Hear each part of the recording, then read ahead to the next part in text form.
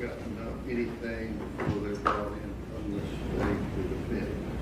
Your Honor, I understand that possibly this case is being live streamed somewhere, which is fine. There's just one issue that I've come across with in the past when cases are being live streamed.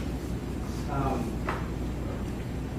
want to maybe just note before or make everyone aware, or even possibly ask how everyone wants to deal with this, that on breaks, I don't know if the stream is going to be cut.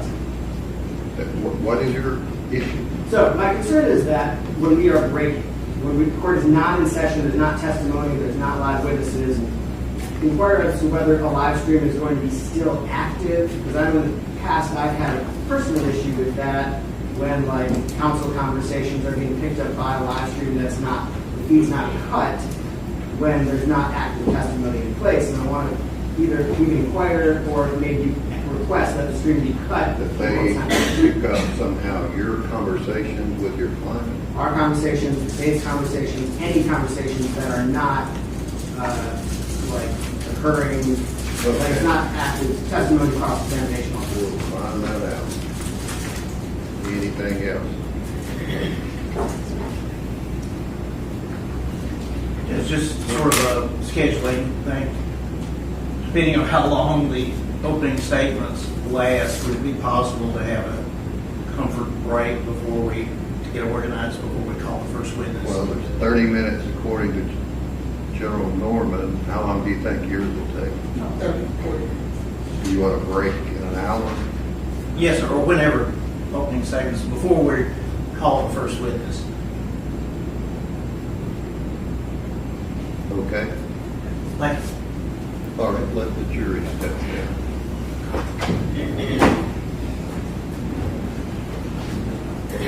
Judge, do you want us to use the podium, or is it okay if we don't?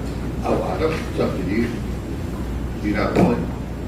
Okay, I won't buy that, but If you want it, you can just put it over I here. don't.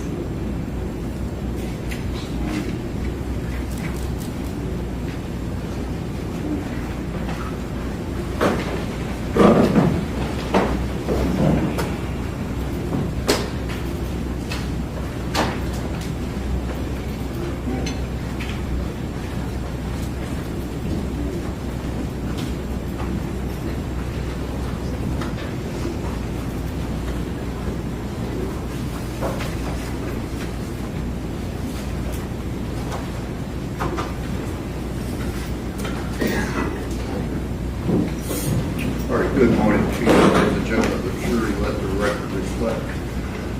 All of the jurors are here and present. If you will, at this time, stand, raise your right hand, and be sworn as the jury in this case. Do you solemnly swear or affirm that you will well and truly try the issues joined and a true verdict render according to the law and evidence, so help you God? Yes. All right, you can have a seat. Okay. All right, the state will read the indictment. Yes, Your Honor. Police court, counsel. Members of the jury, the indictment in this case reads as follows. State of Tennessee, Davidson County, count one. The grand jurors of Davidson County, Tennessee, duly impounded and sworn upon their oath to present that Blaise Taylor on the 25th day of February 2023 in Davidson County, Tennessee, and before the finding of this indictment, unlawfully, intentionally, and with premeditation, did kill Jade Benning in violation of Tennessee Code Annotated, Section 39-13-202, and against the peace and dignity of the state of Tennessee. Count two.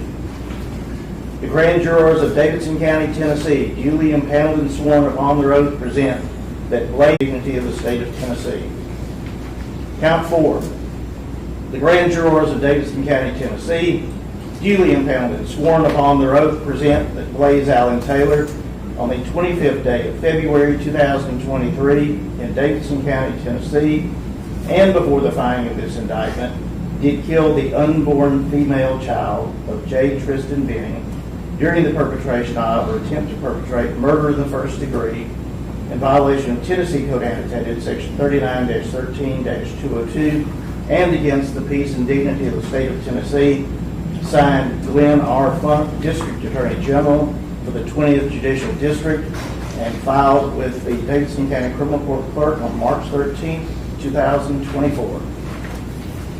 Thank you. All right, Mr. Duran, Ms. Collins, how does your client plead to that indictment? I'm not guilty. Okay. All right, does the state here make an opening statement? Yes, Your Honor.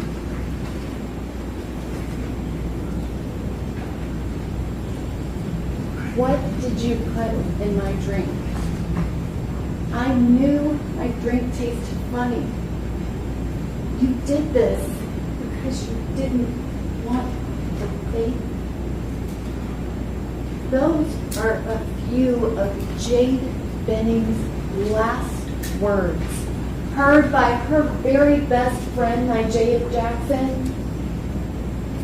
Words that she heard spoken to Blaise Taylor over the phone 20 minutes before EMTs would find Jade Benning pulseless. EMTs found Jade Benning face down, laying across her bed, not in her bed, across her bed, face down. She was pulseless. When they found Jade Benning, she had this pink, frothy liquid around her mouth, like a spit up. And the area where she had been face down on her comforter, it had that same pink spit up vomit on it. The EMTs did not even know that Jade Benning was 5 months pregnant. They rushed Jade Benning to Vanderbilt Hospital, and when she arrived at the ER, Jade Benning was dead. You will hear evidence and testimony this week that none of the treatment team at Vanderbilt's emergency room had that night of February 25th, 2023, just after 10 p.m. when Jade Benning came to their emergency department. You will hear the evidence and testimony that the blood sample that was taken in the emergency room at 10:31 p.m., the very first blood sample from Jade Benning, that the later testing that came back months later, the concentration of cocaine in her blood was so high, it was unlike anything the medical examiner in this case had ever seen. But it was higher than anything the entire medical examiner's office had seen. You will also hear evidence and testimony that the testing of that pink spit up vomit on Jade's comforter, that it also tested an outrageous level of cocaine. You will hear evidence and testimony from multiple different experts that the physical evidence in this case shows that Jade Benning orally ingested cocaine that had been dissolved in a liquid. You will also hear that Jade Benning was drinking a pink drink that night. Before any of those events happened, Jade Benning was a young 24-year-old, about to turn 25, young woman who was very happy to be 5 months pregnant. Jade Benning was not from the Nashville area. She's from Arkansas. She grew up there with her mom, Bridget, her stepdad, Lynn. That's where she met her very best friend, Jade Jackson, when she was just 6 years old. Jade went on to school. She was a competitive athlete growing up. She went on to school, but her dream was to be a chef. And she achieved that dream.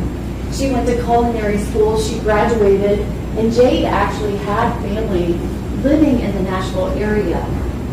Her stepmom and dad and her half-sister lived in the Nashville area, and her stepmom's brother owned a restaurant, and he hired her on as a chef. And she was so happy to be living her dream. She had a group of really close friends that worked with her at the restaurant, and that was early 2022. And then in August of 2022, Jade Benning's best friend, Jade Jackson, her very best friend growing up, moved to Nashville to go to school at Meharry. They were back together again, and these two girls talked constantly, told each other everything. They were so incredibly close. And it was about that same time in August of 2022 that Jade Benning had been linked with Blaise Taylor on a dating app. They started trading messages, and in mid-August, they went out to one dinner at Stony River and went on a date. And they began a casual relationship. It became sexual. It was not a public relationship. They dated, and sometime in late September, Jade Benning became pregnant. Now, she did not find out that she was pregnant until November 2nd of 2022. And when Jade Benning took that home pregnancy test, the very first thing that she did was she called her best friend, Isaiah. She told her, and they started planning to figure out how they could get an appointment to make sure that that was in fact the case. And she confirmed that she definitely was pregnant. Jade Benning reached out to Blaise Taylor and told him that she needed to talk to him in person. And they talked. And then the next day they talked some more. Jade Benning reached out to her mom, Bridget, to her dad, Dennis. She told both of them. She talked to Isaiah a lot about it. She was happy. And on November 6th of 2022, she sent a message to Blaise Taylor confirming her choice to the ultimatum that he gave her. There were no more messages between them. Not any messages until New Year's Eve. Jade Benning went to her November 16th, 2022 ultrasound, and Blaise Taylor was not there with her. She began planning. She was living in a one-bedroom apartment, and she began planning to get a two-bedroom, and she just started doing all of the things that you do to get ready to have a baby. New Year's Eve, she didn't have to work that night, but she still went to the restaurant that she worked at. She went with her dad and her stepmom, and they were there with everybody at the restaurant for New Year's Eve. Blaise Taylor reached out to her on New Year's Eve, and after that night, they began speaking again. And the messages they sent back and forth, it was kind of trying to figure out what was going to be. Jade Benning ultimately expressed that she wanted a relationship with him. Blaise Taylor didn't go to any of Jade Benning's pregnancy appointments. She had 3 in February before she died. He didn't go to the February 2nd appointment where she was going to find out if they were having a baby girl or a baby boy. She asked him to go, and he did not. The week before February 25th, 2023, that day is a Saturday.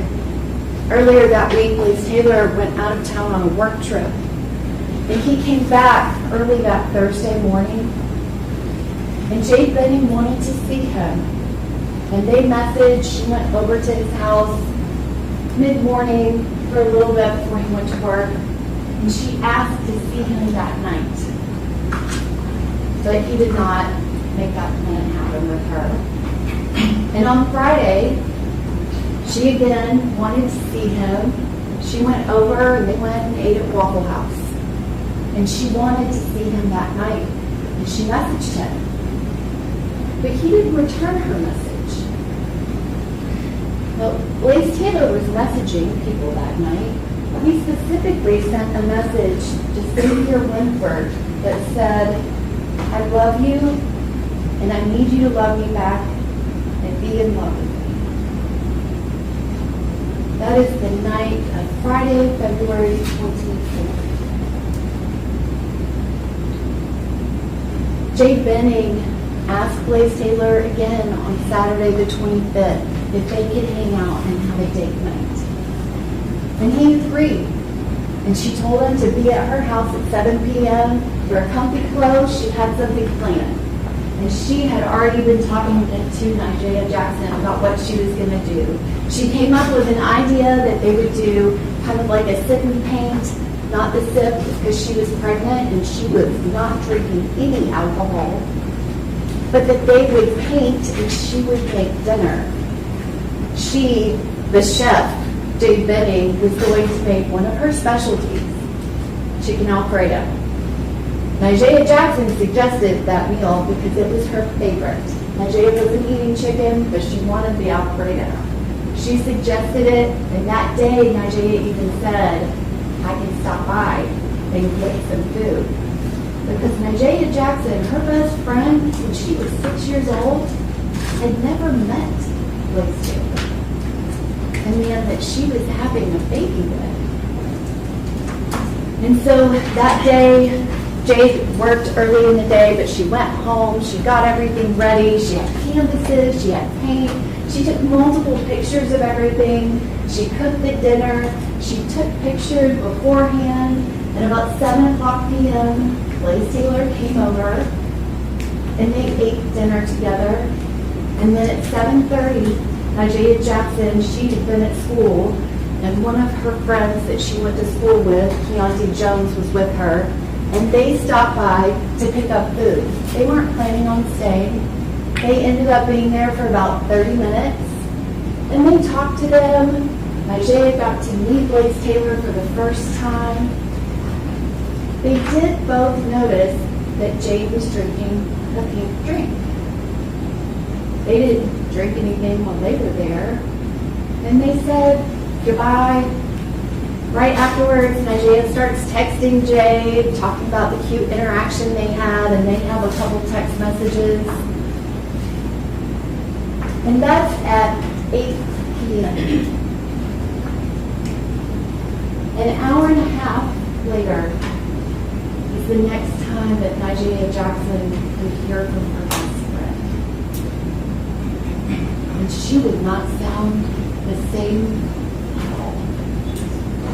During that hour and a half time period, Jade was very active on her phone. She took pictures. There's a picture at 9:10 p.m. where you can kind of see a progress of the painting project. And you see Jade's painting. And she has the words, love, that she's painted on the painting. These paintings were for the baby's nursery because she was having a baby girl. And you'll see the painting that she has that says love, hope, inspire, peace. And then the digital forensics expert from Metro Nashville Police Department will testify and explain that he can tell that Jade Benning not only was on Pinterest, but she actually searched. She was looking for inspiration for more words that were beautiful words of inspiration. So that's from 9:10 to 9:24. At 9:24, there are a series of 12 photos taken. The 12 photos are all pictures of Jade Benning and Blaise Taylor, and several of them have her painting in That last painting was at 9:10, and at 9:24, she has added words to the painting. She has added the words believe and beautiful and hope. Painted them on the painting. It's at 9:28 and 45 seconds. That is the last action that happens on Jade Benning's phone. That last 12 picture was deleted. And then at 9:29 and 27 seconds, Jade Benning's phone calls her best friend, Nigella Jackson. Nigella Jackson will describe to you that her best friend was talking, and she wasn't talking to her. So much so, Nigella immediately sent her 2 messages. Are you talking to me? What's going on? Because it was not normal. Her friend did not sound normal at all. She described her as sounding wavy, the way she was talking. She had known her since she was 6. She knew it wasn't, I'm not feeling well, something like, I feel sick. She described it that her friend sounded scared. Her friend was talking to Blaise Taylor, and Jade Benning said, "What did you do? I can't feel my legs. I can't walk straight. What did you put in my drink? I knew my drink tasted funny. What's in your hand? Show me. Show me your pocket. What did you put in my drink? I knew my drink tasted funny. You did this because you didn't want the baby." She was repeating, "What's in your hand?" At one point, he responded back to her, "Nothing." During the 6-minute and 9-second call, Jade Benning is screaming out to her friend who's not responding to her. She hears her friend say to Blaise Taylor, "You're scaring me." And his response was, "You're scaring me." After 6 minutes and 9 seconds, Jade's phone disconnected the call. Right before that call disconnected, Nigella, she was so confused as to what was going on. She merged her friend Keontae Jones into the call so that he could hear it. And at the end, Jade was trying to speak, but couldn't form words. He heard Jade, but couldn't make out anything that she was saying. That call began at 9:29 and 27 seconds. It was 6 minutes and 9 seconds long. At 9:50 p.m., EMTs arrived at the patient, Jade Benning, and she was pulseless. Nigella Jackson sped to her best friend's condo, and when she got there, Jade Benning was already in the back of the ambulance. They would not let her in to see her friend.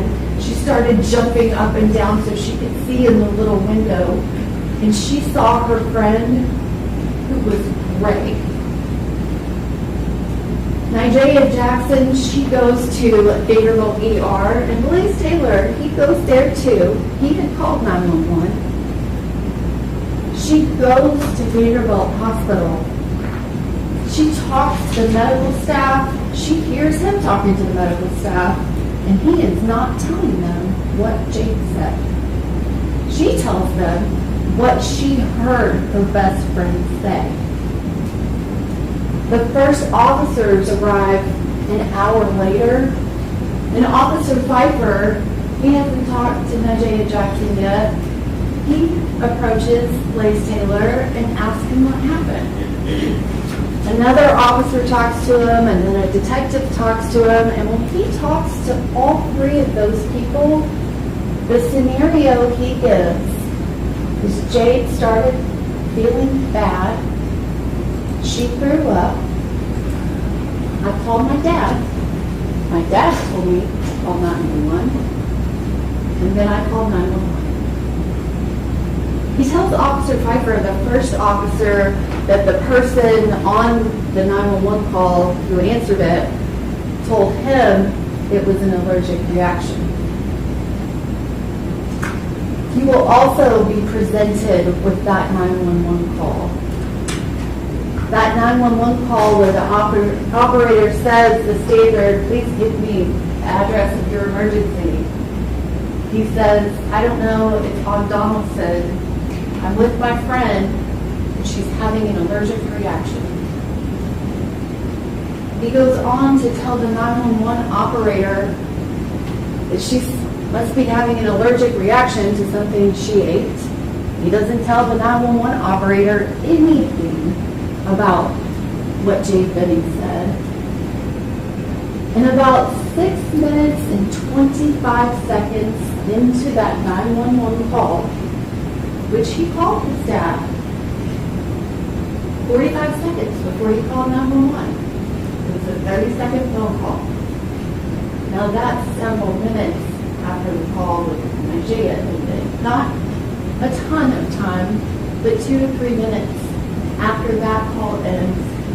Places a call to his dad, 30-second call. He calls 911. But again, he's told all 3 people, he later tells all 3 law enforcement. She threw up. I called my dad. I called 911. 6 minutes and 25 seconds into the 911 call, he tells them, I think she's throwing up. He never tells 911 that Jade Benning is his girlfriend. He never tells them she's pregnant. The doctors at Vanderbilt, they were able to return spontaneous circulation, which means they were able to get Jade's heart to beat again. But the damage that was done to her brain, she never regained any brain activity, and she was on life support. On March 6th of 2025, Jade Benning and her unborn baby girl on her 25th birthday, she was removed from life support. Dr. Erin Carney with the medical examiner's office, she performed the autopsy on Jade Benning and her unborn baby girl. Dr. Carney already knew about Jade Benning before she ever died. She had already been contacted about her case because it was very unusual. And on February 28, 2023, she requested Jade's first blood sample that it be retained and saved for testing.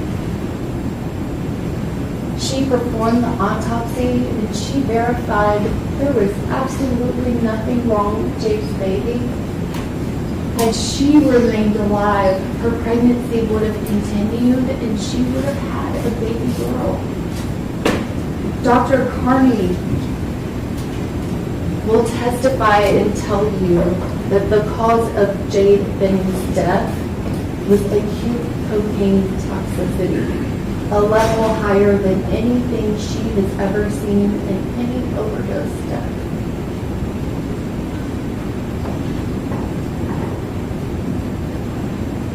You will also hear from another witness,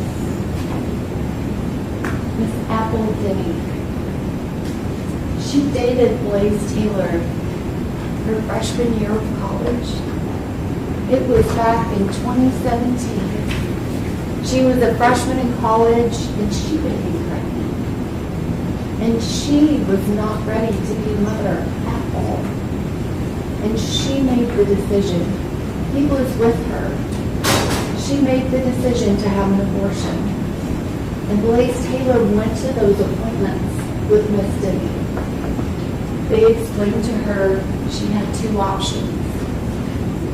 And he was in those appointments, they talked about it, and she made the decision to have that abortion herself. Several months later, she will also describe to you a time when Blaise Taylor came to her in somewhat of a panic. And he told her that while they were on a break, he had slept with another woman, Xavier Winford, and she was pregnant. And she was refusing to have an abortion. And Apple Denny will tell you that Blaise Taylor asked her if she would go to the abortion clinic and get the abortion pill so that he could put it in Xavier Winford's drink to cause an abortion without her knowing. Miss Denny told him no, and also told him that wasn't even possible. And she will describe to you that he then began talking about what else could he put in her drink that would cause an abortion.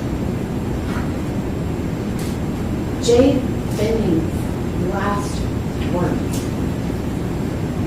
What did you put in my drink? I knew my drink tasted funny.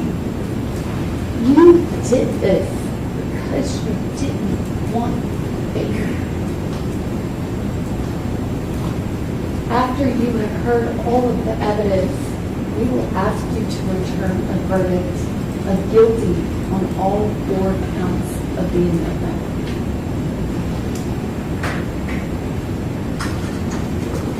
Opening statement on behalf of Mr. Taylor. Yes, Your Honor.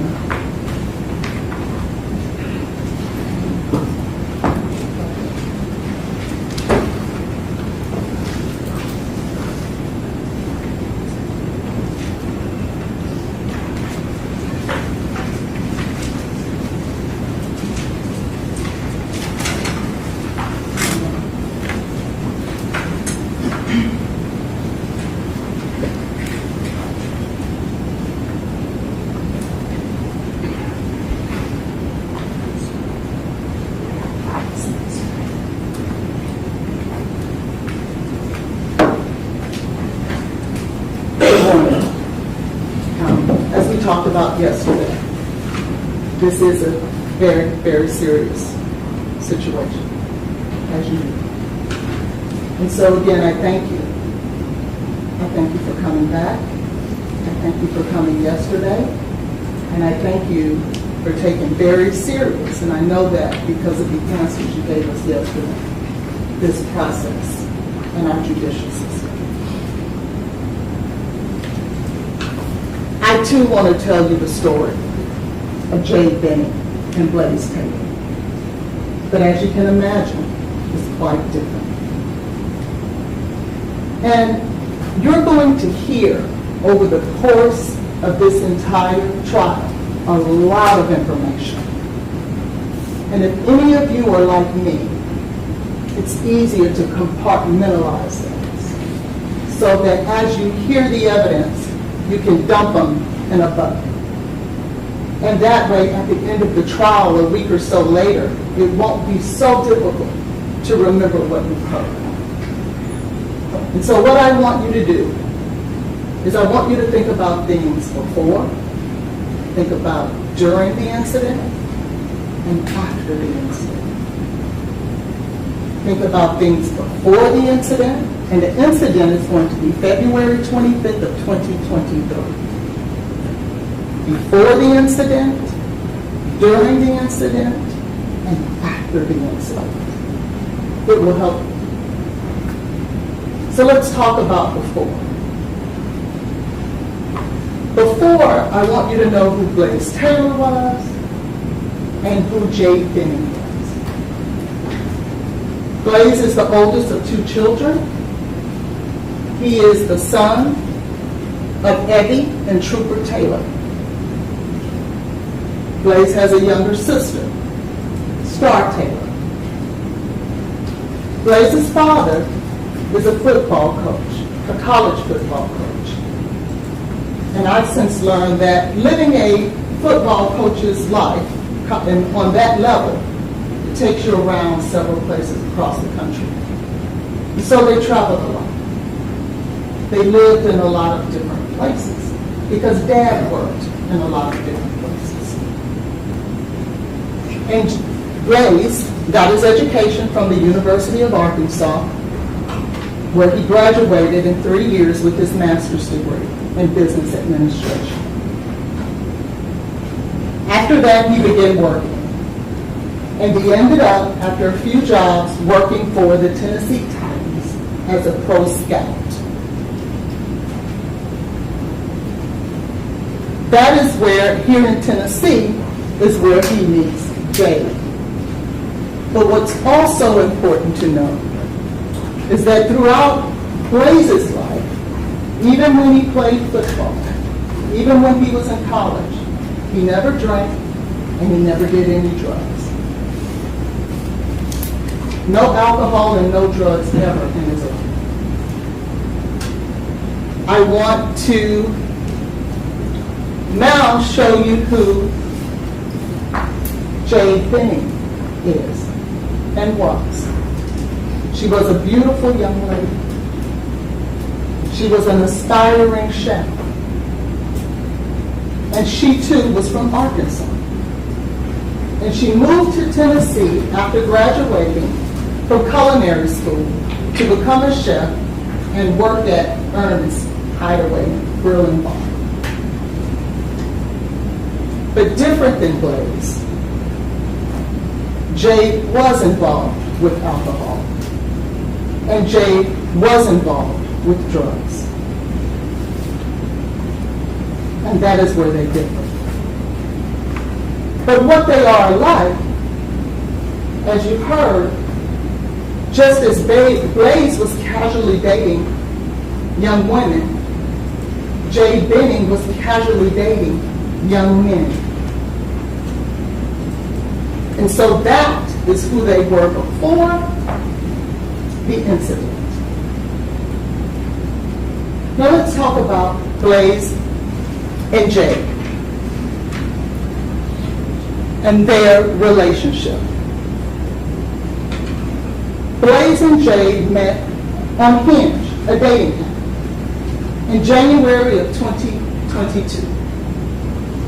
They exchanged a few messages, but never really hooked up. It went into February of 2022 when Blaise reached out to Jade, but yet she never returned the message. About a month later, she returns the message and says, "Oh, I've been busy, but it's good to speak with you." And then they went dead for a while. They didn't talk again until August of 22. In August of 22 is when they actually met up. August the 10th, they met and they had dinner. And after that, they began a relationship. They began casually dating each other. But they were not exclusive. He wasn't exclusive with her, and she wasn't exclusive with him. You will hear that he dated other women, and you will hear that she dated other men. And they were both okay with that because that was the agreement that those two adults had come to. They had agreed that they would have a sexual relationship, but they would still date other people. And as adults, you will hear that that is what they decided to do. You will hear that they probably started having sex somewhere around August. Remember, they met August 10th. So by August 23rd or so, you will hear that they probably began their sexual relationship. So from August 23rd until November 2nd, they started dating. They would see each other. They would hang out. I believe that the restaurant where Jade worked was very close to Blaise's house, and it was convenient. because of their schedules, for Jade to go over to Blaise's house after he got off work, after she got off work. And she would spend the night there. He would get up and go to work in the morning. She would sleep late and get up and leave whenever she got up. Now you would hear sometime around November 1st of 22. Jade believes that she may be pregnant. And you will hear that she's having a conversation with Nigel. And what they're trying to figure out is who the father is. And you will hear that they weren't sure if it was Blaise's child or if it was some guy named Des' child. And so they talked a bit and they talked about who she was having sex with the most. And it appeared that Nigel thought that she was having sex with Des the most. But apparently, you'll be able to hear that ultimately Jade landed on Blaise. And Nigel agreed and said, oh, well, it must be Blaise's. And you'll hear that it is at that time that Jade makes the decision that she's going to tell Blaise that she's pregnant with his child. And so you kind of deduct, you'll be able to deduct that she did talk to Blaise around November the 4th. And on November the 4th, it is clear that she tells Blaise, this baby is yours and not Blaise's. And you'll hear that it's true that Blaise, at that time, was not ready to be a father. With the woman he met less than 90 days ago, who was casually dating other people just like he was. And he did not want to go forward with the praise. That's clear. He was 27, he wasn't married, he really didn't know her. And clearly he suggested alternative methods. And he suggested it to her because it was something that she had agreed to do with someone else in the past. But Jade wanted to keep this child. She wanted to give birth to Blaise's baby. And so what you'll hear, though, is that they had a difference of opinion. And that they were at an impasse. And so clearly they had talked about it from November the 4th until November the 6th. Because on November the 6th, you will learn that it was Jade who told Blaise, clearly, there's no agreement that we're going to come to here, and I'm not changing my mind. So what I suggest is you go your way, I go mine. You don't have to be involved with the baby if that's what you want to do. I will go on and I will love this baby with or without you. My next appointment is on this day. If you want to be there, you can. But if not, this is the decision that I made. You'll hear that that's the decision that Jade made for herself.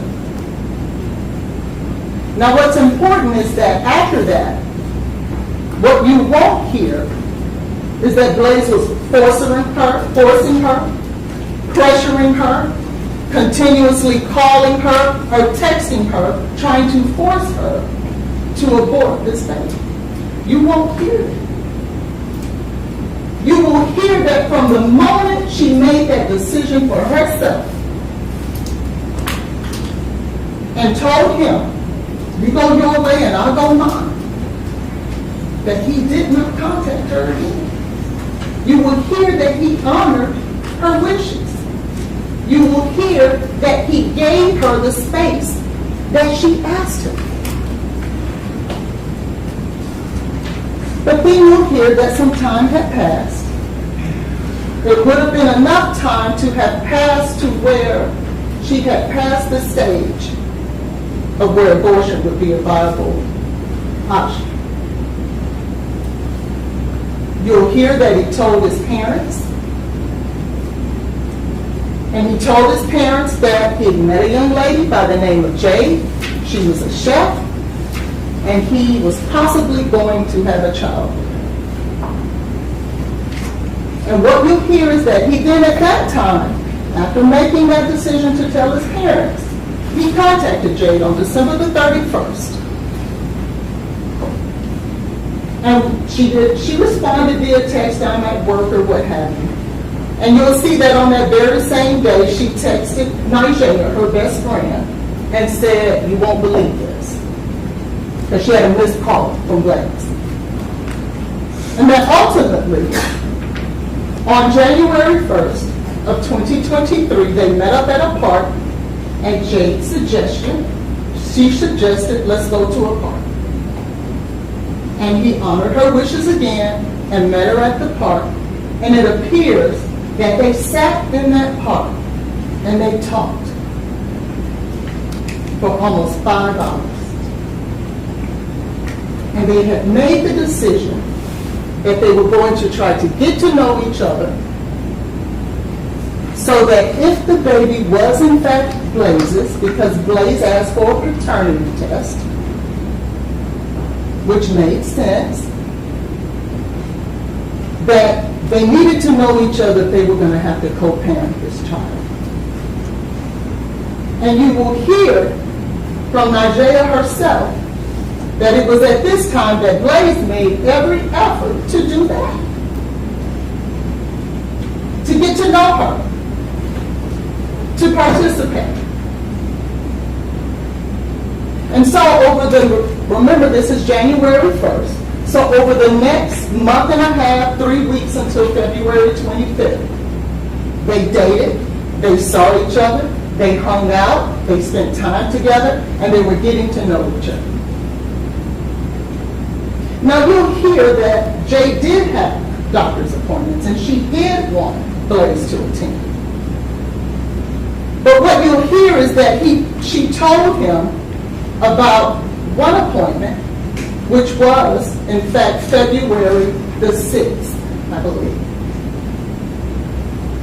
And she was going to find out the gender of the baby on that day.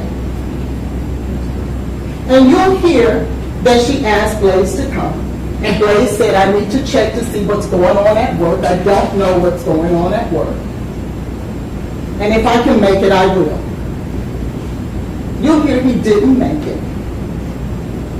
But you'll also hear that the next appointment she had was about 4 days later, but it was for a blood test. It wasn't necessarily another actual visit, the monthly maternity visits. That one was not until March 9th. And by that time, unfortunately, she had already passed. And you'll hear that during this time that they were split, and when Blaise was dating Xavier,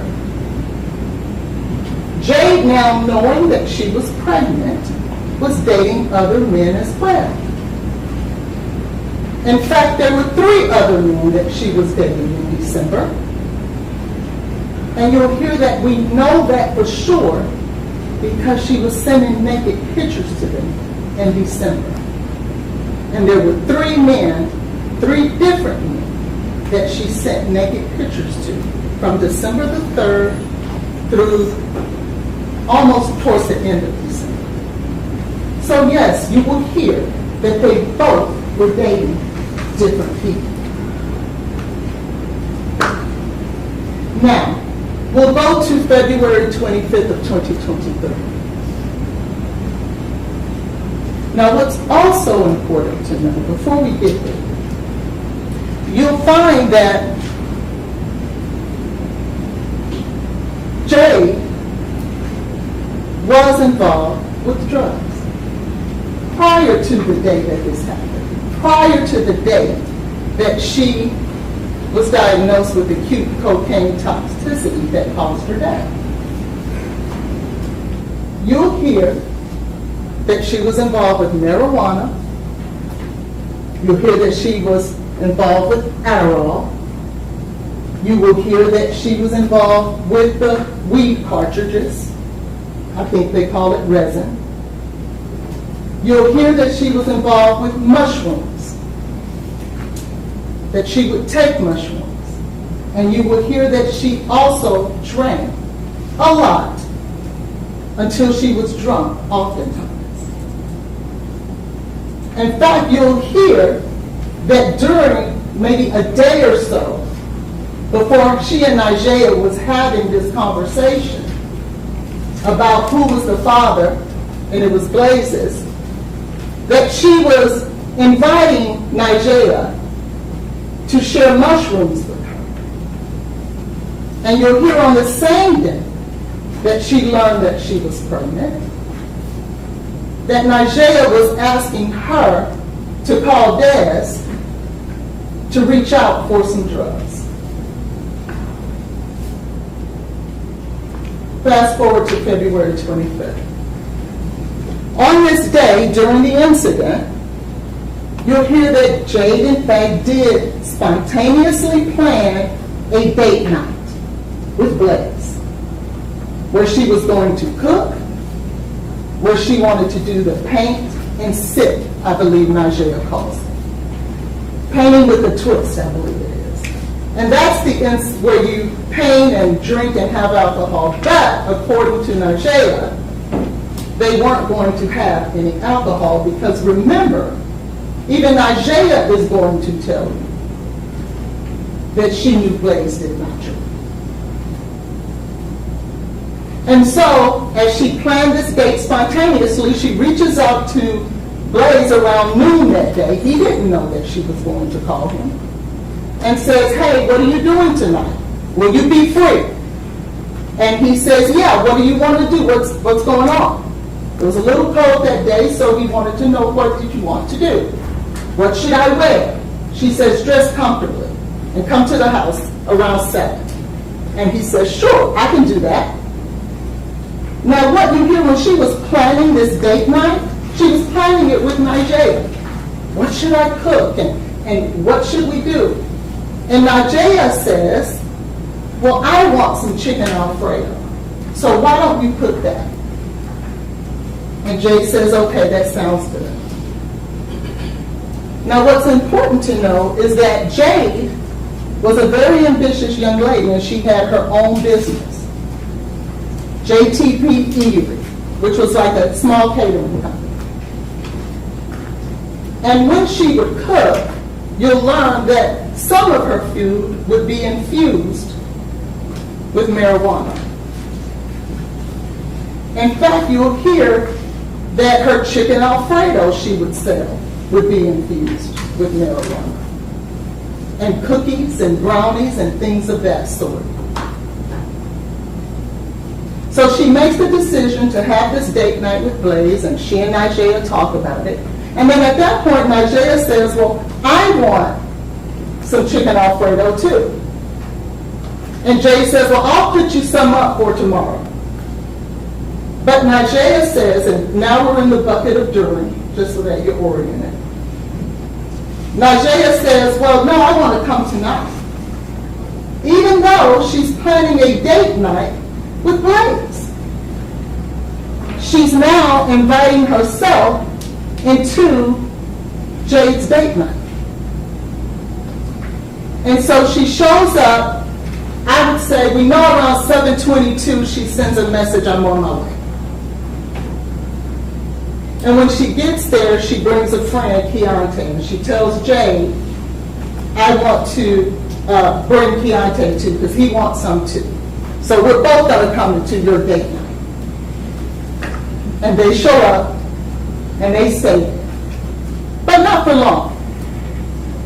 But what you'll hear is that when they showed up, Blaise invites them to stay. Hey, why don't you guys stay and play cards? And he had a deck of Uno cards that he was playing with. And he says, let's play Uno. And then he asked, well, do you guys know how to play spades? And Nigel says, no, I don't know how to play spades. And so he says, well, you guys should stay, hang on. But Nigel says, well, no, I don't want to intrude. We'll leave. And so we know that by 8:03, she was gone. Because she sends this text after spending that 20 minutes or so with Jade and Blaise. That was a cute interaction. What you won't hear is that she sent any text as if there was anything nefarious going on. You will hear that she describes that moment as a cute interaction. And you'll hear that Jade responds and says, yes, Blaise says, we should hang out again or you guys should have stayed. And Nigel responds, well, no, I did not want to intrude on your date night, so we left. Fast forward to about 9:28. So this interchange went on from about 8:03 until about 8:12. Then you'll know about 9:28, what you're going to find is that Jade and Blaise, specifically Jade, was taking selfies with Blaise.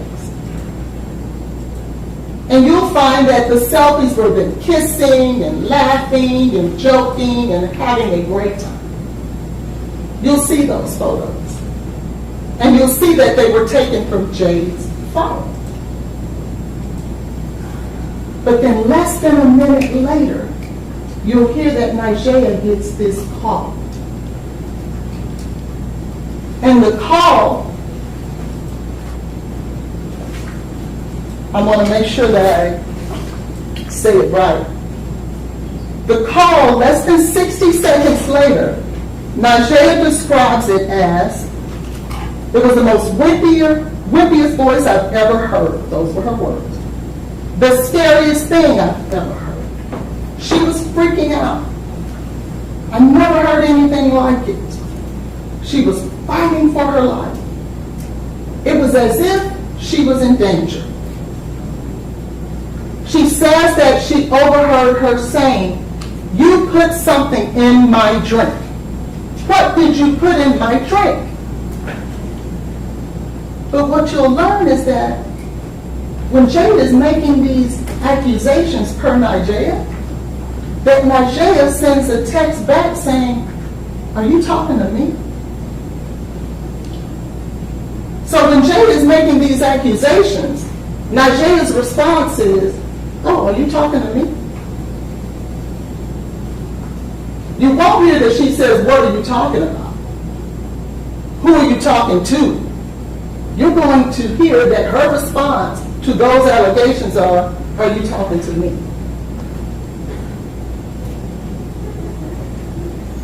Within that moment, as they're describing, it was as if she was in danger and she was alone, per Nigel, in the apartment with the man that Nigel says was trying to kill her best friend. Nigel never calls 911. Never.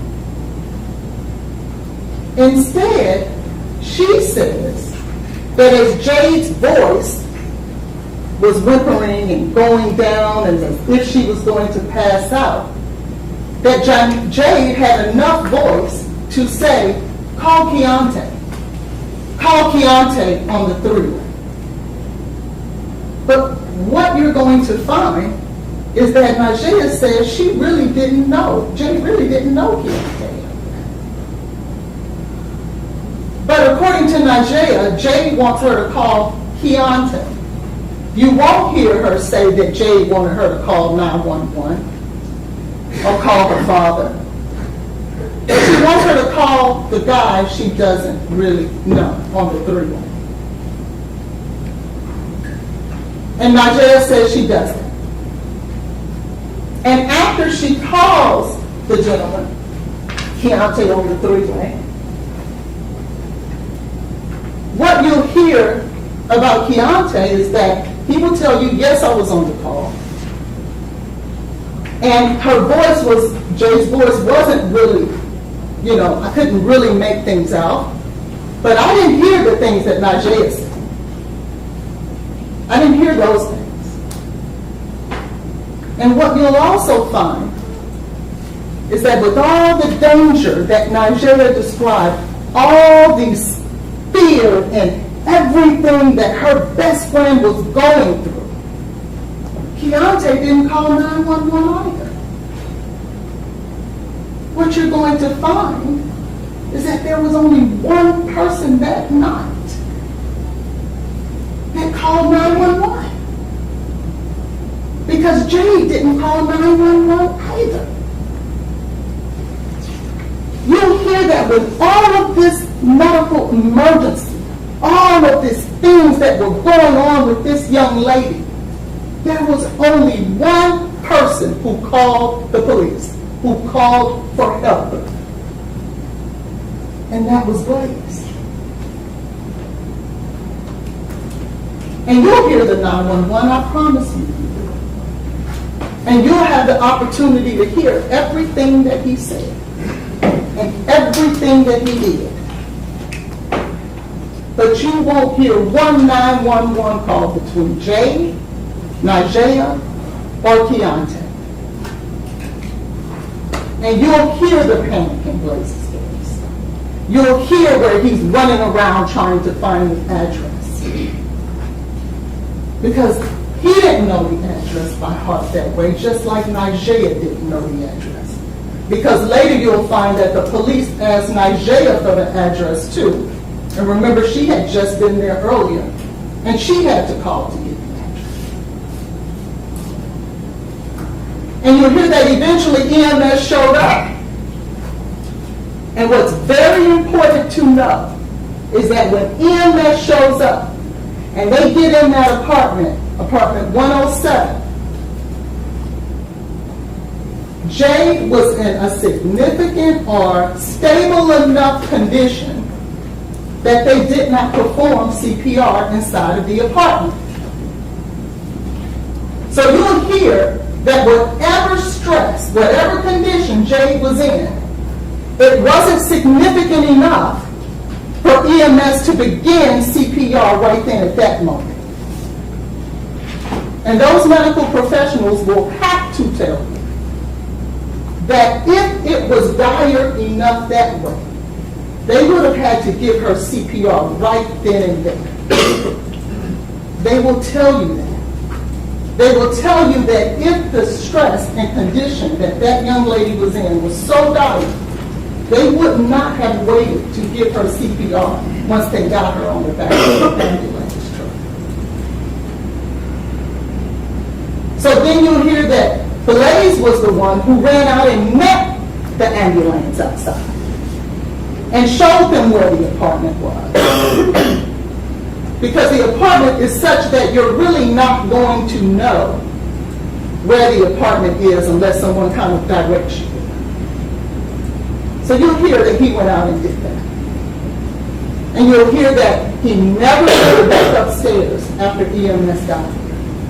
When EMS left, he did too. And by then you'll hear that Najee was there, and she too followed the ambulance truck. And when they get to the hospital, it was Blaise who showed and helped Najee apart. And so they go into the hospital, they rush Jade in, she's in critical condition by this time. And Vanderbilt is doing everything they can to give her the services that they need, that she needs. And you'll hear that Najee in the hospital starts with these allegations. This is where Najee starts telling the social worker there at Vanderbilt, Blaise did something to her. Blaise put something in her drink, and these are the things that she was saying. And the investigation begins. And now we're at after. Oh, I'm sorry, went the wrong way.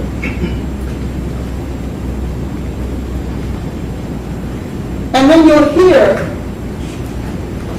that while they're at the hospital, Blaise never leaves. He stays there the entire time. When her mother calls, he answers the phone. When the police questions him, he answers the questions. When another police officer questions him, he answers those questions. When another police officer questions him, he answers those questions. You'll hear that he cooperated with every authority there. And not one time, while he was at the hospital being questioned, being accused of being the person who caused this, did he ask for a lawyer? Did he exercise his right to the Fifth Amendment? Not one time. He did what he thought you will hear that he was supposed to do. But what you'll hear with Nigeria is that at some point during the night, she's questioned as well. And you'll hear that those police officers tells her, we need to talk to this Keontae guy too, for obvious reasons. And you'll hear that Keontae, although he comes to the hospital, he meets Nigeria in the parking lot. And you'll hear that when police officers have told her, we need to talk to this guy, she doesn't alert the police officers that he even showed up. She doesn't tell them that, hey, that witness to my best friend's medical episode, he's in the parking lot, come get his story. Instead, you will hear that she talks to him and then he leaves without talking to anyone, without giving anyone the side of his story of what happened. You'll also hear that she left again. And what's important to know is this, that you'll hear by this time that apartment, based on Nigeria's allegations, is a crime scene. And that even though it's a crime scene, and that even though Officer Fish, who was one of the initial responding officers, told Jade Benning's stepmother and mother, someone Nigeria was in constant contact with throughout the night, as you can imagine. Nobody in that apartment, nobody out. It's shut down. It is a crime scene. There should be no one in that place. We need to go in there and figure out what happened. You're going to hear that Jade's friend, Lauren Weber, Nigeria's friend, Lauren Weber, and another young lady went inside that apartment anyway.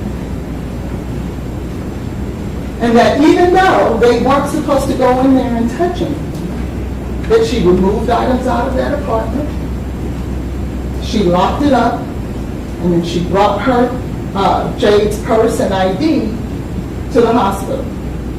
And you're going to hear that when the police officers hear this, and they learn that some people had entered this crime scene, that they said that that crime scene was contaminated. You'll hear that law enforcement says that themselves. And then you're going to hear that Nigeria and 3 more other people went inside that apartment with gloves on and removed crucial evidence and kept it for 24 hours before they turned it over to the police. They gave it to her mother. Evidence of the crime, they grabbed it, removed it, and kept it. You're going to hear not one time when Nigeria was speaking to those police officers, did she tell them, hey, I'm about to go over here to Jade's house, you know, the crime scene, and we're going to go over there and help you guys out and remove evidence for you. She never says that. She never tells them that. They have to find that out through Jade's mother. You're going to also find that Marjaya had Jade's phone during this time and had gone into the phone. And we know that it couldn't have been Jade because by now Jade was in critical condition and in a coma and was manipulating through the phone.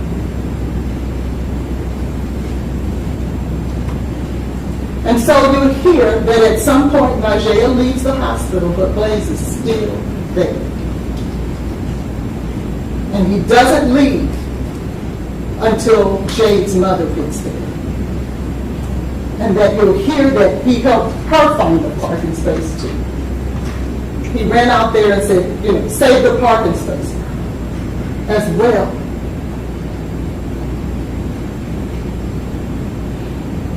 And you'll hear by now it's over. Jade's in critical condition. She's pretty much on life support. She had suffered a significant brain injury as a result of losing oxygen to the body. And you'll hear that there was, in fact, laboratory evidence, the blood, the urine. You're going to hear a lot of stuff about that. And yes, you're going to hear that there was an awful amount of cocaine in her system. But what you're going to hear is that the integrity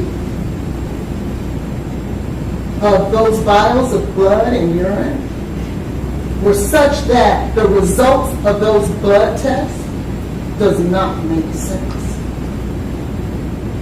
The experts are going to have to tell you that it was too much cocaine for Jade to take on her own, and too much cocaine for Blaise to have slipped in a drink and her not notice. But you're going to hear there are so many issues with the way the lab dealt with that there's not a medical professional alive who would rely on those results. They're going to have to tell you that. But what they are going to have to tell you is this, as a result of those toxicology results, is that in Jade's system was cocaethylene. And you're going to learn that cocaethylene is where cocaine and alcohol meets up in your system at the same time. You're going to hear that there is no other way the metabolite cocaethylene can appear. No way. You can't have taken alcohol at 7 o'clock and then did a bump of cocaine at 9 and you form cocaethylene. You're going to hear that you can't take a drink of alcohol at 7:30 and take a bump of cocaine at 8. It has to be at the same time that cocaethylene was present in Jade's system. And you're going to hear that it was at levels such that it would have had to have been some time that had passed for it to be there in the fashion that it was.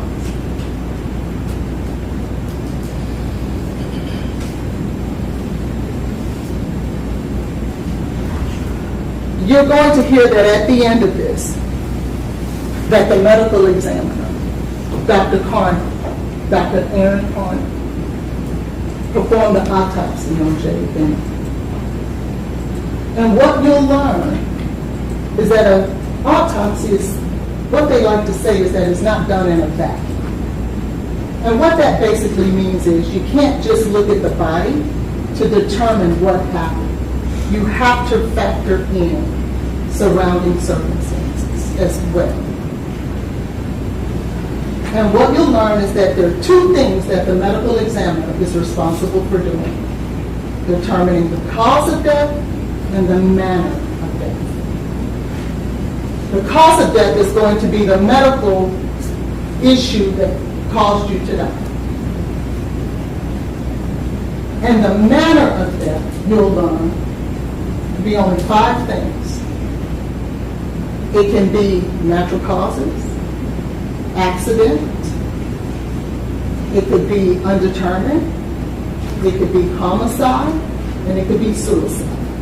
It's going to always fall in one of those 5 buckets. And because it's not done in a vacuum, you have to look at the surrounding circumstances before you come to a conclusion as to which bucket those 5 land to. And what you're going to see is the medical examiner, the medical professional, the person that we rely on to come to a conclusion professionally as to what happened in regards to the manner of death for Ms. Benning. You're going to hear that even she could not come to the conclusion of homicide.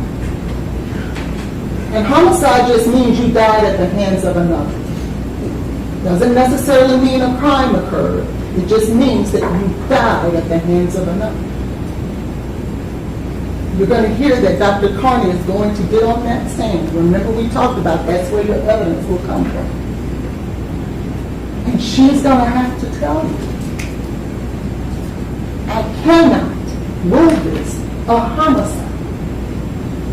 And the reason she's going to tell you she cannot rule this a homicide is because of the circumstances surrounding Ms. Benning's death. And that she ruled it undetermined. What that basically means is that she could not come to a conclusion. Now you will hear from Apple Dana.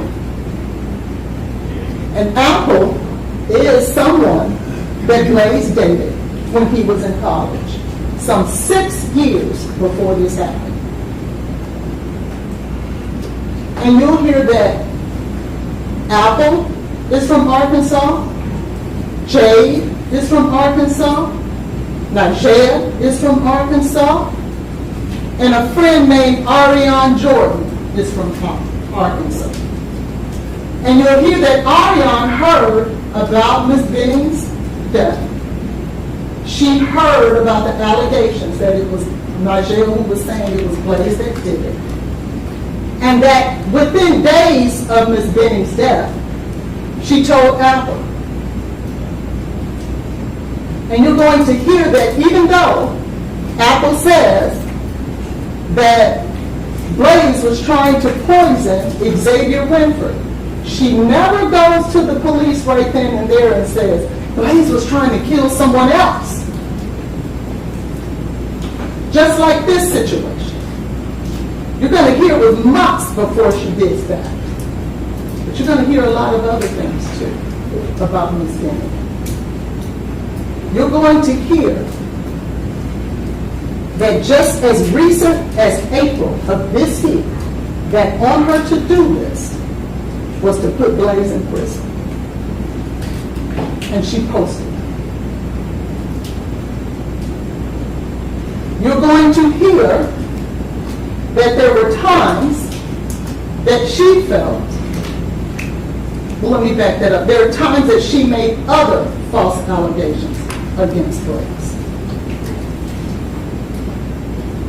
And one of those allegations is going to be that while she was out of her apartment one day, Blaise had snuck in somehow when he was living in Tennessee and she was in Arkansas, and moved her bed over, or moved her furniture over a few inches, and then left. And she called the police to tell them. Blaise snuck in my apartment and moved my furniture to a court and just to mess it. And that you'll hear that in spite of all of that she still said Blaise was the best thing that ever happened to her when it was appropriate to do so. And you'll hear just 2 weeks before this incident that she was on social media trying to determine who Blaise was dating. You'll learn that is Apple Dana. So I don't want you to lose focus at the end of this trial. I want you to do what you promised you would do. That you will look at the facts of this case based on the allegations before you, and not things that the state throws in to give you a red herring to put on your heartstrings. Stay focused on the evidence about whether or not that at the end of the day, much like Dr. Carney, did you hear enough evidence, not whether it's sad and tragic, because it is, that a young lady lost her life. Because I also want you to know, and I almost failed to forget to tell you this, that there was also fentanyl found in this Benning system, not just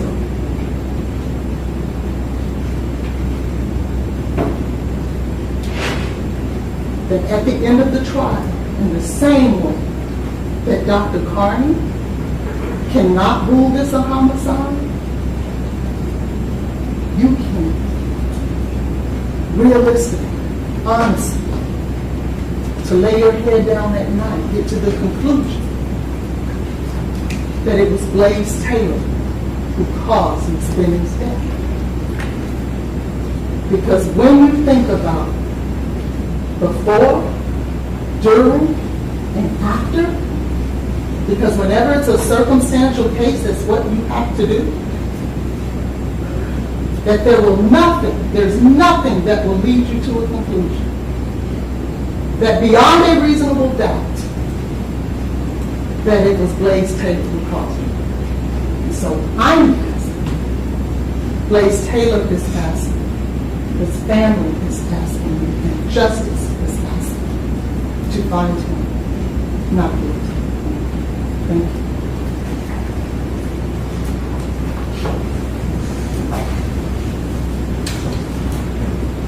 All right, ladies and gentlemen of the jury, not at my request, but at the attorney's request, they want a short break before witnesses begin. So if you'll step down the hallway for 6 minutes.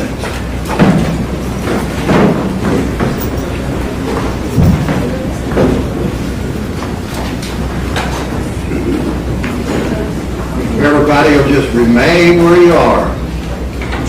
You came, you stay. While the jury's exited.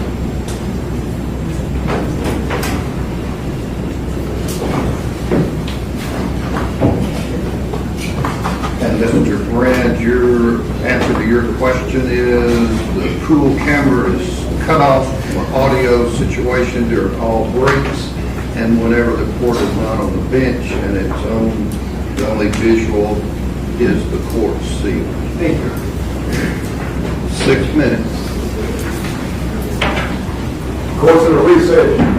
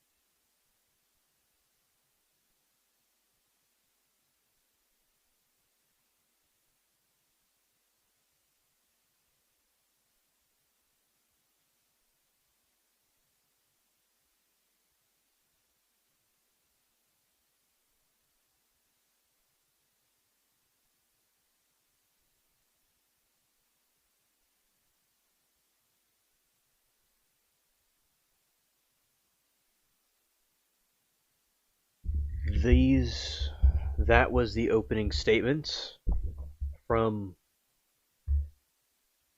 both sides, and I believe that it was extremely,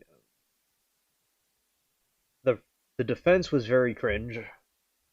I believe it was too long-winded, and playing the blame game is not really a way of having victory in this situation. This is a 6-minute recess. Mohi says the World Cup alien abduction is supposed to be tomorrow. Okay. And I believe that a lot of information is coming out, Saw, and looking at both sides is extremely interesting to see, about the different,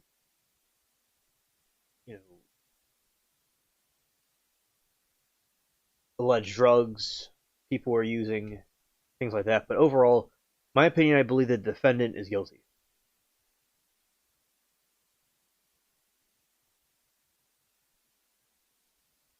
So that is what I think about it, Saul. I believe the defendant is guilty at the moment, and we will see more about what happens. I believe that he'll be found guilty, but we will see. At the moment, that's what I'm thinking.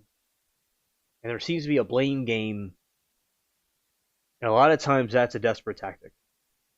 Lori said she agrees. The World Cup alien abduction is at the World Cup. There's allegedly going to be a mass alien abduction that's going to happen of many people. We'll see if it comes true or not.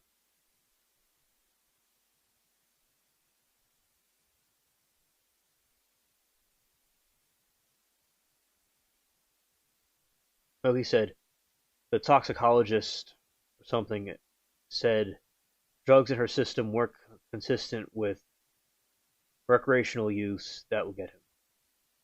You see, she opened up the door. The attorney opened up the door by mentioning that. There you go. Yeah. A Brazilian psychic said there will be a mass alien abduction and World Cup in Miami tomorrow.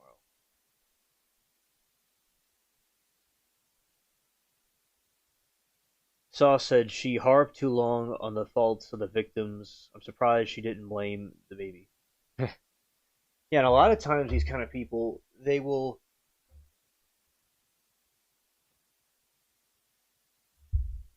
blame everyone else except what is actually to be blamed.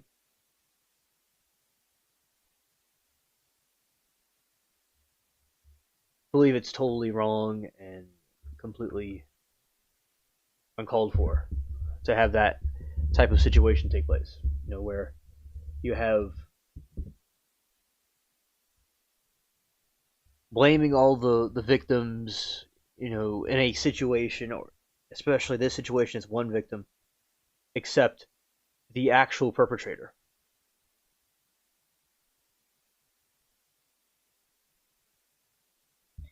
Yeah, so we will see if the World Cup will consist of abductions or nothing. We'll see. Do believe something may happen, though, in my opinion.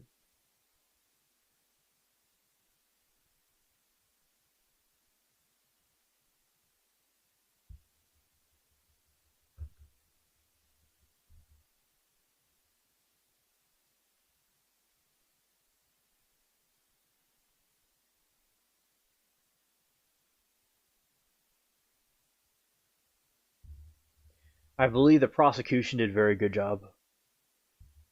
I explained the case. And the defense attorney almost seems angry at the jury. She reminds me of Miss Love from the YSL trial. She was yelling at the jury during the closing arguments of that trial.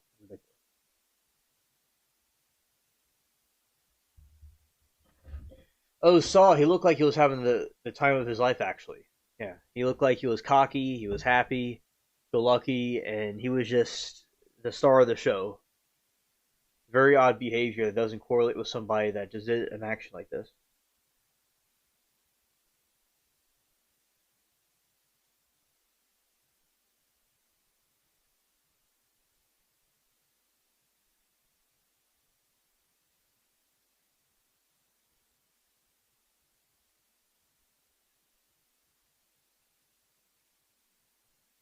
Lori said, what if the abduction is about illegal domestic aliens, not extraterrestrials?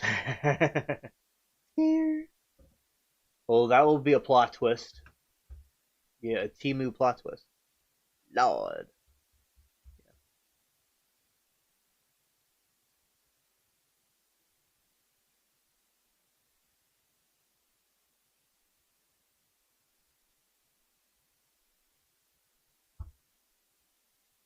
You'll be cocky and happy when he gets sentenced.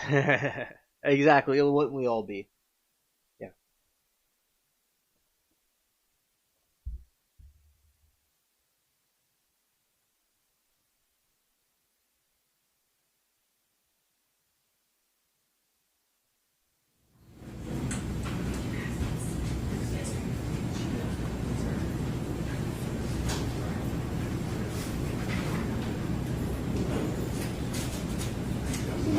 Cocky. Happy. Yeah, he was acting like, he won something big. But it's not true. It's like he's down a creek. It's like when the cameras first switched on to him, that's what it did.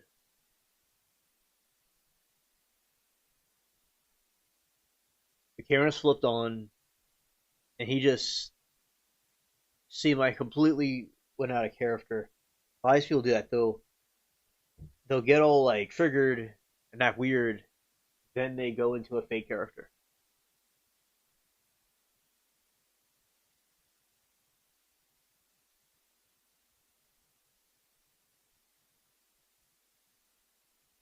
Sauce said he's a monster. Yeah, I definitely agree. Yeah, a monster, certainly.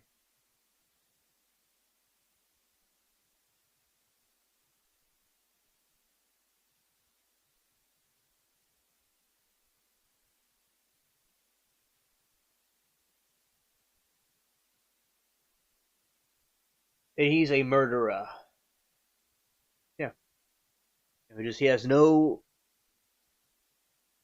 conscience for life, for no people. Cares about nobody but himself and his own self-preservation.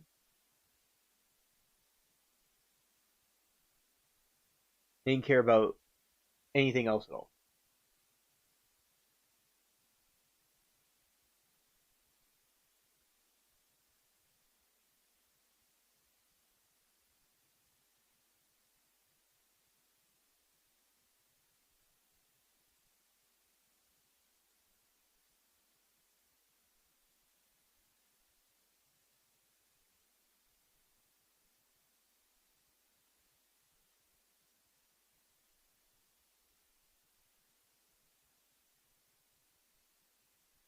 Yeah.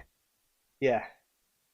And did he poison her? Okay, so in that situation, in my opinion, yes. Definitely. All right, court's back in session.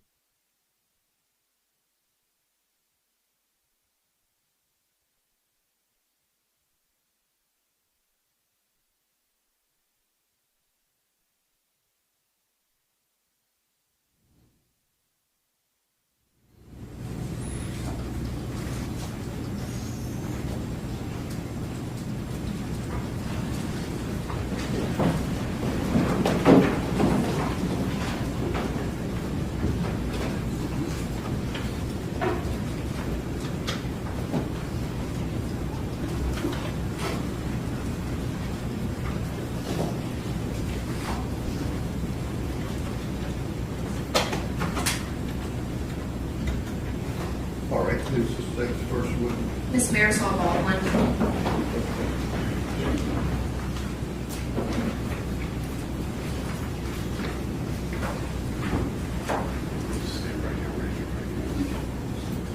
swear the testimony you're about to give to be the truth, so help you God?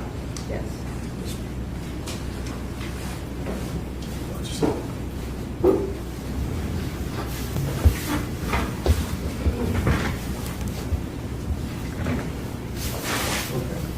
Good morning, Ms. Baldwin. Could you please state and spell your name for the court reporter? Marisol Baldwin, it's MarisolBaldwin. And Ms. Baldwin, where are you employed? Nashville Fire Department. How long have you been with NFD? 9 years and 8 months How are you currently employed with Nashville Fire? as a paramedic. How long have you been a paramedic? About almost 2 years. And what was your employment prior to becoming a medic with Nashville Fire? In advanced EMT. Okay. And how long were you an EMT? 6 years and 4 months. Can you explain to the jury what the difference is between a medic and an EMT, please?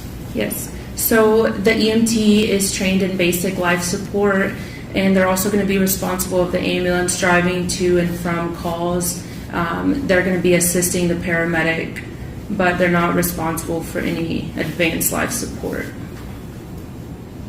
And were you on duty on February 25th of 2023?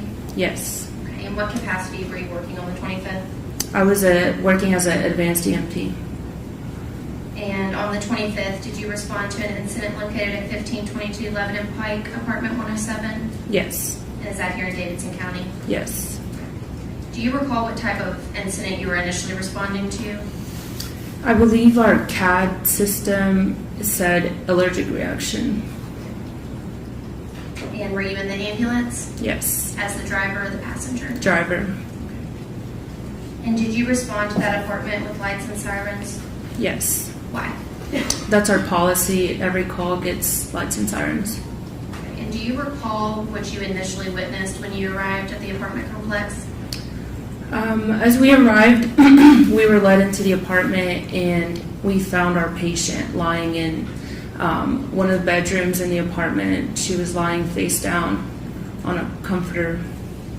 Okay. Do you recall who led you to the apartment? Yes. Who was that? You're pointing at someone. Yes, I'm sorry. Did you see a male that day? Yes. On the 25th? Okay. Yes. Do you see him in the courtroom today? Yes. Can you point him out and describe something he's wearing for the court? Blue suit with white shirt. And Your Honor, good correct tie. to reflect for identification of Mr. Taylor. Okay. Your Honor, if I could pass 2 photos of James.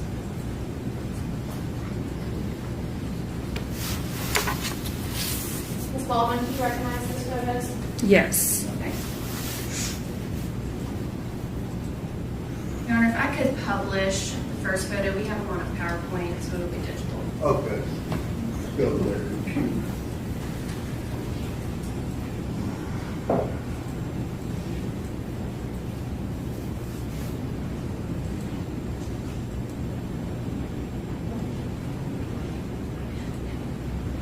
Ms. Baldwin, what are we looking at? This is the apartment. As you go in the front door, this is what we saw. Okay, and the 2 females standing on the left, were they there when you arrived? No. Okay. Who do you remember seeing initially when you got to the apartment? We saw the male there initially. Okay, can you describe to the jury what the male's demeanor was like? He was frantic, but not really giving us any really useful information for us. Okay, and what do you mean by that? We really had no idea why we were finding her in the state that she was in. So, Okay. Can you describe to the jury what you mean by that, not finding her in the state she was in? we were expecting to see signs of an allergic reaction. And we didn't see any hives on Miss Benning. We didn't see any swelling. We didn't have any answers to our questions that we were asking. What were you asking? If she was allergic to anything, because it did come in as an allergic reaction, and all he was saying was she ate bad food.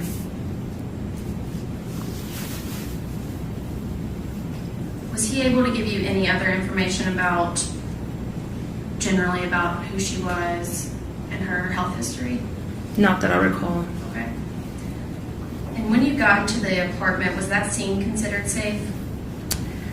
Initially, yes, but we didn't really have our firefighters there yet, and with uncooperative family or bystanders, we deemed it unsafe. Okay. What do you mean by uncooperative family members? The male there was kind of getting in our working space, and we couldn't properly assess and treat the patient. Okay, what do you mean by that he was getting in your working space? He wasn't letting us do our job. He was in our face, just trying, I don't know what he was trying to do, but we were trying to get her on our stretcher, wasn't following the commands that we were asking him. Okay. And what commands were you asking him? We usually don't want family in our working space. So we were probably telling him to step aside. And where did you find the patient? We found her in the bedroom to the right of this kitchen. She was on the bed. It looked like a comforter that she was on, and she was face down. And is that the second photo that you have? Yes. And is that what we're looking at right here? Yes. And can you describe to the jury how she was laying on the bed? She was laying horizontal, so not how you would typically sleep where the pillows are. She was towards the end of the bed, and she was on her face down. Okay. And at some point, did you roll Miss Benning over? Yes. Okay. And can you describe to the jury what you saw when you rolled Miss Benning over?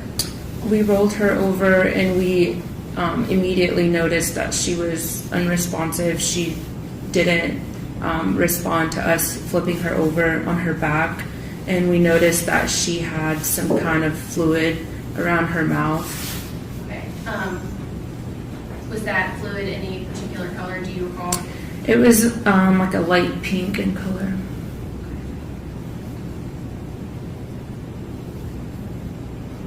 We've already kind of touched on this, but based on your experience, did it appear Miss Benning was suffering from an allergic reaction? Not fully. That wasn't. We were definitely trying to cross off multiple things that it could be, but it wasn't a typical response that we would see for an allergic reaction. Was Miss Benning limp? Yes.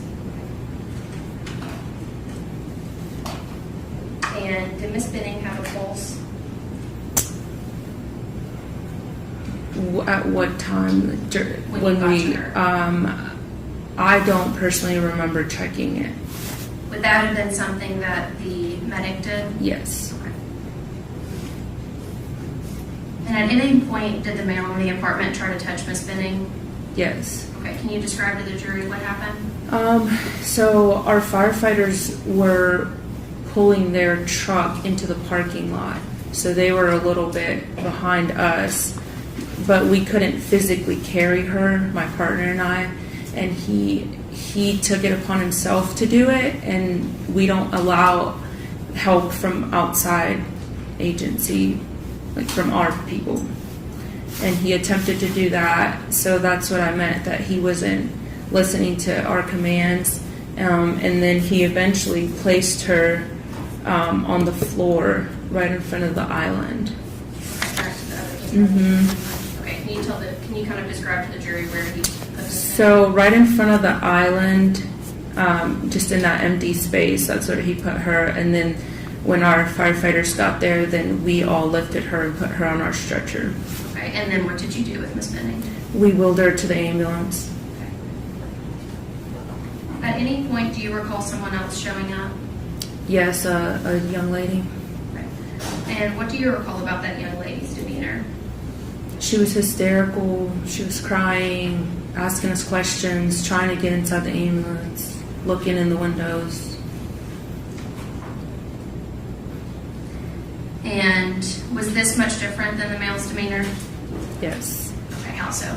She was crying. She kept asking us, is she going to be okay? Is she going to be okay? What's going on? At any point did you see Mr. Taylor crying? Not that I saw. At any point did Mr. Taylor ask you if she was going to be okay? Not that I can remember.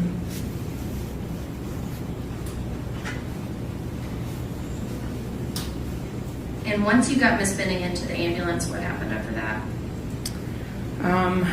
So she was put on the cardiac monitor. She had pads put on her. She had no pulse.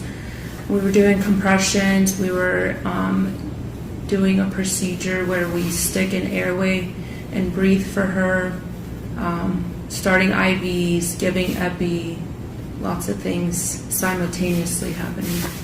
Okay. And at what point did you transport Miss Benning? Once my partner, she said she was ready, and we took firefighters with us, and then I think it was after 10 minutes of being there total time. And did Mr. Taylor ever attempt to get in the ambulance with Miss Benning? Not that I recall. And where did you take Miss Benning? Vanderbilt Adult ER.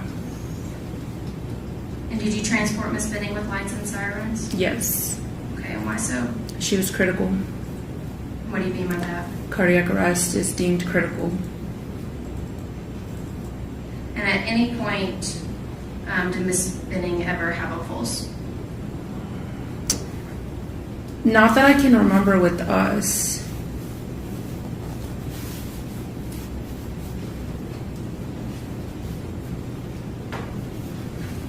And once you got to Vanderbilt with Miss Benning, is that when you released care and that's when Vanderbilt took over? Yes. Okay.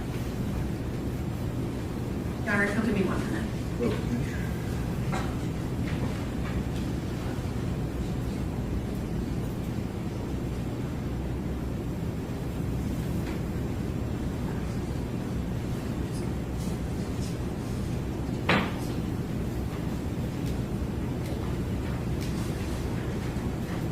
Miss Baldwin, who was the paramedic with you?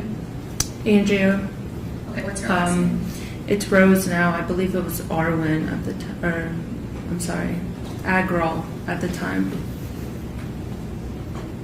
Your Honor, at this time, we would like to admit both photos as an exhibit 1A and 1B, please, and I'll pass the witness.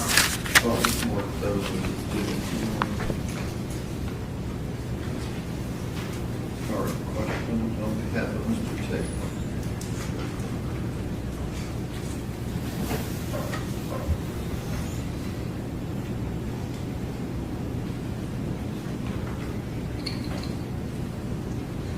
Ms. Baldwin, did I get that right? Good morning, how are you? Good morning. Good. My name is Edward Jointer. I'm going to be asking you a few questions. If at any time you don't understand, please let me know and I'll try to rephrase. I want to just make sure I understood your role on that day. You were acting in what capacity? I was an EMT at the time. And one of the duties you described for EMT basic was basic life-saving measures, you said? Correct. And to be clear, you were the driver that day. Correct. And so when you arrived there, you said you were led into the apartment. Yes. Who was you led by? The male that was on scene. Mr. Taylor? Yes. So he assisted, he helped you all find the apartment. I believe when we saw the hallway, he popped out of the apartment, but I can't exactly recall if he led us but he was there and said this is the apartment. Is there a reason why you said he led us if you didn't feel he led you? He showed us the apartment. And that's assisting, correct? telling us, yes, it's telling us where the apartment is. Okay. And once you got into the apartment, one second, y'all, can I see Stacy Exhibit 1 and 2? Okay. 1A and 1B, I'm sorry.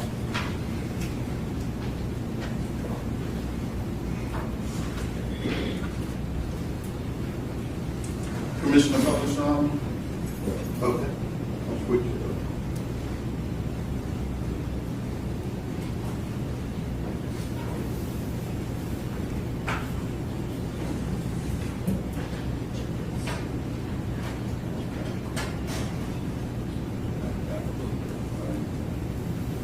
that's good.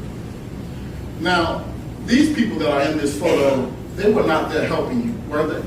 No, Were they there when you got there? no, Do you know who these people are? no, Is this the entryway when you first come into the apartment? yes, And I'm going to now show you State's Exhibit 1B. Was this the bedroom where you found Miss Benning? yes, And I want to orientate you to this window over here. Was that window shade up when you entered the apartment? I can't recall. Because you all didn't take these photos, did you? No,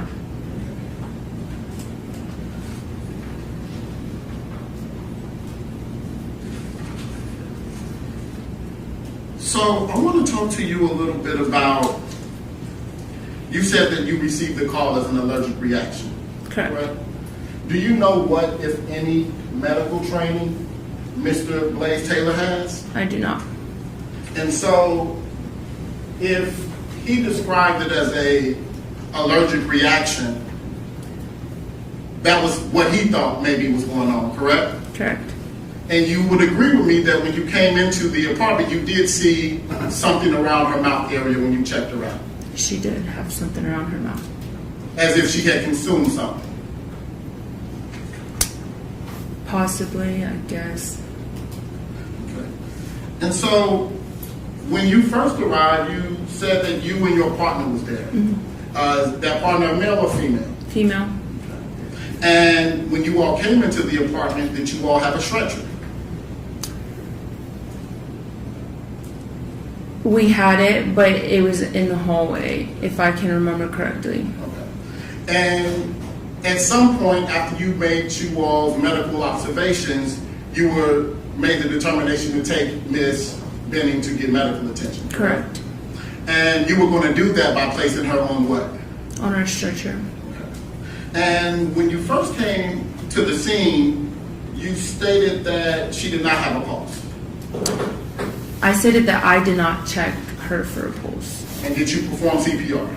Not when. In the First? ambulance, I did personally. But not in the house. Not in the house. Did your partner perform CPR? No. So neither one of you all performed CPR when you all first got to the house. That's correct. At some point, you all were going to transport Miss Benning, correct? Correct. And you stated that it was Mr. Taylor who tried to assist you all in moving Miss Benning from the bedroom to the kitchen, correct? Yes.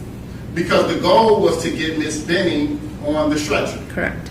And once she was on the stretcher, get her to EMS services. Correct. You would agree with me that that is consistent with someone that's trying to assist you. Correct. One second.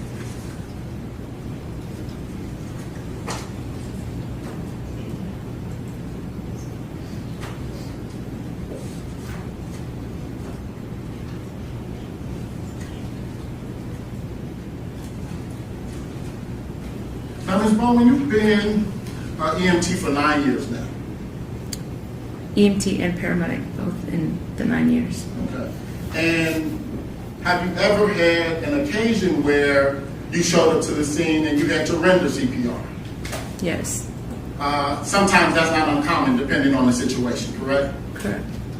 And can you just educate this jury as to what are some instances where you would immediately perform CPR when you come upon a patient?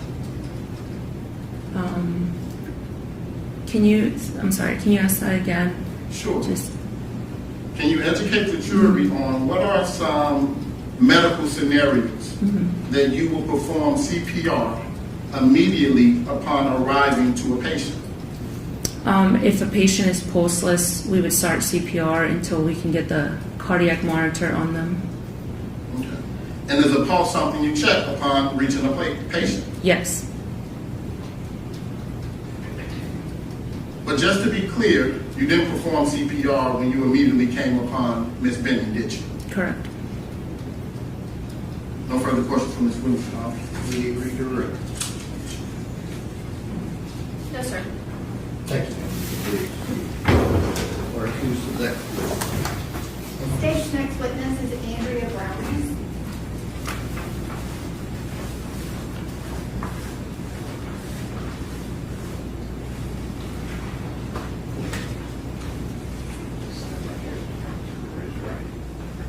Do you swear the testimony you're about to give to be the truth, so help you God? I do. You have to do your first report.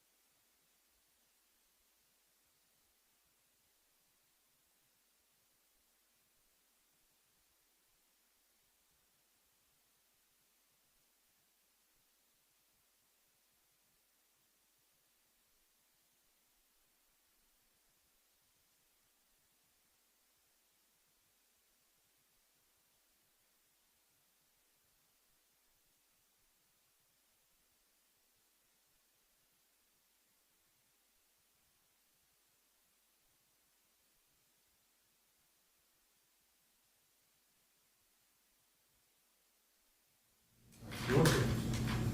Thank you, Your Honor.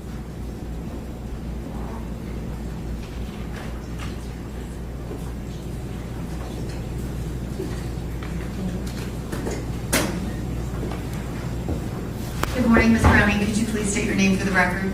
Andrea Browning, And could you spell your first name and your last name for the court reporter? AndreaBrowning. And Ms. Browning, what was your relationship with Jade Benning? I was her stepmother by Miss Mom. When did you become Jade's stepmom? When I married her father in 2009, And how old would Jade have been at that time? 11.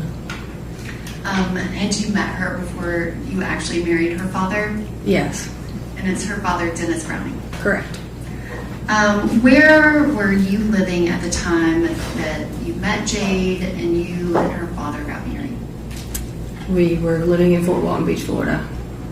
And did you continue to live there, or at some point did you move? We moved in 2016 or 15, somewhere in that time frame. And where did you move to? Jacksonville and then Nashville, And where was Jade living during that time? Arkansas. Did she come and visit, and did you guys see her regularly? Yes, as often as we could. It was And you moved to the Nashville area. Were you working at that time? yes. I moved here to take a job. And I guess during that time frame when Jade's kind of going through school, what does she do? Does she go on to college, or what does she do after high school? Yeah. Yes, college after high school. Where did she go to school? The culinary school is what you're asking about. I forgot the name of it. I'm sorry. That's okay. Did she go to a culinary school? Yes. And did she graduate? Yes. And at some point, did Jade move to Nashville? Yes. And do you remember when that was? January of 22, I guess. The time frame is January of 2022, sound right? yes. Okay. And when she moved, did she have a job, or what was she doing? She moved here and accepted a job as a chef. And where was she working at? Ernest. And do you have a connection to Ernest? Yes. Is the, I guess, full name of the restaurant, was it Ernest Bar and Hideaway? Correct. And what's your connection with that restaurant? My brother was a co-owner. Can you describe, did you go to the restaurant, or how often did you see Jade once she moved back to the Nashville, or I guess the first time for her being in the Nashville area? Right. Pretty regularly, just would stop in after work, see her, or just when I could get down there. Did you spend time with her outside of going to the restaurant that she worked with? Yes. And does Jade have any siblings? Yes. And can you describe her siblings? Our daughter Ava, and she's 7 now. She has Down syndrome. She's a beautiful little girl. Did Jade spend time with her when she was here? Absolutely. And in February, I guess, where was Jade living initially before February of 2023, kind of the end of 2022? Can you repeat the question? Yes. Where was Jade living at the end of 2022? At the apartment in Nashville. Did she have a 1-bedroom or a 2-bedroom? 2-bedroom. A 2-bedroom apartment at the end of the year before she moved? No. Sorry, I forgot the dates. At the end of the year, she was still in her 1-bedroom. Okay. And at some point at the beginning of 2023, Right.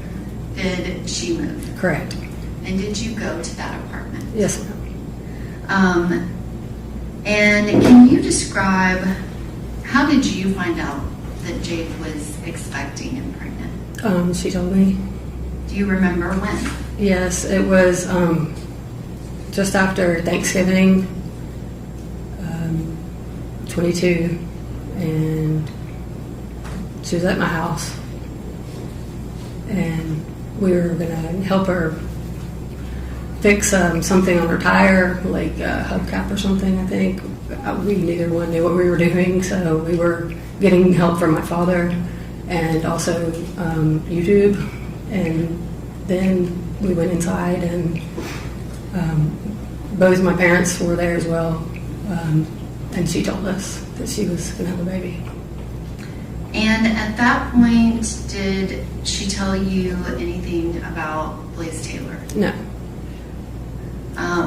And can you describe what was her demeanor like? How did she seem when she told you about it? Just pretty matter of fact, and that she was good with it. You could tell, like, that it was just very short and quick and matter of fact.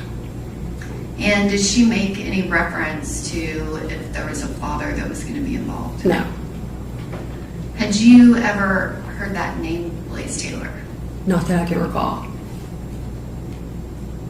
And at some point, I guess, after that date, did you continue to talk to Jade about the pregnancy? Yes, for sure.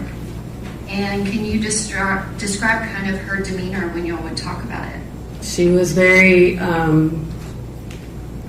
getting prepared. She was just like, this is what's happening. This is what I'm going to do. She was doing all the things that a mother would do to prepare for a child. And did she talk to you about her appointments that she would go to? Yes. Do you recall specifically on New Year's Eve? Did you see Jade on that day? I did. And can you describe what happened on New Year's Eve? Her father and I drove to Nashville to meet up with her and hang out with her and bring in the new year. Just hang out and have a good time. And did y'all take any photographs that night? Yes. I'm going to ask that the witness be handed a photo.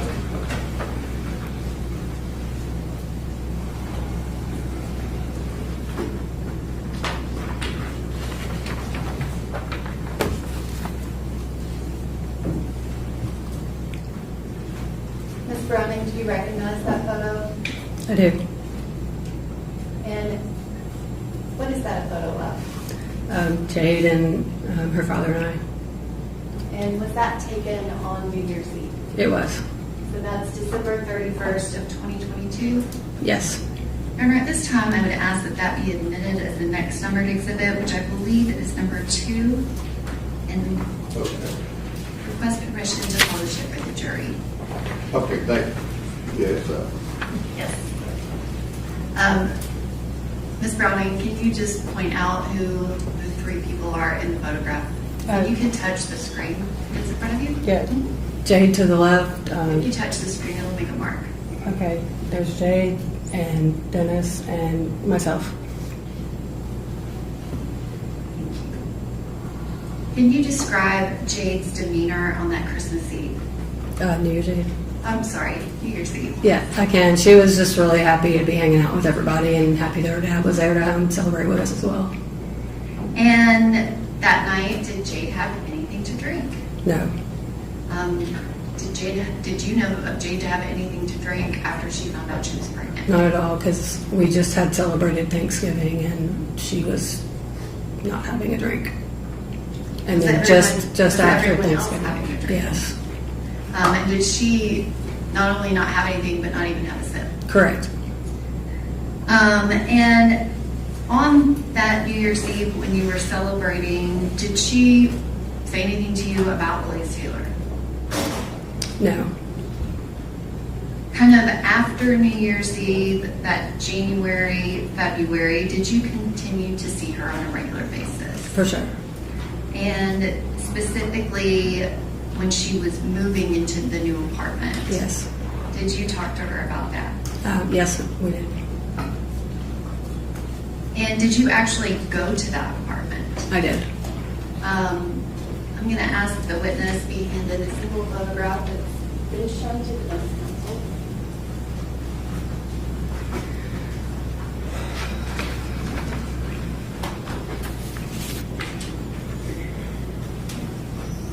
Do you recognize that photograph? Yes. And what is that a photograph of? Jade standing in her kitchen, holding a pint of ice cream and a hand on her belly. Your Honor, at this time I would ask to admit that photograph as the next numbered exhibit, which I believe is number 3. okay. And may I publish that to the jury? All right.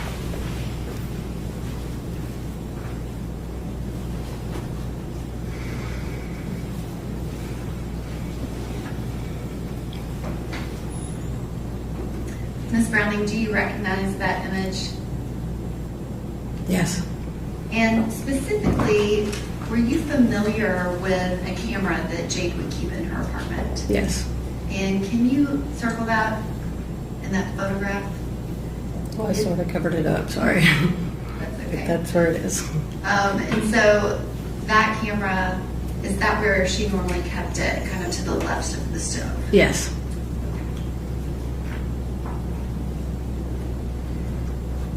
And in that time of February, in those last few weeks of Jade Benning's life, did you go to any appointments with her?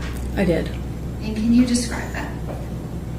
I met her at the OBGYN in Franklin and just sat with her in the waiting room until they called her back and went back with her.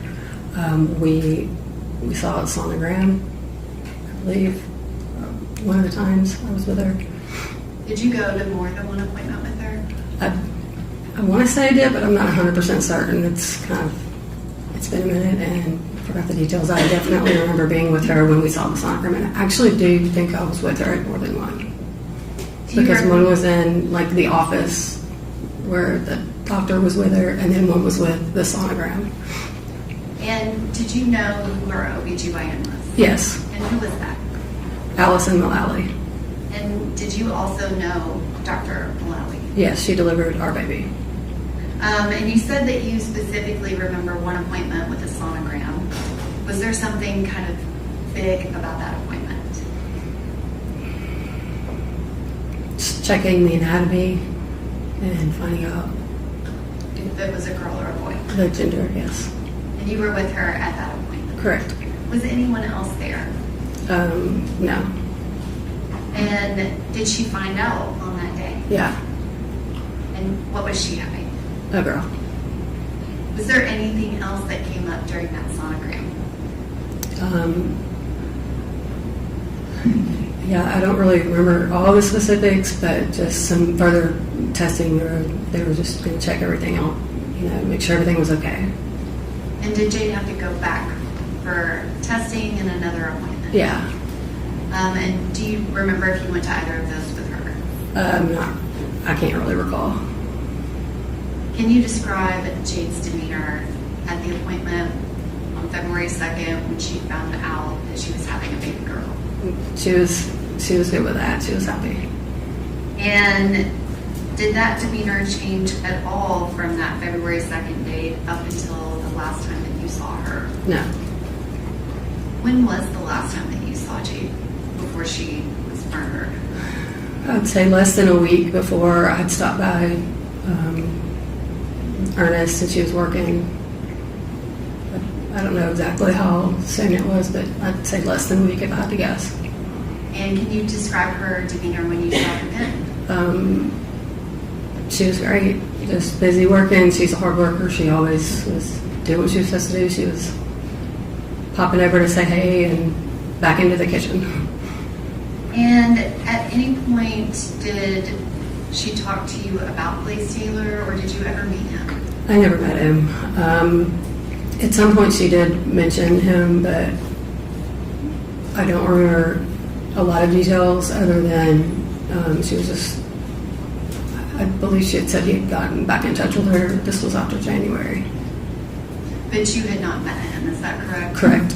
And had Jade said anything to you about him being kind of a permanent fixture? No. Can you describe, Ms. Browning, how were you notified about what happened on February 25th of 2023? I was asleep and they had a bunch of missed calls, and then I figured out that she was on the way to the hospital or at the hospital, and I just jumped out of bed and drove to Nashville. And when you got to the hospital, can you describe who was there and what was going on? Yeah, I believe I was met by a social worker when I first got there. I can't really remember other than they brought me into a room, and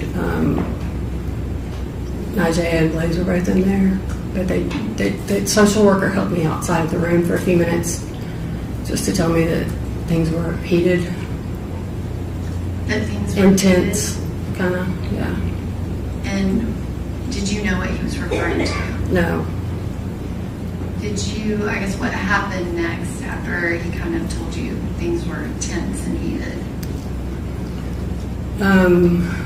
He left us all in the room together, and I was just trying to get some information out of both of them, and it was a lot at one time to take in.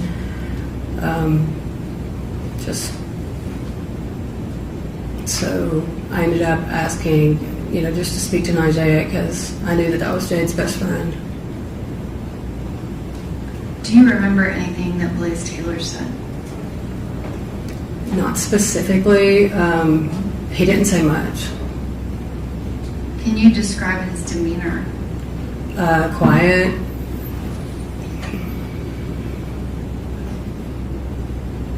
Did you see him cry at any point? No.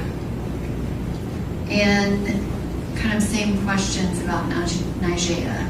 Can you describe her demeanor? Yeah, she was really worried. She was a little frantic, and we were both panicking at that point. But I was just trying to, talk to her and kind of ease her a little bit as best as I could, and also as well as just hear her version of what had happened. And had you met Nigella Jackson before? I knew that she was Jay's best friend, but we had tried to link up, and we didn't link up at that point. I think I might have when they were really little, but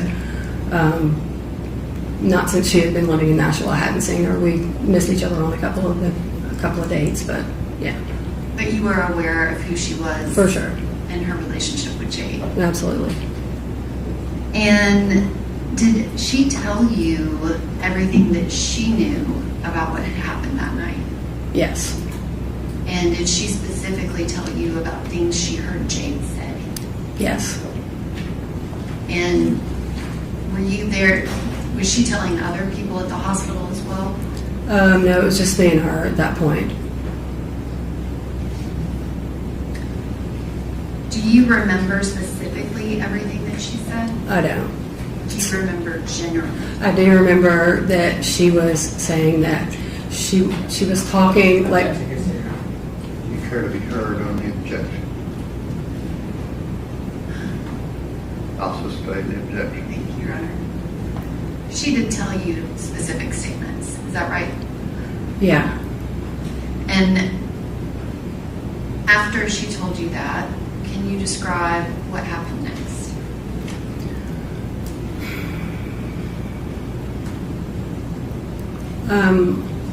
I was upset and I was worried too, but I was mostly just wanting to, at this point, see Jade.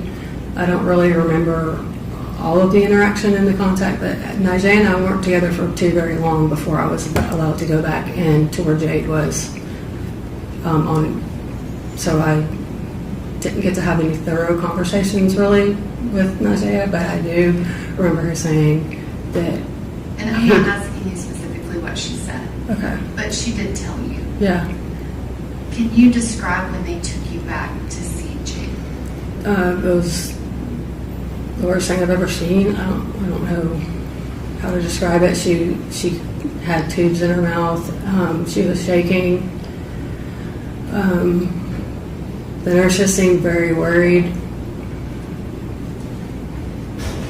or like they were trying to kind of comfort me, but Jade just, it wasn't Jade, you know.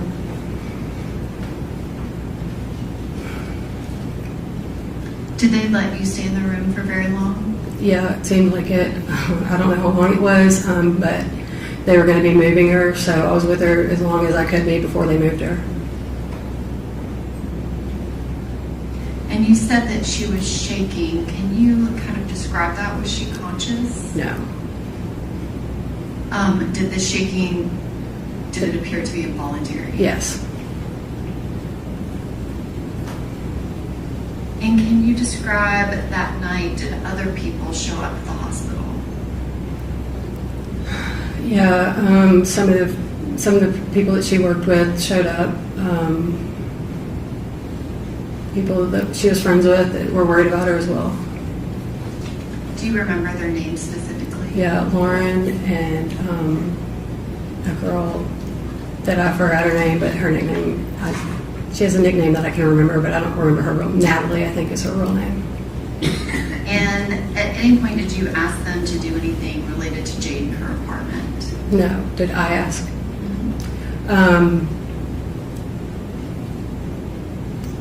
We were just concerned about it being unsecured.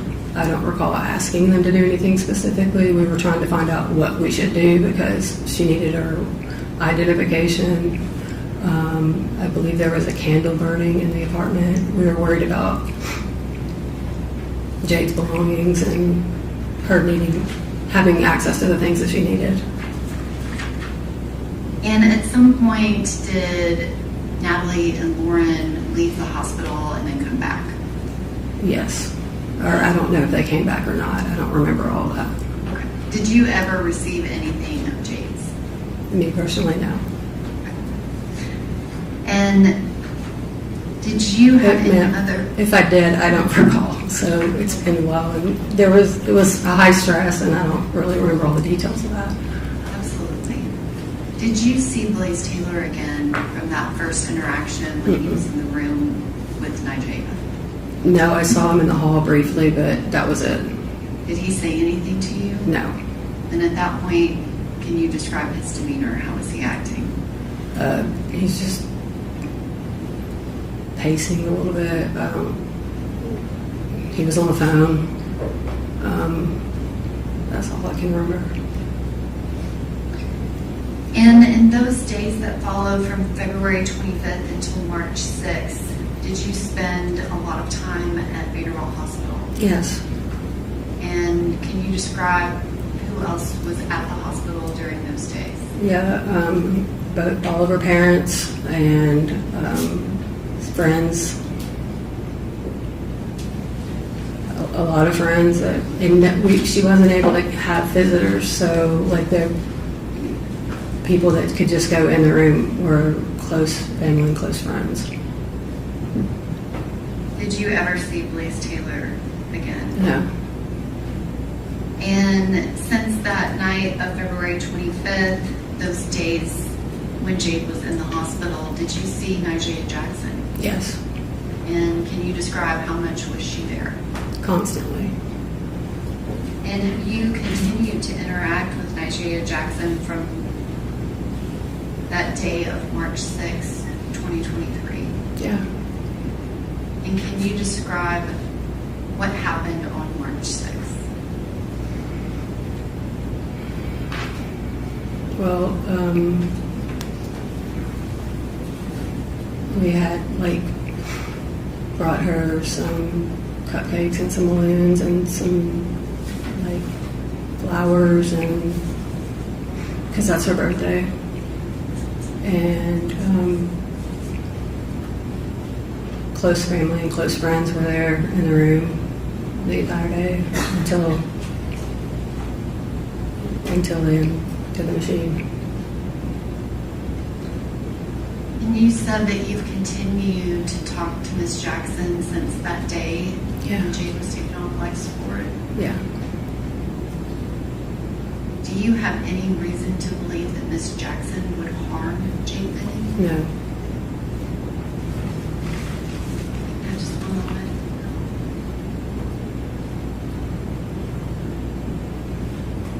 Thank you, Ms. Browning. I don't have any All more right, questions. questions on behalf of the defendant?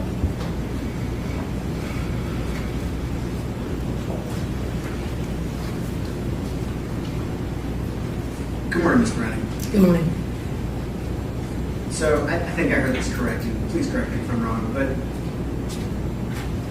Jade, Ms. Benning, she moved to Nashville around January 2022, so a little more than a year before this incident. Yeah. And you've lived here a good bit longer than that, is that right? Yeah. I moved back here in 2016. 2016, okay.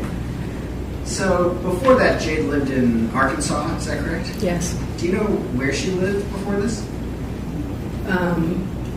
And not specifically. You don't know? I know that she was in Northwest Arkansas. I think it was Brightwater was the name of the culinary school. So she was at school before she moved to Nashville? Yeah, and then I don't know who she lived with after that during COVID, and I don't know specifically about her exact location of where she lived. I know that it was in Arkansas. Okay. So when she moved to town, you guys developed a bit of a relationship. Is that correct? We'd always had a relationship. We got closer as I got to spend more time with her. Sure. So you got closer when she moved to town, right? That's correct. But before that, you had some relationship, but you're not that close. Is that fair? We're close. We're family. But you didn't know what city she lived in before she moved to town. Is that correct? That part was irrelevant to me. I knew that I could get to her when we needed to. I got you, but that's correct. You didn't know what city she lived in before she moved to town? Yeah. Is that correct? She's grown, yeah. She's grown. You need to know who any of her roommates were, right? That's correct. So when she moves to town, did she have a roommate or did she live alone? Alone. She lived alone. Okay. Were you familiar with any of the people that she was dating or seeing when she moved to town? No. So Jade Jackson doesn't move to town until August, right? Okay. Is that correct? Sure. Sometime after Jade moves to town, right? Correct. So there's about 9 months when she's here, kind of establishing herself, getting her bearings, right? Okay. Sure. Does that sound about right? That's correct. Okay. How often are you seeing her during that time period? Probably at least every other week or every couple of weeks, depending on depending on both of our schedules. Sure, okay, So frequently. yeah, like a family relationship, you're seeing her every few weeks, but not every single day, right? Correct. We talked more than we saw each other. I got you. You indicated that when you saw her at Thanksgiving and you saw her at Christmas, she wasn't drinking. You didn't see her even have a sip, right? That's true. In this time before November, did she drink? I never saw her drink. You never saw her drink. Okay. Do you know if she drank? Yeah. So she drank, but she never drank around you. No. No, she didn't drink around you. Correct. Okay, but to your knowledge, she did drink. Correct. And you just don't know how much. That is correct. Do you know if she did drugs? I don't know. She certainly did do drugs around you, right? Correct. But you don't know if she did drugs. I don't know. And you're seeing her maybe once every other week, so she potentially does things on her own time, right? She's an adult. Is that fair? She's an adult. Okay.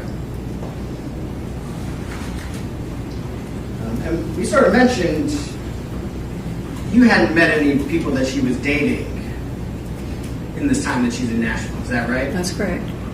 And so the name Des doesn't ring a bell to you? It doesn't. The name Renee doesn't ring a bell to you? No. The name Walt doesn't ring a bell to you? Your Honor, she's asked and answered. Okay, she said she didn't know anything about any. Okay. And there had been you and her had not discussed her relationship with Mr. Taylor really hardly at all. Is that fair? Yeah. You were aware that at some point around New Year's or after, they had started having some involvement again, right? Yes. You just are not aware of the extent of that? Correct.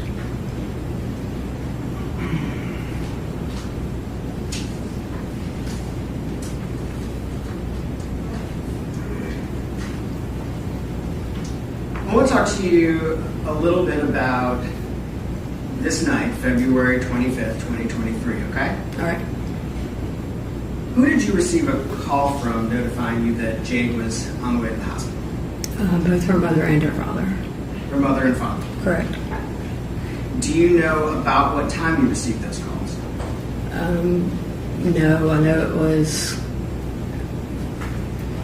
late-ish, like not too late, like 10-ish, or maybe a little before. I don't know exactly. Okay. You said you had to come to Nashville. Yeah, About, obviously we don't want to know exactly where you live, but about how long did it take you to get from your house to the hospital? about 25, 30 minutes. 25. Do you know about when you arrived at the hospital? No, not without looking. Do you think you got there before midnight? Probably. You think you got there before 11? No. Probably. By the time you got there, were police officers already there? No. So you got there sometime after Jade, but before police had arrived? I believe that's correct. And some of your initial interactions, if I'm understanding, were a conversation with Najee and Mr. Taylor and a social worker, is that correct? Yeah. Were you guys all in a room together? Were you in a hallway? Where was this interaction? A room. It was in a room. Correct. And you described that interaction as tense? No, it was just tense when the social worker wasn't in there. So the three of you were alone in there? Correct. When the social worker was there, it was a little calmer? I don't think that he ever went into the room with us. I don't remember him going into the room with us. He was just trying to prepare me for what I was going into a room with. Oh, so you spoke to the social worker in, like, the hallway? Like right outside of the room, I believe. I don't remember the exact specific details of every conversation and interaction, but I don't recall if the social worker came in with us or not, but I feel like he just left us at the door, but he did leave us alone. I understand, and it is tough sometimes to remember exact details. So before you go into this room, you talk to the social worker. Were Mr. Taylor and Jade Jackson in that room alone? I believe so. I don't know because I wasn't there. I don't know. That's maybe the best of your recollection? I don't know if they were alone. I don't know if he left them alone. But at some point, you and Miss Jackson and Mr. Taylor were in that room alone together. Yes, it was very brief. And that's the interaction that you described as tense. It was. And while I don't want exactly what was, not going to ask you about exactly what was said, is that the first time you heard anything that resembled an accusation made of Mr. Taylor? As far as I can remember, yeah. At some point after that interaction, did law enforcement arrive at the hospital? Yes.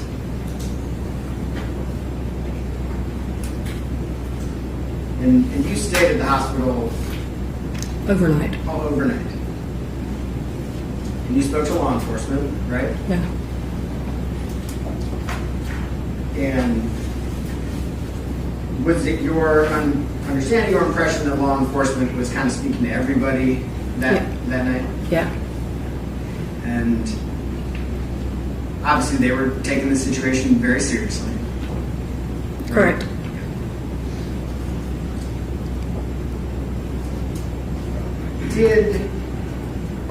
Do you know about what time Lauren Weber and her friend Natalie showed up? I don't. Did you see them? Yeah, briefly. Do you know if when you saw them was before or after they went to I don't recall. Do you know if when you saw them at the hospital was before or after law enforcement had shown up at the hospital? I don't recall those details. It seemed like it was all pretty much at the same time almost. I don't know. Do you know if at any point in time you were involved in any discussion with law enforcement about, hey, if we want to go back to the apartment and get an ID, get a purse, get keys, blow out a candle, the things that you mentioned, what's the best way to do it? Is someone from law enforcement available? Should we just go back and do it? How should we do that? Can you ask that again? He's asking, did you have any discussion with law enforcement about the apartment? I believe. I think that her mom was on the phone. I don't remember all the details. We were all very upset and. Sure.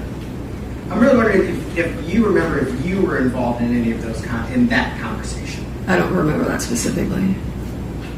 I remember talking to them about it, and I don't remember what order things happened in and who was telling us what, So far as you're aware, law enforcement did not go back with Lauren Weber or Natalie to the apartment. I'm not telling you about that. Do you know how you know that there was a candle burning in the apartment? I don't know what. Somebody had said something about that, maybe Najee, because she had been by there. I don't know. I don't remember. So your impression is that maybe Najee had been by there? Well, earlier in the evening, she was there.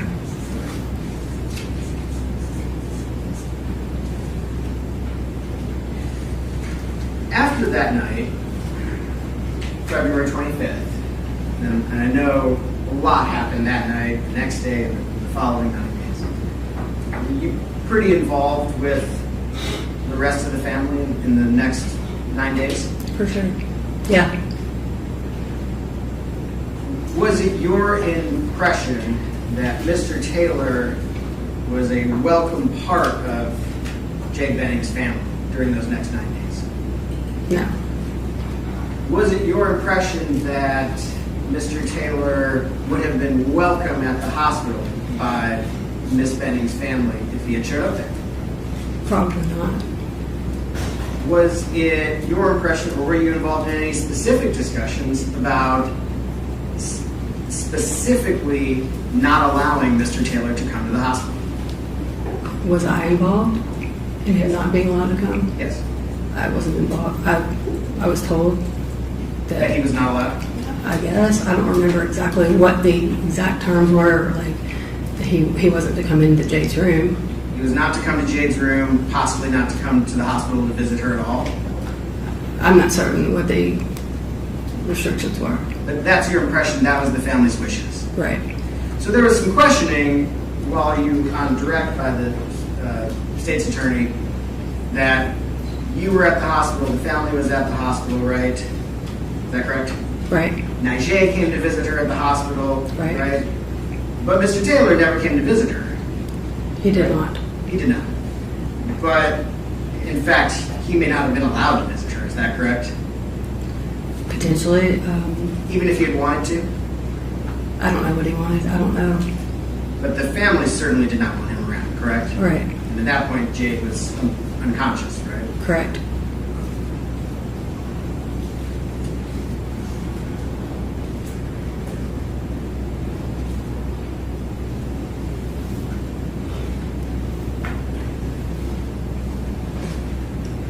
Here, if I can just...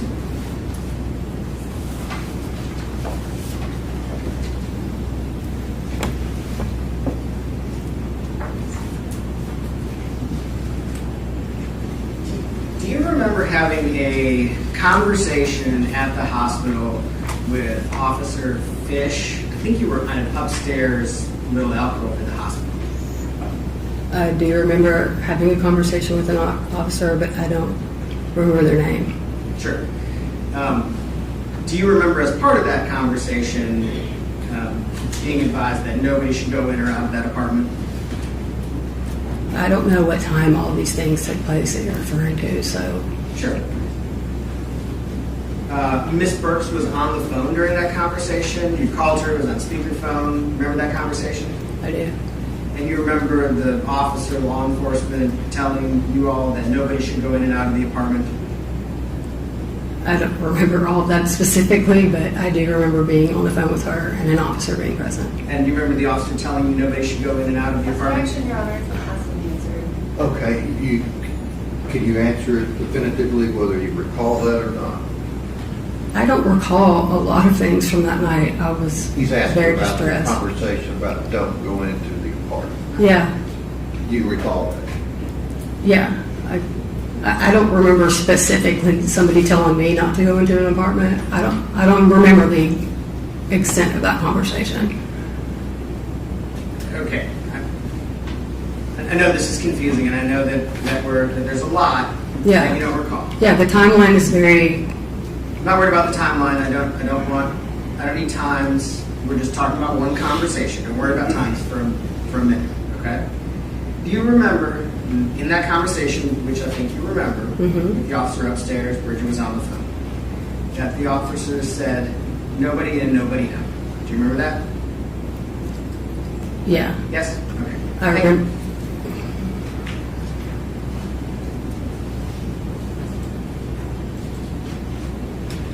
You need to read your record. No, Your Honor. All right, thank you. You can have a seat. Who is the next witness? Dr. Allison Mullally. Okay.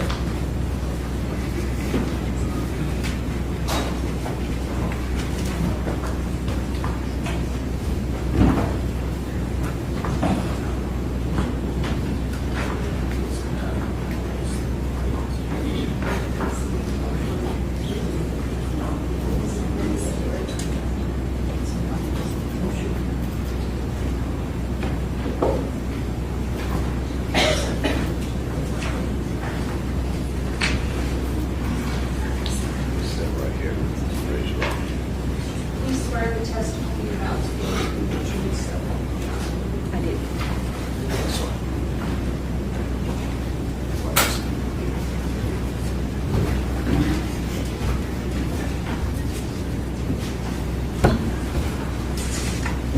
Still barely morning, so could you please state your name? Allison Mullally, And could you please spell your first and last name for the court reporter? Alison, Mullally, Mullally. And do you practice a profession? Yes, I'm an OBGYN.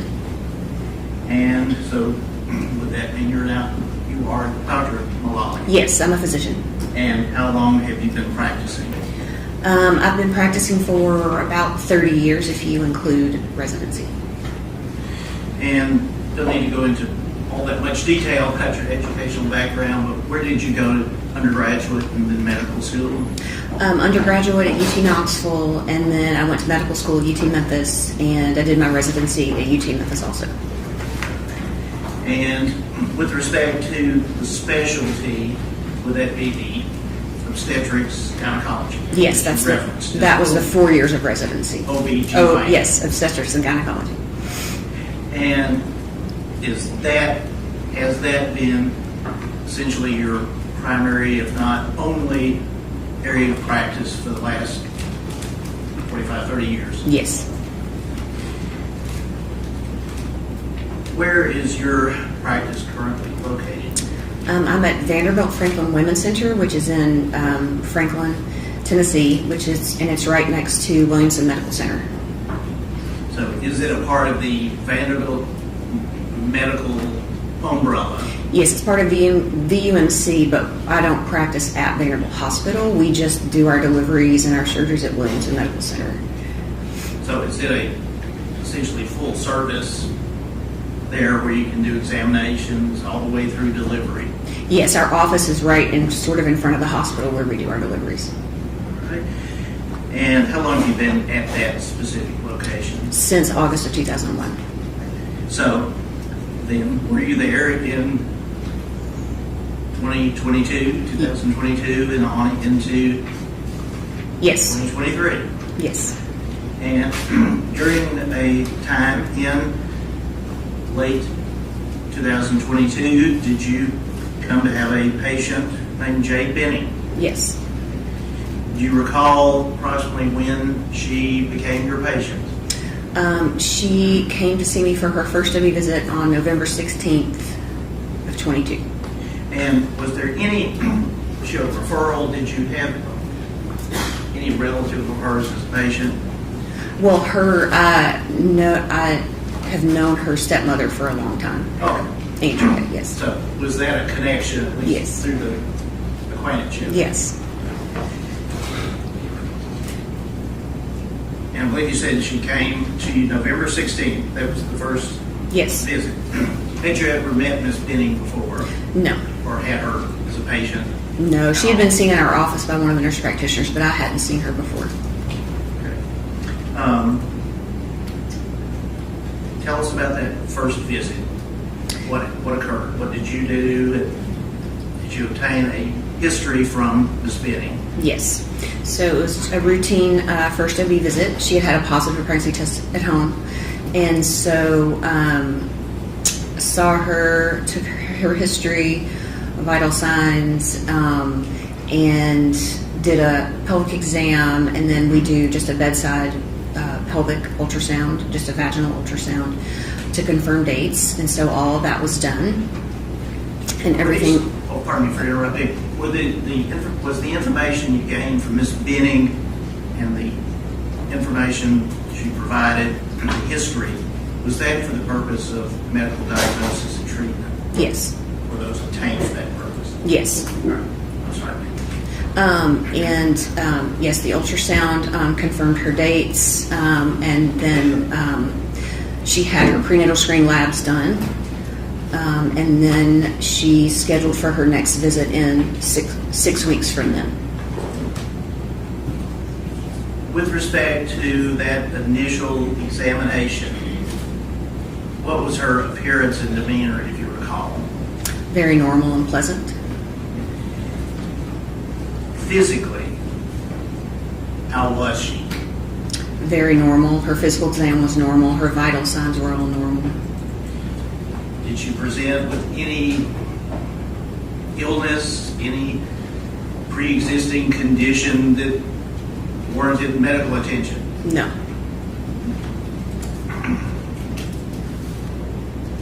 With respect to confirming the pregnancy, is that the time that you, as a doctor, estimate a due date? Yes. And how is that, what is a due date and how is that arrived at? Well, we start by using the first day of the last menstrual period, and then conception generally is a couple of weeks after that. So we start with that, and then the due date is 40 weeks from that. So her due date was estimated to be June 19th, and which went along with her period and coincided with the 9-week ultrasound that I did. So everything matched. Mm-hmm. And the ability to get that due date, was that in part because of the history she had given you? Yes. And so everything was consistent? Yes. At that point. Now, what is the precision, if any, of the due date? How close is that to the hours, minutes? It's pretty precise, especially since it coincided with the early ultrasound, which is very accurate at estimating. So, within 3 days or 5 days, it's very accurate since it coincided with her period. The first visit and examination, were there any concerns about her ability to keep the pregnancy going? No. Now, I'll go ahead and ask this as part of her history. Did you learn at that time, or perhaps later, that she had had a previous pregnancy? Yes, it was in the history that she had had a prior pregnancy, and I don't recall if she had had a miscarriage or a termination. A lot of patients don't like to discuss that, so I don't really dwell on that for very long. So it's documented in the record, just non-specifically. Is that relevant to It's the not. treatment that you would provide or did provide? No. And first appointment, was she there on time? Yes. Do you recall whether or not anyone came with her to that first appointment? I believe she was by herself. I know she never had a male partner with her. I think Andrea may have come to an appointment or two, but it was maybe at a later one. By Andrea, Miss Browning? Yes. The next appointment. Did she keep that appointment? Yes. Was she on time? Yes. Do you recall her appearance, demeanor at that? Normal and happy to be there. Okay. When you say happy to be there, what do you mean by that? Engaging and interested in information and appropriate concerns. And Did she express to you any concerns about the pregnancy? no. Or the opposite, any happiness about it? I remember her being happy about it, but I can't remember anything specific Okay. about that. Suffice to say, was there anything unusual about her actions or appearance? No. Anything to do with that? No. And just briefly, I don't need to go into any specific details, but what was the second visit? What did it entail? The second visit is usually when I do the breast exam part of the exam. I go over the prenatal labs, and we just listen to the fetal heart tones with the Doppler. And then at that visit, she would get scheduled for her 20-week ultrasound at her next visit. At that second visit, was there any concern on your part about her ability to carry the child to term? No, everything looked good. The ultrasound, you recall approximately when that was? It was at 20 weeks. I think the date was February 2nd, I think. Hang on just a second. Would you have them have a seat, Ms. Haney? All right, then if there's not room, just leave. If there's not room, just leave. Can't be distracting things. All right, go ahead. Thank you, Your Honor. So, February 2nd. Now, are you present for that, or how is that scheduled and operated? No, I'm not present for that. That's done in a separate room in our office with the ultrasound tech, and then the maternal fetal medicine doctors read the report, and the report comes to me. And did that occur in this particular case? Yes. Now, on that February the 2nd, 2023 date, would Ms. Benning have known the results or been given the results of the ultrasound? I called her, I think, on the 6th with the results because there was not really an abnormality, but a soft finding for a soft marker for Down syndrome. So what we do in that case, it was an intracardiac echogenic focus, and that's not a problem with the heart in and of itself. But we offer genetic testing because she didn't do that before. So we offered her genetic testing because if the genetic testing is normal, then we know that it's just a normal variant and it's nothing to worry about. So I talked to her on the phone and discussed the results, and she decided she didn't want to do the genetic testing just to make sure everything was okay. And so she came in and had that drawn. I can't remember the date of that. Maybe that was the 6th. I can't remember. And was that testing done, and was there anything of concern? No, that testing was done and it was normal. And was Ms. Benning told that? Yes. And you recall what, if any, reaction she had to that? Well, I think one of the nurses called her. I didn't call her for that, but. Okay. Did you see her again? I didn't see her after 20 weeks. Okay. After the 3rd visit. Well, that's what I say. Yes.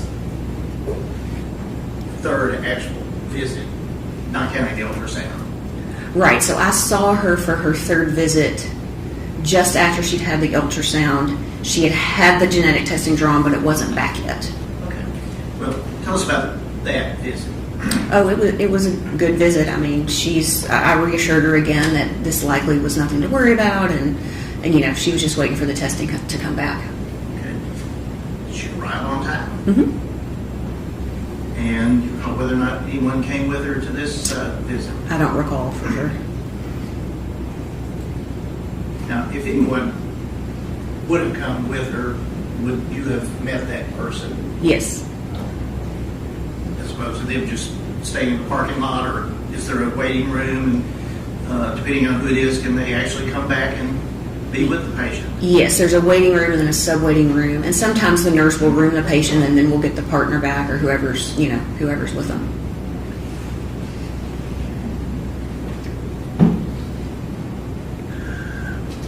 Again, on February the 10th, I was calling the 3rd visit. Was she progressing normally? Yes. And again, other than waiting for the genetic testing, were there any concerns about her ability at that time to carry the child to term? No. What was her demeanor, appearance about that visit? It was normal. Did she ever express any concerns or any hesitancy about wanting to have this child? No. Now, as part of the history that you obtained, are there certain things that an expectant mother should not do? As in drinking, drugs, probably any number of things. Yes. Mm-hmm. And did you have those kind of discussions with Ms. Benning?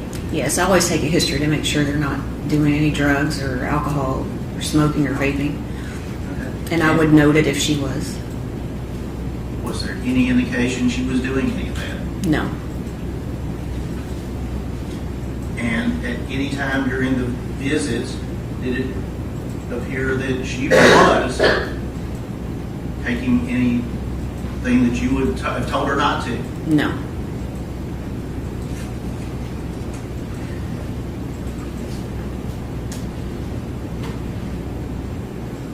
You'll ask about did she ever miss any visit? Was there any visit scheduled that she missed? No. And did the name Blaise Taylor ever come up in any conversation or any history? No. Did that name mean anything to you at all? No.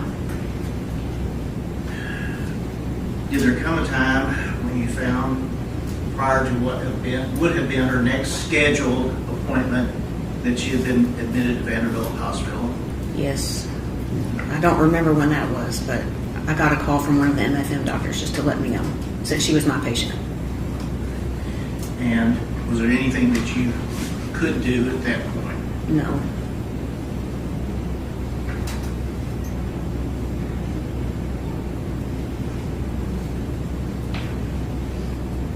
And as of, let's say, February the 25th, maybe ask you to do some math, but based upon the calculations, what week would she have been approximately? She was a little over 23 weeks. I think 23 weeks and 5 or 6 days. And again, you've told us how that is estimated and how that is arrived at within a very narrow time frame. Is there an ability to judge that just upon observation of a patient? You mean on exam? By just looking? No, it would be a very rough estimate.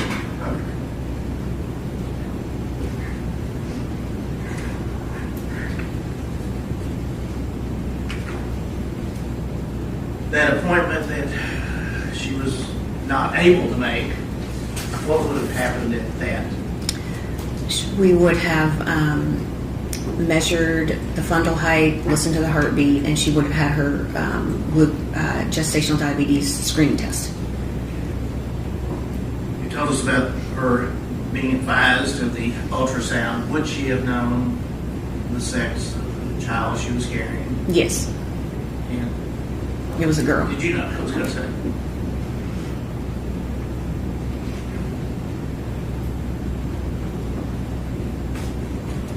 Or if I could have this packet, which council has reviewed, past victims.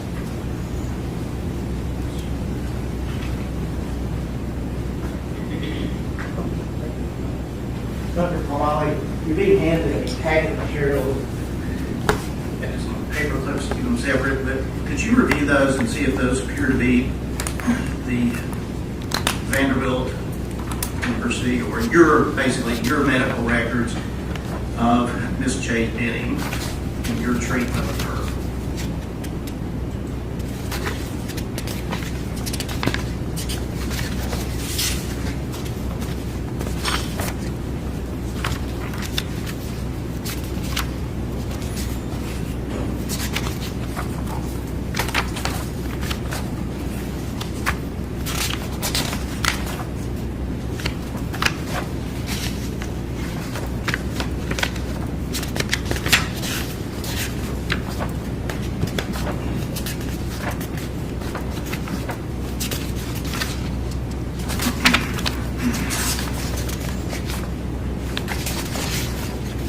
Yes, these are all records from our office, from my office. Your Honor, I would consider those as exhibit number 4. Okay. That's a collected exhibit. No objection, Your Honor. All right.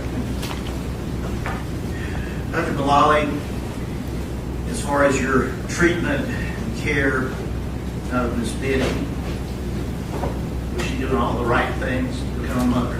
Yes. Those are my questions. Or questions on behalf of the defendant? Yes. If I could just have one moment.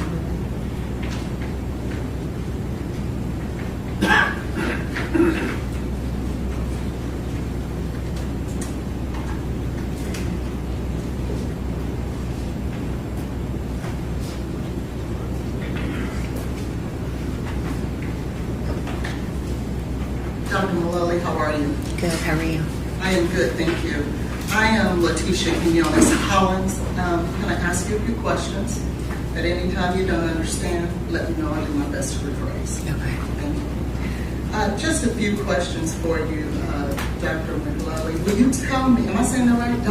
Mullally. Mullally. Okay. Dr. Mullally, can you tell me, have you been able to determine when Ms. Benning would have become pregnant based on your examination of her? Well, by her dates, she would have conceived roughly 2 weeks after her first day of her last period. Okay. And the first day of her last period was what? I don't remember that. I have to look. Will you trust me if I tell you that I just looked in the records that you just reviewed and we got into evidence? If that date was, patient's last menstrual period was September 12th, 2022? Yes. Do you see that there on page 1 of 8? Yes. And so then you would tell me then that her date of conception would have been 2 weeks after that? Yes. And that would put us, September has 30 days in it, does it not? Yes. And if we put 14 days past that, that puts us at September 26th. Is that right? Yes. So then we would be safe to say that by September 26th of 22, Ms. Benning would have been pregnant. Roughly, yes. And what day was she in your office? November 16th. And that is the day that she was diagnosed, if that's the proper term, of being pregnant. Well, it was confirmed to be an intrauterine pregnancy. Okay, confirmed to be pregnant. Fair enough. So, would it then be safe to say that if September was the last time she had a period, she did not have a period then in October? Correct. Now, you stated on direct examination that the patient did not or was not involved in any drugs, to your knowledge. Is that right? Correct. Now, to be fair, you did not test her for drugs, did you? No. So you're only going off of what she's sharing with you. Is that right? Yes, and somewhat by her vital signs and her demeanor. Okay. But you'll agree with me that certainly someone's vital signs and demeanor is not indicative as to whether or not they're using drugs. Not always, correct. Would it be surprising to know that Ms. Benning had sent a message to Ms. Nigella Jackson that she was doing so much Adderall and I alcohol? object to the hearsay that's be outside the scope of the witness's knowledge. May I respond? And whether it's surprising or not is relevant. What's your response? Yes, there's just been an allegation that Ms. Benning has not done any drugs in her Said to her knowledge. Now, they're objecting to hearsay. It's in regards to So impeachment. if you want to ask, does she have any information about that? Dr. McLeod, did you know that, or would you have known that Ms. Benning had felt that she was doing so much alcohol and Adderall that it was All right, I'll causing? sustain that objection. Can I give you a hypothetical? Yes. If a patient, Object, this witness has not been tendered as an Hypothetical expert. about what? about a patient doing drugs or alcohol. You want Now- to ask this doctor if they want their patient using alcohol or Adderall while they're pregnant? No, I don't. What I would like to do, What's your question? what I would like to What's do, your question? my question is whether or not, based on this doctor's statement, that Ms. Benning was not doing drugs and or alcohol, and that she would be able to tell by her vital signs. Is that your question you're wanting to ask this lady? The question I would like to ask her is whether or not someone feeling as though they're doing so much Adderall and alcohol, their body is shutting She down. doesn't have any knowledge about that, and I've sustained the hearsay objection. So am I not allowed to ask I this? sustained the hearsay objection about your question.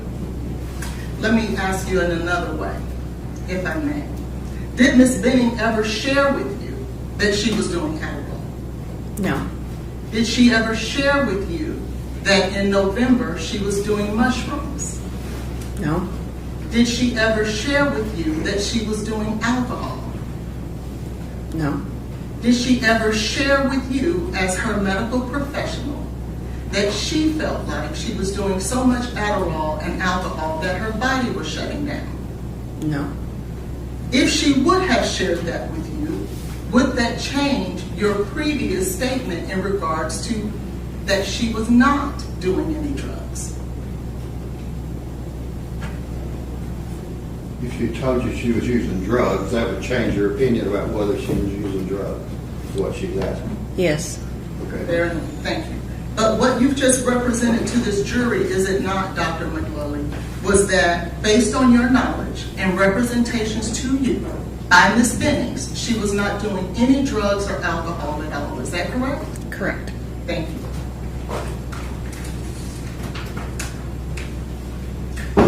Any other?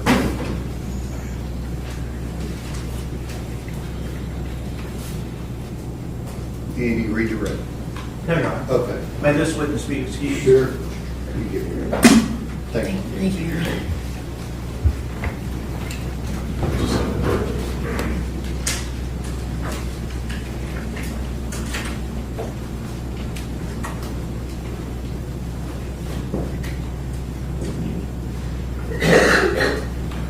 All right, ladies and gentlemen, we're going to break for lunch. Just remember what I said about not discussing the case, forming any opinion about it, the other admonitions I gave you yesterday.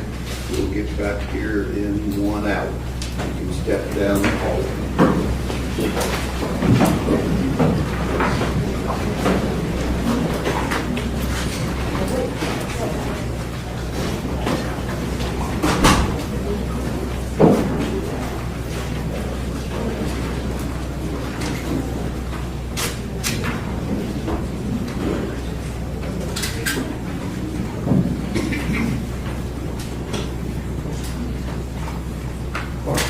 Lunch recess till 1:15.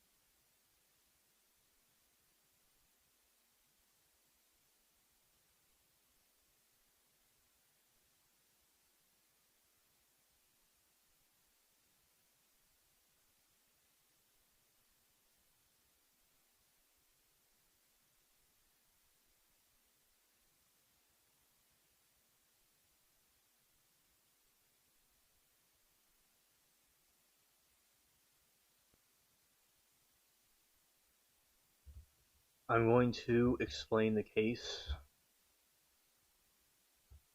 and where's everyone?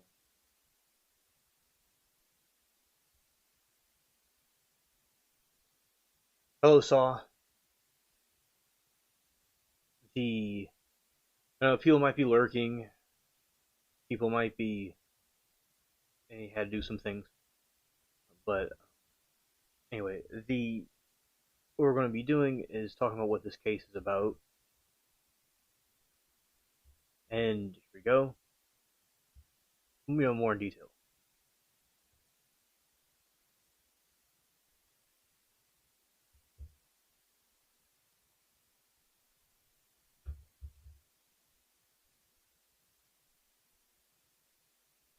The Saw said she was lurking. Scared.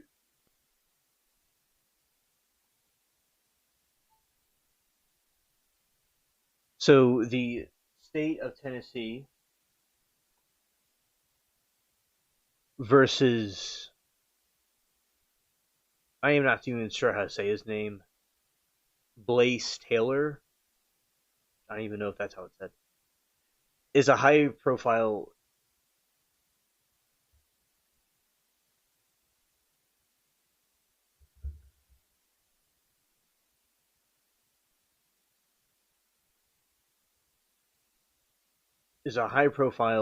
criminal trial centered on the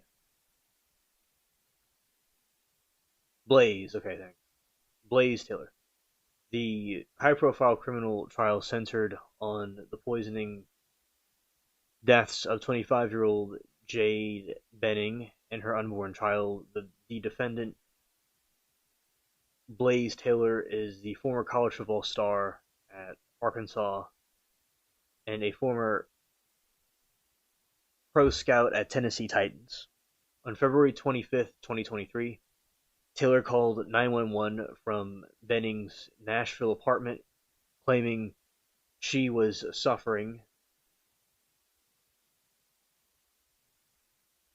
from a severe allergic reaction. She was rushed to the hospital in critical condition. Her 5-month-old fetus, which Taylor allegedly fathered, died 2 days later, and Benning passed away on March 6, 2023. Her 25th birthday before police could interview her. Passed away on her 25th birthday.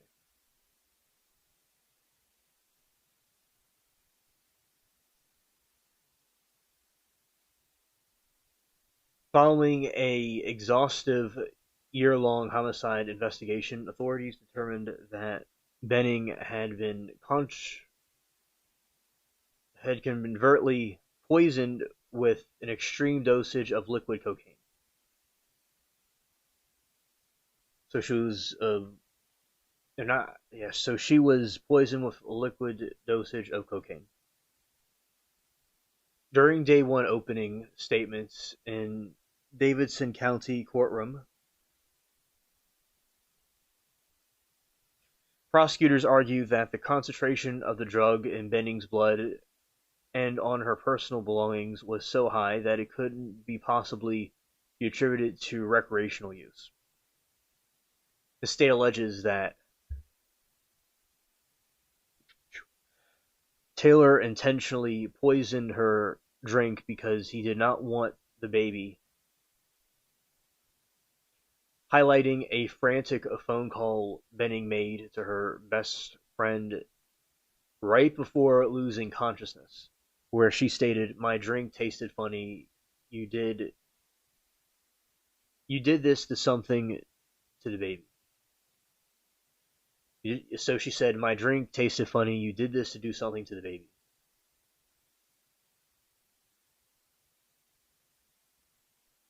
I don't like Blaise either, and he's extremely cocky and overprideful.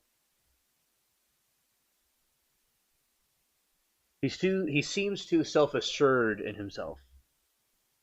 He doesn't have enough humbling characteristics to him.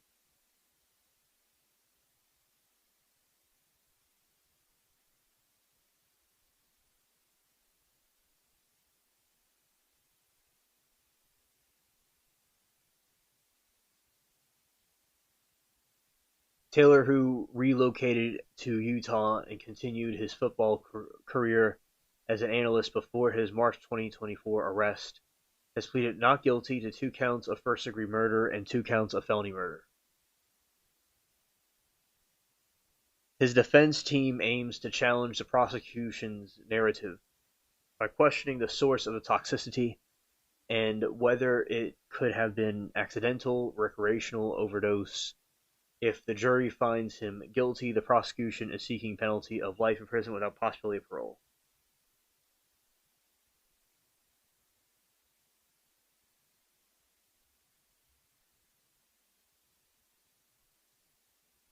Amen, Grace. Pride goeth before the fall.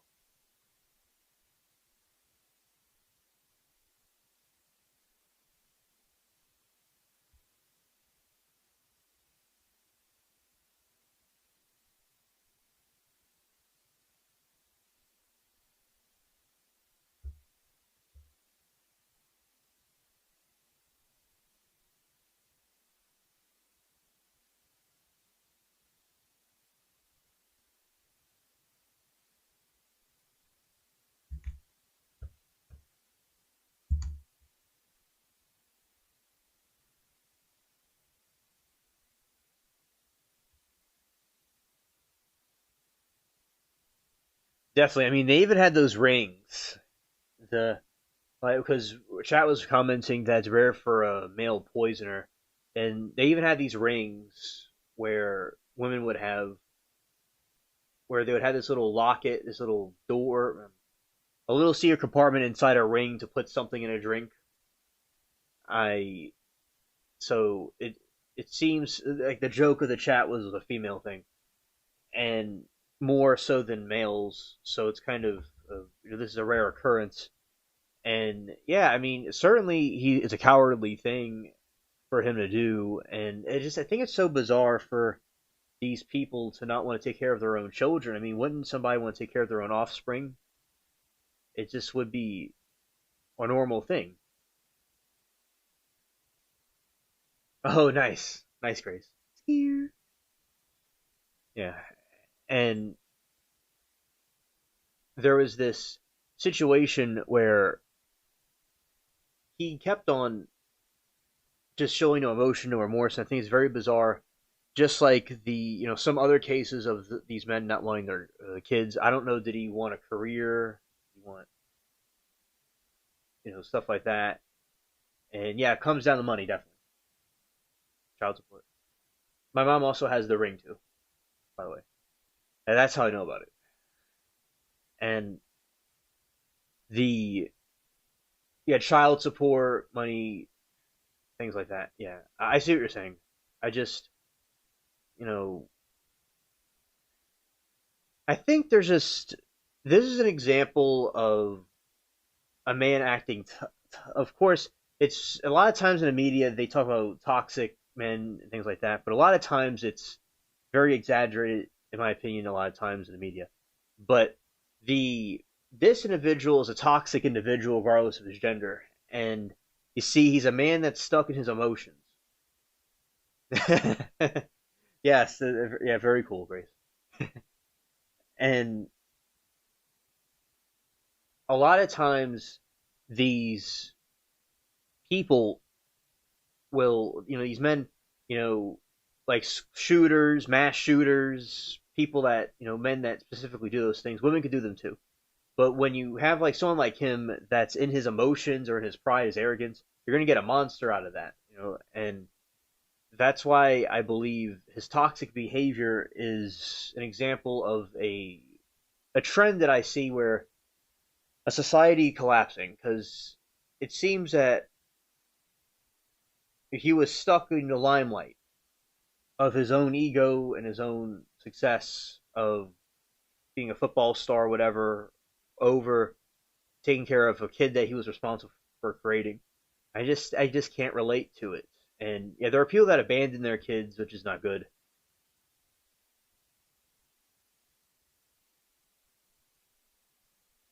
Yeah, during the time of his crime, his arrest, he relocated to Utah and he continued his football career as an analyst before his March 2024 arrest. So he was a football career analyst.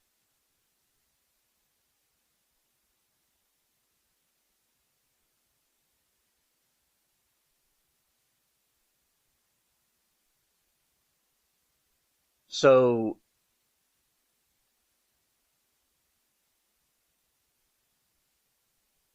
that's what I believe to be 100% true, where his toxic personality, and he let his emotions rule him, and that's what he got out of it.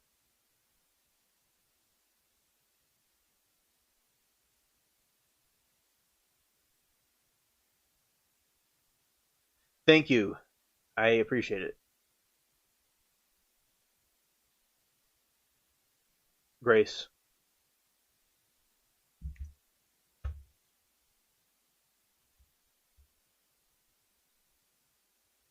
Enormous spirituality. Oh, thank you.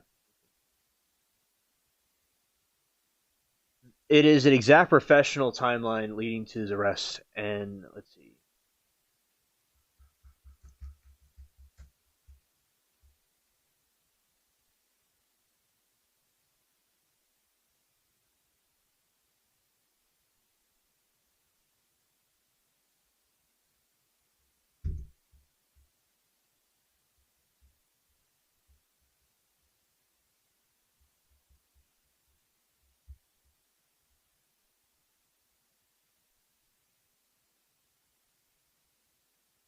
Before his arrest, Blaise was an NFL scout and college football analyst. So he was doing college football analysts, and his exact career trajectory included the following specific roles. NFL pro scout. At the time of the incident, February 2023, he worked in Nashville as a pro scout for the Tennessee Titans. He initially joined the organization as a scouting assistant before entering a promotion to be pro scout in June 2021. His daily responsibilities involve breaking down opponent film, evaluating NFL free agents, and complying weekly performance analysts. Oh, my pleasure, Grace. It is very fascinating and disturbing. And glad to give you, you're welcome for the background information. And so yeah, he weekly did that with NFL free agent compiling weekly performance analysts. After leaving the Titans in 2023, he transitioned back to the Collegiate Sports. He spent the 2023 college football season working as a senior defensive analyst for the Utah State University Aggies, and just weeks before his March 2024 indictment, he had accepted a similar defensive analyst role in Texas A&M University. My pleasure, Saul. So after leaving the Titans in 2023, he transitioned back to Collegiate Sports. He spent 2023 college football season working as senior defensive analyst for the Utah State University. Just weeks before March 2024 indictment, he had accepted a similar defense analyst role at Texas A&M University. I mean, if he could have been a football analyst, he would have made money. He could have supported a family. I don't understand these people. Like, he had a promising career ahead of him. You know, and there's people that desert their kids, but people that are like murdering people, that's going way, way out there. Yeah.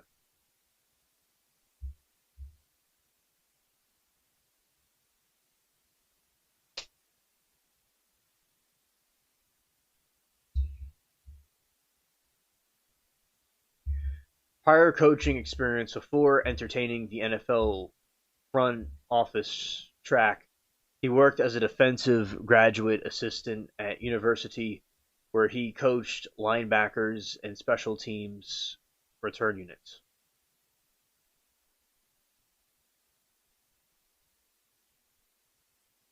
He didn't want to support the child's mother. Yeah, exactly, Saul. Yeah, he could have had 6 figures. Yeah, this is extremely rich.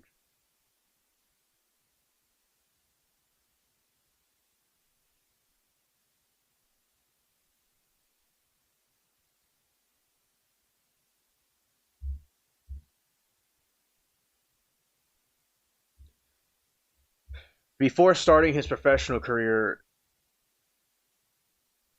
Taylor was highly decorated student athletic, and he was 4-year starter, team captain, and an all-star Bell Conference defense back and punt returner for Arkansas State Red Wolves from 2014 to 2017.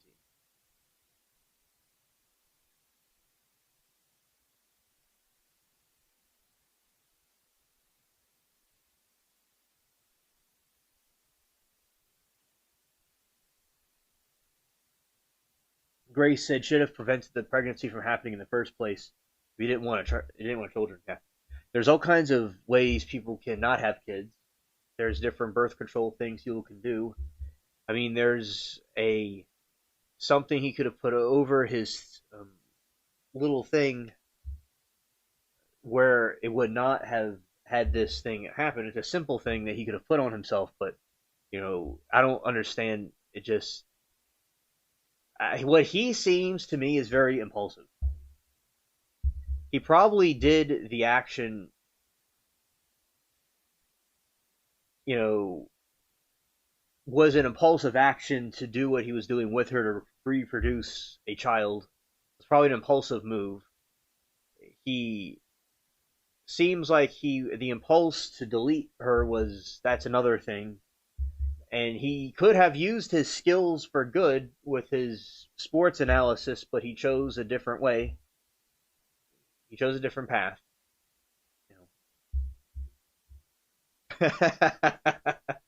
Yeah, a little thing. Yeah. And let's see more about his father's prominent coaching career.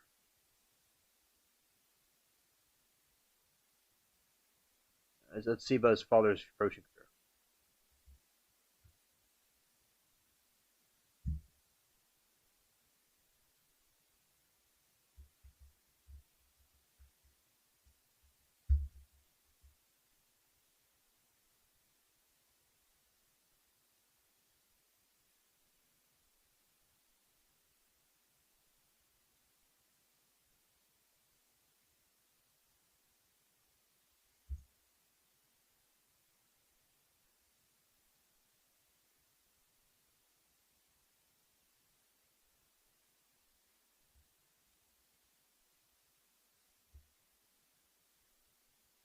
All right, Blaise Taylor's father, Carl Trooper, is highly prominent and widely recognized figure in college football coaching, known across the sport for high energy demeanor, trademark towel waving, and sidelines and elite recruiting skills, and his reputation has become a major talking point surrounding his son's background and trial.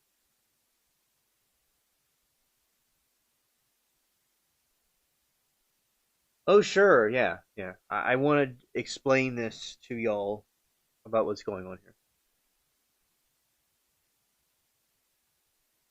here. A 30... Yeah, he's an idiot. Yeah. This is information about his father.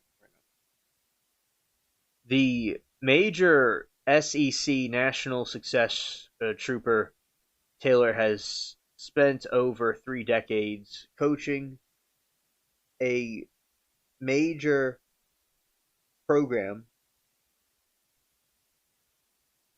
He was the assistant head coach and widely received the coach of Auburn University during the perfect 14-0 season in 2010 BCS national championship run.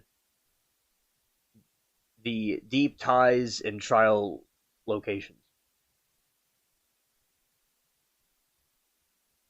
His extensive career connects directly to the places where Blaise played and worked. Trooper, which is the father, coached at University of Tennessee from 2004 to 2007, and later served as an assistant head coach of Arkansas State University from 2013 to 2018, where Blaise played as a defensive back under him.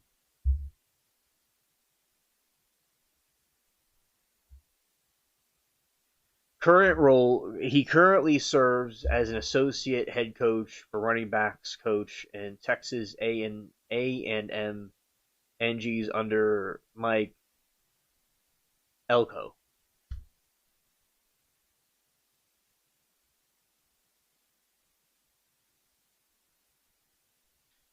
Yes, absolutely. Because Blaise grew up in the spotlight of a major college football and was building a lucrative career of his own NFL scout, the prosecution argues that he was desperate to protect his reputation and upward mobility in his football industry. The state claims that fathering a child out of wedlock with Jade Benning was a complication he desperately wanted to avoid. Controversially, the defense relies on families' deep community roots, structural stability, and character. During the initial stages of the trial, Blaise's mother, Dr. Elvin Taylor, testified to his upstanding character, emphasizing that he was raised in a stable, successful household with absolutely no prior criminal history. Following March 2024 arrest, Coach Mike Elko and Texas A&M football program publicly expressed their support and prayers for Trooper Taylor and his family navigate legal processes.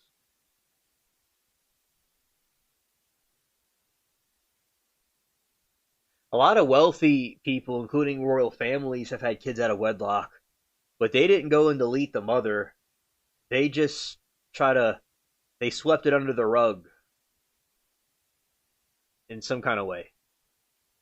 But now people are going to do these murders. But like when someone does a murder, they're going to actually draw more attention to themselves than if they had a child. Like if he had a child with her, we would never even know these people exist. So I don't know. They think of, as I said, he's very impulsive. Yeah.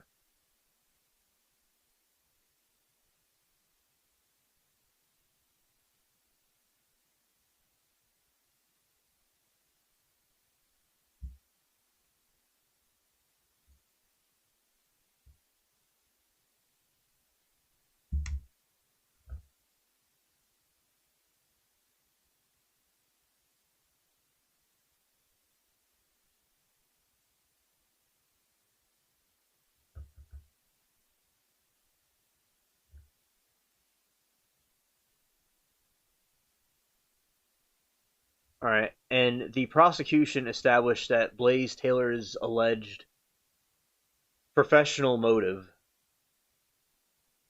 by arguing he was desperate to eliminate a pregnancy that he believed would destroy his upward trajectory in a fiercely competitive football industry in a high-profile field heavily reliant on clean public images and corporate reputation. The state claims Taylor viewed the child out of wedlock as a direct threat to his character. But his dad would have been furious and he would have been on the hook financially. That is true, Grace. That is true. Unlike the Foolio preps, he had no criminal history. What a dummy. Over a baby. He looks like he feels entitled. What a jerk. Yeah, he's an elitist. Yeah, he thinks he's better than everybody. And you're right, Grace. His father would have been very upset. And there would have been financial issues with that too.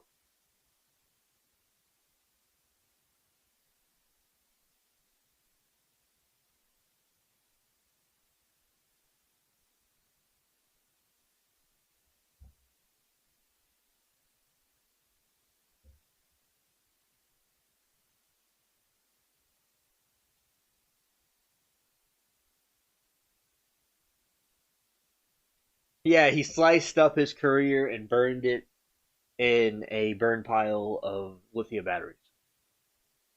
The state used a pattern of actions to build his motive for the jury.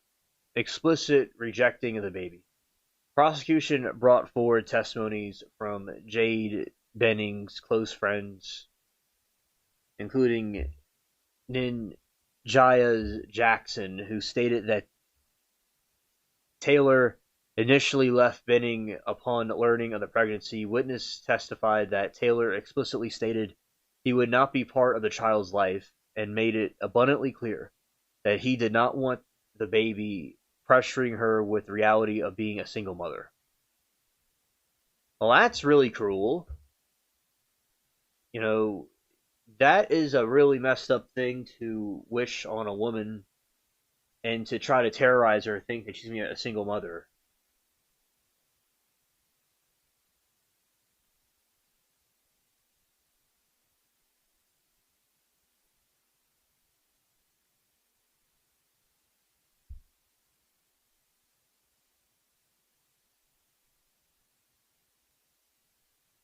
He ended a whole generation of people, basically. A alleged history of the same pattern and a stunning opening statement revealed that Assistant District Attorney Jan Norman introduced prior girlfriend Apple Denny from Taylor's college days at Arkansas State University. The prosecution alleges that when Denny became pregnant years prior to Taylor, similarly tried to recruit assistants to drug her in order to terminate the pregnancy. The state argues this proves a calculated, reoccurring playbook of using drugs to eliminate unwanted pregnancies that threatened his football ambitions.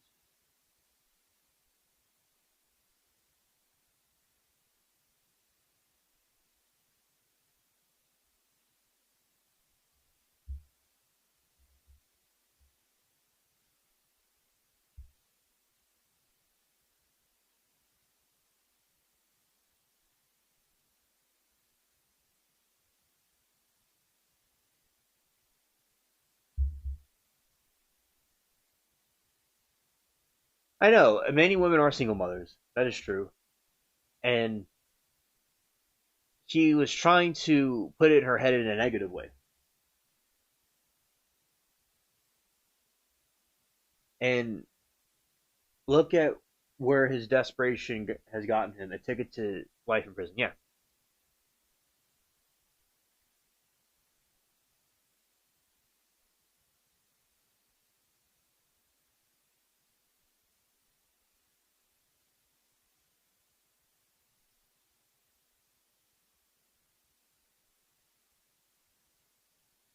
The clean break ultimatum. The prosecutors presented digital and circumstantial evidence suggesting Taylor felt cornered by the ticking clock of Benning's 5-month pregnancy, facing potential public parenting dispute while working inside the Tennessee Titans front office.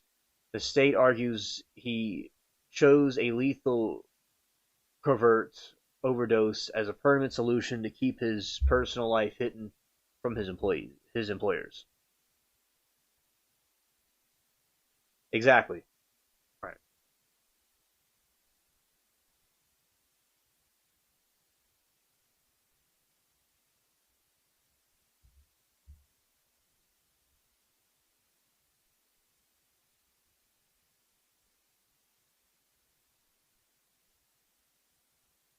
That's someone he should be with. I agree.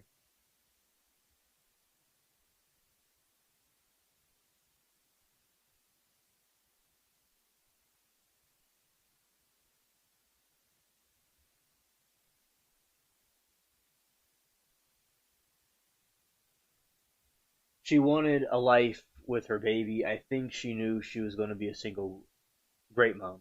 Yeah.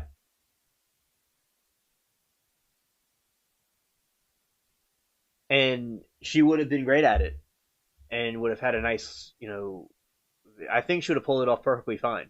But he was trying to use it as a way of intimidation. But she would have been fine.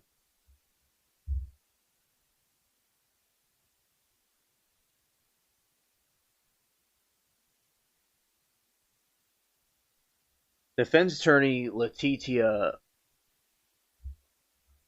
Hollins immediately launched an aggressive counterattack against the motive. She fiercely challenged the credibility of the ex-girlfriend brought forward by the state, revealing that the ex-girlfriend personal to-do list as recently as April explicitly stated the intent to put Blaise Taylor prison. Defense argues that the state motive is heavily dramatized narrative built on based vengeful witnesses rather than hard physical proof linking Taylor to cocaine.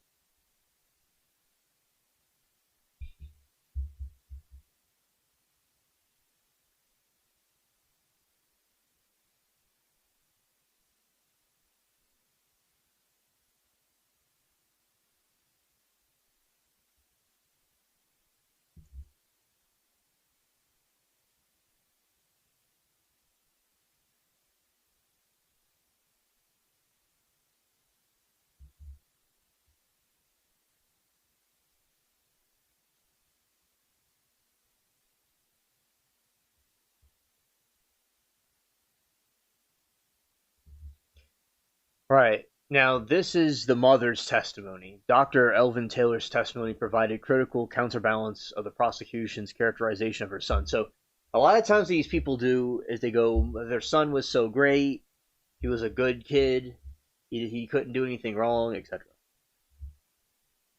And provided the critical counterbalance of the prosecution characterization of her son as highly educated, professional, and the wife of longtime college coach Trooper Taylor, and her statement focused on recontextualizing Blaise Taylor's character, upbringing, and his actual behavior regarding pregnancy. Now, of course, take this with a grain of salt. Establishing upstanding character.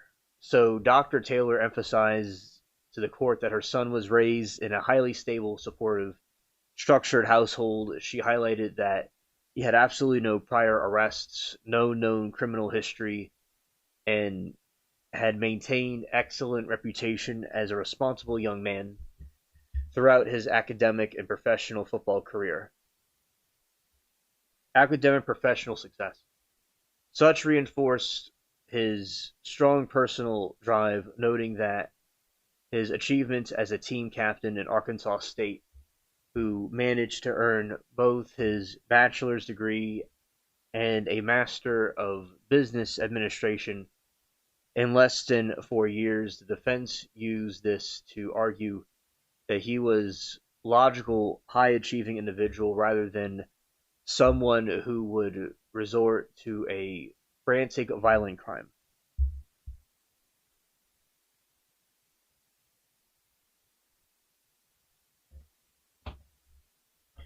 And she was contradicting the prosecution's ultimatum narrative. Working throughout the relationship, while prosecution witness Jade, best friend Nigella Jackson, testified that Blaise initially abandoned Jade and rejected the baby, Dr. Taylor directly challenged the account. And Dr. Taylor testified that Blaise and Jade were actively communicating and exploring all options regarding the pregnancy. She noted that far from abandoning her, Blaise was trying to work through their relationship dynamics, build a path forward, and support Jackson's secondary admission. When she visited the couple on the night Benning fell ill, they appeared generally happy and seemed to be trying to make things work. And you'll see a situation here when they will try to be, they act like they're trying to make something work out, but they really aren't. Sometimes they're doing it for smoke and mirrors as a deceptive tactic. And then there is the humanizing of the defense. By putting Dr. Taylor on the stand, the defense successfully humanized Blaise, presenting him as beloved son from respected family rather than a cold calculating killer following his initial arrest. Prominent figures in sports community included Texas A&M head coach Mike Elko, publicly extended their prayers and support, specifically to Trooper Taylor, Dr. Taylor, and family during the legal ordeal.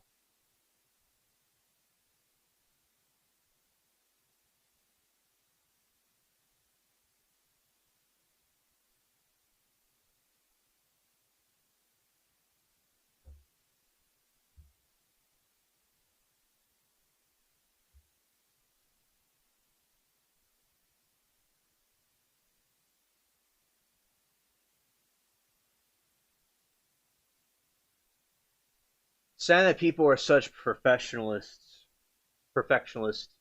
They are driven for status and money, and they would commit double life ending, so obsessed with image and financial gain.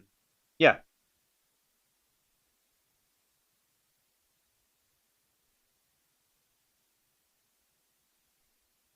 It is really messed up.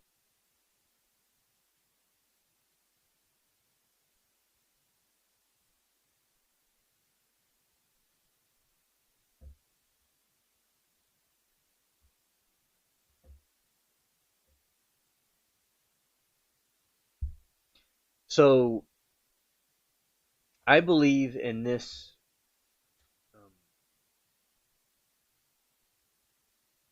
Okay. That's interesting. Looks like it's turning dark. I've never seen that before. It looks like they turned the lights out in that place. Anyway. But defense alternate suspect.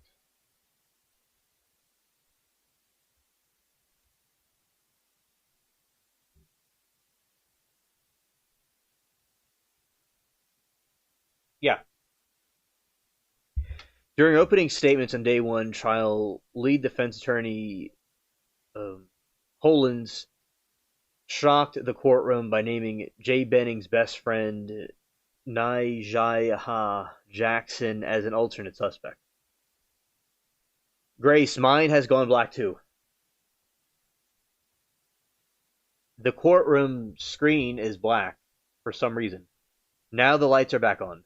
Okay, that's good. They turned the lights off for a second.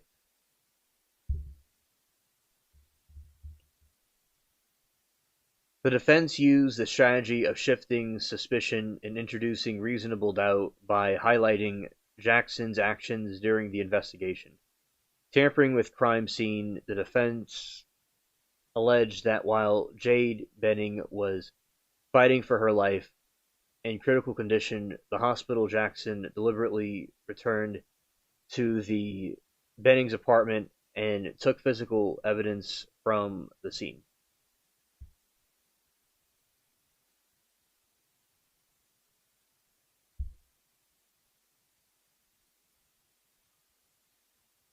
Victims allege secret vices. The support theory is that overdose could have been accidental or tied to someone else. The defense pushed back against the state's clean betrayal of the victim and claimed that while Blaise did not use drugs or alcohol, Benning was actively involved with those activities, suggesting the lethal dose of cocaine came from her own inner circle rather than Taylor. Discrediting a key state witness because Jackson is one of the prosecution's star witnesses, and having testified about Taylor's alleged abandonment of Benning, the defense is using the alternate suspect angle to heavily damage her credibility. Before the jury, they argue that the state rushed to judgment against Taylor while ignoring suspicion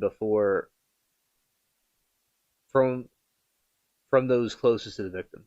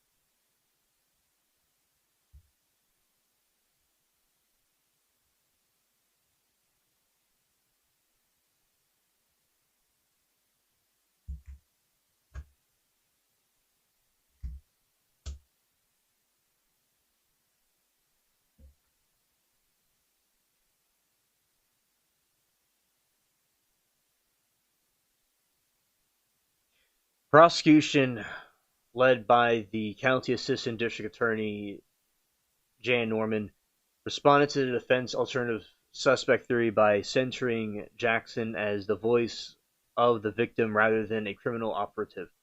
The state aggressively pushed back a narrative that Jackson was a suspect, framing that her actions as those of a desperate, grieving friend rather than someone tampering with crime scene. The state centered on the defense claim using several key arguments. The core delivery mechanisms. The prosecution repeated that Jackson's testimony built their timeline leverage. Her account delivered the most demanding evidence against Taylor. The Norman highlighted that Jackson did not witness the couple's relationship. She was the one who directly heard that Jade Benning accused Taylor of drugging her during the frantic final phone call. By focusing on Benning's background dialogue, what's in your hand, did this because you didn't want the baby? So what is in your hand? You did this because you didn't want the baby. State effectively argued that the victim herself named the killer, rendering an alternate suspect theory illogical.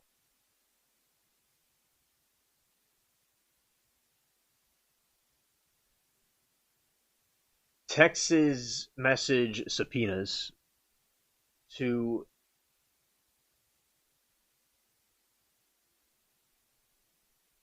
shut down the defense claim that Jackson was inactive suspiciously or hiding something. The state introduced digital forensic from the night of the poisoning messages, pulled the Benning's phone, showed while Benning was deliriously talking into the phone, Jackson was actively texting her back, asking, "Are you talking to me?" And the state presented that the real-time digital trial to prove Jackson was confused by her friend's rapidly deteriorating state, not orchestrating cover-up.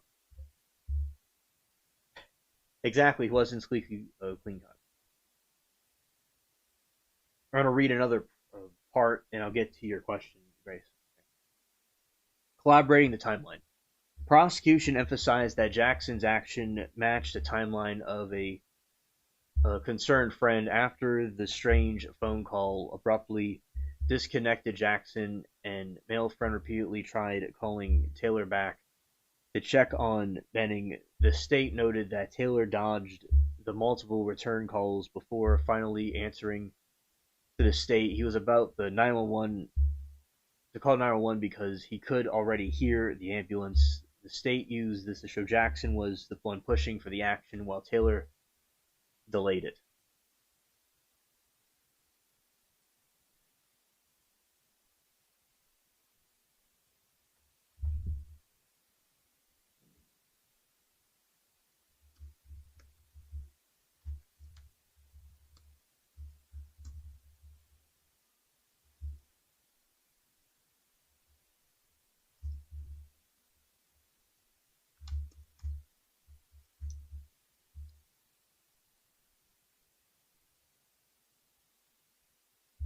Prosecutors have not been specified Coca-Cola. They state that the delivery mechanisms was simply a liquid used to dissolve an extreme lethal amount of cocaine. Because cocaine is highly soluble, it can be seamlessly dissolved into almost any clear dark beverage.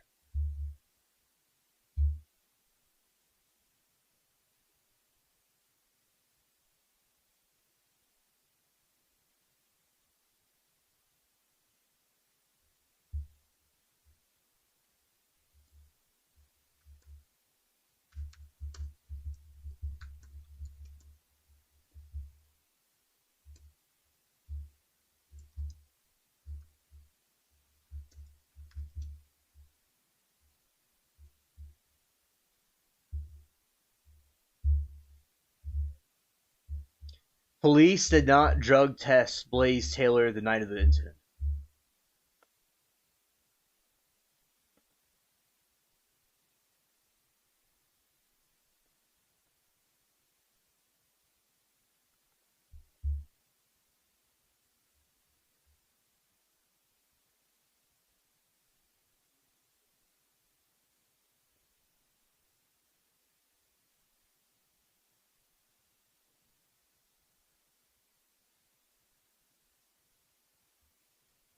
All right, prosecution claims the state argues that Taylor purposely dissolved liquid cocaine into a drink he handed Jade Benning. They point directly to her final phone call where she explicitly explained that her drink tasted funny right before collapsing.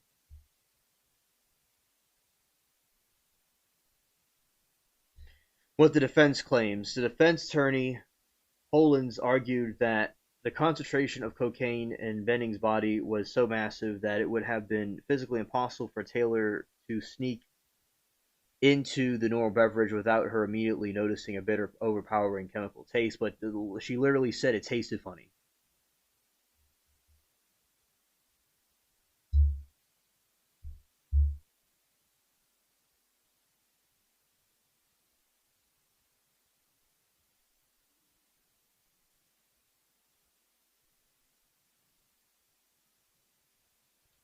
The missing physical evidence. Because the actual drink cup was mysteriously never recovered by investigators, the apartment scene, there is no physical glass or liquid sample available to prove exactly what type of soda, juice, or beverage was used.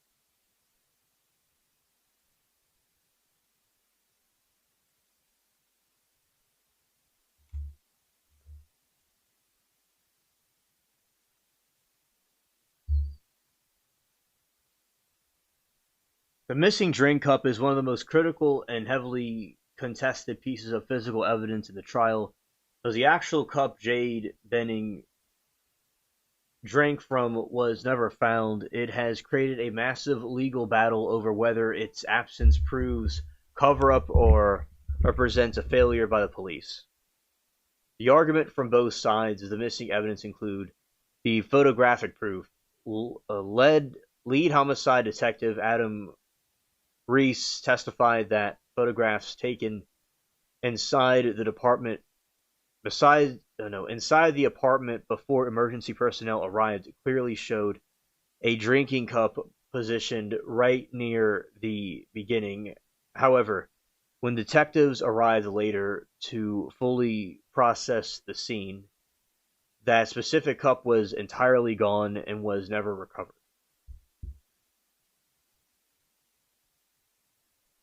Saw says life without parole. Prosecution's cleanup theory. The state argues that the cup disappearance is direct proof of premeditation and deliberate cover-up. Prosecution alleged that Benning was losing consciousness. Taylor intentionally removed to destroy the cup, which contained remnants of the lethal liquid cocaine, to eliminate the primary delivery mechanism before police could test it. Right, she didn't do it to herself. Defense counterattack. Defense completely denies that Taylor concealed any evidence. Instead, they used the missing cup to poke holes in the state's case, arguing that because there's no physical cup to test, prosecution contact actually prove what Benning drank, how the cocaine entered her system, or that Taylor had anything to do with it. They also obscene point back to their alternate suspect, Nijaiha Jackson, who they allege went back to the apartment and took items. Now, I will say this cup not being there could be used to, you would have to have proof and evidence that this cup, this drink, was there, and they don't have the proof or evidence for it. So this is something that the state's, the defense is going to try to poke holes in.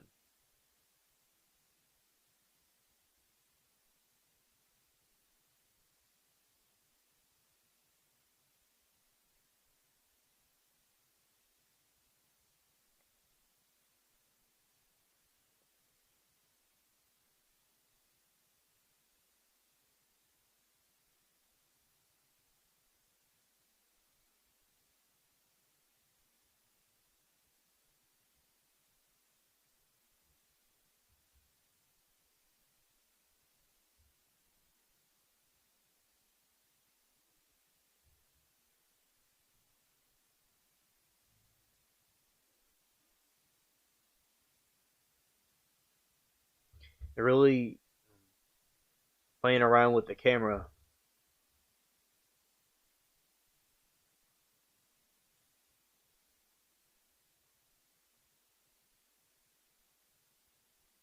Right, or even a different perpetrator, right.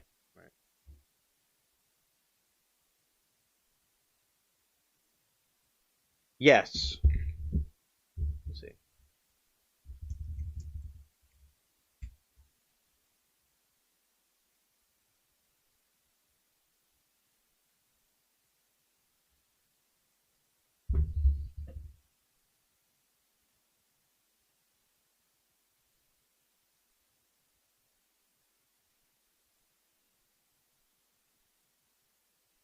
My pleasure, Saul. All right. The state's case is built entirely on the fact that Blaise Taylor believed he was the biological father of Jade Benning's unborn child. While the exact DNA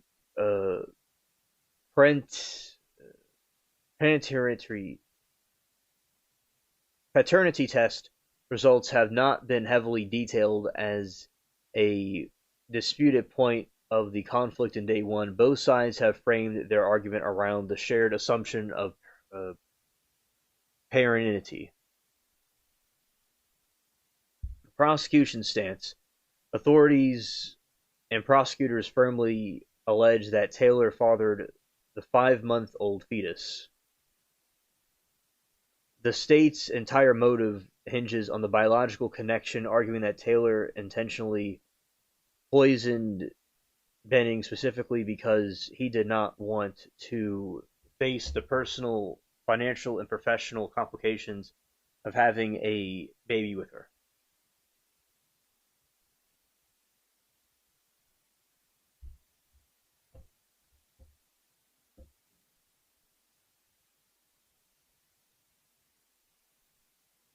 The defense stance. During the opening statements, defense attorney Hollands did not deny the likelihood of paternity. Instead, she told the jury that while their relationship started out casual, Taylor actually became more involved and supportive after learning he was likely the father. Defense uses this argument that he embraced the news rather than reacting in a violent motive.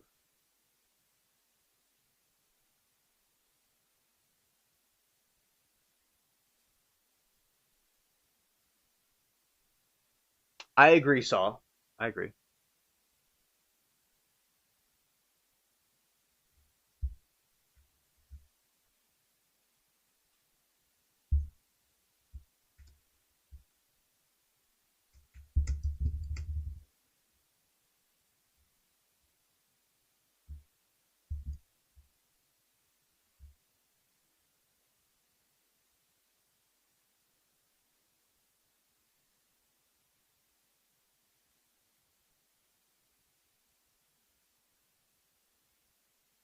All right, so here is evidence that he was hostile towards the baby. Prosecution evidence of the Blaise Taylor hostility maybe relies on the victim's own recorded dying words, a history of abandonment, and explicit verbal ultimatums. The state presented these details to demonstrate that the unborn child was primarily a target of his actions.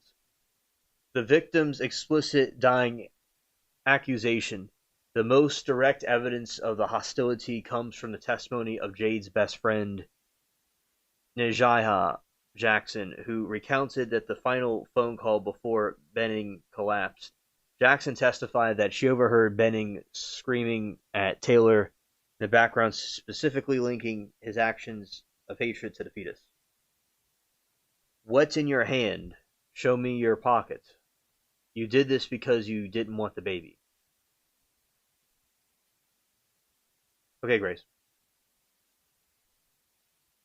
Immediate abandonment and ultimatums. The prosecution introduced the testimonies showing that Taylor's initial reaction to the pregnancy news was entirely hostile.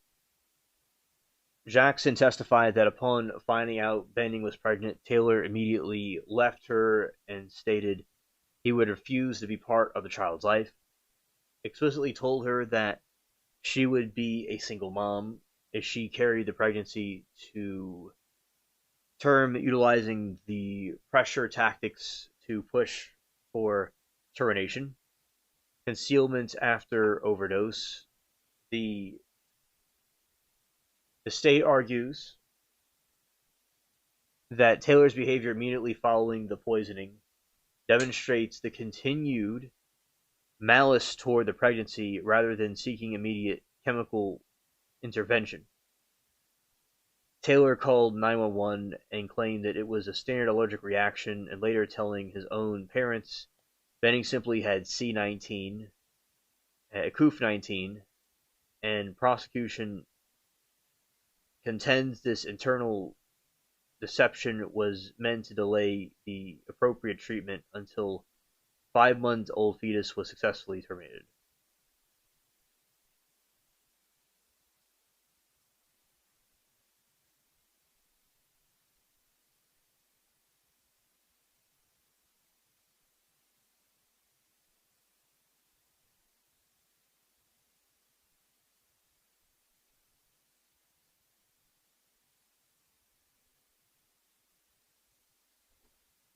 Shout out to Mary Toodles. Shout out to Mary Toodles. And let's see Mr. Honor, I would like to address something that came up during Ms. Holland's cross-examination of Dr. Mullally. She specifically asked her about a text message that Jade might have sent to Najaiah Jackson about doing Adderall and alcohol. The text message that she's referring to is not a text message that Jade Benning sent. It is a text message that Najaiah Jackson sent Jade Benning in November of 2022. The state's position is it is not in any way relevant to Ms. Jackson's credibility as a witness or her ability to remember the events of February 25th of 2023. I haven't gotten anything to Ms. Jackson yet, but... Yes, but the state is asking that the defense not be allowed to ask witnesses about messages unless they have shown them to the state. She misstated the message and who the sender was, and that was inappropriate and wrong, and we would ask that she provide us with a copy of anything she's asking for. May I respond? Do you think the message that you quoted the doctor is from Ms. Benning? I am looking at the... It's just a yes or no? Yes, I am. Yes, I do, based on the records that I have. She thinks it's from Ms. Benning. And that is why I'm asking the court that she be required to provide us with a copy of it so that we can determine that. Is it not something you already have? I don't, I Where do you have a record? copy of the message. Let me right see here. Ms.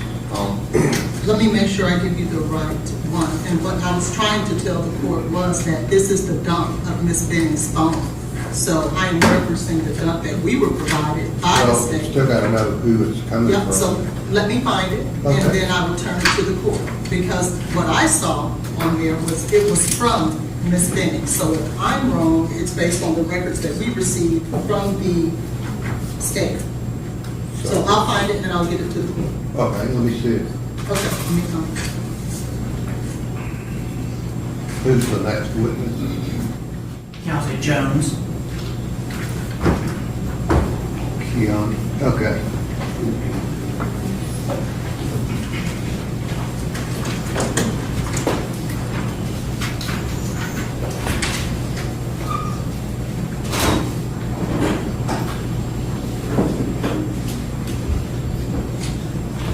Does the state have their available text that you're saying came from Miss Jackson to Miss Benning about her body shaking?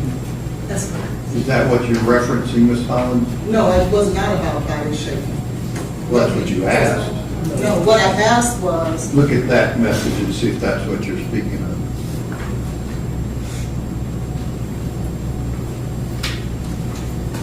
yes, that is. That's it. It's on Okay. my computer, so Let me let see me it. pull it up on my computer. Well, that's the state's copy, just let me see it. But that's the state's copy, it's not what I was looking at. But that's the text that you're referencing. I don't know that that's the text. I thought you said it just was.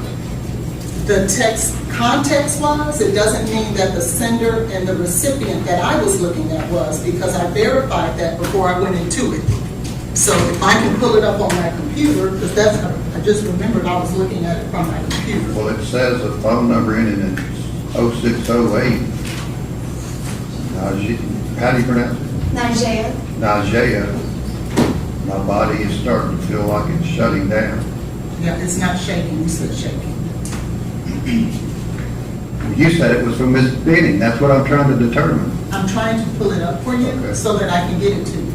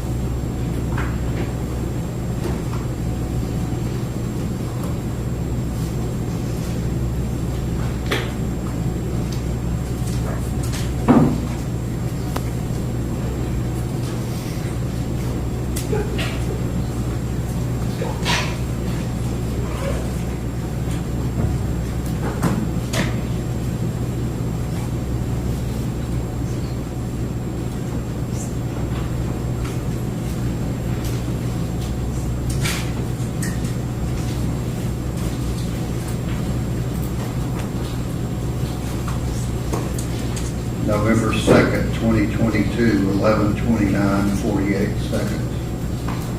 Yep, I gotta get on the internet.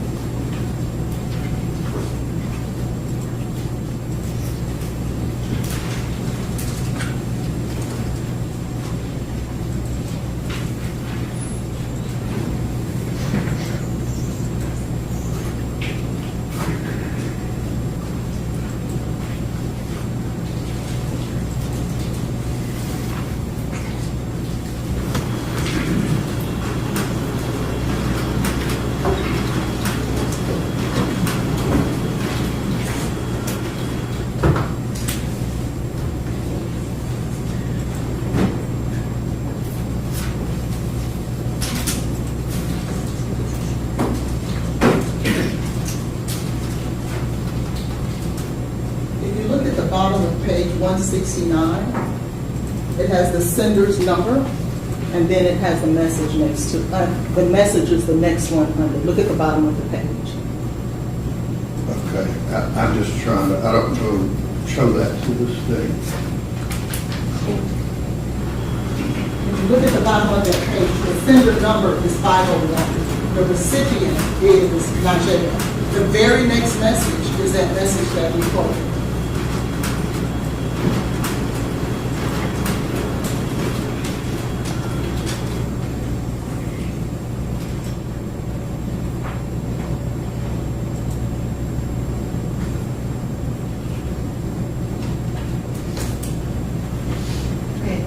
Her copy is the metadata.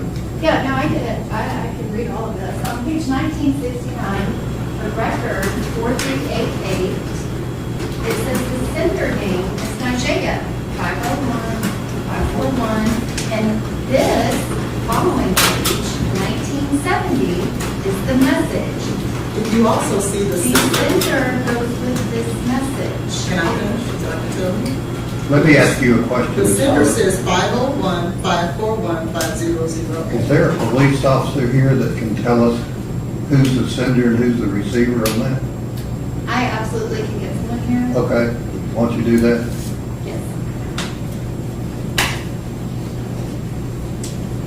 So you're, Ms. Hollins, you're still thinking that this message is from Ms. Benning? What I'm sharing is when I looked at the sender's number, it said 501, and then when it said recipient, it did not say Jade Benning. So when I saw sender 501, Okay, which is, well, let me ask you, are you acknowledging you're now mistaken? I don't know that. I can say that she's right because it does say sender's name, Nigeria, but the number was 501-541-0608. What do you need to figure out whether you were mistaken? Let me just speak with my staff who sent it to me. Okay.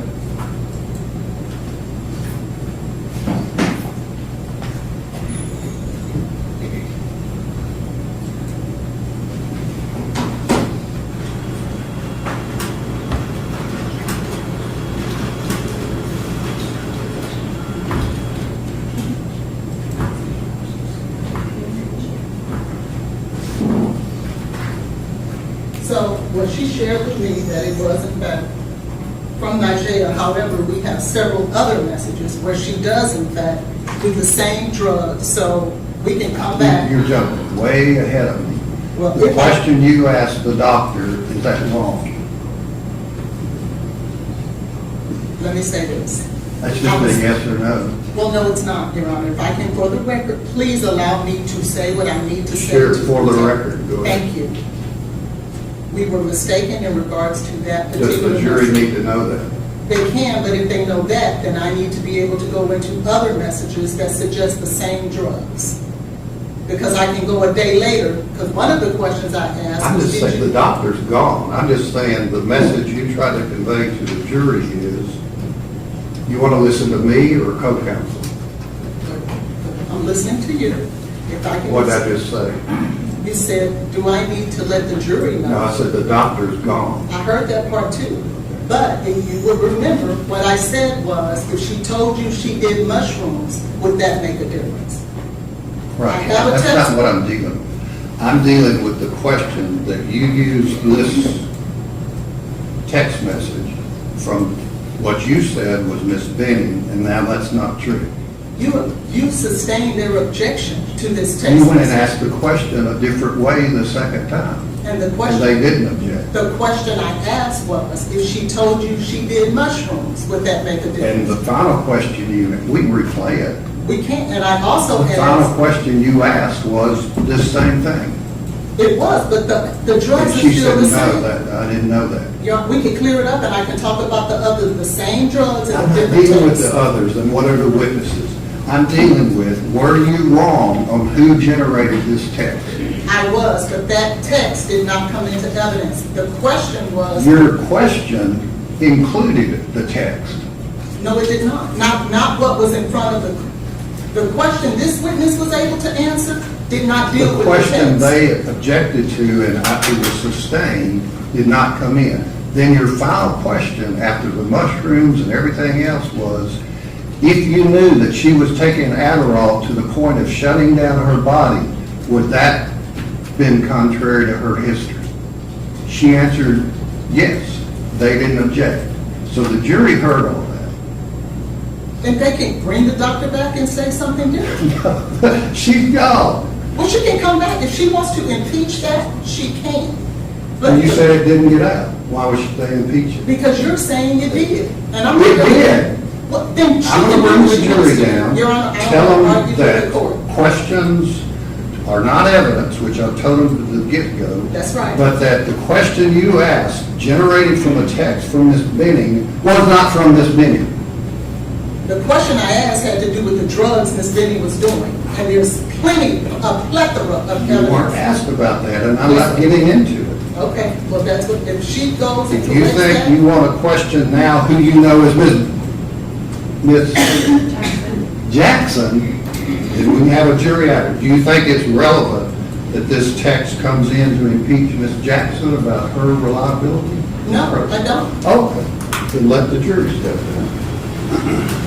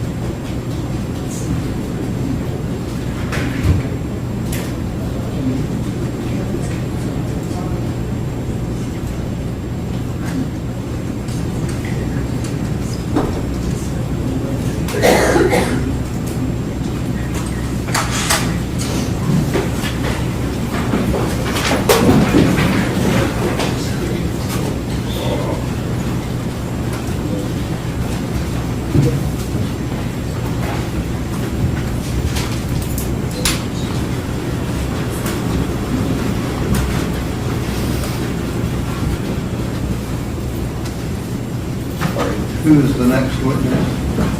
Keontae Jones, Your Honor. Keontae Jones. All right, hold him up just, I didn't know if he was in here or not. Ladies and gentlemen of the jury, let me give you this piece of information. One, and this deals with Dr. Malala's Your Honor, testimony. I'm going to object to this on the record in regards to. All right, let the attorney step up.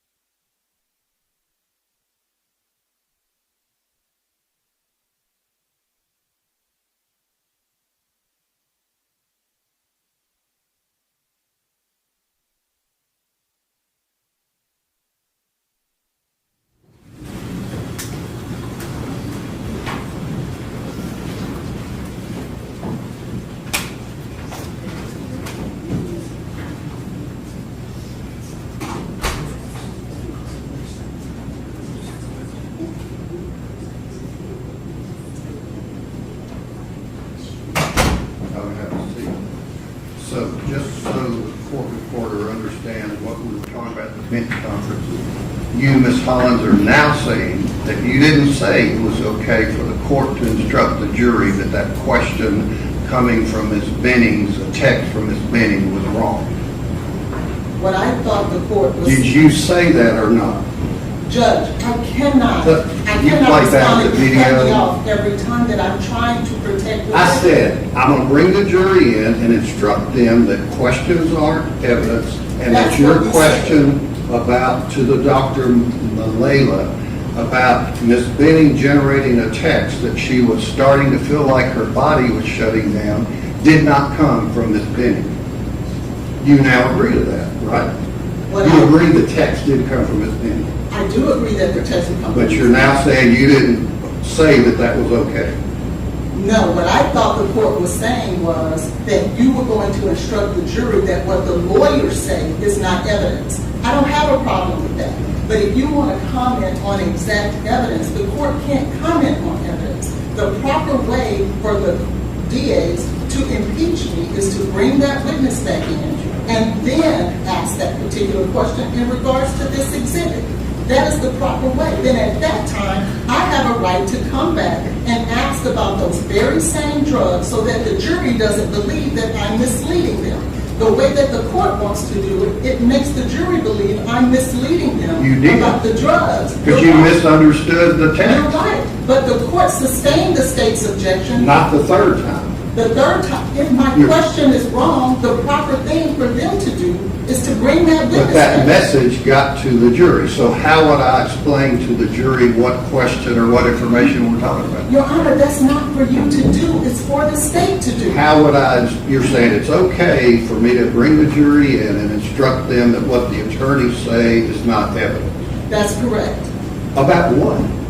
That's for the jury, for them to come back and decide. If the court comments on direct evidence, it is improper. And the court knows There was no evidence of your question. Then why are we talking to the jury if there's no evidence? Because you brought it up and misunderstood what your staff gave you. So that means that the state has a right to bring that witness back up. That is the way that that is handled. It's not for the court to then impeach me. That's not the way that Is that the goes. doctor still around? No, Your Honor, but she keeps talking about us impeaching her. She is I supposed to be know. ethical, follow the rules, and not lie to the witnesses. Okay, so She wasn't unethical, she was wrong about who sent the text. that Maybe happens. that's the last time that'll happen. You're right, Your Honor. All right, let the jury step back there.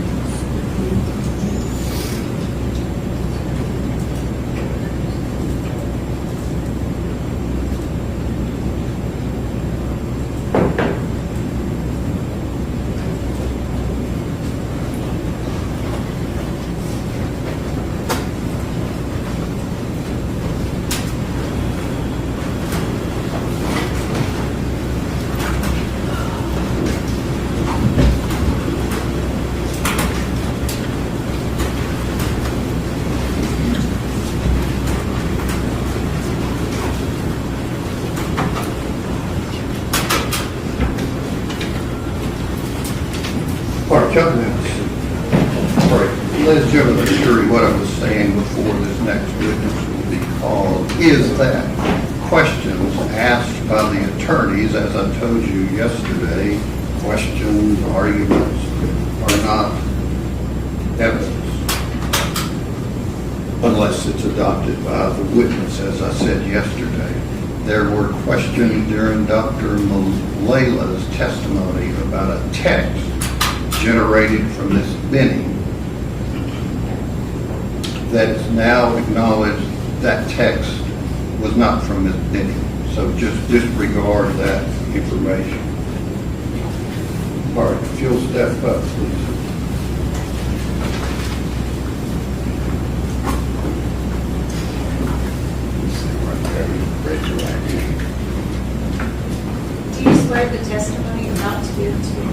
So, I do.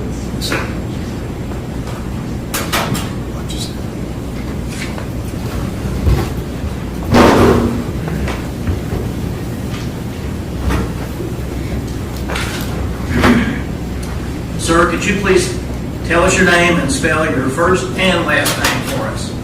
My name is Keontae Jones. First name Keyaunte, last name Jones, Jones. And how long have you lived in Nashville? About 4 years now. Okay. So, are you originally from Nashville, Tennessee? No, sir. Why did you come to Nashville? I came down here for school. And what school is that? Meharry Medical College. And what medical degree are you pursuing? Doctorate of Dental Surgery. Where did you go to undergraduate? Grambling State University. And when did you graduate from there? I graduated in fall of 2021. And when did you begin dental school? I began dental school fall of 2023. When you came to Nashville, did you already know anyone here? No, new person in town. Did you live on campus or close to the Meharry campus? Did not live on campus, but I'm in close approximation to campus, yes. What is your current status as a student at Meharry? I'm going into my 4th year of dental school. And how much longer is there to go? A few more months.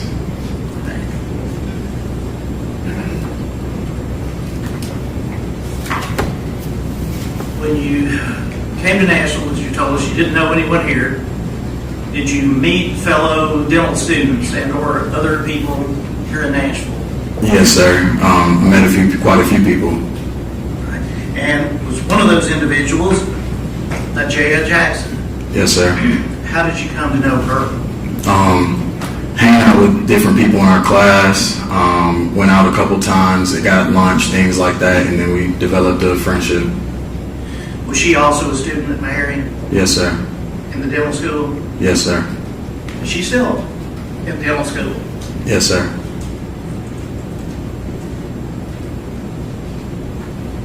Did you come to know at any time a young lady named Jade Benning? Yes, sir. And how did that come about? Through being friends with Najee, just, I guess, developed like a mutual friendship in that sense. Did you know Jade Benning prior to being introduced through Jade Jackson? Never met her a day in my life. So did you know anything about her other than perhaps what Ms. Jackson may have told you? Only thing I knew about her is what was provided to me through Ms. Jackson. You recall, I'm not asking specific dates, but approximately when you would have met Ms. Benning for the first time? If I got here in 2022, became friends with Najee approximately 4 months after I moved here in September, let's say I started to know Jade like beginning of 2023, maybe like February-ish of 2023. And on how many occasions prior to the date we're going to talk about here in a minute, February the 25th, 2023, how many times approximately would you have seen Ms. Benning? No more than 2 or 3. And was that ever just you and Ms. Benning? Never. And what sort of settings? We would be like in a group setting. Yeah, never alone, never personal hangouts, anything of that nature. Have you ever been to her apartment? No, not until that day. Until the day we're going to talk about. Yes, sir. Had you ever communicated with her via text, email, or? I don't even believe I had her number. I don't think I even had her number. Now, did you know anyone named Blaise Taylor prior to February the 25th of 2023? No, sir. Had you ever heard that name before? heard of him, but never was familiar with him. I didn't even know what he looked like. And what was the context of knowing the name? Simply just knew that this is who Jade was soon to be having a child with. And again, did you receive that information straight from Ms. Benning or through Ms. Jackson? No, through Miss Jackson.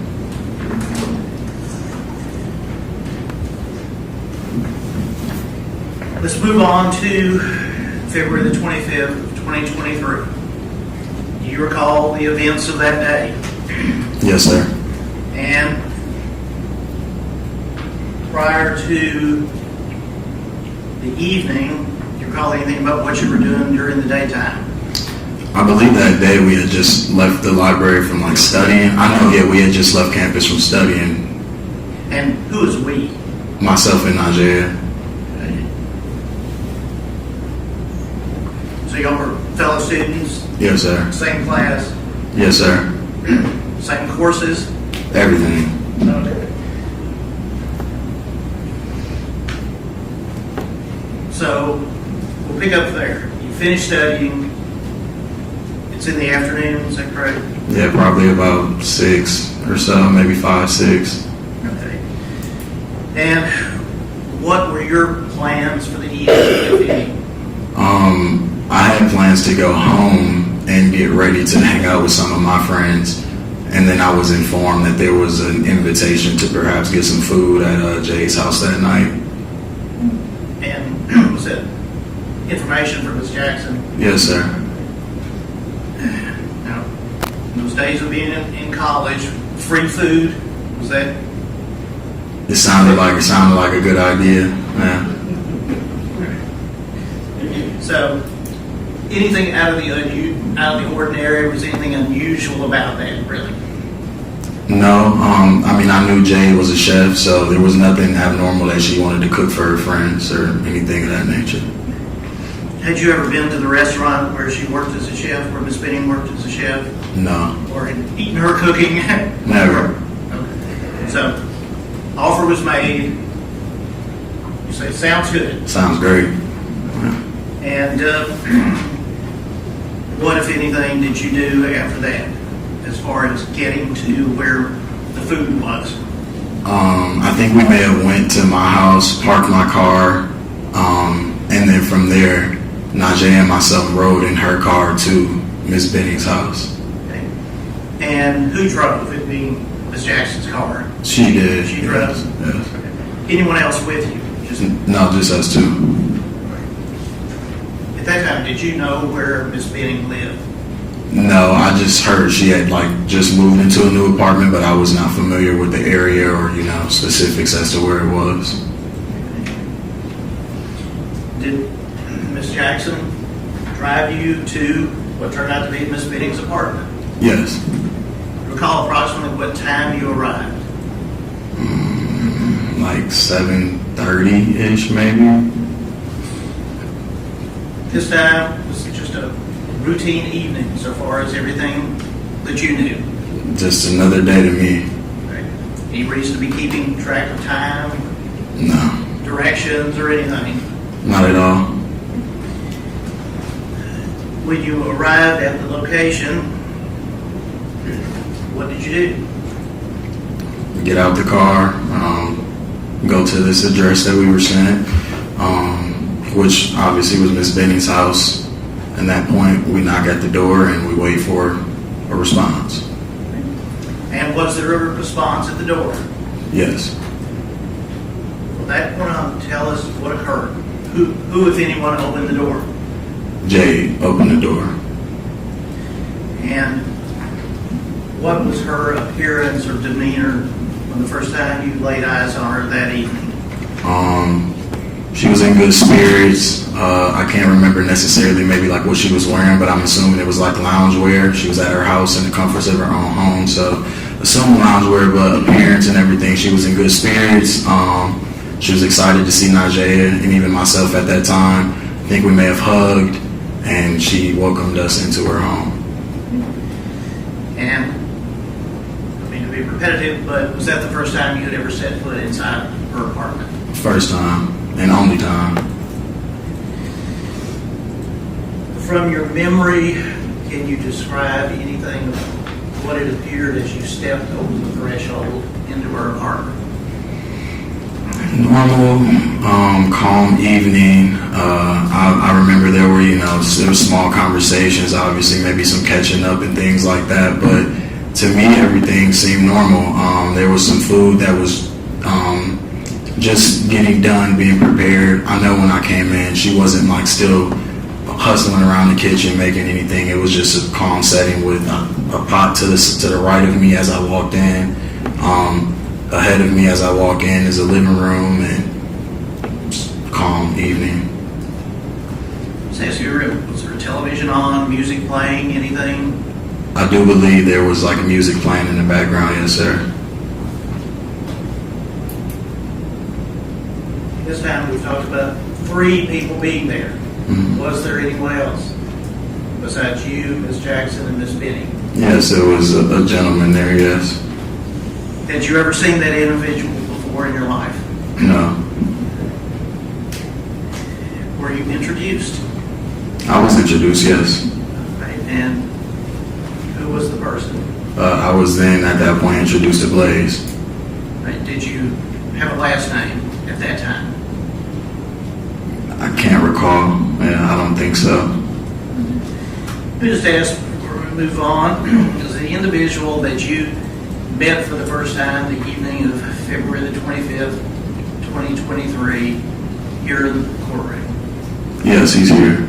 Could you indicate to that individual and perhaps tell us an item or two of clothing he's wearing? I see Mr. Taylor. He's wearing a blue suit. Could you indicate which individual? Gentleman to the right of me.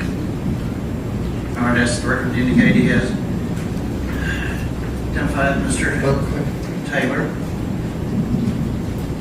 First time you've seen Mr. Taylor, you've heard his name before, correct?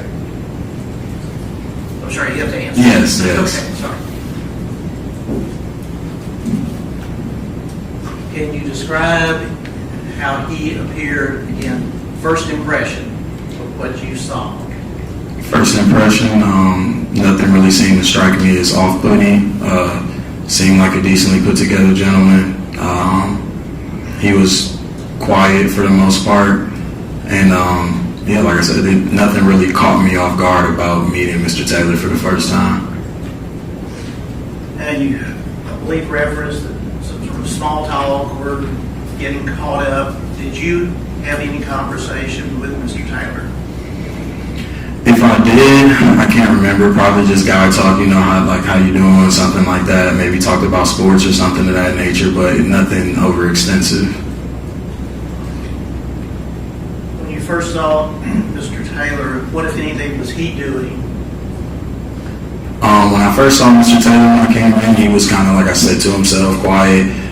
He was like shuffling some cards, playing with what I believe at the time was like some Uno cards or something like that. And yeah, that's pretty much what he was doing, to himself, quiet, maybe chimed in a few times in the conversation, but just to himself. Now, you told us about cooking and there being food prepared, and was that for you to take, at least some of it?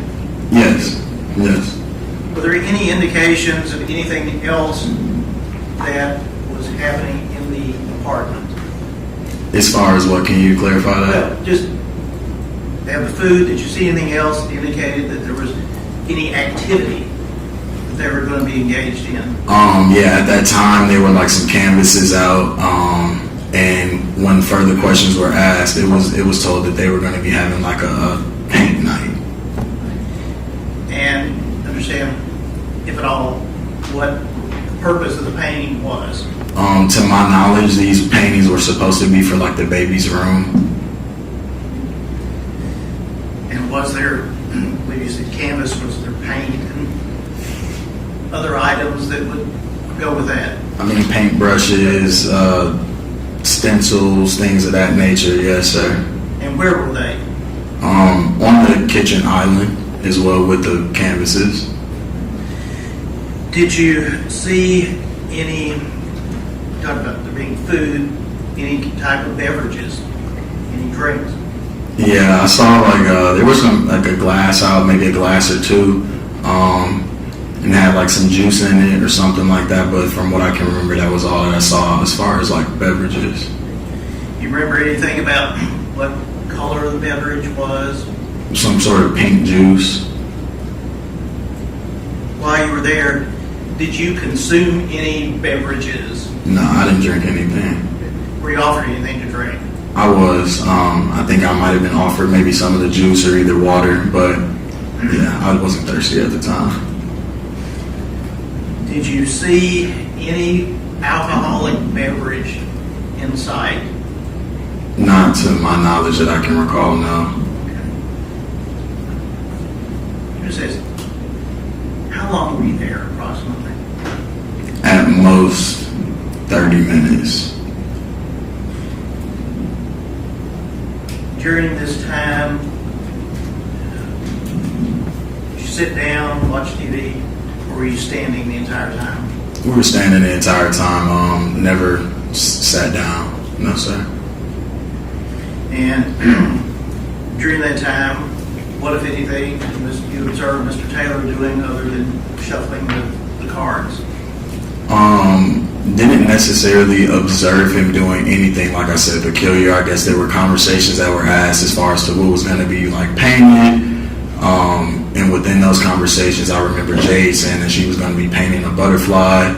And Mr. Taylor, when asked that conversation, I don't want to quote anything wrong, but it was more so something like an ominous and dark image. Maybe he was going to be painting like a dark hole or something like that. I don't know. And did the butterfly reference mean anything or have any significance to you? It did, just for the simple fact that at that time, through knowing Jade, I knew that that was her favorite animal.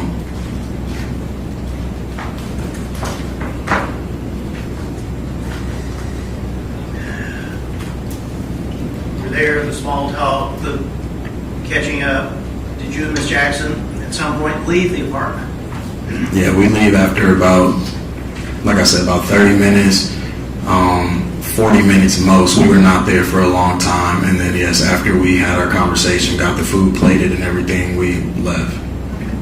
During the time that you were there, do you recall whether anyone of the four of you were on cell phones or doing anything like that? No, not to my knowledge. I feel like everyone that was in the room at that time was pretty present in the moment. I don't think there were phones that were, I don't think anyone was on their phone much. You and Miss Jackson leave. Was there any sign to your observance that there was anything out of the ordinary? No, not when I left, not at all. Okay. And as far as Miss Benning, was her mood the same as when you got there? Yeah, she was same Jade. She was happy, bubbly. She, said it was good to see us. And as we left, there was nothing that would have made me presume that, anything was wrong with her. Were you able to visually observe that she was expecting? I think at that time, I think she was showing a bump a little bit. I believe so. I believe you said you already knew that anyway. Yeah, I knew she was pregnant. Yes, sir.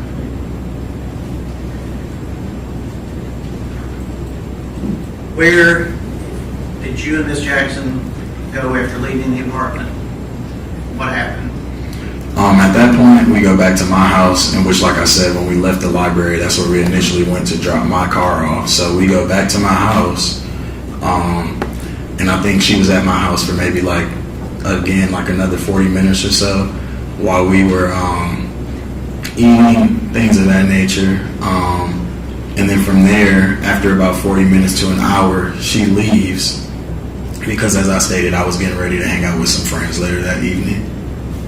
Yes.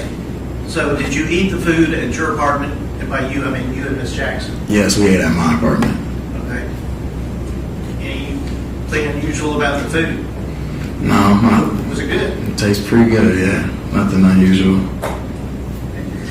So, does Miss Jackson then leave your presence? Yes, sir. Okay.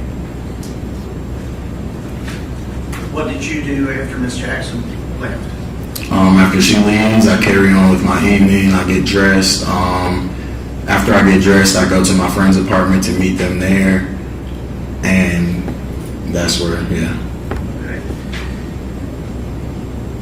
So, while you're at your friend's apartment, were these also fellow students?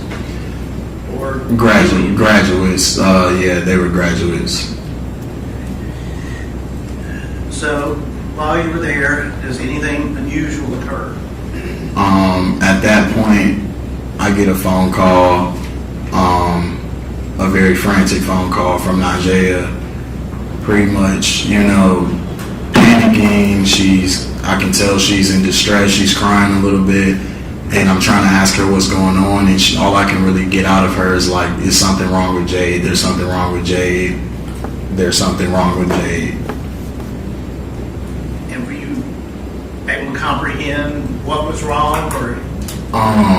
At the time, no, but I think as I kind of maybe got her to calm down, or she calms herself down, she ends up telling me that, like, Jade. Okay, I'll sustain the objection. So, she's frantic, calms down, is able to communicate with you. Mm-hmm. Okay. Now, what, if anything, did you do based on that communication? At that point, I'm on the phone, and now that things have been clarified as to what's going on, she lets me know that Jade wants to. His question was basically, what you do next? What do? I stay on the phone. Okay. And who, if anyone, was on the phone? Najee, I think I get merged with Jade. Yes. And so it's been a three-way. Three-way conversation. Were you able to hear the voice of Miss Benning? Able to hear the voice, to make out what was being said? No. And what, if anything, did you describe the voice you heard of Miss Benning's? Soft, faint, not within the same coherence of the voice that I had previously just heard an hour ago. It was like we discussed earlier, just the fact that it seemed like she was in distress.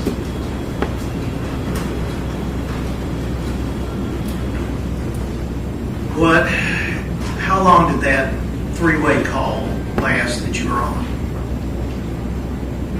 No more than 2 minutes. At that point, I think the call might have dropped or something of that nature. So to say, did you hang up or? No, I didn't hang up, but she was no longer on the phone with me after 2 minutes. They've already said this. Did you have any idea at that time what was going on? No, I didn't have any idea as to what was going on. Just there was two people I knew in distress. Did you call 911 or? No. And why not? What you told them?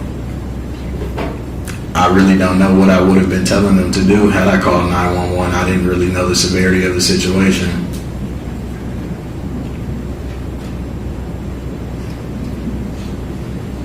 The call drops. Mm-hmm. You and Ms. Jackson are at separate locations. Yes, sir. What, if anything, did you do after the call dropped? After the call drops, I believe I give Najee a call back, just trying to confirm what's going on. She tells me that she thinks. Listen, you don't have to say what she believed. Did you have a conversation with her? I did. Okay. And following that conversation, what, if anything, did you do? I carry on with my night. Right. At that time, did you have any idea if there was anything that you could do or needed to do? No, except be there for support. Well, I'm going to get to that part. I'm about when you've finished the call, did you learn that you might be needed to go somewhere for support? Yes. After that call, the second call we're speaking of right now, yes. At that point, I knew I might be needed somewhere later in the evening for support. And did that, in fact, turn out to be true? That you? It did indeed turn out to be true. And where did you go? Vanderbilt Hospital. And let's say, so it was Why did you go there?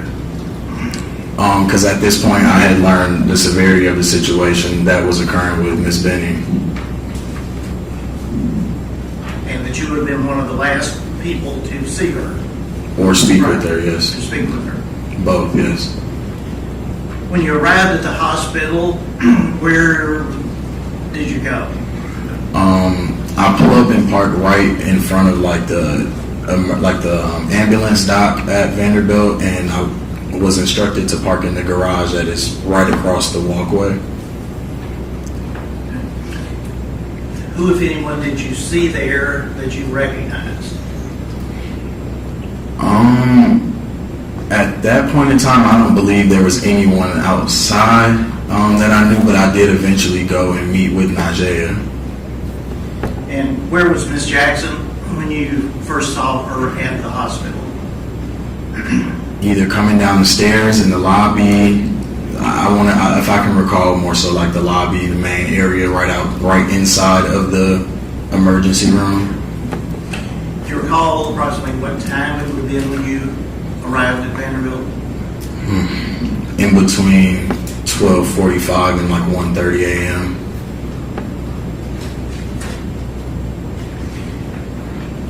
At any time while you were there, did you see the gentleman that you had met earlier that evening, Mr. Taylor? No, didn't see him at all. Did you, or were you allowed to see Miss Benning at the hospital that night? That night, no. I did not see Miss Benning that night. Did you see or speak to any police officers that night? No.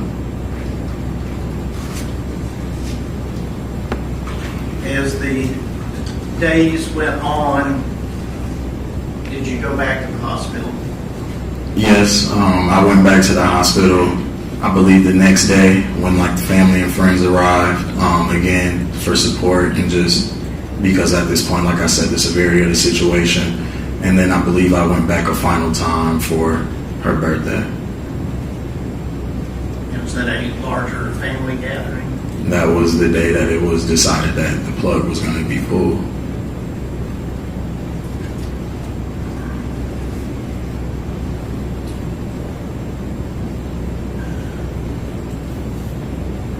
Since that night, evening, when you left the apartment, have you seen or spoken to Mr. Taylor again? No.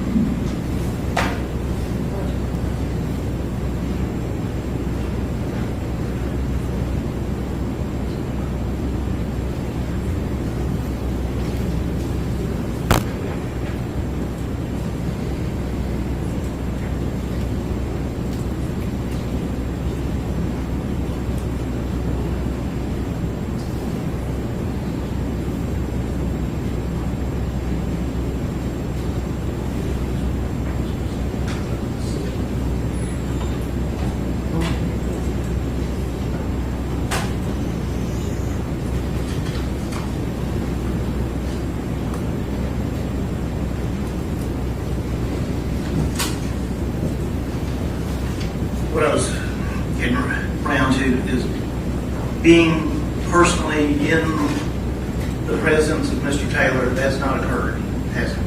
No. Okay. As far as ask about phone calls, were there any telephone or cell phone communications where you were involved that Mr. Taylor was on the line? I believe on 2 instances the night that, things transpired on February 25th. Yeah, okay. And that's what I was getting around to.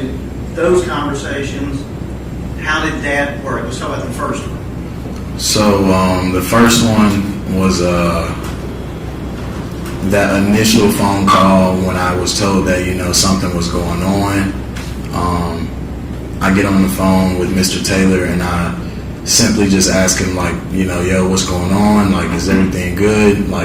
Please tell me you didn't, something didn't happen at the house. And he answers me and says that no, nothing happened. He doesn't know what's going on. And you described Ms. Jackson's tone of voice, and what was Mr. Taylor's tone?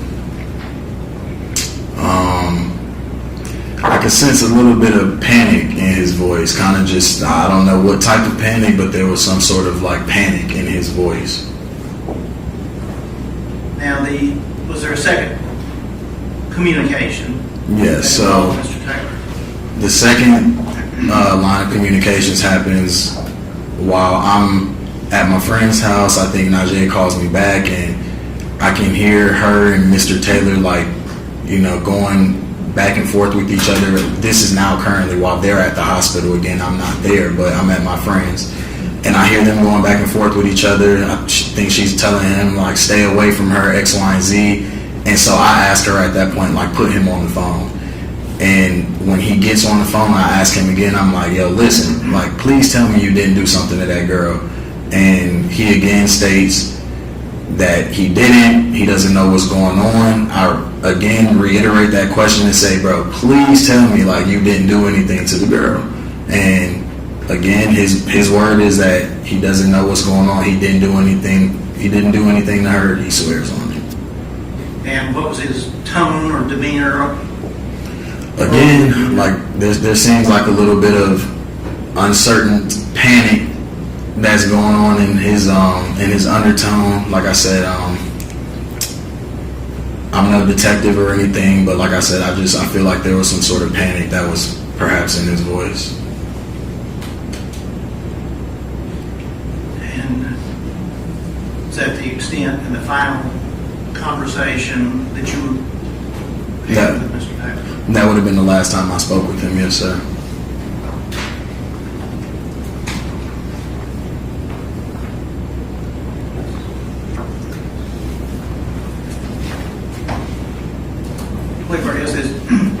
You and Ms. Jackson are still in school together, correct? Yes, sir. Okay. And did you know any of Ms. Benning's family or relatives prior to seeing them there at the hospital? No, just heard of them, word of mouth, but I never met them or anything like that.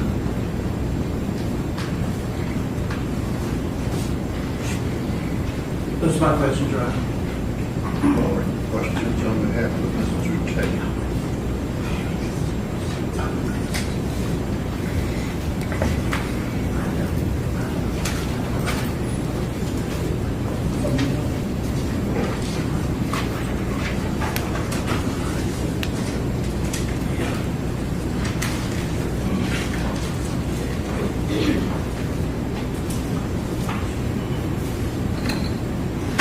Good afternoon. Good afternoon. My name is Ed Jointer. People just call me Ed. I'm going to be asking you a few questions. If at any time you don't understand, please let me know and I'll try to rephrase. Gotcha. Mr. Jones, when you were talking to the state, you said you came to the Nashville area for school, correct? Yes, sir. Where did you come from? What state? Came here from Ohio. That's where you were born and raised at? Yes, sir.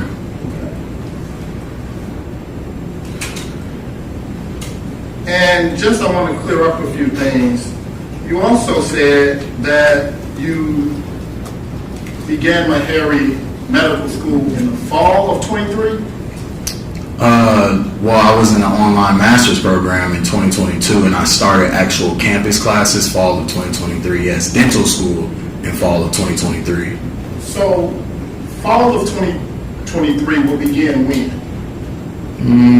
We actually have a MAPS program that begins in about this time. Actually, orientation was just yesterday. Okay. But actual on-campus classes start the first week of August. The first week of August. So, the incident that we're here for is February of 2023, correct? Yeah. So, in February of 2023, where are you in terms of your enrollment? Are you online? What's the deal there? February of 2023, I would have been in person on campus, a dental student at that point in time. Okay. And there you met and knew Miss Najee Jackson. Yes. And you all were friends. Yes. And so I want to talk to you about before you went over Miss Benning's house. Okay. You stated on direct examination that you had planned to go out that evening with your friends. Yes, sir. And at some point, you were invited by Miss Jackson to go to Mrs. Benning's house. Yes, sir. And you also knew that Blaise Taylor would be at Mrs. Benning's house. Yes, sir, I believe so. And so, did you have any reservations about going on a date to Mrs. Benning's house and Blaise was going to be there? Did you feel like you were intruding is my question.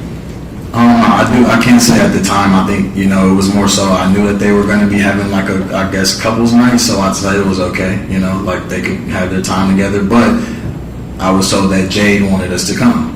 Right. Was it going to be like a double dating situation? No. What was your purpose of going there? Because I had been given the invite to come get food as well. And so, did you plan to stay long? No. So, you were going to get some food and then leave. Mm-hmm. One second. Can I have State's Exhibit 1A, 1B?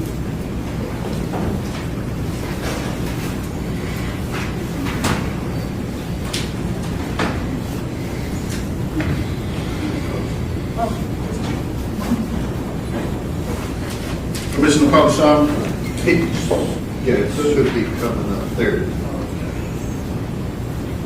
All right. So you talked about going over Miss Benning's house. Does this look like Miss Benning's house as it was in February of 2023? No, not as it was as February 2023, no, sir. This is not her apartment? No, this is her apartment. Okay. And that's what I'm asking. I'm asking you, is this the apartment that you were at? Yes, sir. Okay, cool. And so you all go over there, and there was some talks about Blaise's demeanor. Mm-hmm. And by all accounts, you described him as normal. Normal, yes, sir. Nothing was alarming about him. The only thing that was alarming, like I can attest to, is a comment about painting a black hole. It's the only thing that stood out to me. I agree. Let's talk about that.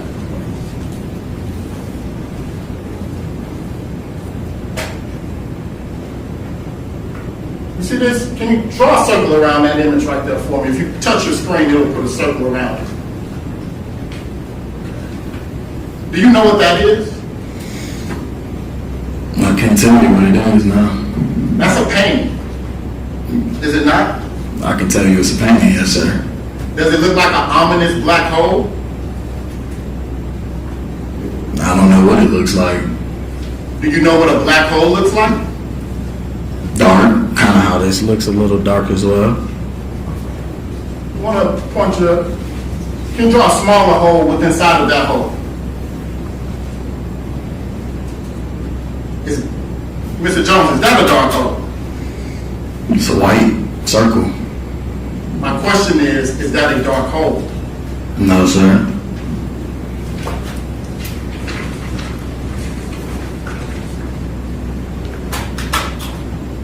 One other thing. They're going to clear that. Okay. Unless you want it still up. Thanks.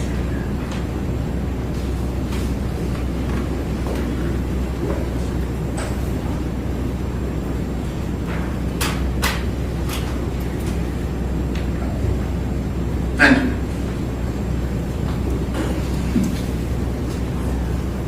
The state had asked you who was present there.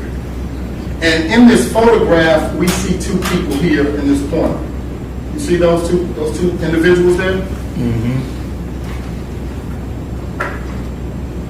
Do you see those two individuals there? Yep. Yes, sir. Were they present when you came? No, sir.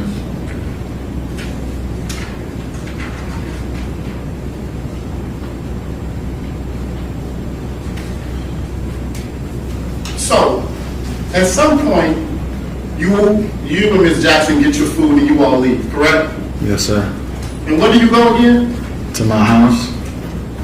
And does Ms. Jackson accompany you there? Yes, sir. And about how long does she stay there? As I've stated already, probably about an hour max. I think 40 minutes to an hour.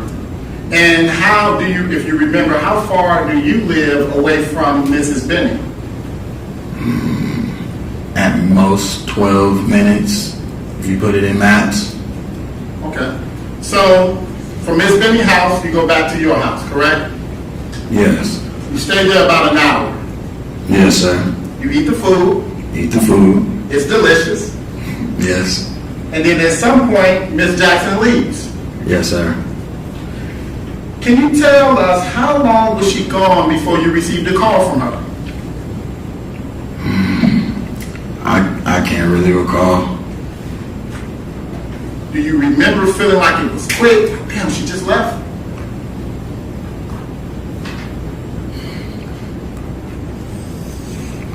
I think it was probably about, again, like 45 minutes to an hour. Okay. So, she calls you. And when she calls you, you describe her as being in a panic. Yes, sir. And as a result of her calling you, you get on a three-way call with Miss Benning. Yes, sir. And so now it's you, Jade, and Nigella on a three-way call. Yes, sir. And you're not able to make out anything that Jade is saying. Like I said, it just sounded distressed. I believe she might have like maybe said my name or like that she needed help or something of that nature. Oh. So you heard that when you were on the call? I need you to reiterate that. I'll rephrase it, no problem. Yes, sir. When you were on direct examination with the state, you talked about when you were on a three-way call, it was you, Nigella, and Miss Benning. Yes, correct? sir. Yes, sir. And when you were on direct examination with the state, you said how you could not ascertain what Miss Benning was saying, correct? It was very slurred. And now on direct examination, you're saying she was saying your name, Keith? I can't tell you what she was saying. So, which one is correct? Did she say something audible that you could understand, or did she? It was very muffled. It was very muffled. So no, it wasn't too clear what she was saying. Okay. But just to be clear, the original call from Nigella, you felt that she was in distress and a panic. Nigella, correct? When she first called you. You're asking me, was Nigella in a panic? Yes, that's how you described it, correct? Yes. Okay. And so, as a result of you experiencing that distress phone call from Nigella, correct? Yes, sir. And then being on a three-way call with Nigella as well as Miss Benning, correct? Yes, sir. Your method, what you did after that was continue on with your day, correct? Yes, sir. You said you went out, right? Yes, sir. Did you change your clothes? At what point in the night? After the call, and when you got back home? Yes, sir. Did you change your clothes when you first got back home? To go out? Yes, sir. Do you remember what you changed into? Nah, I couldn't tell you. So, at some point, while being out, you said you received another call or you made a call? I can't recall. I just know I was on the phone at some point, me being out. Okay. And as a result of you being on the phone while you were out, you said you went to Vanderbilt Hospital. After me being out, yes. Right, because regardless of what you heard earlier, you still went out with your plans, correct? Yes, sir. And while you were out, you got another call. And that call led you to go to Vanderbilt Hospital, correct? Yes, sir. Now, did you get a visitor's pass that night? I don't know. I can't recall. Well, tell the jury, what did you do after you got at Vanderbilt? When I get to Vanderbilt, obviously I think I check on the person that I'm most connected to in the situation, and at that point, I check on Nigella, Miss Jackson. How do you check on her? We meet in the emergency room lobby. Are you able to do that without getting a visitor's pass? I wouldn't know Vanderbilt's criteria as far as how they go about seeing visitors. Did you go through a metal detector that night? I don't think they have metal detectors at the door. Okay. So if Miss Jackson had a visitor's pass and went through a metal detector to get into Vanderbilt, certainly you would have too, correct? I would assume so, but like I said, maybe their staff wasn't doing their job that night. Maybe so. Let's talk about who you encountered once you arrived at Vanderbilt. Did you encounter an officer named Fitz? I don't believe so. Did you encounter a Detective Smith? I don't believe so. Did you encounter a Officer Kalinsky? Don't believe so. Did you talk to law enforcement at all that night? I don't think so.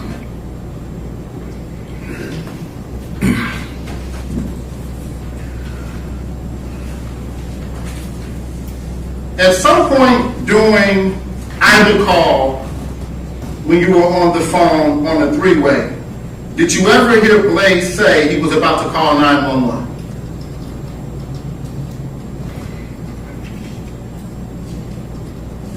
I think I do recall him maybe saying something of that nature. Okay.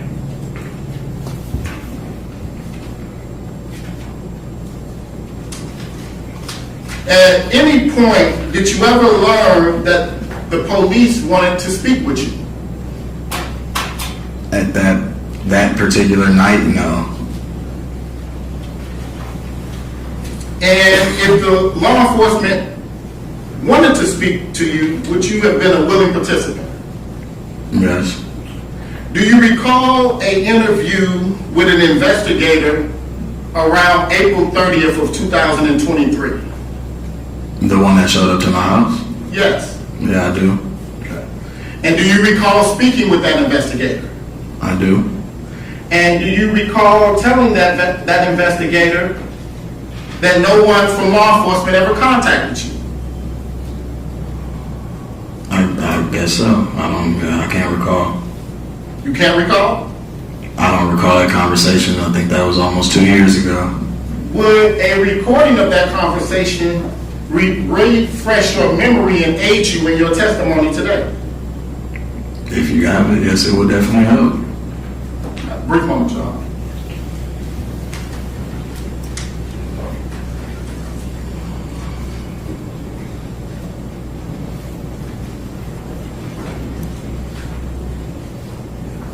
I have a moment to just get the audio recording together. You just have audio or also have it transcribed? I have an audio. I only have one transcription, Your Honor, but I have an audio that way I can provide it also to the state and let them hear it. Or we may need to approach.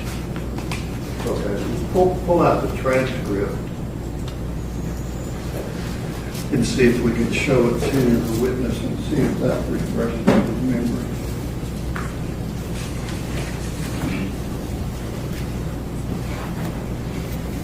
I have a copy of the transcript, Your Honor. Okay. Are you wanting to approach the bench? Yes, Your Honor, as opposed to asking for the jury out. Okay. You step up.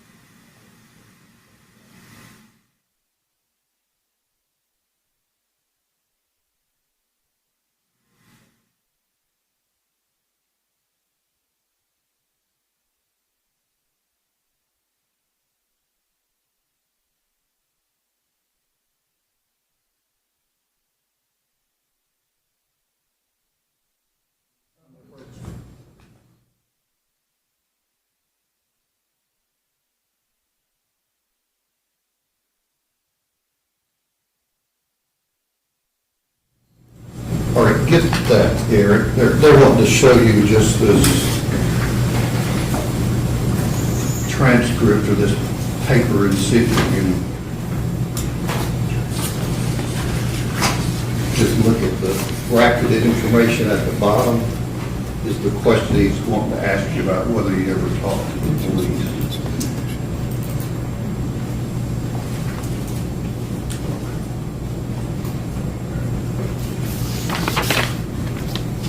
Does that refresh your memory as to what you told the investigators? Yeah. Okay. All right, then what is your question? Look. You need it back? Yes, sir. Okay.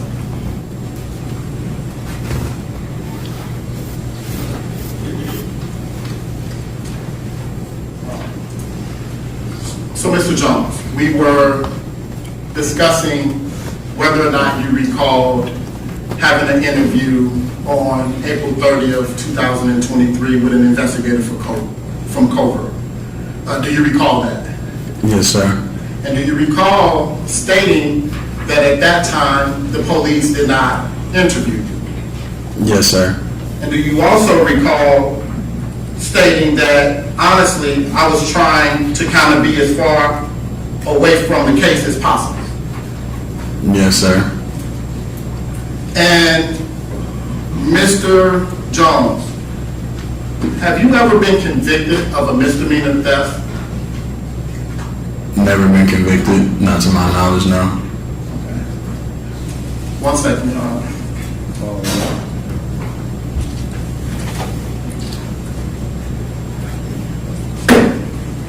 Not to your knowledge? Better ask and answer. Okay.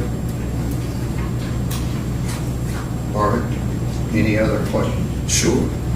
I just want to make sure that I understand when you say no, that are you saying it never happened or you don't remember ever being in legal trouble for misdemeanor theft out of Ohio? Your Honor, I object to that. Okay, legal trouble. You asked him if he'd been convicted of a misdemeanor theft, and your answer is? Not to my knowledge, I've never been convicted for a crime. Okay. So, one second, Your Honor.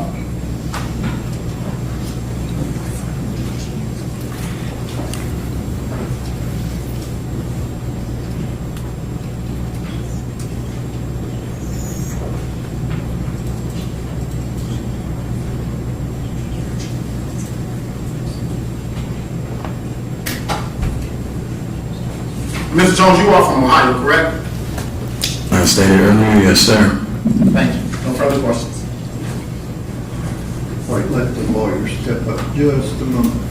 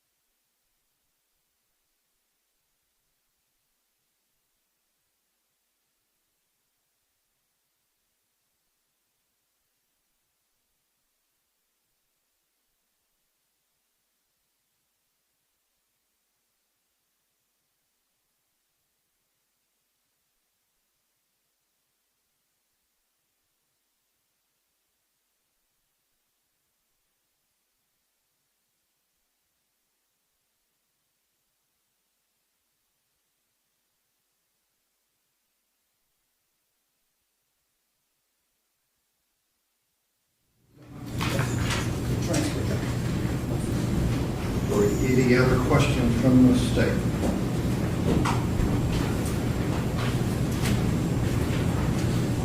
I'm always reluctant to say just briefly, but I'll try to do that.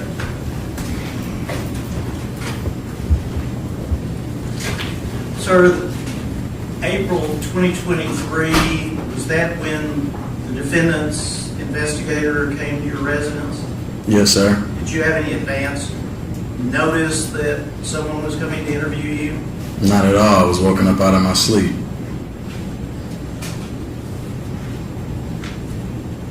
And this person identify themselves? Do you recall who it was? If they did, they didn't make themselves clear as to who they were, just that they were an investigator of part of this case.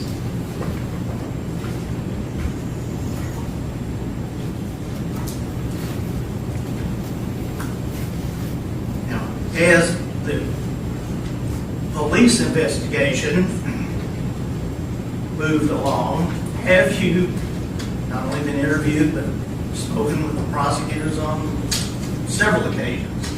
Yes, sir. As far as, yes. In preparation for This case. trial? Yes, sir. And this being very shortly after Ms. Benning passed, was that something you were focusing on? At the time, no. I was probably more so focused on school and, things of that nature.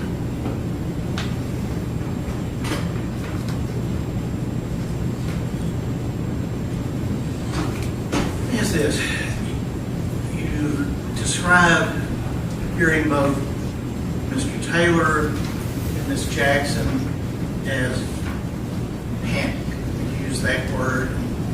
Their voices, the tenor of their voices. Mm-hmm. Was there a difference between the two types of panic? There was a difference. Miss Jackson's, like as I stated, was more so like a frantic, worried panic, and I don't know what language I'm allowed to use in here, but We're all adults. Mr. Taylor's was more so of like a no shit, I just effed up type of panic. Those are my questions.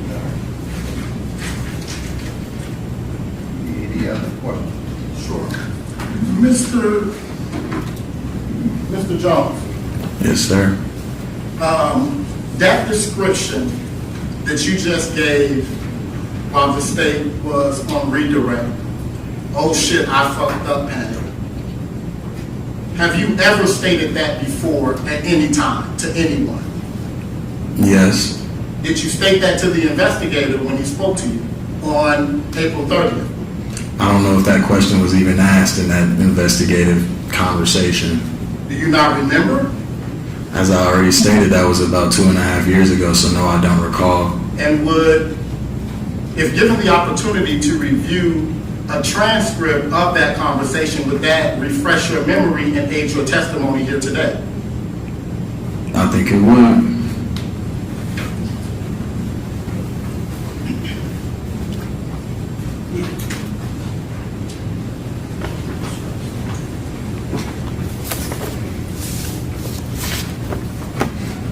Can I, sir, what would you like me to be reading, or should I read the whole thing? Take a moment, read all of it.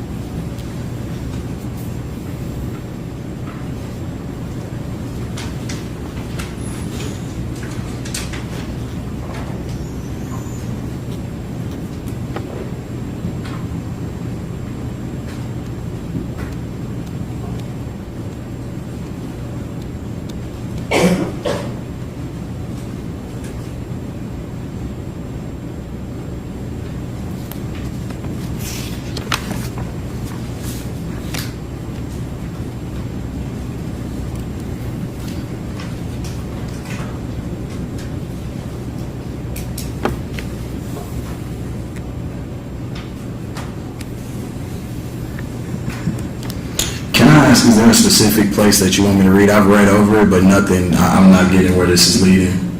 It's not for you to get where it's leading, sir. Did you read all of it? I mean, we would be here a while if I read all of it. It's worth it. Please take your time, familiarize yourself with it. Okay.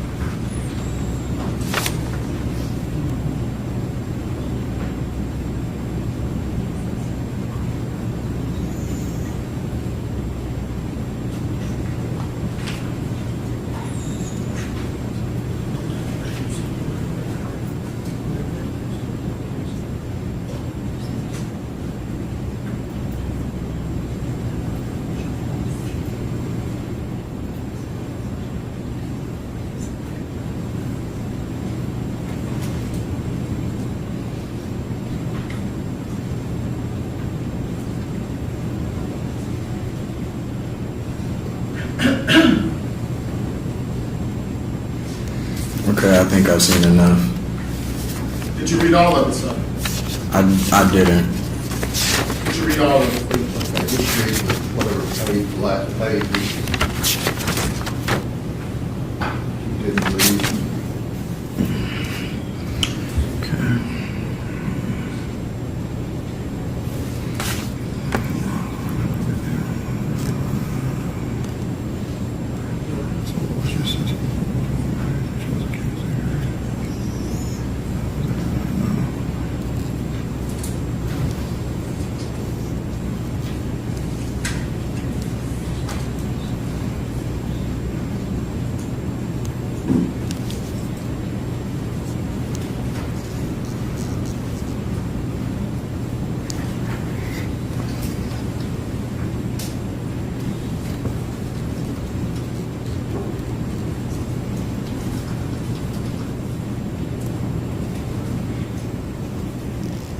While he's doing that, maybe we approach briefly. Okay.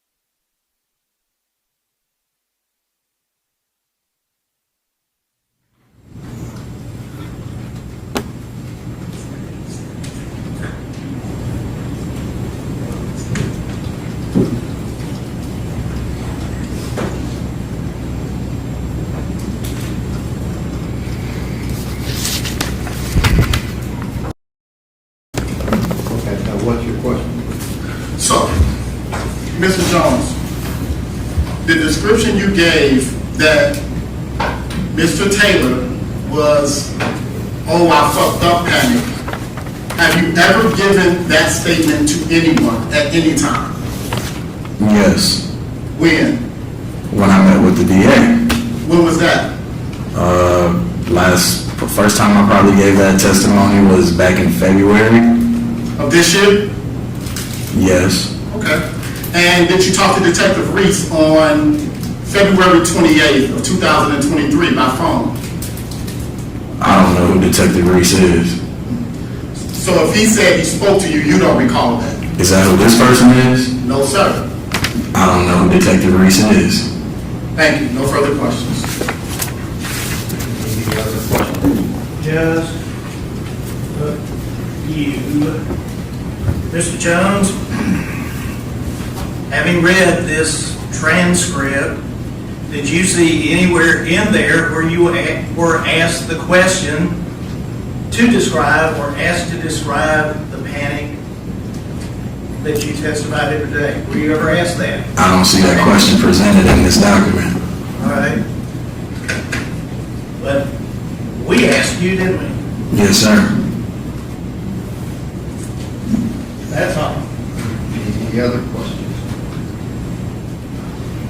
Mr. Jones, you understood that the purpose of that visit was to get information about what happened and what information you may have had as it related to Jade Benning, correct? Sure. Yeah, I guess. No further questions, John. Mr. Jones, when did you realize that that person who came and tried and got this information from you was working for Mr. Taylor? After I had already had this conversation and given them the information they requested. That's all. Any other questions? No questions from Ms. Winshaw. Thank you. Who's the next? Andrea Rose.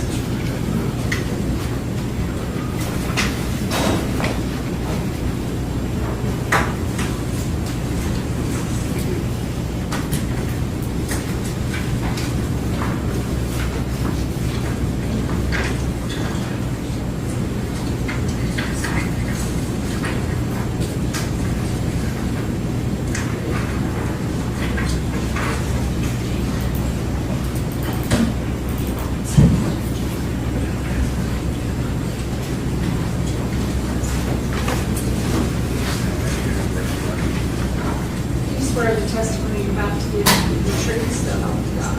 I do.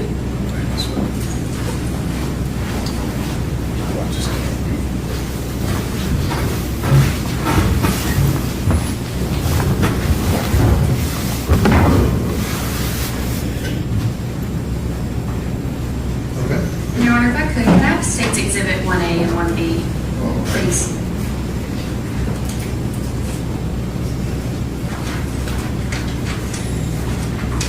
They're going to show you something that'll show up on that screen. Okay. Ma'am, could you please state and spell your name for the record? Andrea Rose, ANDREAROSE, And Ms. Rose, where are you employed? Nashville Fire Department. How long have you been with Nashville Fire? It'll be 4 years in October And how are you currently employed with Nashville Fire? as a paramedic. Okay, have you been in that capacity the entire time with Nashville Fire? Yes, ma'am. Okay. And were you on duty February 25th of 2023? I was. Okay. Did you respond to an incident located at 1522 Lebanon Pike, apartment 107? Yes, Was that here in Davidson County? it was. Do you recall what you initially were told you were responding to, what the dispatch was for? I believe it was an allergic reaction. And were you in the ambulance? Yes, Driver or passenger? passenger. Were you the first medic on the scene? I was. And Ms. Rose, can you describe to the jury what you remember when you first got there? I don't recall who took us. I don't know if he took us to the patient or if he met us at the door. I don't remember any of that. First thing I remember was seeing Miss Benning on the bed.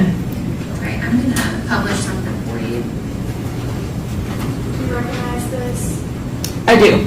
Okay. Can you tell the jury what this is? This is the apartment right when you walk in.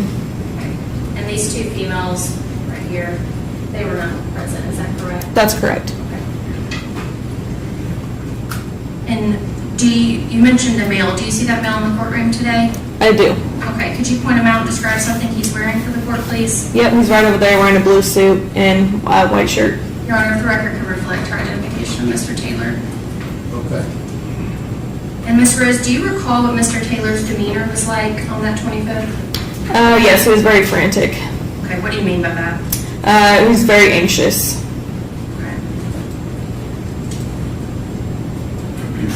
And what did you do when you got in that apartment? First thing, we went to Miss Benning, and we turned her over. What are we looking at right here? That's the bed that Miss Benning was in. Okay, and you can draw on that screen. Can you show the jury how Ms. Benning was positioned on that bed? Yeah, she was laying long ways like that with her head this way.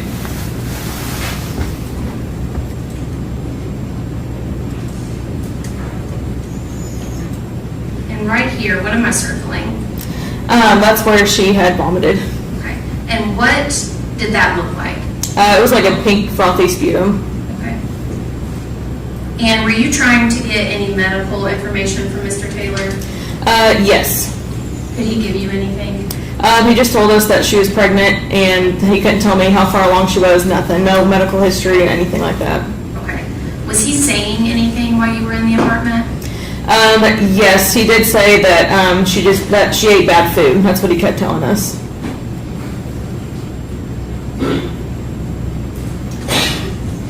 And was the scene considered safe? Initially, yes, but by the time we tried doing patient care, no. Okay, and what do you mean by try to do patient care? We tried to assess the patient. Like I said, we tried rolling her over, and he would not allow us to. He just kept being very handsy with the patient and not allowing us to properly take care of the patient. Did you perform CPR on Ms. Benning inside the apartment? I did not. Why? Because the scene was not safe. So for the patient's well-being, it was better off just to get her to the truck. We call it load and go. If the scene's not safe, that's what we do. Mr. Wright, if I could get the computer, please.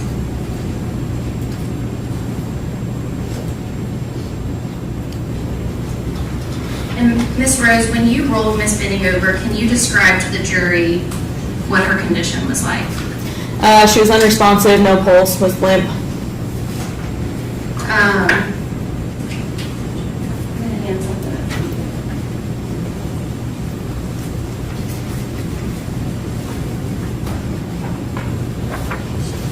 Thank you, sir. Ms. Rose, do you recognize that? Yes, ma'am, I do. Do you create a report for every incident you respond to? Yes, we do. Okay. And what normally goes in a report? Pretty much a summary of what goes on with each call. Basically, we just put what medic unit we were in, saying that we were dispatched to what address, what type of call it was, and then what kind of interventions we do while we're there. And then we just put that we took the patient to the hospital, and then we put that we got a signature, or that we gave a report to the oncoming crew at the hospital. And basically just get signatures from them, and we make sure we put that in here just so it's clear. And then once we get the signatures, that patient care is transferred over. Okay, and did it appear to you that Ms. Benning was suffering from an allergic reaction?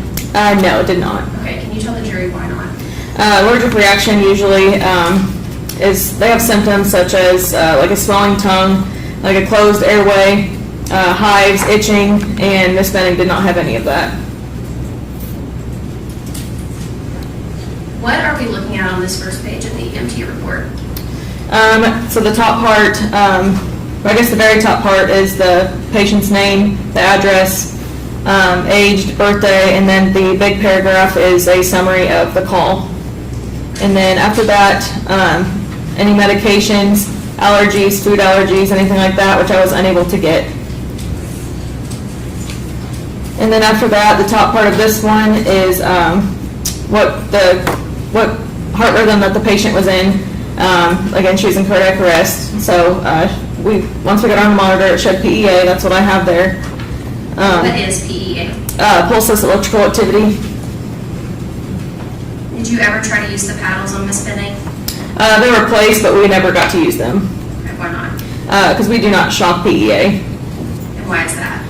It just doesn't do anything for the heart. The best thing to do would be epi, which we did. I'm going to jump down to this. What are we looking at right now?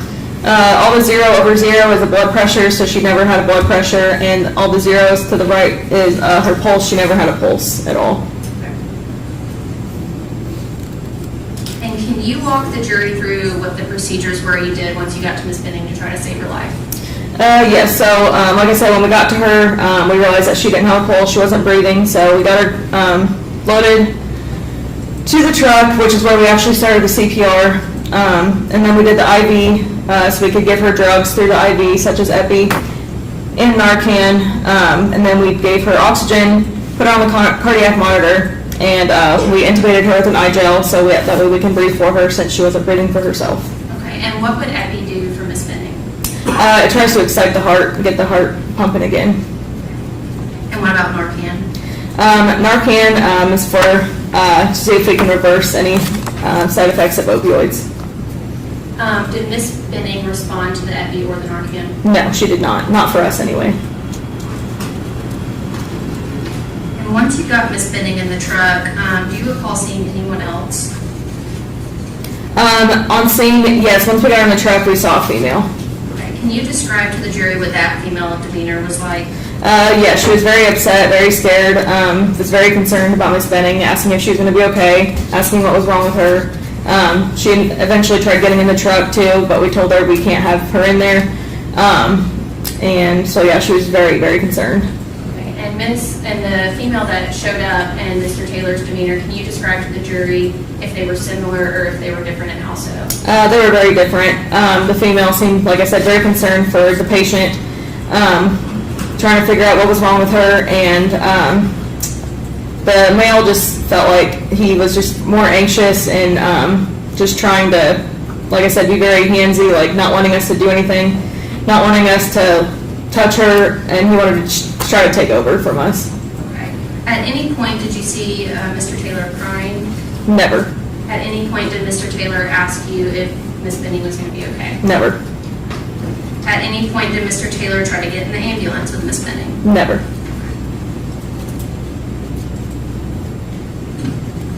What are we looking at here? So this is the GCS. So she had a GCS of 3, which means she was never verbal, never alert, just had no reaction to anything from us.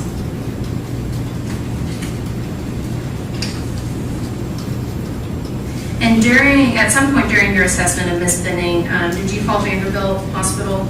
I did. And why is that? We like to call them ahead of time, let them know what we've got coming in. I let them know that we're coming in emergency traffic with this patient, cardiac arrest, CPR in progress, and that she was pregnant as well. That way they can get more staff readily available before we get there. Okay. Did you transport, did the ambulance go with lights and sirens? Yes. Okay, and why is that? Because the patient was critical. She was in cardiac arrest, so we would go lights and sirens with that to get to the hospital faster. I want to talk a little bit about the time. It looks like you arrived at Miss Benning around 9:50 p.m. Is that fair to say? Yes. Okay. And you departed only 10 minutes later? Correct. Is it typical to be moving that fast with a patient like Miss Benning? Yes. And why is that? Any critical patient, we try to get them to the hospital as soon as we can. We don't like to waste any time on scene.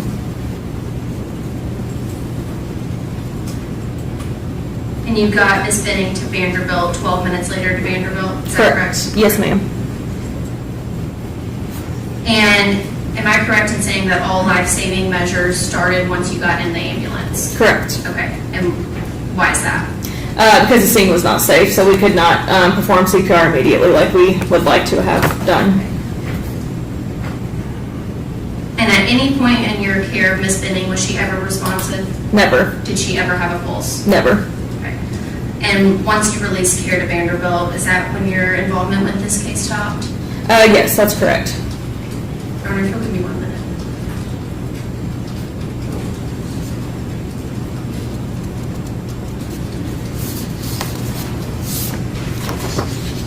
Robert, I'm going to submit that as the state's next exhibit. Page 5, the EMT report. Okay, you give that to them. And those are all my questions, Ms. Rose. Thank you. Thank you. Cross-examination. Yes, Your Honor. How do you get started? I know it's 3 o'clock. I don't know if it might be a good time for It's 3:05, but go ahead. Breaking right after this with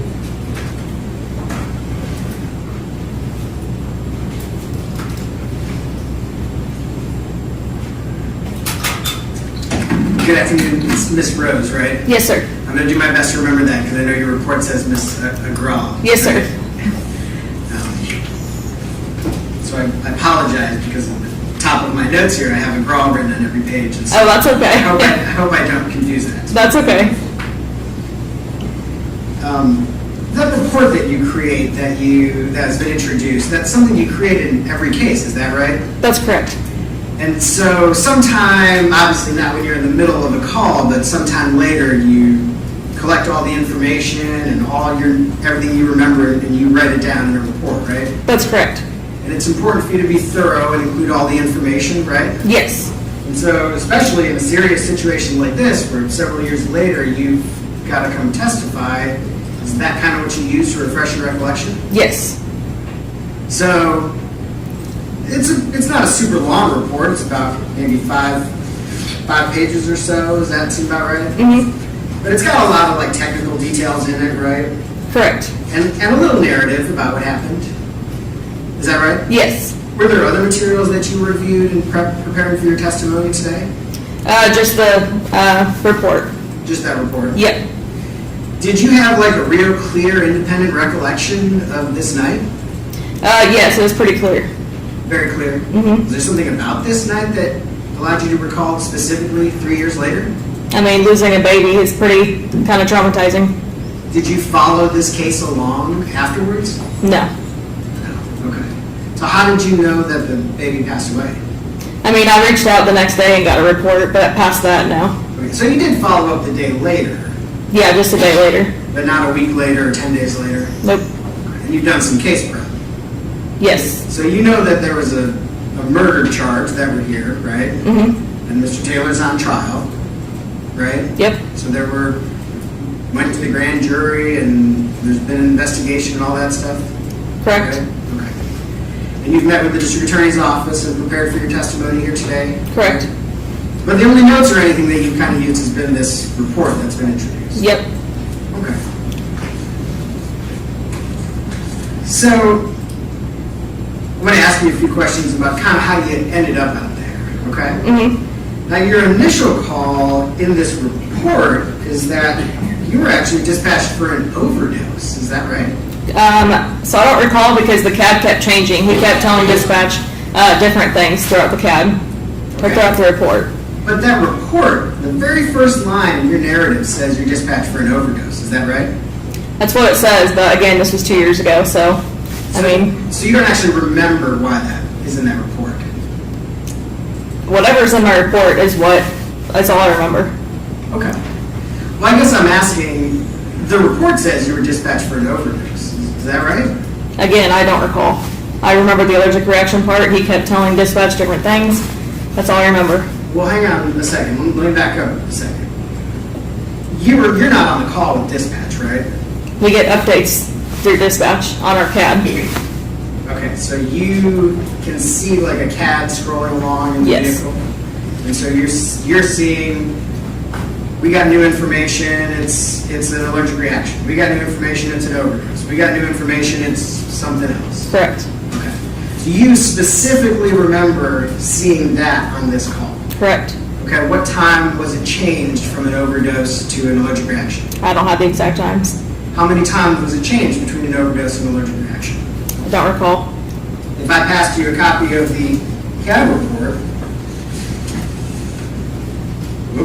I'll have to pull it. If I passed you a copy of the CAD report, how could you show me where in there it shows that it was listed as an overdose? Possibly.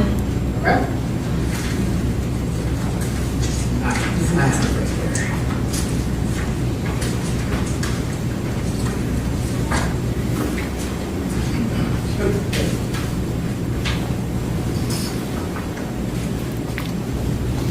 Thank you, sir.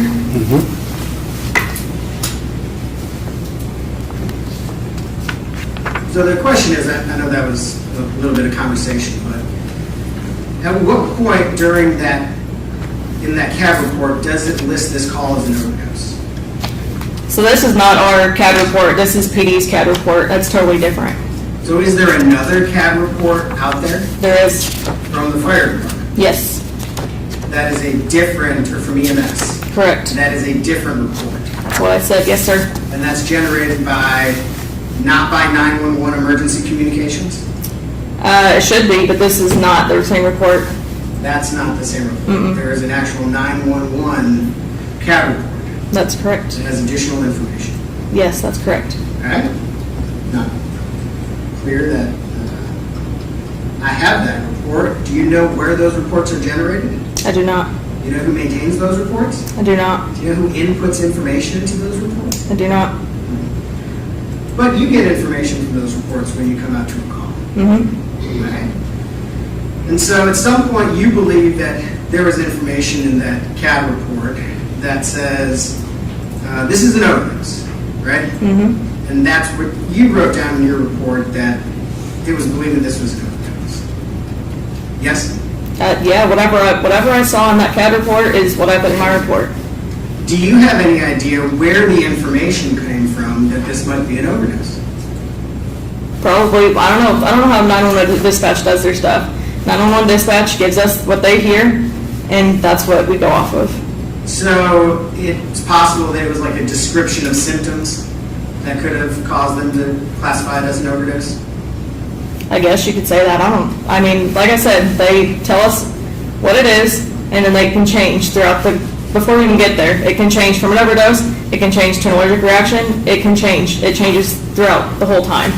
So sometimes clearly someone calls and says, hey, we were taking drugs, we were shooting up, and they passed out. And that's an easy, like, we know it's an overdose, right? Can you repeat that? Sometimes there's an emergency call where someone is doing drugs and they pass out, right? Like they're shooting up and they just fall out, right? Yes. There are calls like that. Yes. And 911 knows that that's a clear overdose. Not always. Not always? People don't always tell the truth to dispatch. Sure. You're absolutely right. And I apologize. I'm being a little bit presumptive here. But occasionally, maybe 911 has a little bit clearer idea that there are drugs involved in this situation. They have been told that there are drugs involved in this situation. And they know that's an overdose. Put that way over on this end of the spectrum. Right? Sure. Sometimes maybe is it fair to say there's situations where they just get like a description of symptoms and then they're guessing that it's maybe an overdose? Sometimes. Just depends on the call. But you don't know from this situation, you don't have a memory in your CAD of why they called this an overdose? No. It must have been what he said to 911. I'm not sure. Again, that would have to be a conversation with 911 what they were told to dispatch. Okay, that's interesting. So what you just said, it must have been what he said, right? Yeah, we don't know what callers tell dispatch. You don't know what he said, right? No. Did you receive any information during this case about what Mr. Taylor told 911? It's very vague. It says either what type of call it is, where the patient's at, the address, possibly the age. That's that. So do you have any reason to believe that any specific information that suggests that Mr. Taylor told 911 that Ms. Benning was overdosed? I'm not sure. You're not sure? I clarified. The call maybe have come in as an overdose. I don't remember. You'd have to look at the 911 CAD. And if it changed to an allergic reaction, which obviously it did, we would know that on the CAD. So you're just assuming that he would have told them that it was a drug overdose? That's what the CAD said. That the caller said it was a drug overdose? Yeah. The CAD comes in and says either overdose, allergic reaction. That's what we go off of. And we don't know anything until we get to the scene. Okay. So we somehow changed, and you don't know how many times it changed, right? No, not off the top of my head. And I apologize, I know I'm kind of beating a dead horse here, but I'm trying to understand because I don't think I have that CAD report. So I'm trying to understand how this works. Okay? So, and the information you had was that at the time of the call, the patient was breathing normally, right? Yep. And that was the information, that's what's in your report. Before we got there, yes. Is that what you're saying? Yes. Yes. Before you arrived. Now, you noted, and I'm going to take a quick sidestep here. You've been with the Nashville Fire Department for 4 years, right? Correct. And you are an actual paramedic? Correct. Did you work somewhere else before Nashville Fire Department? Not as a paramedic. Were you an advanced EMT somewhere else? No. Do you have other medical training or background? Yes, I've been an EMTB in a hospital since 2012, different hospitals. So you have a pretty good amount of experience in the medical profession. Yes. Do you have a significant amount of experience responding to emergency calls then? Yes. In your significant experience then, can medical crises happen quickly? Yes. And can an individual's medical condition change quickly? Yes. Is it always easy or always possible to predict how quickly someone's medical condition can change? No. So is it possible that Ms. Benning was in fact breathing during a call and that within the 10 minutes it took for EMS, the fire department, to respond that she stopped breathing? It's possible, but we don't know for sure. Sure, we don't know, but it's possible. Mm-hmm.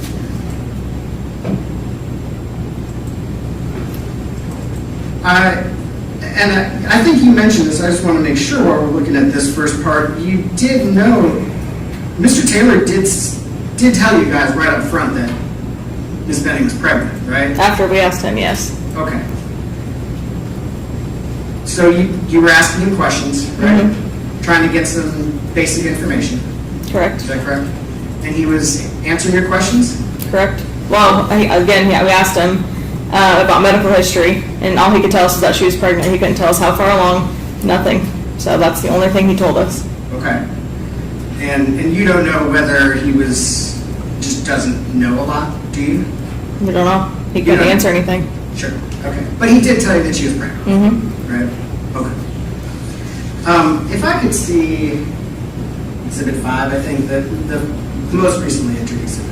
A report. The report, yes. You want her to see it? No, I'd like to see it. I think if we could do some. John? I'm Unfortunately, I apologize. I don't have a very fancy presentation with little things snipped out, so we'll kind of have to do this the old-fashioned way. I have to hit a button here. No.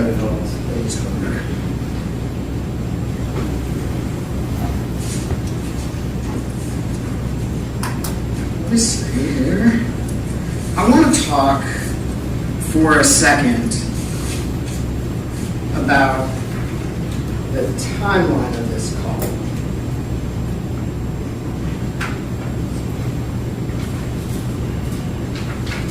Let's get to this page. Okay.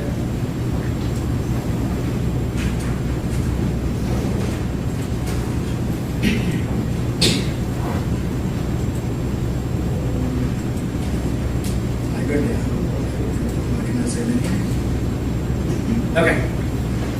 This portion of the report right here, do you recognize that? I do.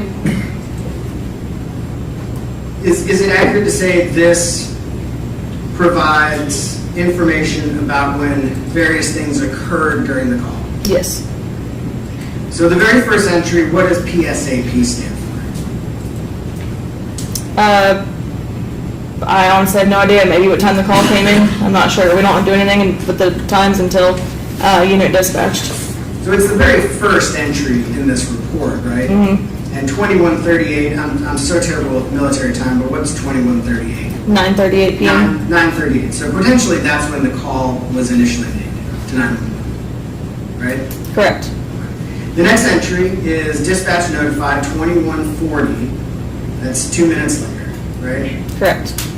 And is that the time between the call was made and they're finally dispatching you guys, telling dispatch we need somebody to get out on the road? Unit dispatched is what time they contact us. Okay, it's the same time between dispatch notified and unit dispatch, 2140 and 57 seconds. Correct. So almost identical. That's you guys getting out, being told you need to get out on the road. Correct. And we don't know why there's a 2-minute delay up at the very top there. No. You are en route 941. Correct. You are at the scene 7 minutes later at 9:48. Correct. You are at the patient 2 minutes after that, 9:50. Correct. You depart 10 minutes after that at 10 o'clock. Correct. And you get to the hospital 12 minutes after that, Correct. right? That seems about accurate to your recollection of that night. Yes. One thing I wanted to kind of clarify from your testimony before is you had sort of discussed this set of readings that you had, blood pressure, pulse, all this stuff, right? Correct. And this is the only set of readings that's included in your report. Correct. So the time on those readings begin at 21:57 and 30 seconds. Correct. Right? But we had just seen that you had actually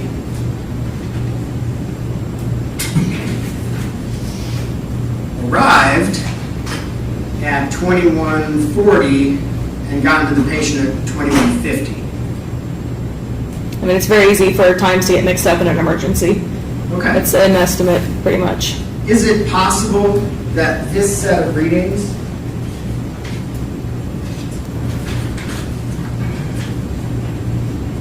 starting 7 minutes later is from when you got Miss Benning into the truck? Possibly. So we're not totally sure what her blood pressure, pulse, all that other stuff would be like the minute you got there and got to her at 12:50. We do know because I manually checked it. Well, let me ask about this. There is a note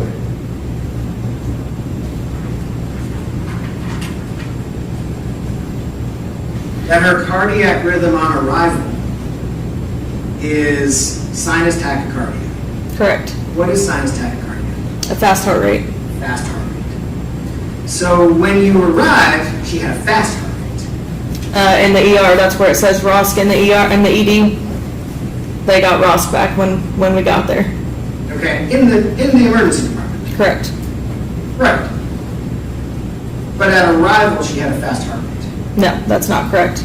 Well, it says cardiac rhythm on arrival at destination. Correct. When we got her to the ER and got her over, that's when she had the sinus tach. At the emergency department. Correct. So where is it that is the arrival on this? Can you say that again? Arrival where? PEA the arrival event, PEA is what she was in the whole time that we were with her. and that's like no heart rate. Correct. So sinus tachycardia is when they got to the emergency department. Yes, after our care was transferred over already. And that's after she's being administered Epi and Narcan and whatever else. Correct. How that worked. So let me ask, is it possible that her heart rate, like we sort of mentioned, her heart rate breathing condition could have changed in a minute? Hard telling, it's possible. It's possible. Don't know for sure. So she could have been breathing, could have had a heart rate at 9:45? Yeah, I can't tell you what it was before we got there. But it is possible. It's possible. Especially, well, we haven't really talked about any of this toxicology stuff yet, but in your experience with a drug overdose, can drug overdoses happen quickly? Yep. I noticed you gave her Narcan. Mm-hmm. Why did you give her Narcan? In case it was an overdose. Were there signs and symptoms that made you believe it might be a drug overdose? I mean, any overdose could possibly cause cardiac arrest, but it's just protocol. Any cardiac arrest, we give Narcan regardless. Is that just protocol nowadays? Mm-hmm. Yep.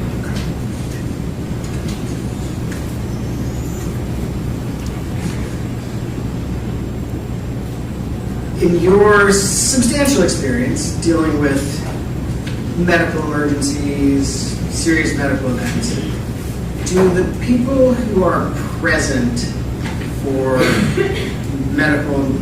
serious medical emergencies, serious medical events, always react the same No. to those events? No. Can you explain that a little bit? I mean, it is what it is. Everybody acts differently. Okay. Is it fair to say that being present for a really serious medical emergency is a traumatic event? Yes. So is it fair to say that sometimes people react differently to traumatic events? Yes. Sometimes people are calm, cool, and collected. They're always right on doing exactly what they're supposed to be doing. Is that sometimes you see that? I've never seen that. Sometimes people are screaming and crying and shouting. Mm-hmm. Sometimes people are, I don't even know what other options there are, but there's lots of ways that people react. Is that right? Correct. Can you always predict how someone's going to react? No.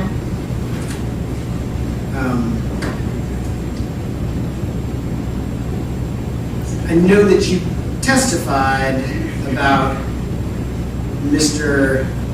Taylor being anxious, panicky, and there were some questions about contrasting his reaction to the woman's reaction you showed him. Correct. Are you able to say, well, I know why that they reacted differently? No. Because you've been around a lot of different medical events, right? Correct. And in your experience, sometimes people react differently? Correct. Now, I know there's some discussion about, use the words it wasn't a safe environment. That's like a technical term, right? Correct. And I don't know if you have codes or whatever the thing is, but you probably have a procedure. If you can't do your work in a space, you have to remove them. Is that Correct. right? And that's what happened here. Correct. And you said Mr. Taylor was sort of getting in your way a little bit. Yes. That's kind of my lay term way of describing it. If I was understanding what you were describing, was he trying to like lift her off the bed? Is that what was going on? Yes. And that wasn't what he was supposed to be doing. No. Right? Were you asking him not to do that? Yes. And he was, is it fair to say he was upset? Seemed anxious. Anxious. Okay. He was having a reaction to the situation. Is that a fair way of putting it? Yes. Putting exact words to describe it may be tough because we're all going to have different ways of wanting to frame that, right? Right. He was having a reaction to it. Right. And so, was it your impression? Please tell me if this is not a great question to ask, but was it your impression that his sort of getting in the middle of you guys trying to work was somehow related to his reaction to the situation? Can you repeat that again? Right. Not a tricky question. Okay, I'm going to do my best.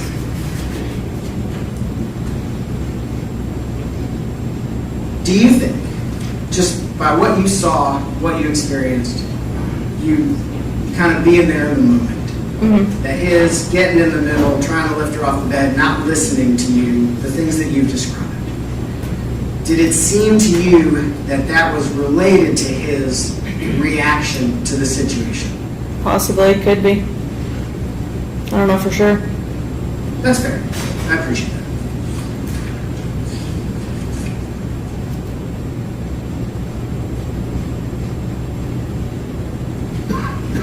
And similarly, you kind of noted this other woman showed up a little bit later, and she had her own kind of reaction to the situation. Right? Correct. And it was different. Correct. And we've been trying to put some kind of words to it, but there were different reactions. Yes. Right? Just a second.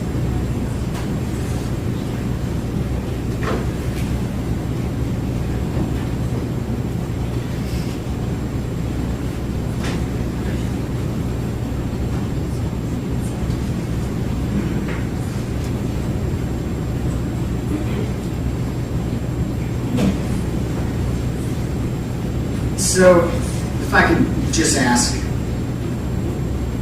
if Mr. Taylor was getting so far in your way that you couldn't do your job, couldn't do what you needed to do inside the apartment. That wasn't in your report, was it? No, I don't believe so. Why wasn't it in your report? It's easy to forget things like that in a report. There's a lot to try to remember to put in there. Okay. All right. Thank you. Yes. All right. You ready to Yes, sir. Ms. Rose, you did put in your report that he was not listening to you. Did I? Let's say I don't have my report anymore. You said, and would not listen to Ian. Okay, yeah, that's correct. And acting hysterical, yes.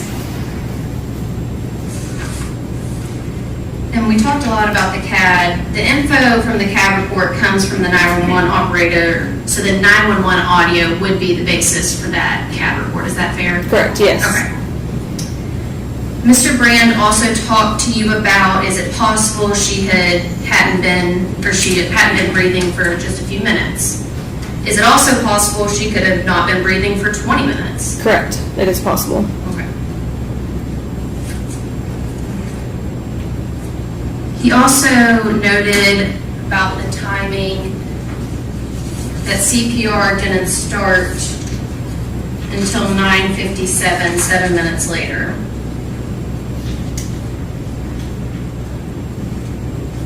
And that's because Mr. Taylor was not listening to you and you could not try to save her life in the apartment. Is that correct? Correct. And you know the allegations in this case that he is alleged to have poisoned Miss Benning and her unborn baby. Correct. Did he act like he was concerned for the health of Miss Benning and her baby, or did he act like he was in trouble? More like he was in trouble. Okay, could you describe that for the jury? Yes, he was just very anxious. Like again, he was not listening to any direction that we were trying to give him. He just acted very frantic, just constantly just having his hands like this and just pacing and trying to get in our way, and just like I said, just very anxious. Okay, could you demonstrate that one more time? I'm not sure the entire jury saw what you were. Yeah, he just had his hands like this and like pacing and just like freaking out.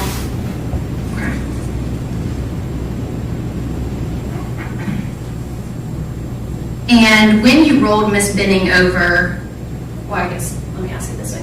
At what point was Mr. Taylor trying to touch Miss Benning?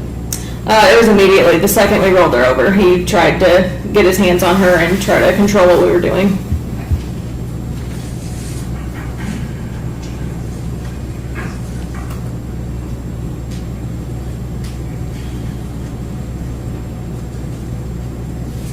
And when you rolled Miss Benning over, is that when you saw the pink frothy stuff on her mouth? That's correct, yes. Okay. And was it also on the comforter? Yes, it was. Okay. And Miss Benning was limp? Yes, correct. Those are all my redirect questions, Your Honor. Any other questions? Yes, thank you. Ms. Rose, control what you were doing is a very strong word. Was he removing your hands from her body? Every time we tried to touch her, he would grab exactly where we were trying to grab. Okay. Was he removing your hands from her body? He never physically touched me, no. Never physically touched you. Was not removing your hands from her body? No. Okay. Was he pushing you away? No. Was he getting in front of you to keep you from touching her? Yes.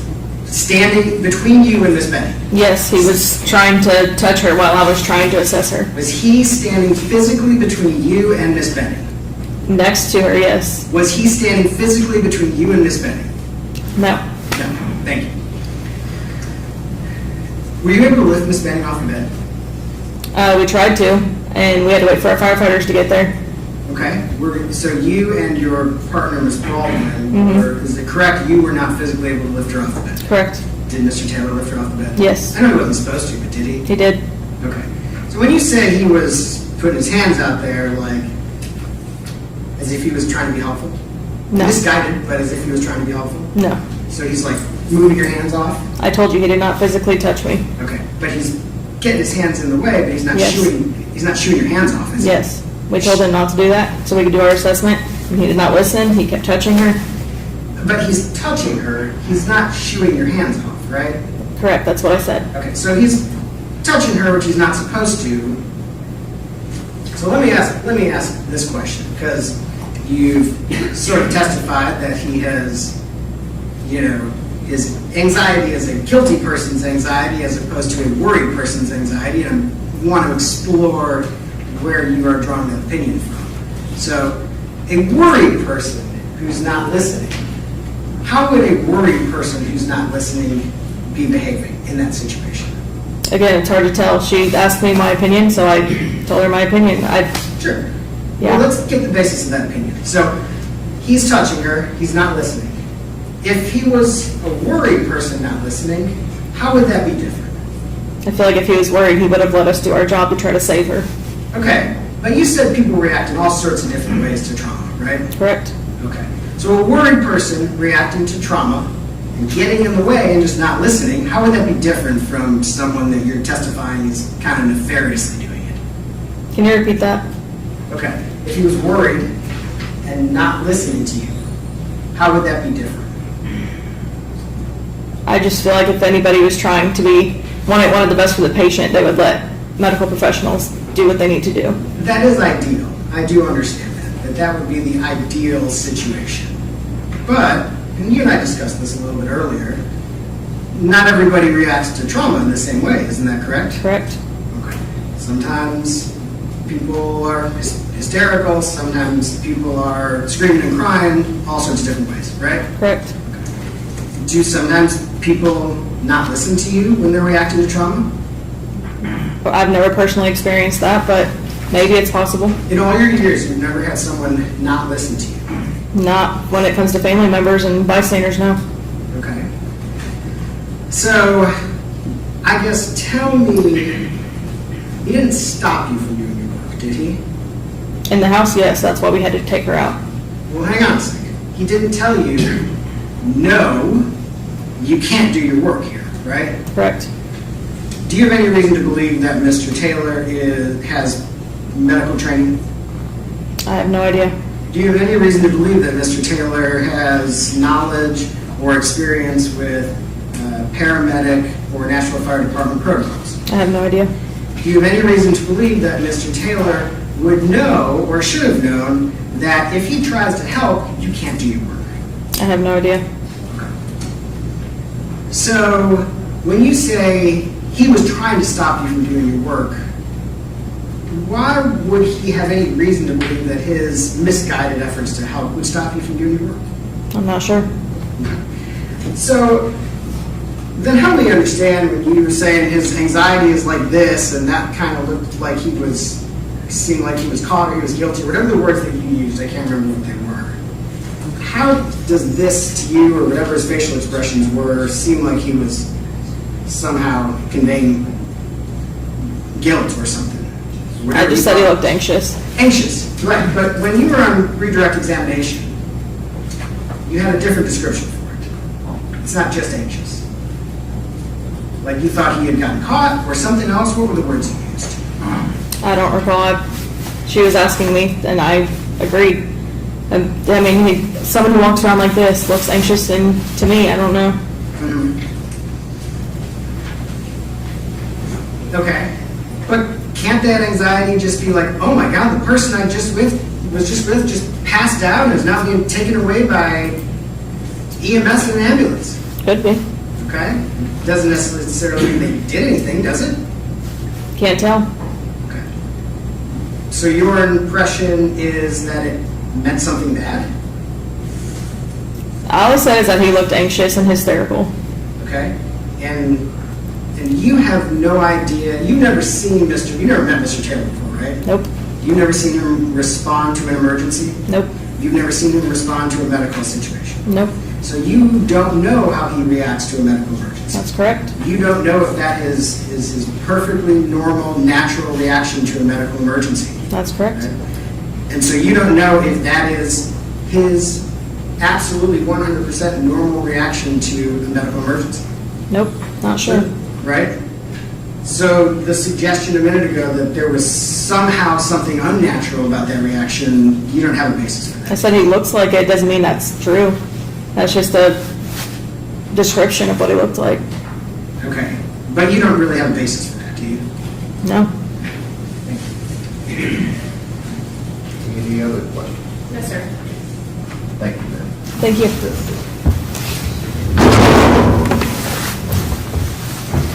Your Honor, may we release this witness? Thank you.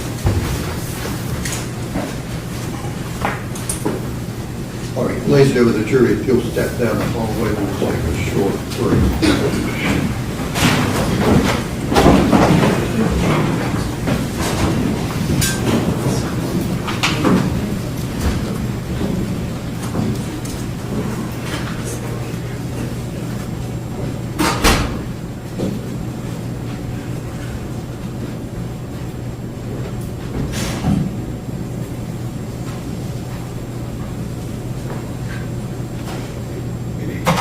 And who will the next witness be?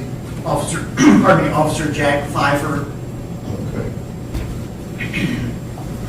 All right, we'll take a 15-minute recess. Motion of 15 minutes recess.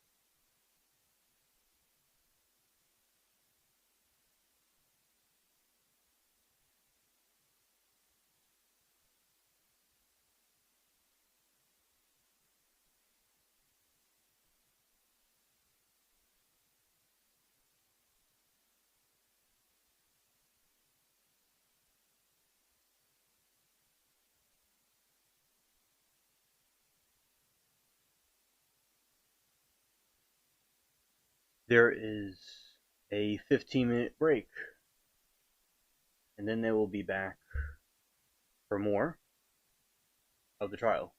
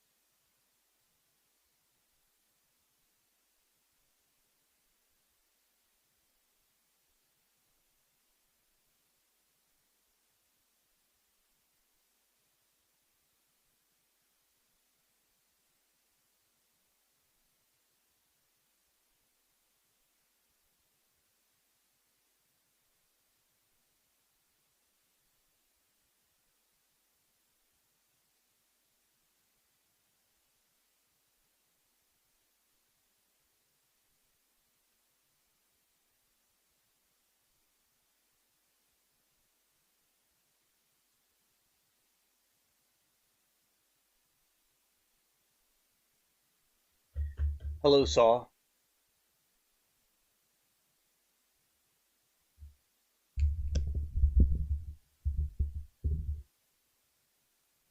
Saw says, I bought a donut for later. That is good. Okay, yeah, so we had some interesting witnesses today in the trial, and the guy in the stand, he did not want to read that packet that they gave him at all. He was not interested. And it's really aggressive in there, the fighting back and forth. It really is. And it is really something interesting where we'll see a lot of lies being told, and then like the lawyers will try to twist things around, and the judge doesn't really want to have to deal with it. It certainly is quite a hilarious, not in like a funny way, but like an ironic way, that all this takes place in these courtrooms. He did okay, yeah. He claimed to read it all. Yeah, so he sat there a little bit longer and he read everything. Then they asked him some more questions, and then he was gone. But remember, he said he did not recall to his recollection ever being arrested. And that was people like, wow, really? He doesn't remember.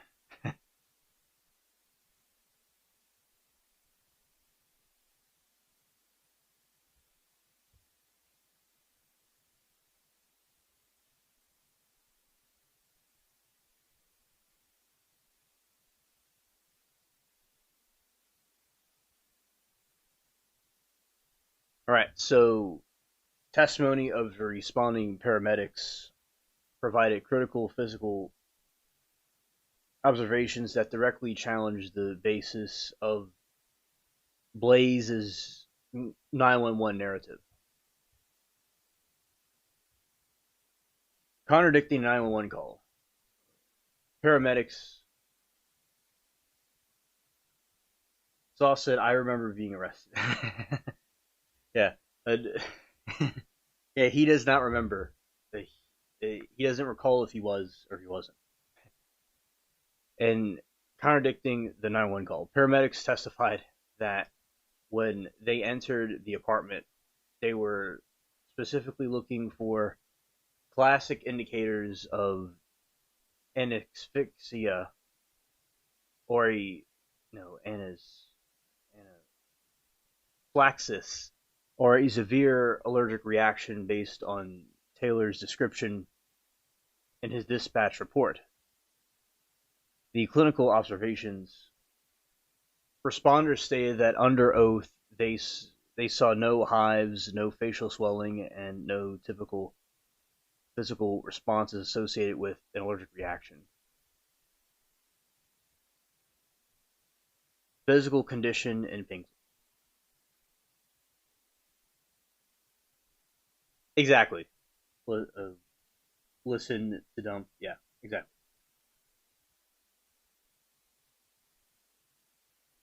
Okay, Saw, see you later. Thank you for chatting.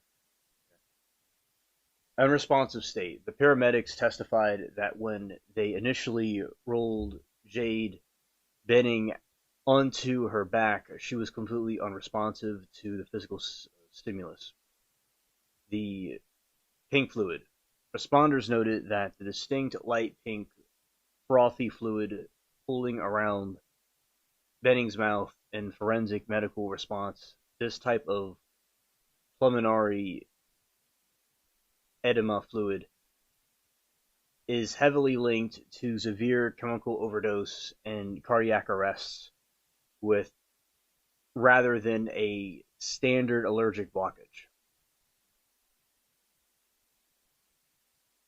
Taylor characterized the uncooperative,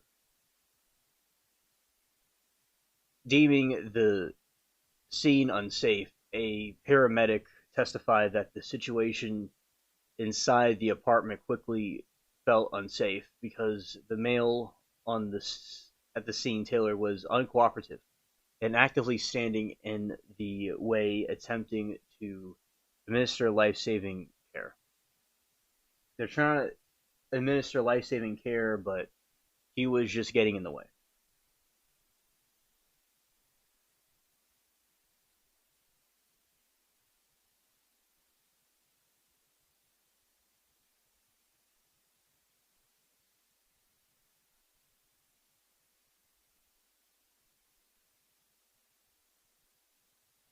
No inquiries about her condition.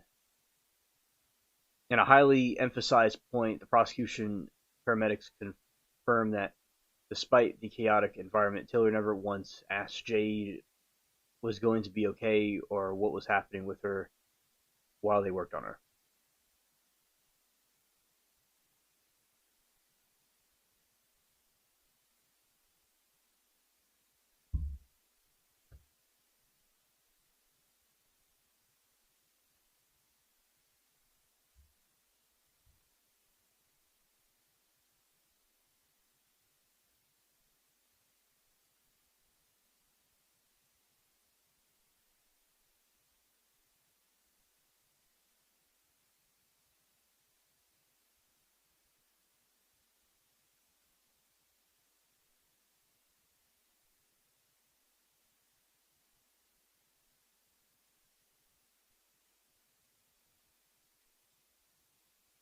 All right, the real-time text messages and digital extraction data from the pivotal part of the state's case provided minute-by-minute timeline of the hours leading up to the poisoning. The prosecution presented a digital logs to contrast the couple's plans with Taylor's alleged hidden motives. Hey, Bubbles. The date, night text. Text records from Saturday, February 25th, 2023 showed Jade Benning messaging Blaise to confirm a date night. She explicitly texted him asking to hang out, instructing him to be at her house at 7 p.m. and I wear comfy clothes because they are back. Okay.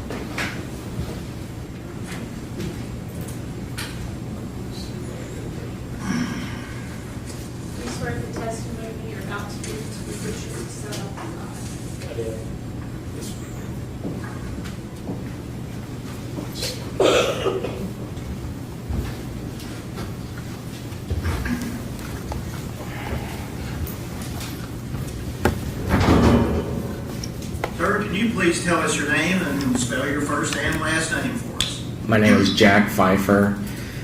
First name is Jack. Last name is Pfeiffer. And although it may be fairly obvious to us, could you tell us about whom are you employed? I work for the Metro Nashville Police Department. How long have you been with the Metro Nashville Police Department? A little over 4 years. And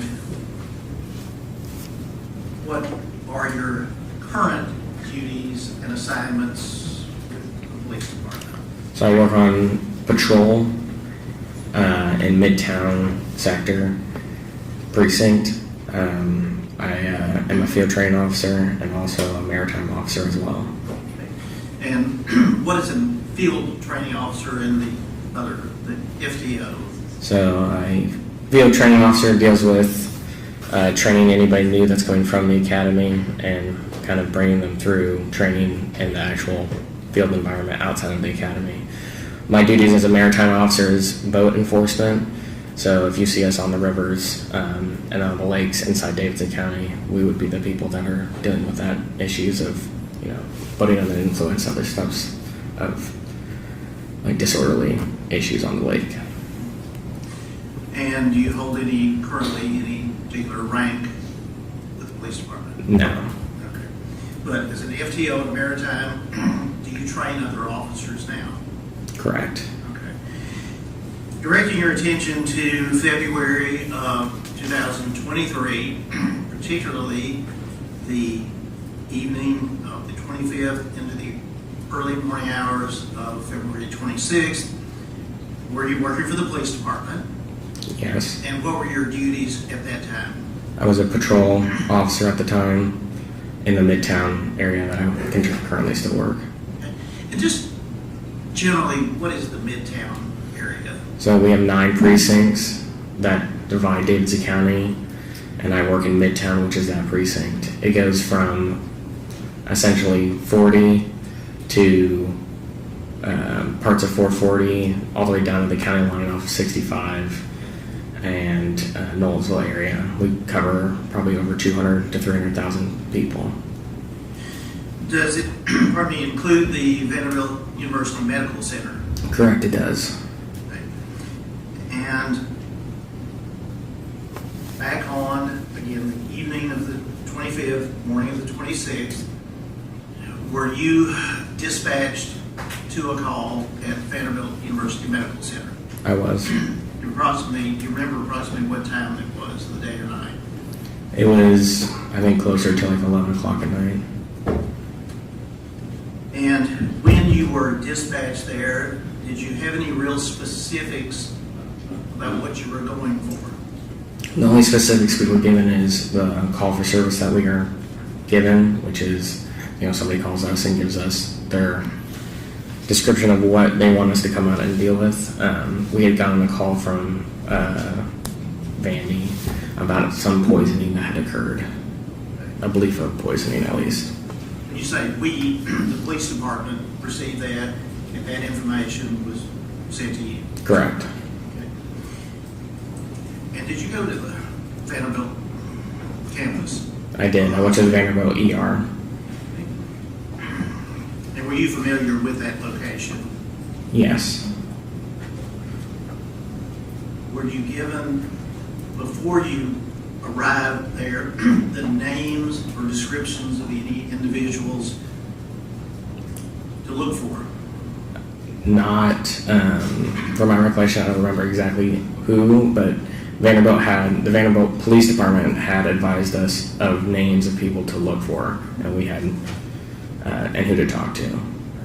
So, fair to say, Vanderbilt was assisting, or at least helping to some extent, with names and other information. Correct. Did you ever talk to a doctor No. or a nurse? No. Now, when you arrived, were you in uniform? Yes. And as part of that uniform, did it back in February 2023 include a body-worn camera? It did. Have that on today? I do. It's a different model, but same concept. And just briefly, tell us about that concept. How does that work? So our body-worn cameras take video 60 seconds prior to their activation, and then upon activation, they also record audio. and they're meant to stay on for the duration of the call or to get the completion of the call. And, pardon me, can you manually operate it to turn it on and off? Yes. And are there places where you would turn it off? Very, very specific instances, but very rarely do we ever turn them off. Okay. And was the area at Vanderbilt Hospital where the ER, was that a place where you turned it off at any time? No, we do not turn off our body on camera unless during my recording, of course, I went to the restroom. I turned it off when I went to the restroom. Now, when you arrived there and were given some names, was one of the names that you were given Blaise Taylor? Yes. And did you come to see that individual in the area of the Vanderbilt emergency room? Yes, I was directed by Vanderbilt PD towards the individual, Blaise Taylor. To your knowledge, had you ever seen that person before or had any interaction with him?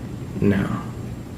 Was your interaction with the person you came to be directed to, Blaise Taylor, recorded on your body-worn camera? He was. And you see that person here in the courtroom today? I do. Did you describe where he's sitting, perhaps article or two of clothing? He's wearing a blue suit over here to my right. He has a goatee. As the record reflects, he has identified Mr. Taylor. Okay. Now, have you had an opportunity to review that body-worn camera video? I have. And have you had an opportunity to review a transcript of the conversation that you had with Mr. Taylor? I did. And Your Honor, with the court's permission, may I have the officer handed a copy of the transcript, which has been provided to counsel, but I have another copy. May have some extras left over. Okay, show that. Along with the USB. Those could be passed up. Officer Pfeiffer, you're being handed a manila envelope that contains a USB, and if you just open that and just take a look at it.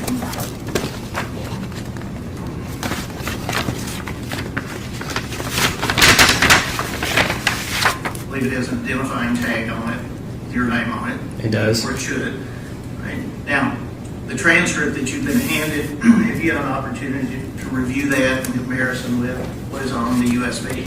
I have. And is the transcript a fair and accurate transcription of the conversation that is on the body-worn camera? Yes. All right, this time I would move to introduce the USB as an exhibit, and with a copy of the transcript as an exhibit for identification. I have made several copies. Not wanting the transcript made an exhibit. Well, at this point, after the jury hears it, it's just going to, but now it's fine. Exhibit 1 and, well, All right, 6 and 6A. and B. Are you wanting to play that? Yes, Your Honor, after another question or two, but I said, if I can You pass get out. those copies. This photo. Yeah. Just get them out of my hand. There should be enough for the jury and the court reporter, court, and an extra one for the thing. Now, what I'm going to ask, Officer Pfeiffer identified Mr. Taylor, saw him there, and was your body-worn camera running the entire time as you walked up? Yes. Okay. You will show the interaction, but what was your initial observation when you saw Mr. Taylor of what was he doing? What was his appearance and demeanor? This is during COVID, so everyone's going to have a mask, or it's kind of the end of COVID, right? So he's on his phone, and I'm being directed by Vanderbilt police about where he kind of direction he went. And so I just see him on his phone kind of talking into the distance on the outside of the ER. Was he the first individual you talked with when you arrived at Vanderbilt, other than the Vanderbilt police? Yes. Involved in the incident that you were there for. Did you later speak with an individual you learned to be Nigeria Jackson? Yes. Had you received any information whatsoever from her before you talked to Mr. Taylor? No. I would ask to publish the video and have the jury. Okay, you can pass those copies out. Hold on, just hold up. And while it's frozen there for a moment, Officer Five, can you tell us what is the area? Where are we looking at? What are we looking at here? So this is I'm walking out of the entrance to the emergency room to like the lobby area. So this had been like, there's a valet area in the front of Vanderbilt ER. He's standing right next to that valet area. And just for the sake of asking, the person in the yellow top, have any involvement with this? No. Somebody walking by? Yeah, it's just, there's a lot of foot traffic around Vanderbilt ER as you'd expect from a big hospital. I'm just saying this does have audio, so not ask anything while it's playing. All right, let me tell you, ladies and gentlemen of the jury, you've been given a transcript that the officer says is fair and accurate. But if you find from your listening to the audio, seeing on the visual that there's something different between what you hear and what's related in the transcript, you have to rely on what you think was said. Okay?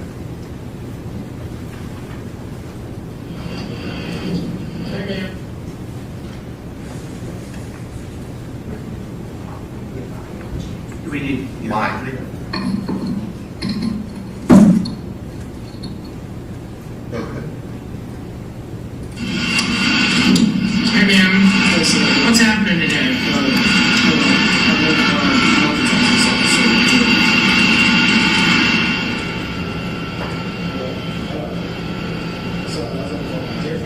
What's happening today?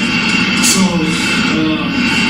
my girlfriend, she's obviously in the work, so whatever. Yeah, I got that. So, I was the last one. We were together on date night. Where were you? Where? At her place. At her place, okay. Where's that? It's off Lebanon Pike. It's a new deal. She just moved there.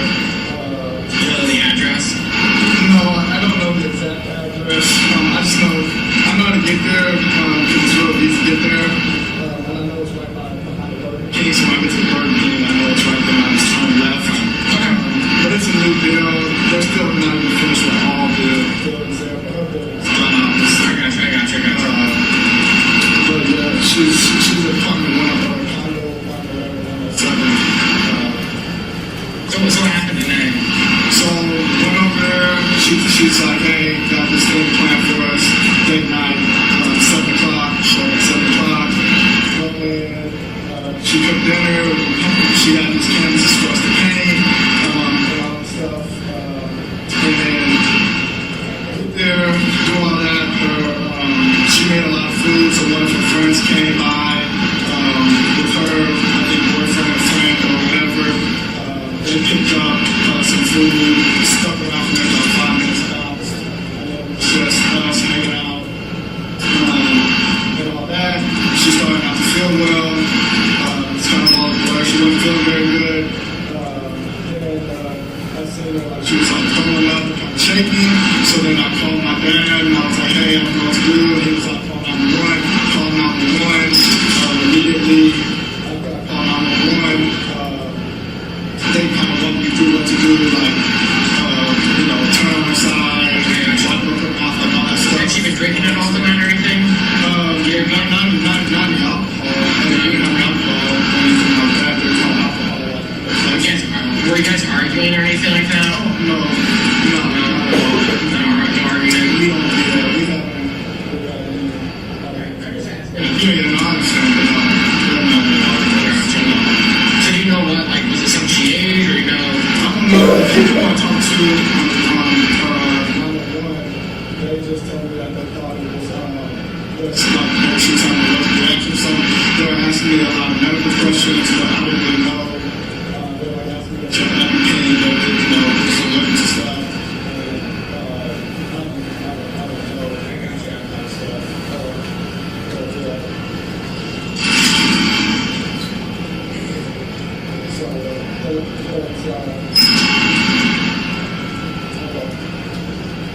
anything else that you can remember?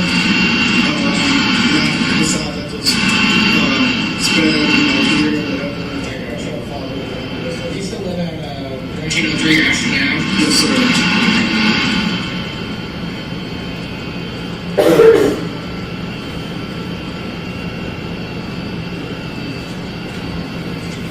There's no like violence or anything like that, drug violence, stuff like that. Oh no.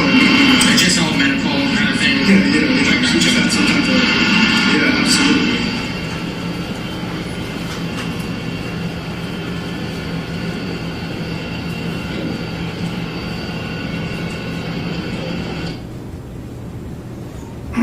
All right, you can pass those transcripts back down this way, Lacy.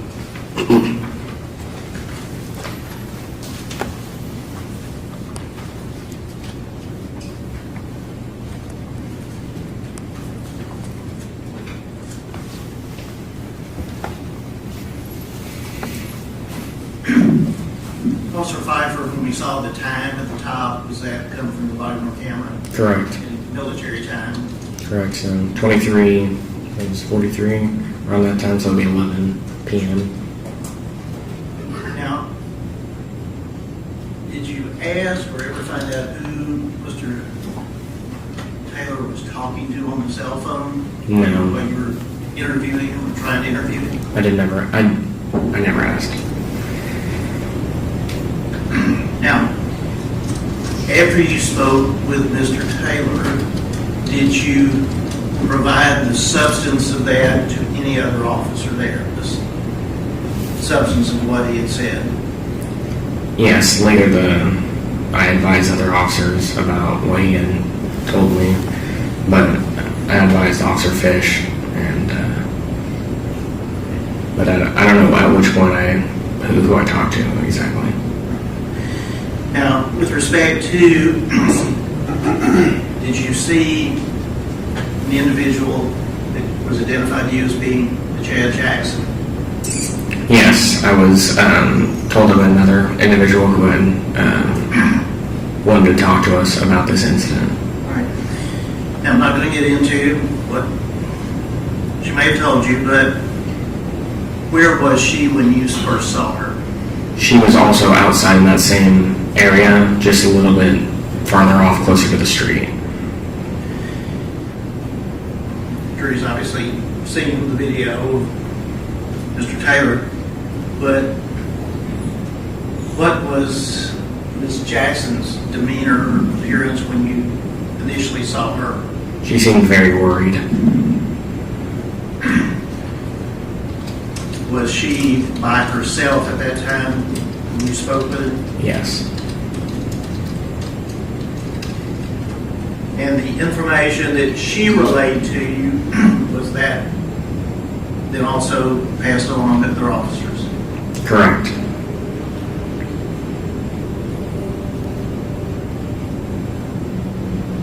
Do you recall there being an Officer Kalinsky? Was he there? Yes, he was. And Sergeant Smith? Yes.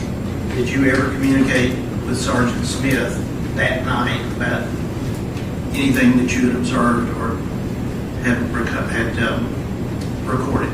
No.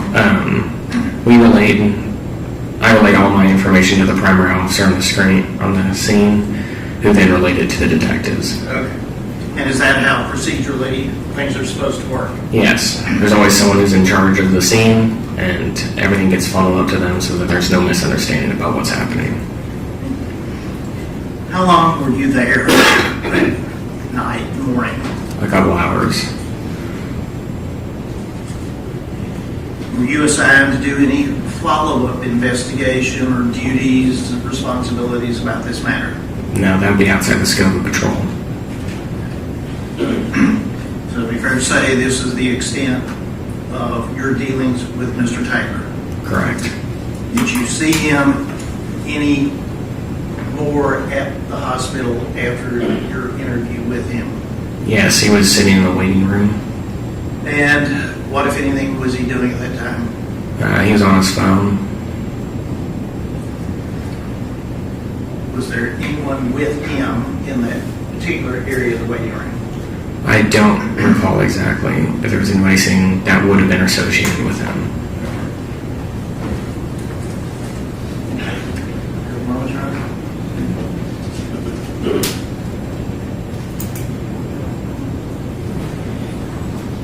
Those are my questions, Charlie. All right. Questions from the defense?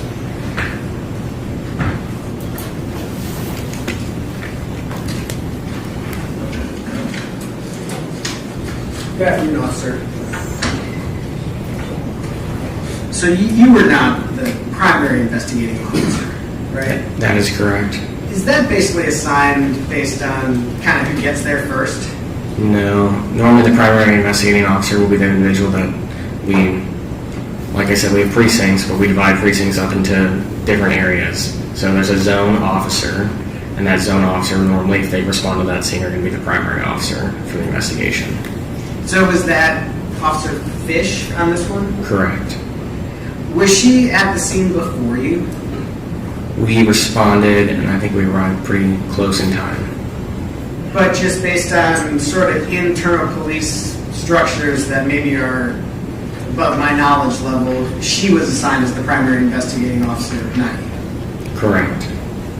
So then does your role kind of become assist where needed, kind of take stock of everything that's going on and interview people and collect information? Correct. And that's generally what you did in this case, right? What I did? Yeah. Yes. Do you know about how long you were there that night? However long my body worn camera is, I think it's a couple hours. Okay. Do you know about how long you had been there when you interviewed Mr. Taylor at 11:43 p.m.? I know it had been shortly after I responded because we kind of started doing our job right away. Okay. So that's one of the first conversations you have when you got to the scene. Is that fair? Correct. Did you and Officer Fish kind of divide conversations, or was it just whoever you guys run into is who you talk to? I think it's more on the aspect of she went to go talk to medical staff because this is a big hospital, and we didn't really have any information about the victim, so I was going to collect information from anybody that had been around the area. So the fact that you guys were called to the scene, there was some concern whether it was Vanderbilt or any of that. This was something that needed to be investigated. Is that fair? The call, yeah, someone was worried that something was wrong, yes. Okay. But at this point, there's no homicide detectives involved. Is that correct? Correct. And you haven't talked to Jade Jackson yet, correct? Correct. When you talked to Mr. Taylor, do you know how long he had been at the hospital? I did not know at the time, no. When you indicated that sometime later you still saw him sitting in a chair on the phone, do you know how much later that was after this body cam conversation with him? Of him sitting in the waiting room? Yes. He'd been kind of in and out of the waiting room the entire time, so, I mean.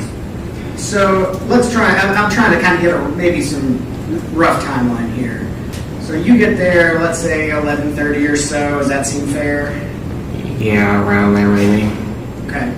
You interview him about 11:43, right? Correct. Your body cam is at least 2 hours, maybe between 2 and 3 hours. Does that seem fair? Correct. Do you think that you saw Mr. Taylor still sitting in the waiting room at least 2 or 3 hours later? Correct. He was there, I think, from my knowledge, I recall him still being there like an hour plus after we had talked to him. To your knowledge and your recollection, was he there the entire time that you were at the hospital? From my recollection, he was there at least the majority of the time at the hospital. I don't know if he ever left in between. So you don't have any specific recollection of him leaving during the time that you're at the hospital? Correct.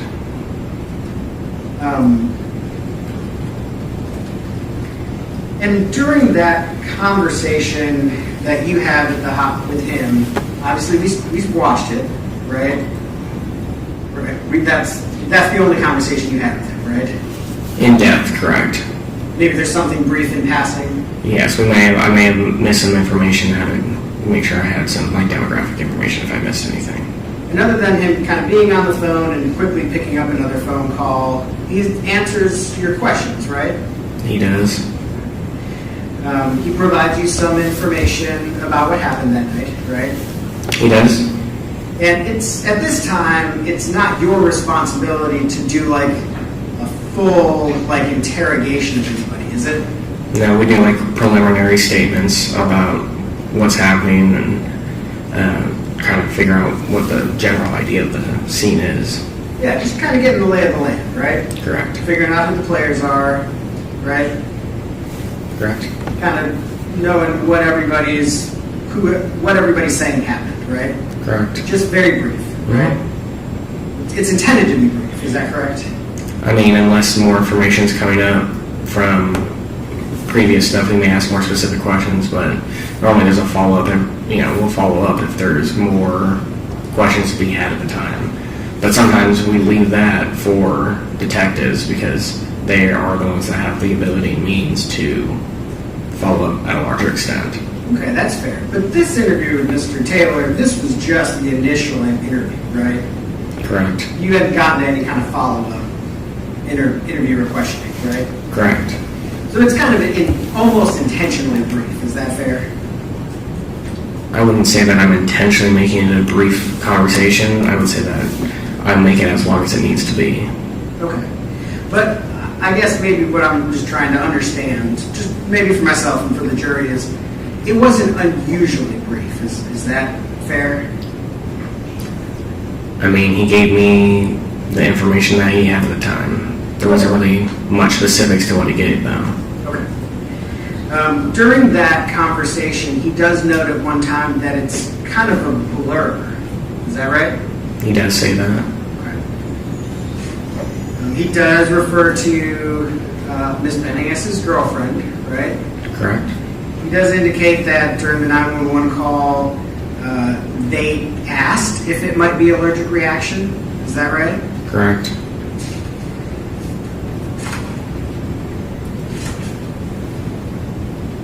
There wasn't any point in that time questioning that he refused to answer any of your questions. Is that right? No.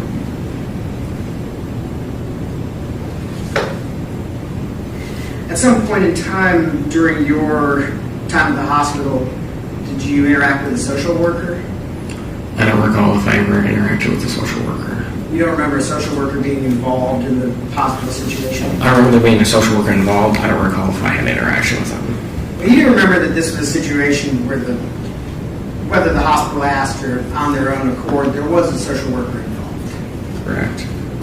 Are you familiar with other situations where social workers are involved? Correct, yeah. At the hospital? Mm-hmm.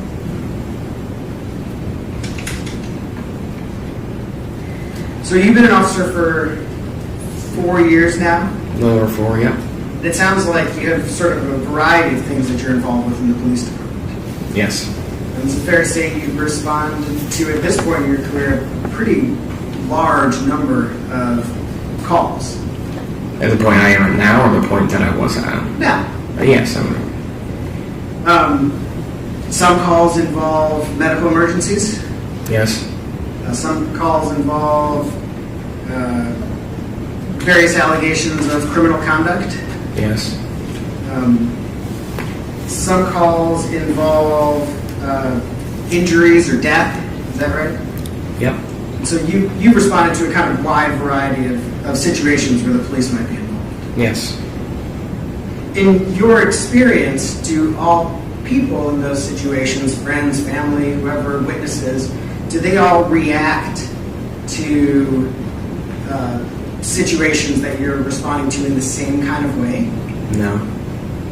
And obviously, I'm not asking you to describe all the different reactions, but can you often predict how a friend or family or loved one or even a witness is going to react to the situation where police is involved? No, I can't predict how someone's going to react to a situation. Is that particularly true where someone is critically injured or even killed? Yes, but a lot of times people will be pretty direct with you if they want to talk to you. But I guess what I'm sort of asking is, when someone's injured or killed, is it fair to describe that as traumatic? Yes. And in your experience, do people respond to that or react to that trauma in different ways? Yes. And you've had an opportunity to sort of observe like a wide variety of those reactions, right? I have.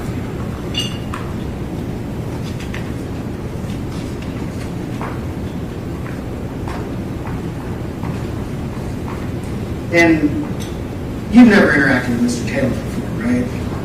Correct. You don't know, especially at that time, you didn't know anything about his background, right? No, I did not. You didn't know anything about what experience he has with trauma or traumatic situations? I do not.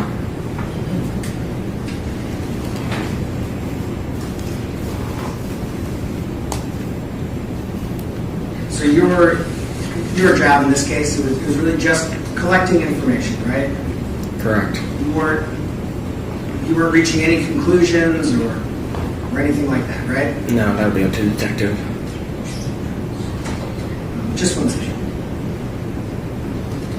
That's all, Your Honor. Thank you. You need to read your record. No, Your Honor. Thank you. Who's the next one? Aaron Kalinsky.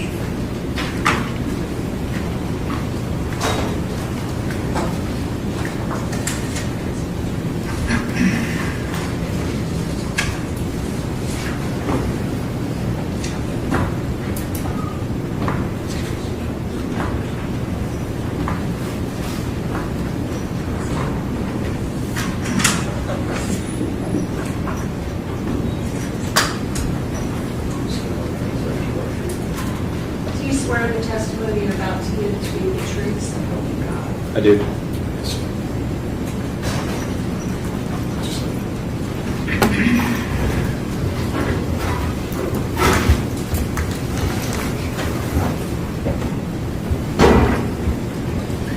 Sir, could you please tell us your name and spell your first and last name for us? I'm Officer Jared Kalinsky. First name's Jerrod. Last name Kalinsky, Kalinsky. And for whom are you an officer? I'm an officer for the Metropolitan Nashville Police Department. How long have you been so employed? I've been employed since August of 2020. What are your current duties with the police department? I'm currently a field training officer, still working in the patrol capacity. And of the 9 or so precincts, are you assigned to any particular one? Yes, I work at the Midtown Hills Police Precinct. And where is that area just generally? I'd say it goes from about the Edgehill area all the way down to the county line with Williamson County. Okay. Back in February of 2023, also Metropolitan Nashville police officer. Yes, sir. What were your duties and responsibilities back then? It was very similar. I was still working in patrol capacity. I was not a field training officer at the time. And what precinct then were you assigned to? Yeah, I was still assigned to the Midtown Hills Police Precinct. And with the Midtown Hills Precinct, the late evening of February the 25th and on into the early morning hours of the 26th of 2023, were you dispatched to the Vanderbilt University Medical Center Emergency Department? Yes, I was. Do you recall approximately when you received the call to go there? I recall it was later in the evening. It was kind of close to the beginning of my shift, closer to 10 or 11 p.m. is when we responded to the hospital. When you say we, did you have a partner that night? Me, myself, Officer Pfeiffer, and Officer Fish. All right. And did the three of you go together? Who arrived first, if you recall? I don't recall exactly who arrived first. I was one of the last officers to arrive on scene, and I met with Officer Pfeiffer. without going into detail, what was the nature of the call? All I remember from the nature of the call was we were responding to a possible drugging that was being reported at the hospital. When you arrived at the hospital, were you given additional information with respect to people to speak with? I spoke first with a representative of the Vanderbilt Police Department who was asking what I was responding to, and then I spoke with a friend of Miss Benning. Would that have been the person you later identified as being Najee Jackson? That's correct, yes. Najee. Where was Miss Jackson when you first encountered her? I believe we were outside of the emergency room, kind of close to Ambulance Bay. Now, how were you directed to her, or did you call out her name? Just how did it come about that you were? She, after speaking with the Vanderbilt officer, she was kind of approaching us to speak with us about the matter. Do you recall anything about that initial first impression of her appearance, demeanor? She seemed rather upset about kind of what transpired during the events that have happened that night. Asked Officer Pfeiffer about the body-worn camera, but as a patrol officer, you also have a body-worn camera. Yes, sir. And is that activated when you're at a scene? Yes. And does it record? Yes, it does. Interactions. And was your interaction with Miss Jackson recorded on your body-worn camera? It was. And preserved and available? Yes, it was. Now, after speaking with Miss Jackson, did you relay the information you received from her to any one of the other officers? I don't recall if I did. If I did, I would have related to Officer Fish. Okay. And was Officer Fish essentially the... Yes, she was the primary officer compiling the report for us. At that initial time that the three of you arrived, were there any Metropolitan Nashville Police Department detectives at the hospital, to your knowledge? At the time of our response, I don't recall one being there. All right. Did one or more later arrive while you were still at the hospital? I don't recall if I was still present at the hospital when a detective arrived. I do know that one did respond. And the reason I ask that is, did you ever speak with a detective to relay the information directly to a Metro Police Department detective at the hospital? I don't believe I did. Okay. So Officer Fish was gathering the information. That's correct. After you spoke with Miss Jackson, did you later encounter an individual you learned to be Mr. Blaise Taylor? I did. And approximately how long after your speaking with Miss Jackson did that occur? Say it'd be about 5 or so minutes, give or take a little bit of time. You told us about Miss Jackson approaching you and you're in conversation. Had you seen the person you learned to be Blaise Taylor there before seeing Miss Jackson? I'm just saying visually. Visually, I did not. Okay. And after this time, you described talking with Miss Jackson, where was Mr. Taylor when you first encountered him? Mr. Taylor was still sitting in the waiting room, in the emergency room. Okay. And were you directed to him? Yes. Someone pointed him out and said, that's Yes. Blaise Taylor, or words to that effect, right? Correct. And did you then speak with Mr. Taylor? I did. And was that recorded on your body-worn camera? Yes, that was also audio and visually recorded. And have you had the opportunity to review that? I have. And have you also had the opportunity to review a transcript of the conversation? I have.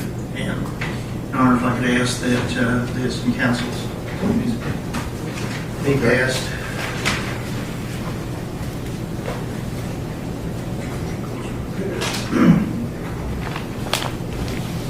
Officer Galinsky, you're being handed 2 items, one of which is a manila envelope. If you would open that, see if that contains a USB. Is your interview. It does. And the transcript that you've been handed, have you had an opportunity to review that? And is that a fair and accurate transcription of what is on the USB recording? It is. Your Honor, I would attend those as next collected exhibit and ask that it be published. And I have, again, made hopefully enough copies for everyone. Council already has there.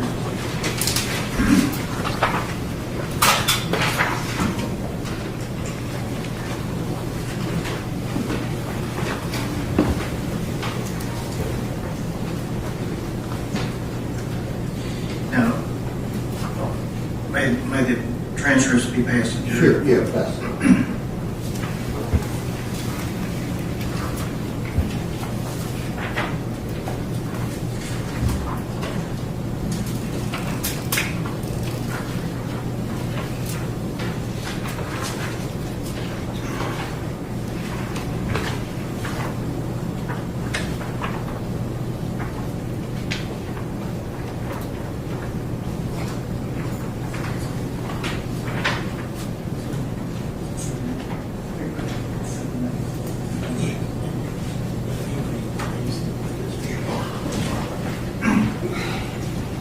And Your Honor, with course permission, I publish this, but before General Norman hits the, I know Your Honor has something probably to say to the jury about the transcript. Yeah, it's the same instruction, and then again, if you find something different from the transcript and what you hear, then rely on what you yourself hear. And Officer Klinsky, while the screen is still frozen, who are we seeing in this screenshot? I believe in this screenshot I see Officer Pfeiffer and Mr. Blaise Taylor. Okay, now, could you identify by what he's wearing who Mr. Taylor is in this? In the screenshot, he's wearing a blue mask around his face with a gray hoodie and white shoes. Okay, and the individual sitting in the chair next to the wall, do you know who that is or was, and whether they had anything to do with this case? As far as I have no idea who that individual is. Okay, did you have any interaction with that individual? No, sir. Okay. And the date and time, military time, what is that? It says February 26, 2023. Looks like it's just after midnight. Would be 12:01 and 51 seconds a.m. Yes, sir. And Your Honor, if we could play that. Okay. You Blaise? Got your work. I'm going to talk over there. Just curious, and I haven't got to talk to you yet. What happened? So she texted me today, went through the day night. She didn't tell me exactly what I was going to do. So, okay, so I'm at 7, I got some plant boys. Cooked dinner, we ate, we had date night. Frank came over to pick up, she made a bunch of food, so Frank came over to pick up some of the food we left. Anyway, so we had date night, started feeling sick, and then... Just after you got to Jolee? Yeah, so this was probably a little bit afterwards, I guess. I don't know the time I was, so we were hanging out, whatever. And then she started feeling sick. I called my dad. I was like, hey, she's really sick. I'm not sure what to do. And then he told me to call 911. I called 911. And then literally talked to the EMS people or the paramedics, whoever's on 911. I talked to them, and they were like, hey, do this, turn on the side, all this stuff. And then I had to step out just because I didn't know the apartment complex was a new apartment. So I ran outside, saw the name, told them the name to get the address that I had address, but then I saw that. That's really what happened. And it's bad and all that kind of stuff. It was just like, really, it's kind of just all been like blurred. Yeah, she didn't say anything to you while she's passing out? Yeah, she was just really, it was just all blurred. She was just saying like she didn't feel good and stuff. And I was just trying to help her, and then I panicked and I didn't know what was going on, so I just called my pops and I was like that. And then he was like, hang up with me, come out in the morning, and then that's what it is. So she was just like really kind of hectic and kind of blurred. I guess Journalists coming in and stuff, so it's just. And stuff between you two, nothing rocky or anything like that? Things have been good. I mean, I've seen her the last, I think 3 days in a row. I just got back in town, and so I saw her, this was Saturday, so I saw her. I tried to see her the last 3 days. The last 3 days in a row, we hung out. So we had date night tonight. Yesterday, we had Waffle House for lunch days or whatever, and then I saw her Thursday as well. Gotcha. She don't have any medical issues, you know? Not that I know of. I mean, she's pregnant, but outside of that, like, nothing that I know of. People, I call 911, they kind of asking me that too. If she had like any allergies or anything around, I didn't know, so I kind of like scrambled to try to look anywhere, but like, I couldn't really find. I got you. Okay. That's appreciated. You could sit down. Thank you.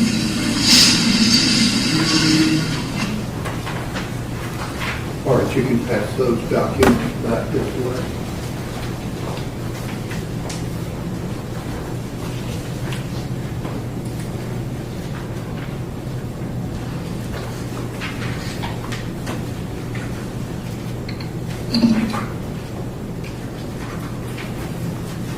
Okay.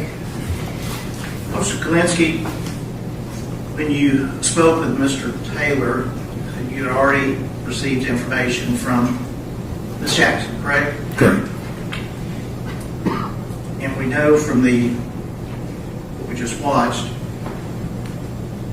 you did not relay any of her information to Mr. Taylor, did you? I did not. But did you have that in mind when you were listening to what he was telling you? I did. And based upon that, did you relay that information to Officer Fish? I don't recall. Up the chain. I don't recall exactly what I told her, but in the moment I probably would have. Yes. For it to be, again, relayed on up to further investigation. Yes. With respect to Mr. Taylor, whose appearance and demeanor the jury is seeing with your interaction, how would that compare with Ms. Jackson and her interaction with you? Say they were, I wouldn't say exactly opposite, but they were very different. In what way? Miss Jackson was very kind of upset and distraught, and I remember making the remark that Mr. Taylor even seemed a little nervous or even not as like upset as Miss Jackson was.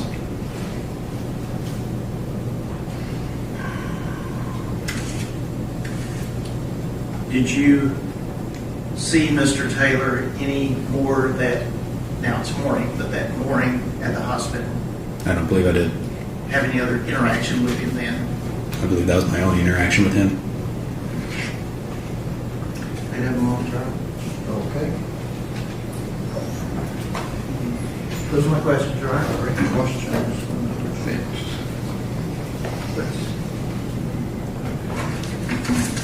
Good afternoon.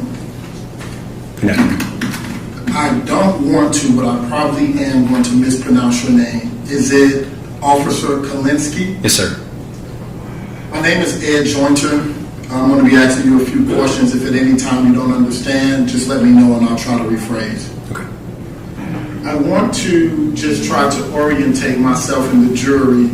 Do you know at the time you asked to speak to Mr. Taylor if you spoke to him before your coworker did or after? As far as my knowledge is, I'm one of the people that speaks to him after. Okay. And did he interact with you voluntarily? Yes. Did you have the opportunity to watch the video, correct? Yes, sir.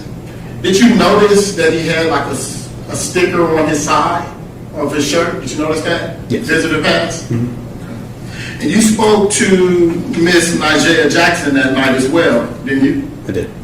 And did you get a chance to review your body cam video of that? Yes, sir. And did she also have on a visitor sticker on her shirt? If I recall, it did not appear she did.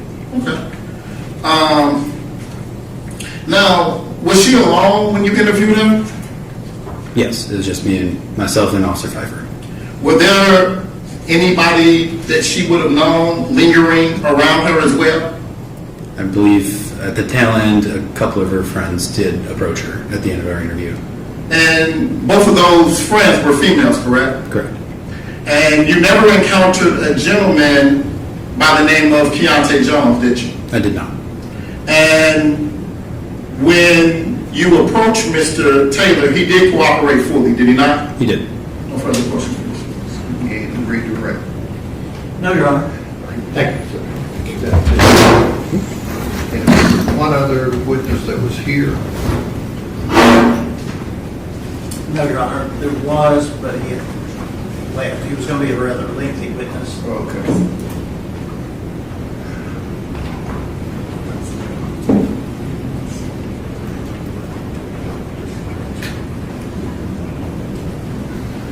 All right, ladies and gentlemen, the jury, we're going to recess for the day. Just remember about not discussing the case, forming any opinion, looking things up, going by any locations, all those admonitions that I gave you, looking at TV, reading anything.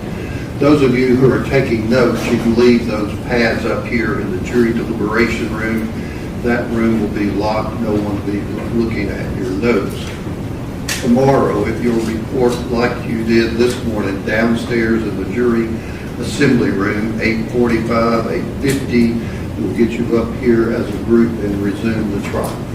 Thank you very much, and you can step out and report.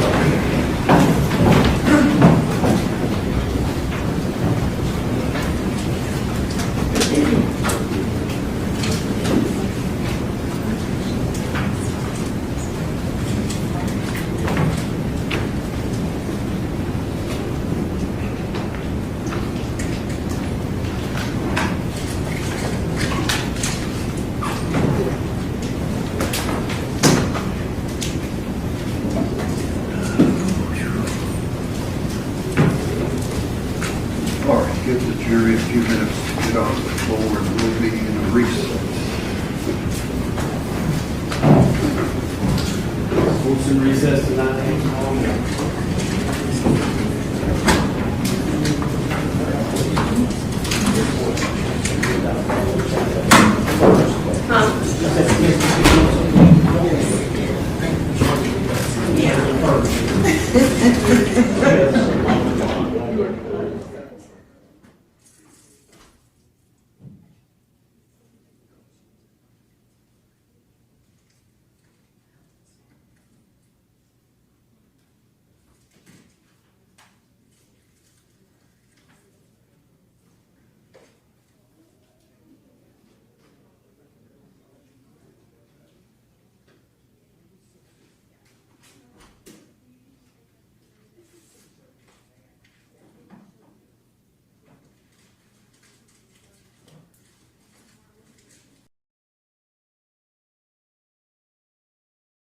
All right, so that is.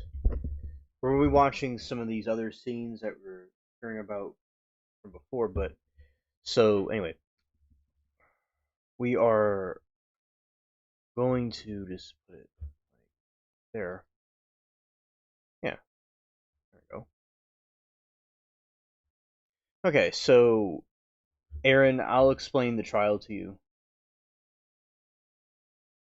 She was poisoned with a drink, an unknown drink, that was probably some sort of, it was certainly cocaine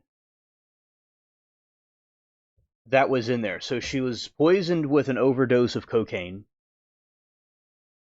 and it was in some sort of a drink, maybe a soft drink or an alcoholic drink, and that's how she was overdosed.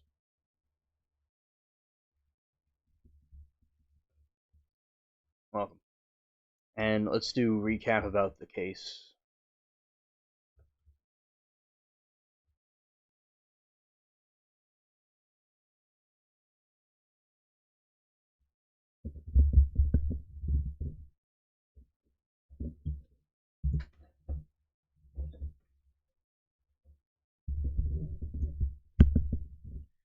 All right, so the state of Tennessee versus Blaise Taylor is a high-profile criminal trial centered on the poisoning deaths of 25-year-old Jade Benning and her unborn child. The defendant, Blaise Taylor, is a former college football star at Arkansas State and a former pro scout from the Tennessee Titans. On February 25, 2023, Taylor called the 911 Benning's Nashville apartment, claiming she was suffering from severe allergic reaction. She was rushed to the hospital in critical condition.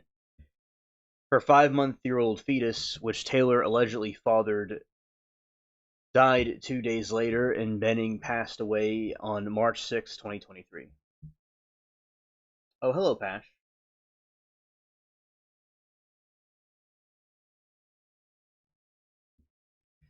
And on her birthday, her 25th birthday, before police could interview her.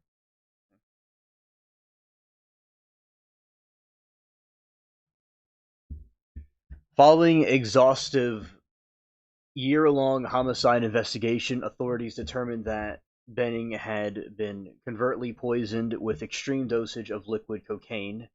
During day one opening statements in Davidson County courtroom, prosecutors argued that the concentration of the drug in Benning's blood and on her personal belongings was so high that it couldn't possibly be attributed to recreational use, the defense is claiming.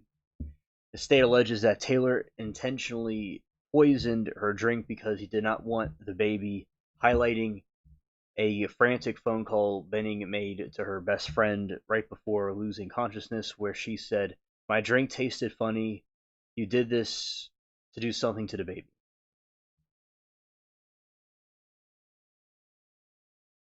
Called 911 after calling daddy. Yeah, exactly. And Taylor, who relocated to Utah and continued his football career as an analyst before his March 2024 arrest, has pleaded not guilty to 2 counts of first-degree murder and 2 counts of felony murder. His defense team aims to challenge the prosecution's narrative by questioning the source and toxicity and whether it could have been an accidental recreational overdose. If the jury finds him guilty, prosecution is seeking the penalty of life in prison without possibility of parole.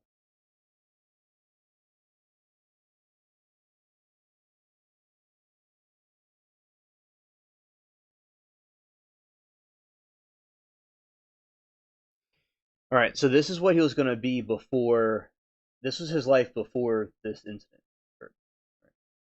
So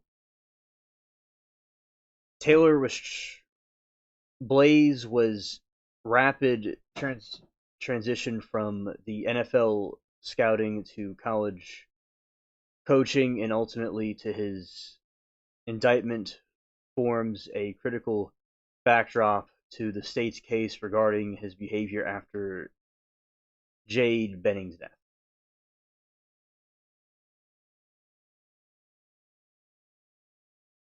Yeah, school is the only one that remembers there's a FIFA event right now.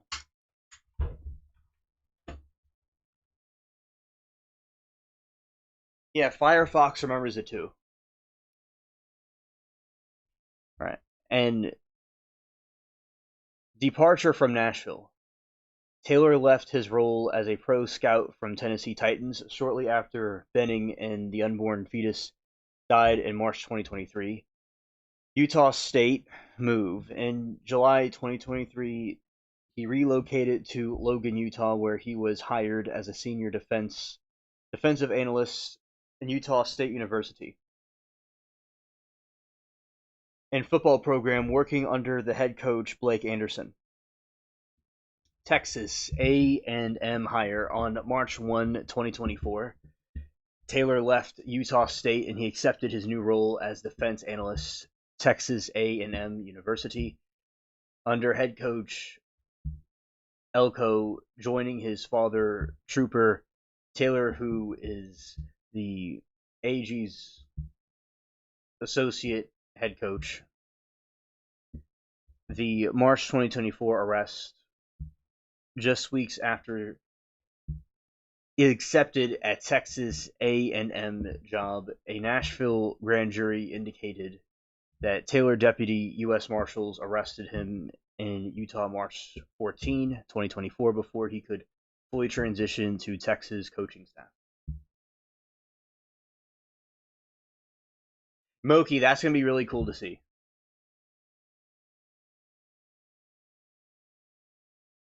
Yeah, Aaron, it's awesome they're having no drama. I remember when I was little, I watched the World Cup, and when I was in summer camp, we're obsessed with soccer. I played it a lot. And other countries call it football. Whatever people want to call it. So, remember, sometimes we would play as different countries, like we're in the World Cup. So, yeah, that is very cool that they're doing that with the UK versus US. Everyone thinks Toronto's a third world country. Yeah. And also, Moki says that US matches on July 4, which is when we celebrate our independence from Britain. I know it's a taunt. It'll be wild. Now, in the UK, they're more into football or soccer than Americans are. They're more trained in that. But then again, America has the passion of their founding father energy from the 4th of July, and it's also the 250th anniversary. So yeah, it's going to be, the stakes are astronomically high. Okay, we'll see what happens. There are a lot of stakes. A lot of stakes are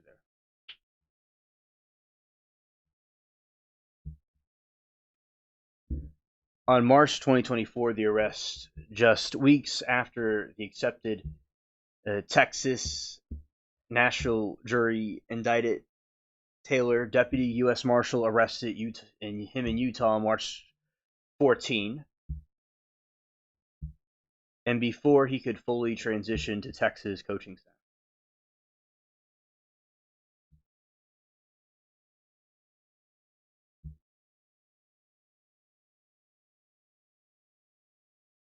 Moki said if the alien abduction happens tomorrow, the rest of it will be canceled.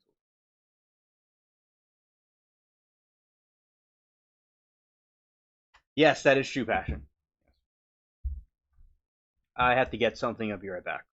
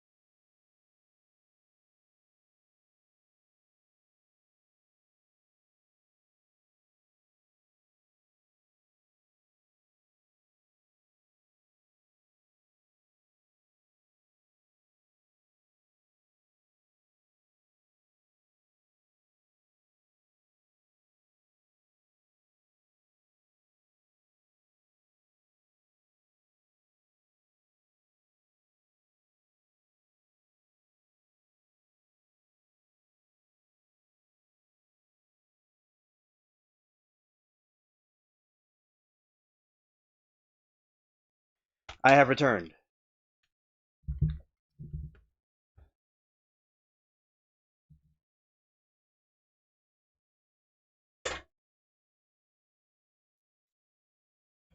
Okay, so Aaron put makeup on. It's good. And now we'll continue. So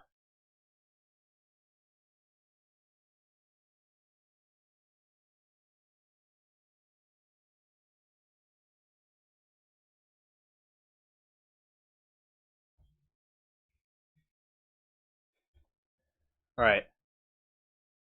How this impacts the trial. The prosecution uses the swift relocation to argue timeline to advocate, suggesting the Taylor tried to put distance between himself and the Nashville investigation. Controversially, the defense highlights his continuous high-profile employment at major universities to argue he was openly living his life, advancing his career, and to acting like a man fleeing a crime.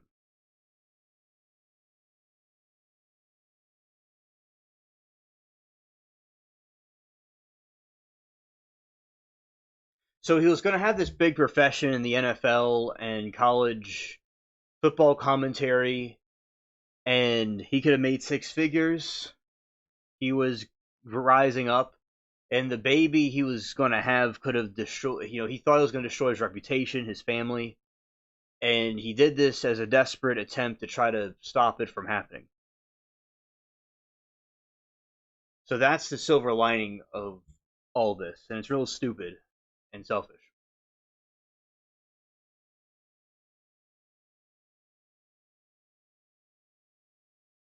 So he was an NFL pro scout, Tennessee Titans, and he initially joined the organization as a scouting assistant before earning the promotion to pro scout in June 2021, and his daily responsibilities involved breaking down opponent film,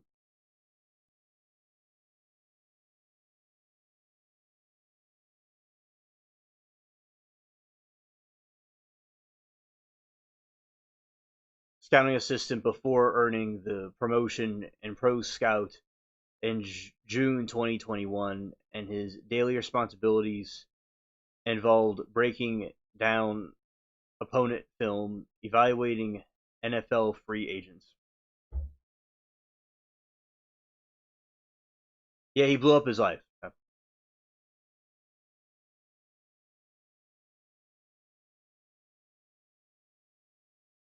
And complying with weekly performances analysts. College football analysts, after leaving the Titans in 2023, he transitioned back to Colgate Sports, and he spent up to 2023 college football season working as a senior.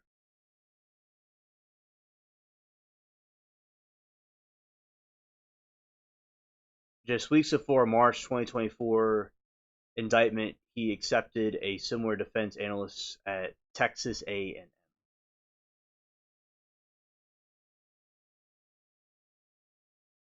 The father is Trooper Taylor, that's his name, and he spent over 3 decades coaching at major programs, and he was assistant head coach and wide receiver coach at Auburn University during perfect 14-0 season and 2010 BCS National Championship run. His executive career connects directly to the places where Blaise played and worked from 04 to 07. So, yeah, it's definitely a personal thing right there. And the mother's a doctor.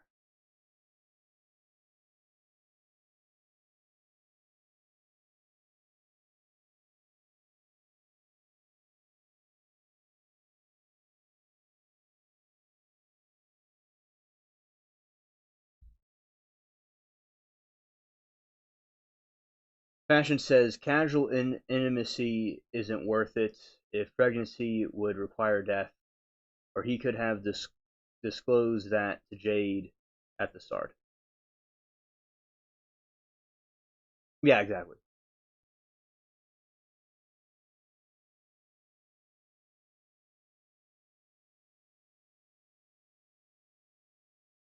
Exactly. Very well said, Passion.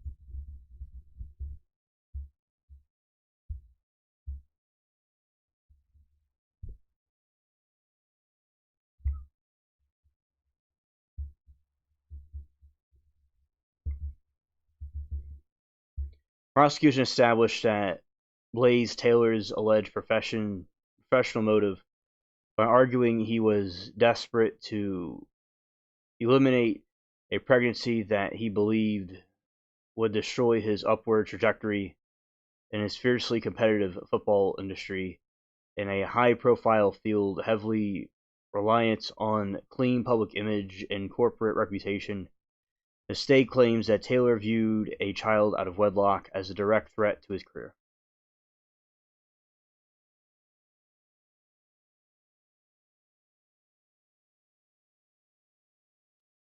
All right, Mermaid, thank you for hanging in there with me in chat. Appreciate you. All right. Explicit rejection of the baby. The prosecution brought forward testimonies from Jade Benning's close friends include Nijah Jackson, who stated that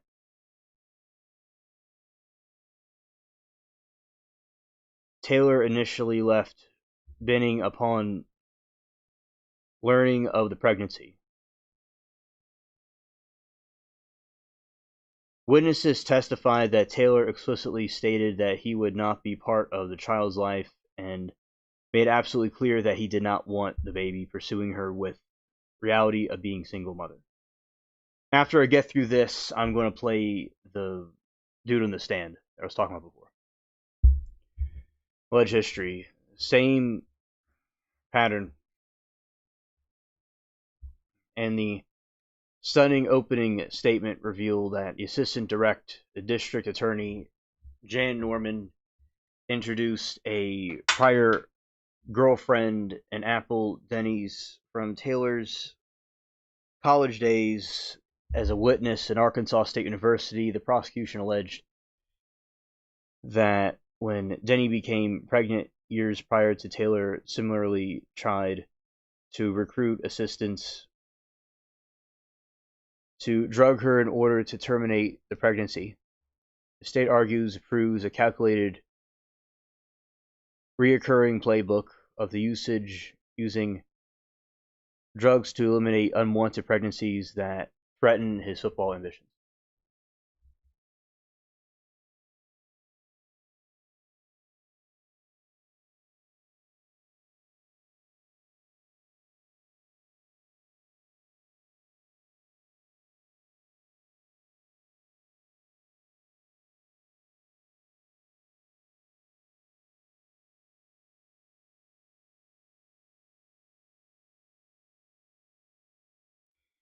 Sauce says, can you let me know the reason Moki and Aaron use Alien's Angel? Just curious.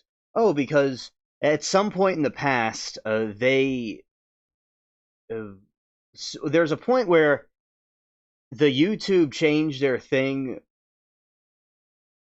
Yeah, they can also answer too. YouTube had this funny thing where they changed our screen names to our handle names, and they are, fans of the spaceship, and it was a fun thing they came up with, and they call themselves Aliens Angels, and they put that in there as they're fans of the channel, promotes the channel, and thought it was like a funny joke, funny thing to do, and that's why they did it. It's like Charlie's Angels. It was a funny thing, and also I have E and let's see, I'm being goofy. I have M and E in my name. I have their initials at the back of mine.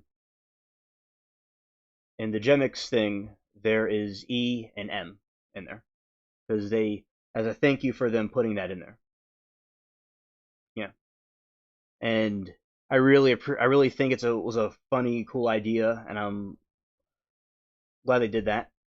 It was some others participated in that at some point, and it was just cool for people to do, and in different chat rooms, it's cool to see. Yeah, like Charlie's Angels. Shout out to them. Oh, awesome, Mermaid. Fact.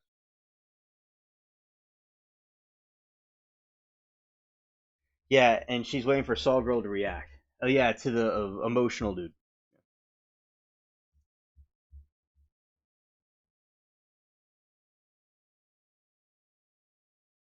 Oh, thank you, Aaron. Thank you, Aaron. Also, I'm glad to have you and her in my name too.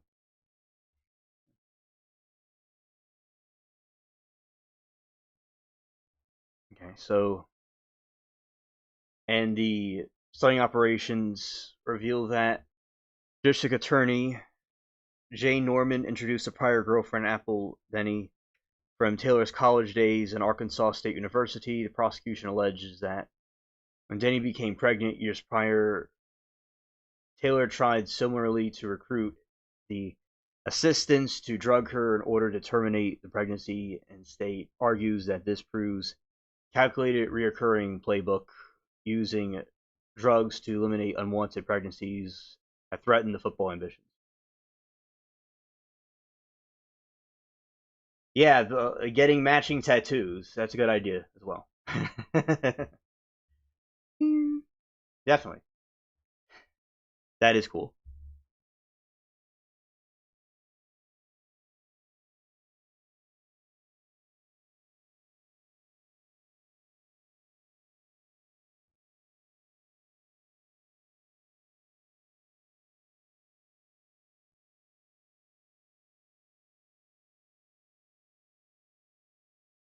And Passion says, I was hoping for more swagger in your story. Okay. And she said, it's because I'm surrounded by beautiful women who dote on me like Charlie's Angels. Well, you see, and that is absolutely accurate, Passion. That is the true description of what is going on here, absolutely. And there are many angels in the spaceship, and we have Aaron and Moki there, the also that have it in the name as one of the biggest fans of it. So, Passion. There's a different groups that watch me, and yeah, I definitely said a version of it that may have been more PG, but that also works too, because it is more of I'd say more of adult oriented audience, so that is fine as well. So yeah, it is all the beautiful women I'm surrounded by that dote over me like Charlie's Angels, absolutely. And thank you, Passion, for writing that, because that is definitely an accurate description of the situation.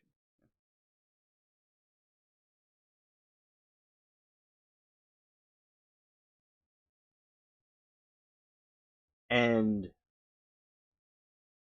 Aaron said, wait, that's a better story. Let's go with that. As I sit here looking like a dirtball in clothes with paint stains. Yes, Saw Girl. Absolutely. Yes, you could be Saw Girl Alien's Angel. Yes. You are welcome to put that in your name if you'd like. And that you could be the third one. Yes. Yeah, shout out to Saw Girl Alien's Angel. Yes. And well, Aaron, that just means that you're an artist. Yeah.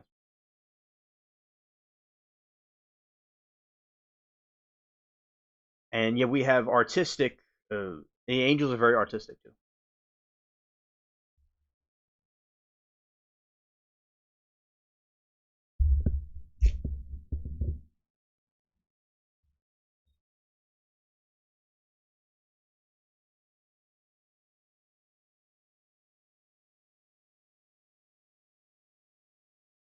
Okay, so considering options, and Dr. Taylor testified that Blaise and Jade were actively communicating and exploring all options regarding the pregnancy, and she noted that far from abandoning her, Blaise was trying to work through the relationship dynamic according to her and building a path forward.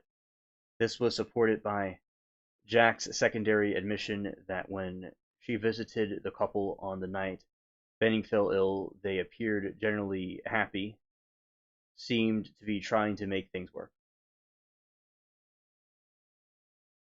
Erin was artistically, with precision, painting the chicken coop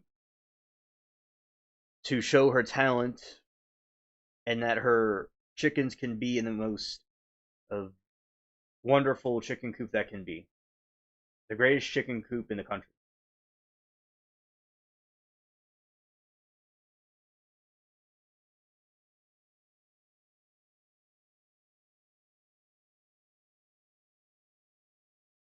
By putting Dr. Taylor on the stand, the defense successfully humanizes Blaise, presenting him as a loved son, but in reality, it could be tricks from the defense.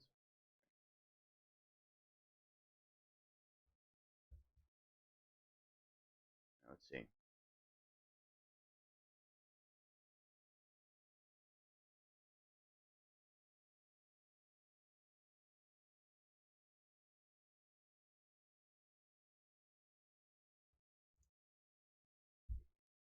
Let's go to LC, and let's.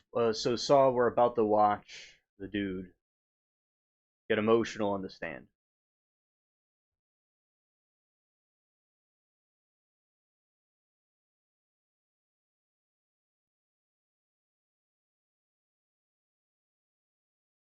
All right, let's switch over.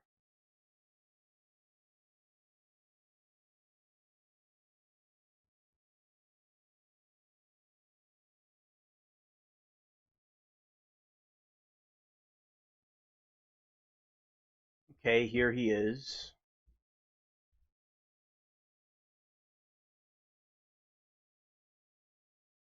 The military husband.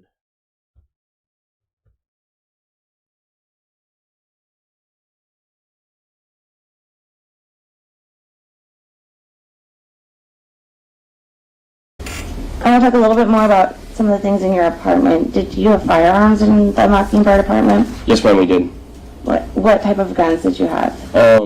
There was a Sig Sauer handgun and then a Glock handgun in there. Who owned the Glock? It was a friend's. He lived in the barracks, so I told him he could register the Glock to my apartment. That way he didn't have to go through the long process of checking his gun in and out of the arms room when he wanted to take it out. Who bought the Sig? I did. Who used the Sig? Mainly me, but Soraya was familiar with it. She had shot a very similar gun in the National Guard, and she was comfortable shooting it and carrying it as well. Where would the Sig normally be in your home? It would have normally been like slightly under my bed by me. Did Soraya know where the Sig was kept? Yes.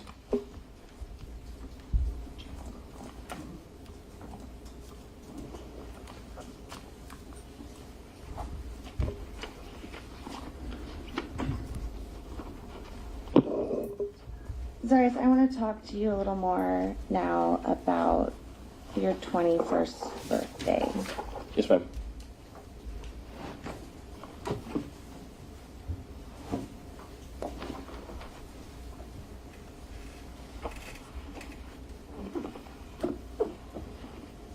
Were you excited to turn 21? Yes. Why? I could finally stop relying on people to buy alcohol. I could finally go into a liquor store and buy my own beer, buy my own liquor, and I could also buy my own tobacco products.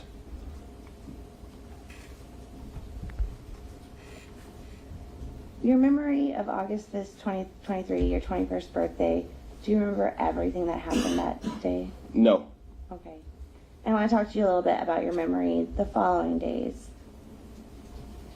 Do you remember everything that happened from August 6th, 23 to August 11th, 2023? I do not.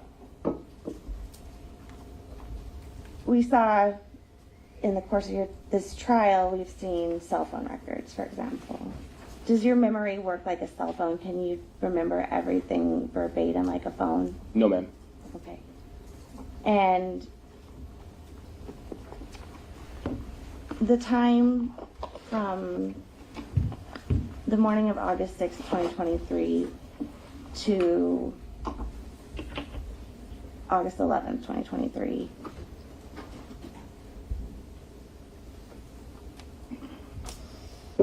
you said your memory is not the best at that time. Why is that? Just going through a lot of stress and processing a lot of different emotions, and it just all kind of felt like one really long day.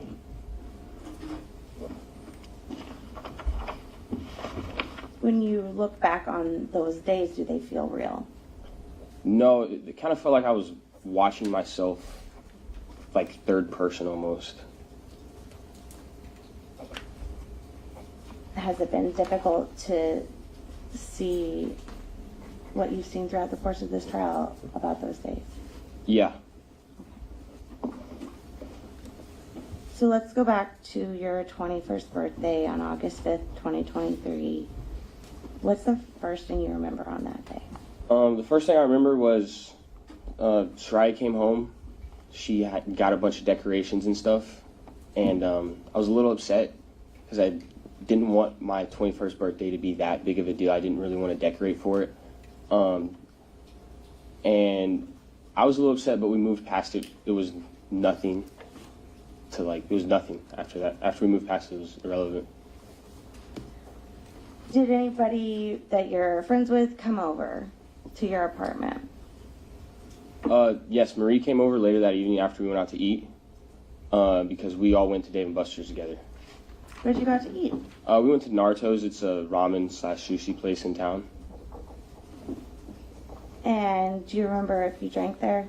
Yeah, I did have a beer there. It was my first official beer, being 21. Do you remember what that beer was? I don't know how to pronounce it, but it was Sapporos, I believe is how it's pronounced. And so you left dinner and went home, and Marie was there. Was anyone else there? At that point, no, it was just me, Marie, and Soraya, my wife. And then you said you went to Dave & Buster's. Yes, ma'am. What was Dave & Buster's like? It was fun. We met a couple more people that were going out with us. We really wanted this Pickle Rick. Like, it was about a 3-foot tall stuffed animal that we really wanted. So, like, it was my main objective that night to get the Pickle Rick. Did you drink at Dave & Buster's? I don't remember. Were you buzzed at Dave & Buster's? At that point, yeah, I had a buzz. How much did you drink before you went to Dave & Buster's?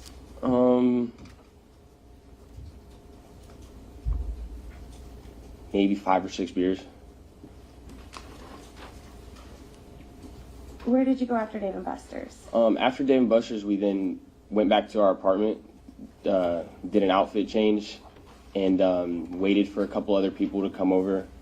At that point, there was 3 guys there. We shotgunned a beer together, and then one of the guys left, and then me, Marie, Isaac, and my wife Ubered to Willowa.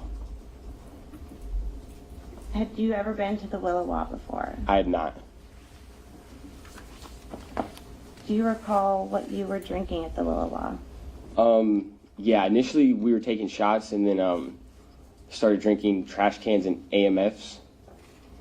And AMF, that has a name. Yeah, that AMF is an abbreviation. Without saying the last word of it. What are the first two words? Adios, mother effer is what the AMF stands for. Are those strong? Yes. How many of those did you have? At least 2, and then I also had at least 2 trash cans, which the trash can and the AMF are essentially the same drink, except for the trash can has a Red Bull, like, on top of it.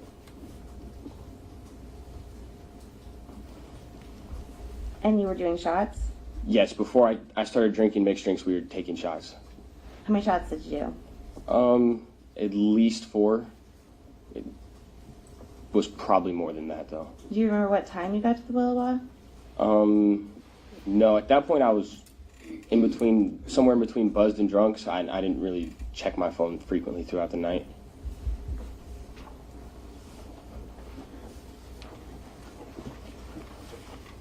Do you remember leaving the Willowa? I do not. Okay.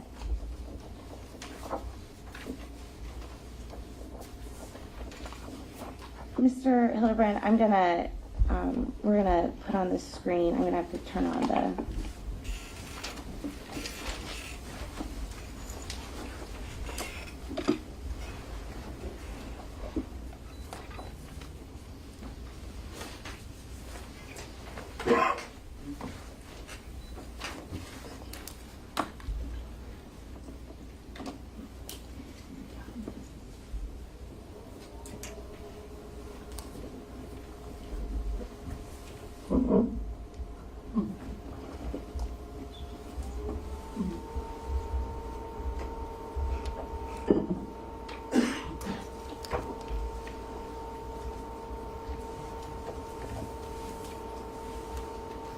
Mr. Hildebrand, I'm going to approach you with what has been admitted as Plaintiff's Exhibit 297.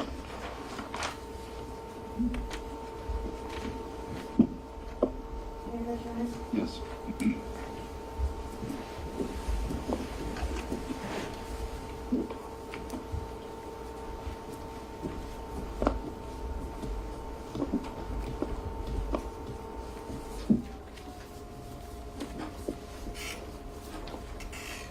Madam Clerk, maybe dim the lights a little.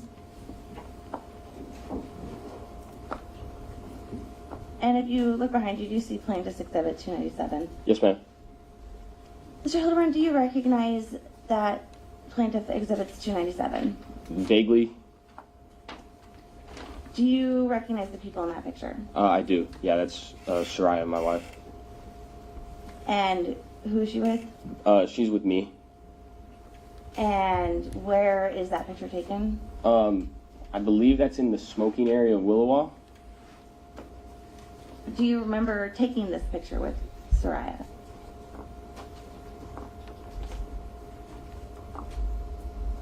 Kind of. This is one of my last memories of the night. This is when the night starts getting spotty. Zargis, have you seen pictures of yourself when you're intoxicated before? Yes. Can you tell, how do you look in this picture? Well, my eyes are kind of lower. I'm smiling, I'm always smiling when I'm drunk. And then throughout the process of me drinking, my hat tends to make its way backwards. And that's how I know that I'm drunk in this picture. And next I want to talk to you about State's Exhibit 298. If you look to this screen, do you recognize Plaintiff's Exhibit 298? I recognize the people in the picture, yes. Who's in that picture? That would be me leaning on my wife's shoulder. And do you remember this picture? I do not. Do you remember, do you know, based on your memory, do you have any idea where this was taken? No. But you've seen it in the trial? Yes. Okay. How would you describe yourself in this photo? Passed out drunk.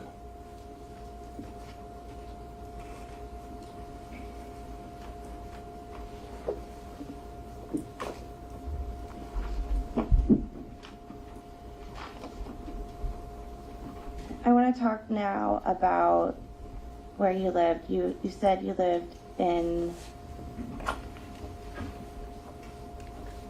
an apartment, on Mockingbird Drive, apartment 13? Yes, ma'am.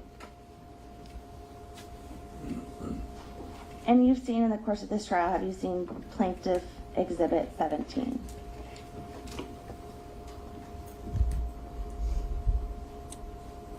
I have. And I don't know if we could get the laser.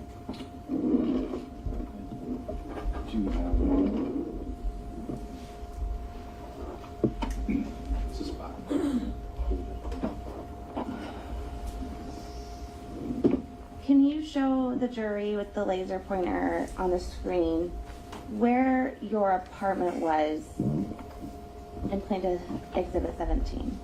Yes, ma'am. It was right about there.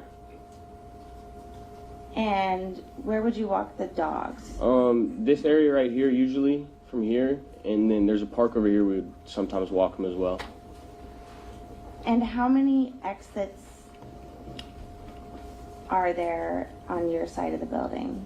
From the building, can you show us? On the whole building, or just? On your side of the building. I'd say technically 2. There's an exit right here, and then there's another exit right here as well. And where's your apartment relative to that? I would say my apartment's right here, and the exit's at this corner. Okay. Thank you.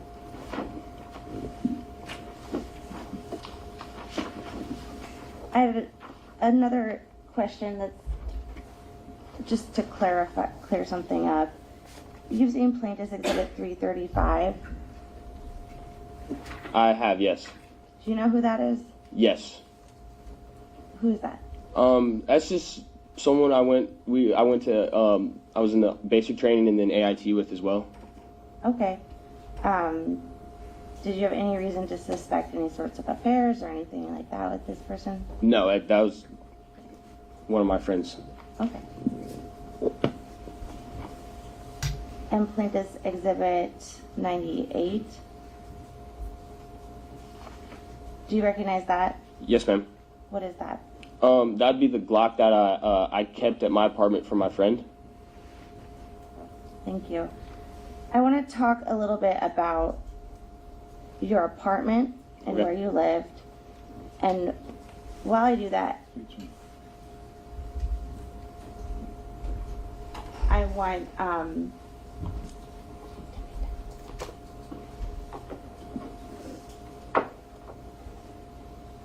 so I want to talk about the apartment you lived, specifically the apartment complex. Yes, ma'am.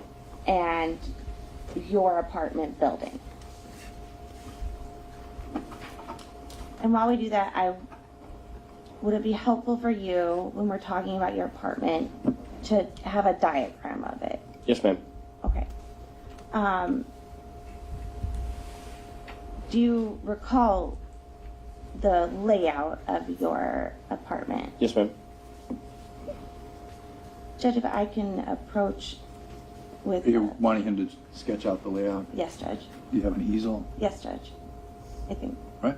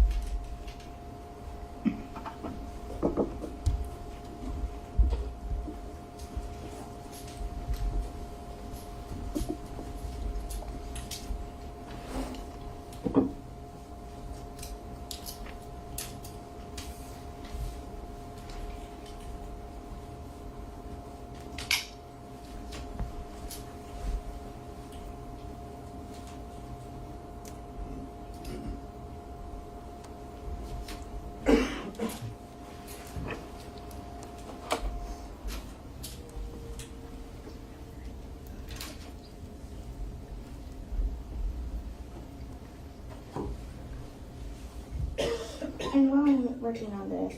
Do we have the easel that we use for the... It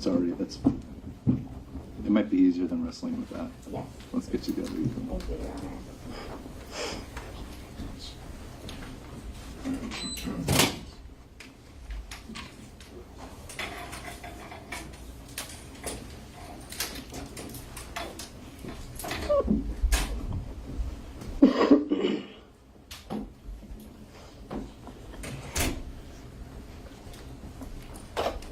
Thank you, Madam Clerk.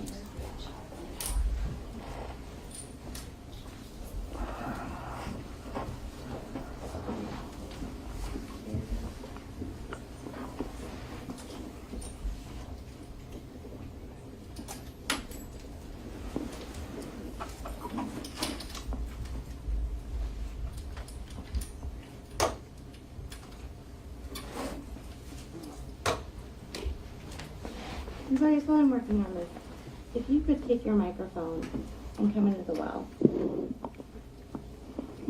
Walk around? Yeah. Yes, ma'am.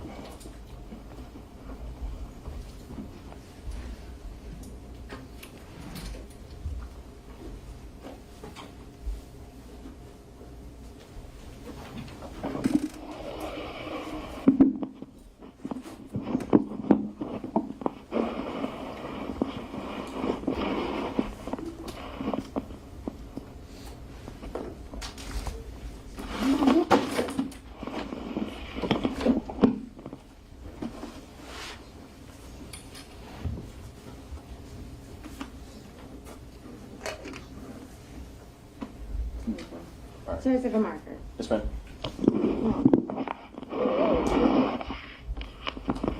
Can you folks all see?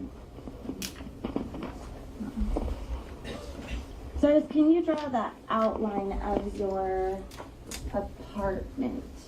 13. Yes, ma'am. Starting with the walls, Oh, just the. just the outside, like the box.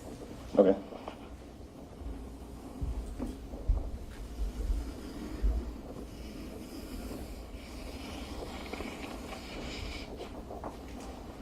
Can you draw where the front door is?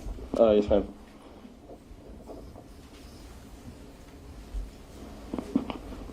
And what is to your immediate left when you come in the front door?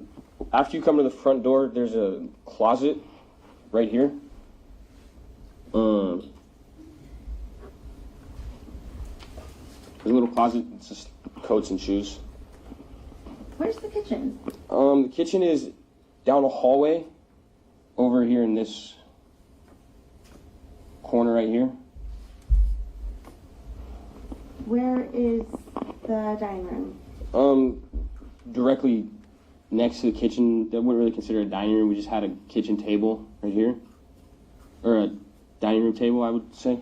Where's the living room? The living room's over here. You want to draw it? Okay. Like here. Sorry, the proportions aren't really the best, but say that's the living room. Where was your bedroom? My bedroom would have been over here.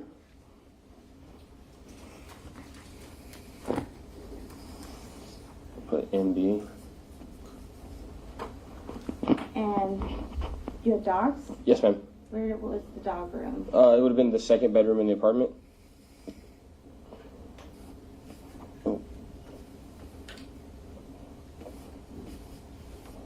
Where was the bathroom? The bathroom was kind of right here.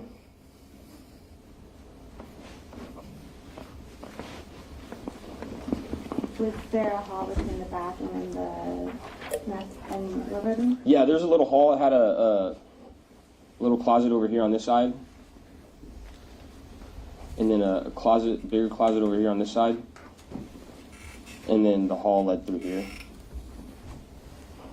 Was there a door to the bathroom? Little slider door, I guess, is what you could call it, like accordion style door. That's the best way I could describe it.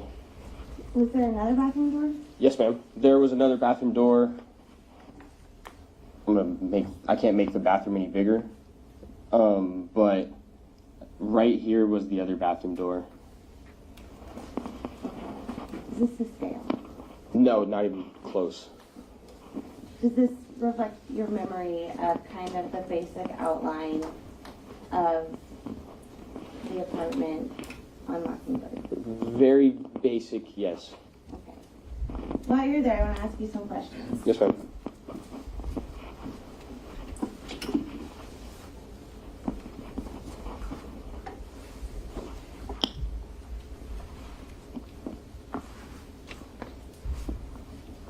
Mr. Hildebrand, do you want to just step aside for a minute so we can all see? yes, it? sir. I think some of them you're blocking their view. There we go. That's probably better if you're on that side. So,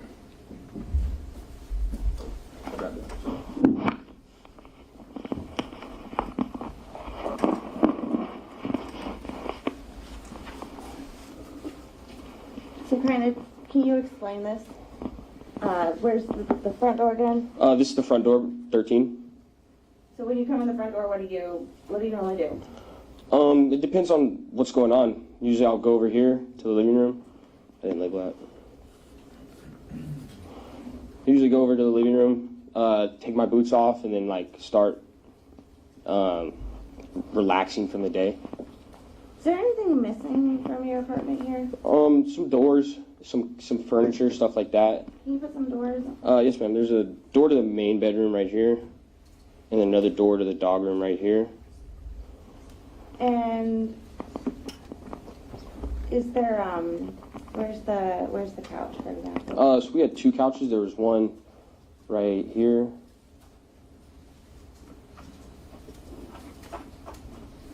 And then I'll draw that so it's a little bit better. And then there was another one right here. And where was the bed in the bedroom? The bed in the bedroom was on this corner right here. Facing, like our feet would have been facing the door. Okay. So let's talk about some of the state's exhibits that we've seen. Let's talk about State Exhibit 61. Yes, ma'am.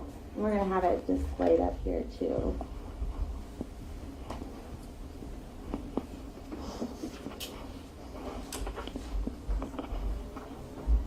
Darius, do you recognize State's Exhibit 61? Yes, ma'am. Where is it on your map? On my map, I would say State's Exhibit 61 is here. That's like right after you walk past the first little tiny closet, going into the hallway that leads to the bedrooms and then the bathrooms. The bedrooms being here and then the bathroom being here. Okay. And so can you explain the doors that we see? Yes, the door closest to, I'm going to say the exhibit number is the dog room, and then the one furthest away on the same wall would have been the bedroom, the main bedroom, and then the one directly across from that is the bathroom door. Okay.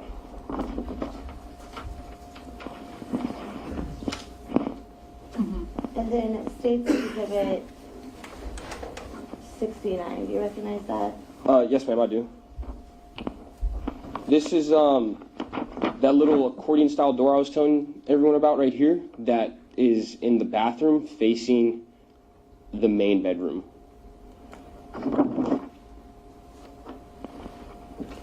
And so it's looking into the main bedroom? Yes. All right. And so is there a hallway between the main bedroom and the bathroom? Yes, ma'am, that's what this little line is, a hallway. And State's Exhibit 75. Yes, ma'am, I recognize this. This is a picture taken from our bedroom into the hallway. So the picture would have been taken right here, facing this way out the door into the bathroom, right there. Is there a sink in your bathroom hallway? In this hallway, there's a sink. There's a little vanity sink, like storage area. Do you want me to draw that? Would you want? Yes. Sorry, once again. Call that sink. And so, just so, can you show again exactly how that would look on this map? Yeah, so if you're looking at the picture is getting took from right here, looking this way, but you can also see into the hallway that leads to the bathroom, and you can see that you can start to see the vanity sink area over here. Okay. State's Exhibit 72. Yes, so if you saw the previous exhibit, that one was facing this way, and it feels like this one was just flipped around, and now that's facing, essentially that's right after you walk into our bedroom. And we see on the right of the picture, there's a little dresser style thing with the TV on it. Is that a cube? It's cube. It's like cube storage style for like all the clothes we folded. So, in State's Exhibit 72, where would you normally keep your phone when you would go to sleep? If you see where the bed meets the sheet that's on the wall, right in that area. Do you keep it charged? Yeah, there was charges behind the sheet, and that's just where we kept them charged, and that's where they were. So your phone not on? Yes, ma'am. Okay. And we see in the exhibit a pickle. Yes, that's it's pickle Rick. Where'd that? We won it the night of my birthday. And this is State's Exhibit 76. Yes, ma'am. That's a better picture of the tiny closet I drew here, and then looking into the hallway that leads to the bathroom, you can see the sink vanity area a little bit better. Okay, thank you. Yes, ma'am. And State's Exhibit 93. Yes, this is the hallway leading into the living room. As you can see, there's a kitchen table, a kitchen, and then there's the sectional couch I drew right there, and you can start to see a coffee table. And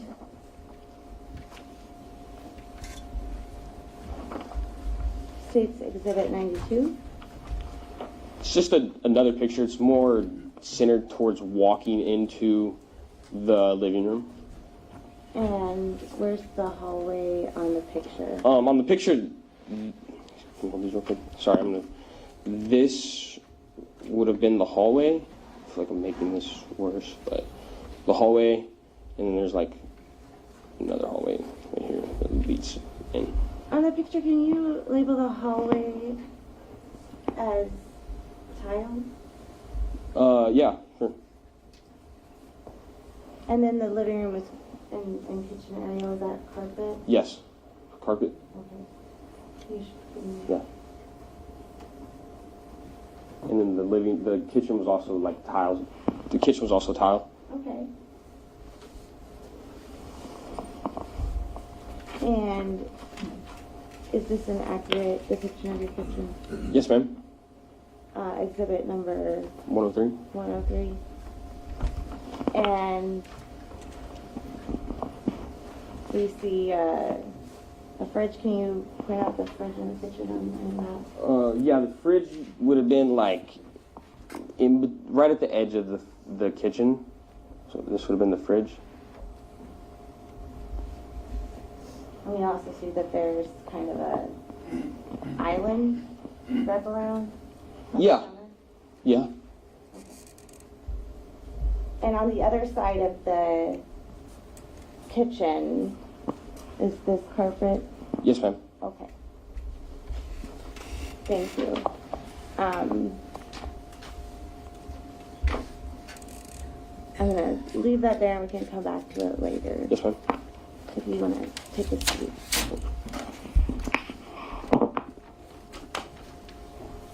Are you leaving that easel up? What would you like? Should I?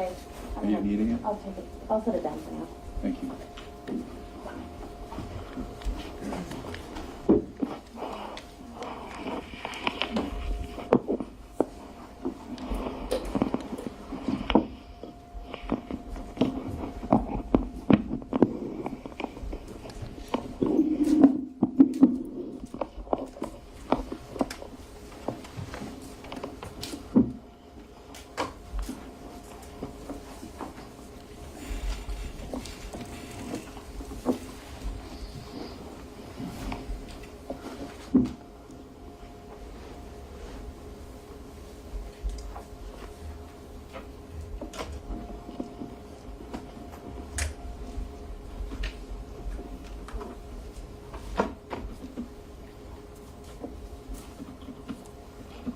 Zarius, I want to talk a little bit, understanding the outline of your apartment a little better.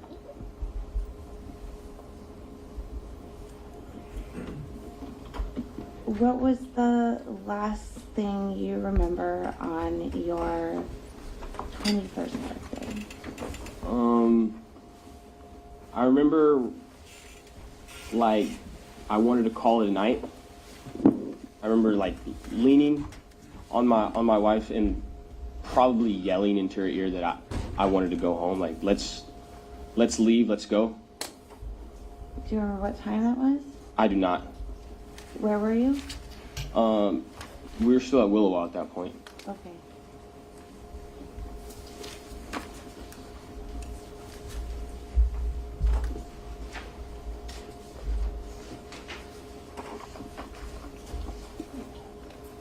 Zarius, where did you wake up on the morning of August 6th, 2023? I woke up in my bed.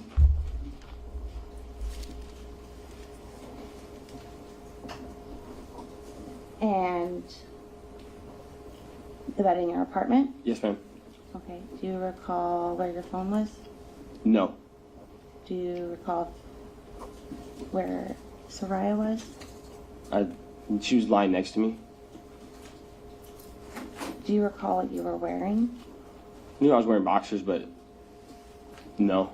Did you look for your phone when you woke up? I did. That was kind of the first thing I did. How did you feel in the morning? Hungover times 100. Still a little drunk from the night before. How'd your head feel? Felt like it was getting split in two.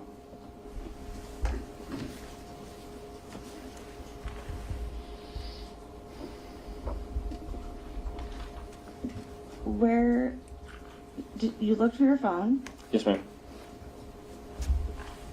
And it wasn't where you normally have it. Yes, ma'am. What did you do next? I began looking for my phone by calling myself off of my wife's phone. Okay. I'm gonna show you State's Exhibit 292. Yes, ma'am.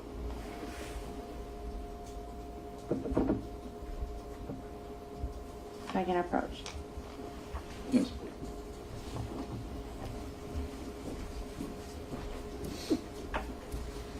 Do you recognize State's Exhibit 292?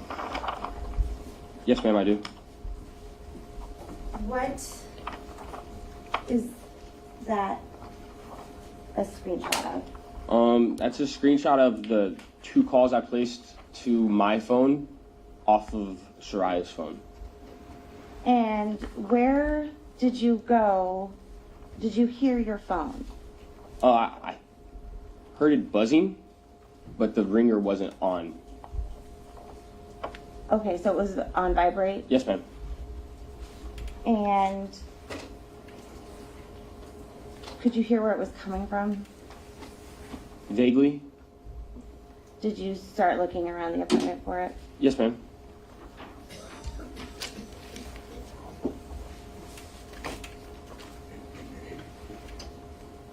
Do you recall where you found it? Not really.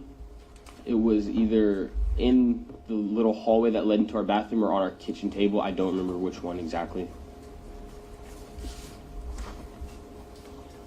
Do you recall what you did? Did you find it? Yes, ma'am. I eventually found the phone. About what time was that? How long had it been from the time that you woke up and couldn't find your phone to the time that you found your phone? 5-10 minutes. It wasn't long. Did you remember what had happened the night before? No. Like I said, the last memory I have was around this picture. What did you start doing?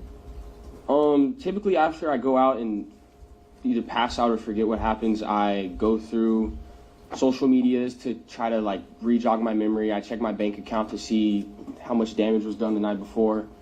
Just stuff like that I did because it usually helped me remember what had happened the night before. Did you look at your phone after you found it? Yes, ma'am. What did you look at? I remember checking Instagram, Snapchat, and my bank account, stuff like that. What did you find on Snapchat? On Snapchat, I found on Snapchat it tells you when you screenshot a chat and then when someone else screenshots a chat. And I saw that I had screenshotted chats with Cheyenne off my phone, and that's when I checked my phone and saw that the screenshots were there, and then saw that they were sent to my wife's phone, and saw that they were on her phone as well. How many phones did you have in your hand at that time? I had one in each hand. And I'm going to approach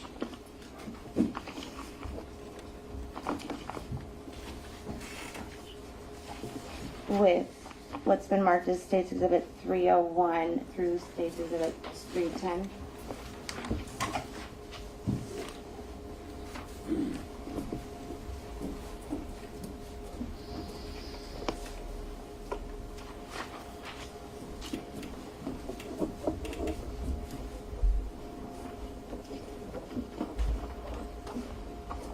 Mr. Hildebrand, do you recognize 301 through 310? Yes, ma'am. I recognize all these. What are those? Pictures of me cheating with Cheyenne. About what time of year are those? April, end of May. Of what year? 2023. Is that what you saw when you looked at your phone? Yes, ma'am. And did you see those also on Soraya's phone? Yes, ma'am. What'd you think when you saw those photos on Soraya's phone?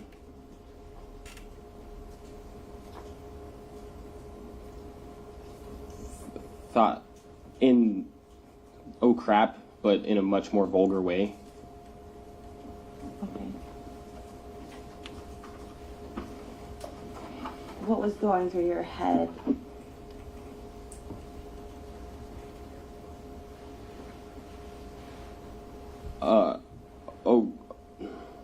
Oh crap, how am I gonna fix this? So what did you do? I went back into the bedroom, and I was gonna ask my wife about it, and that's when I realized that she was no longer alive.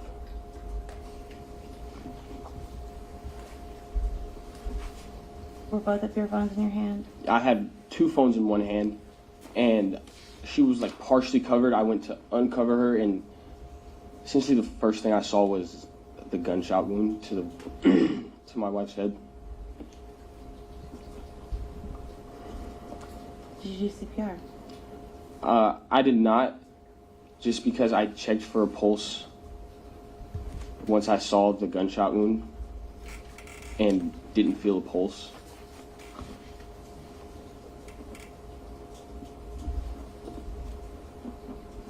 What's going on in your head at that time?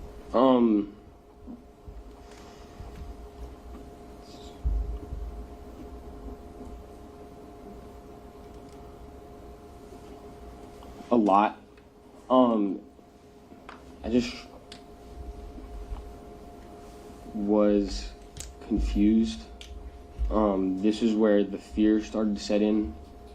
I was hurt, and I basically didn't know what I didn't know what I was going to do.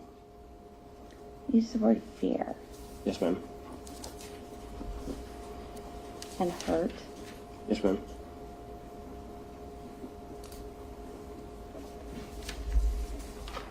Why were you hurt? I had just discovered the body of my wife, who I loved, and that's gonna hurt anyone, regardless of. It's just something that hurts. Were you shocked? I was confused. And you said you felt fear. Yes. Had you ever felt a fear like that before? No, never once. What were you afraid of?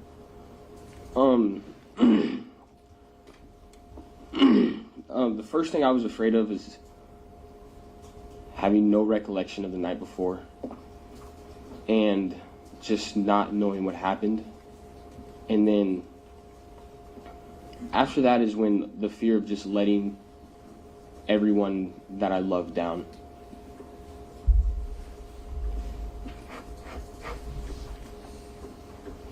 Who were you afraid of letting down? Specifically my little brother MJ. Why? So I'm very proud of being adopted, and I'm very proud that I essentially got out of a life that wasn't good, and I took a lot of pride in that, and I wanted the people that I was just really proud of being adopted, and I was proud of my family. And MJ was probably the most who I was proudest of out of my family was my little brother. And I just didn't want to let him down. How did you let him down? I felt like I was his role model, like he wanted to be like me, and I feel like I immediately assumed the worst in this situation, as in what was going to happen next. And I just saw someone that my little brother, someone that I relied on, and he relied on me, just never talking to me again. And just that, the breakage of that such strong connection I had with him.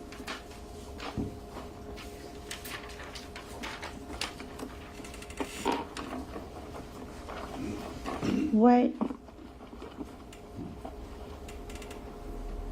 would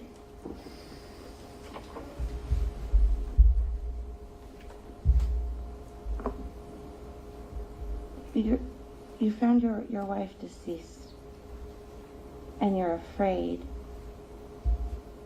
Why are you afraid, Zarius?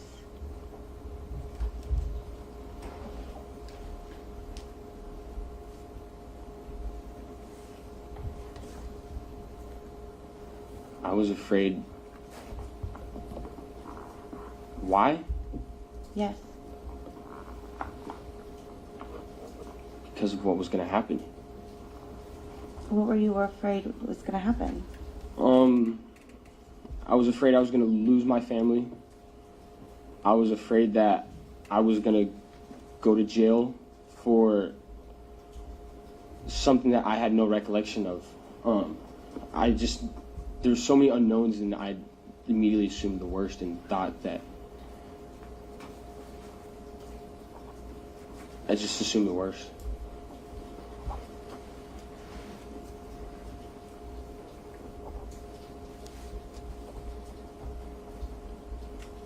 And so you were afraid that your brother would disown you because you went to jail? Yeah.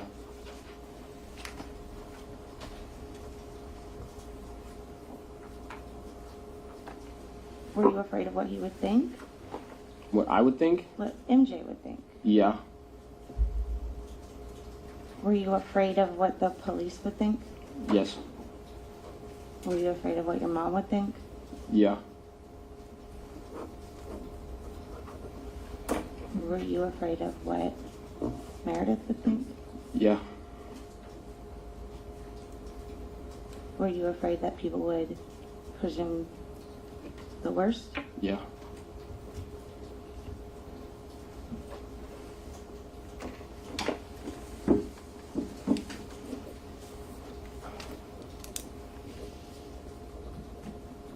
What do you do in that fear? I panic. How long do you stand by the bed? I don't remember. Did you leave the bedroom at any point? Yeah. Did you go to the living room? Yes, ma'am. I after I left the bedroom, I ended up sitting on the living room couch. And did you have the phones with you? Yes, ma'am. Are you still panicked? Yes. Afraid? Yes, ma'am. What do you do with the phones? At that point, I'm not sure which happened first. I deleted the screenshots off both phones, and then I texted her boss from her phone.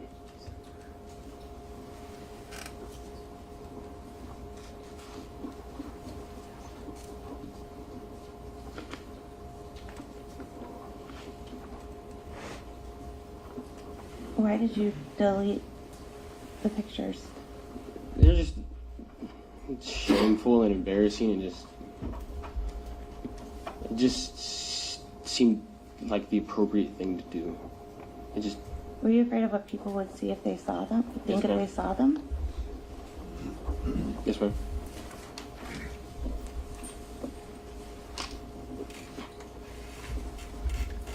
I'm going to approach with what's been marked as Plaintiff's Exhibit 18.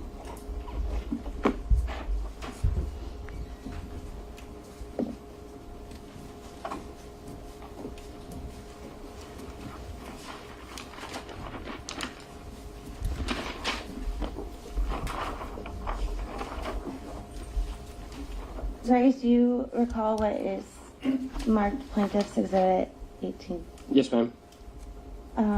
What time, what do you recall about that? Sending essentially a call-out text. Did you send the last message in State's Exhibit? Yes, ma'am. I sent the message timestamped at 10:44. And what does it say?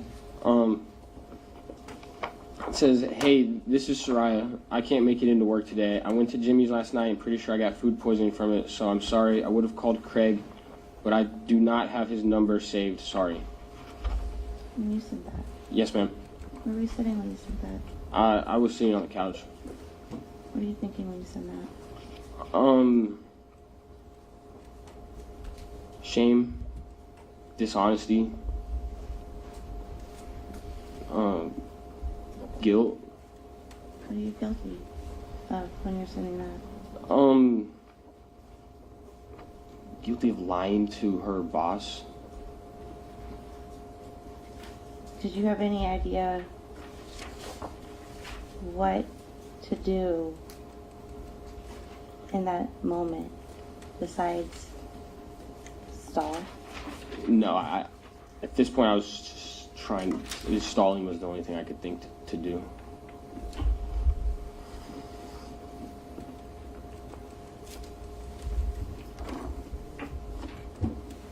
And you said that at 10:44? Yes, ma'am.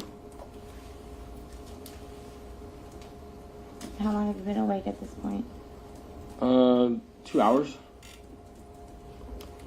And how many of those of those 2 hours, how long had you known that your wife was deceased? An hour and a half.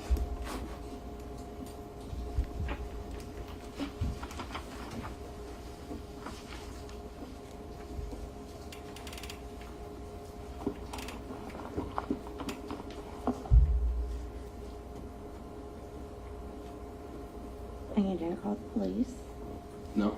You didn't call medics? No. Why didn't you do those things?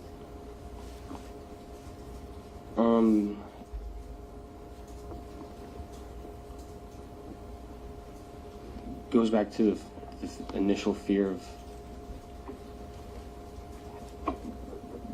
the fear of what was going to happen. Were you afraid of being accused? Yes.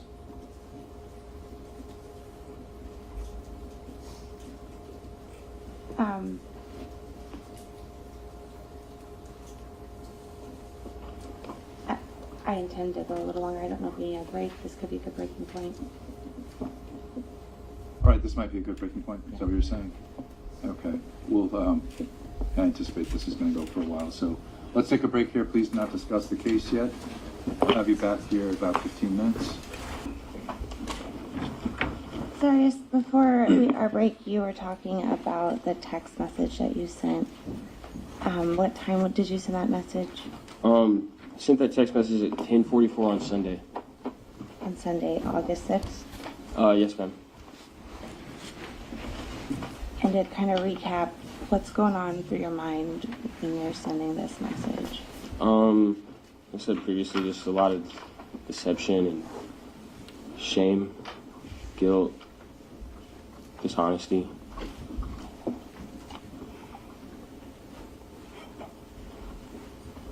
Do you recall what you did after you sent that message? And then up into the entrance of the park. And we have State's Exhibit 46. Can you mark your apartment on State's Exhibit 46? Yes, ma'am. The whole thing? Your side of the building. Marked with a Z. And do you recognize, do you know the path that you would have walked on this exhibit? Yes, ma'am. Can you mark the path that you went?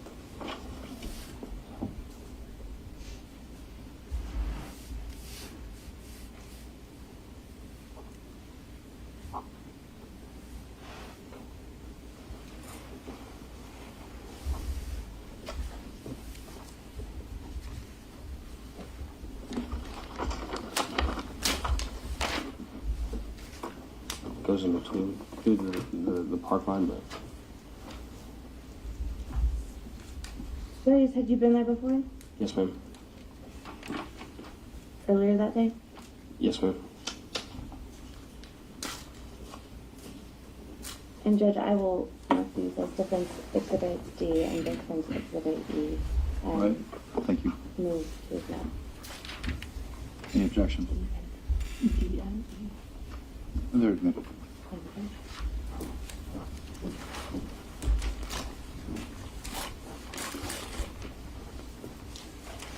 Sorry, what time of day are you taking this walk? This is dark out. It's dark. Beginning to get dark out. What are you thinking while you're walking this path, going out the back door to avoid the cameras, walking a path into the park, and you have your wife with you? What is going through your head, Darius? The feelings of shame and anger are building up more and more. Feeling of disrespect is building more. And just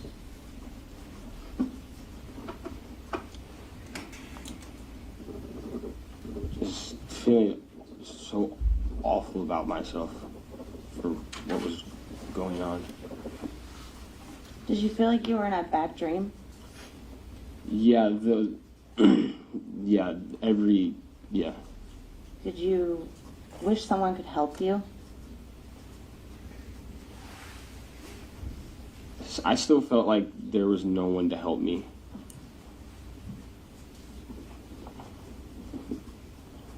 Did you wish you could make it stop?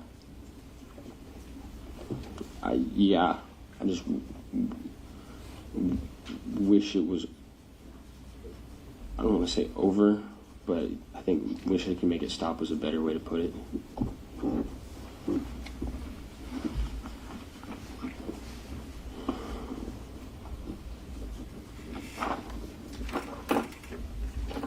Sorry, so I'm going to approach you now with State's Exhibit 49 and 230.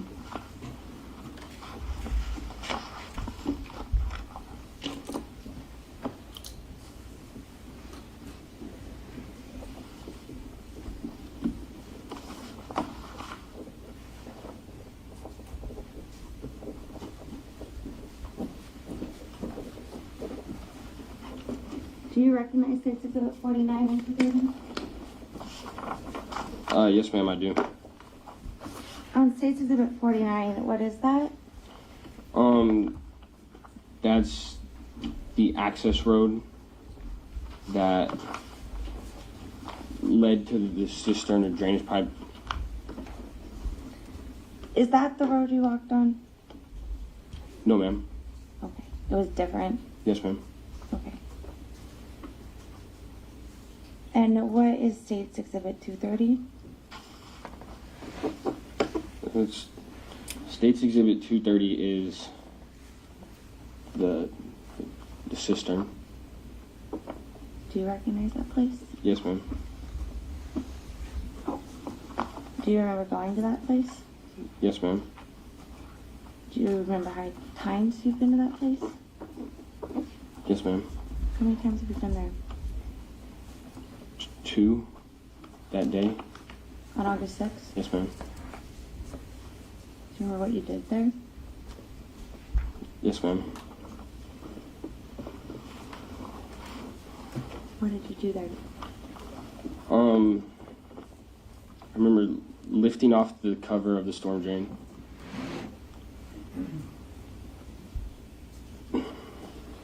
And then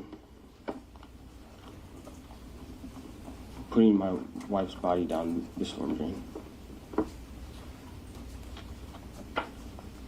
What are your thoughts when you're doing this, Darius?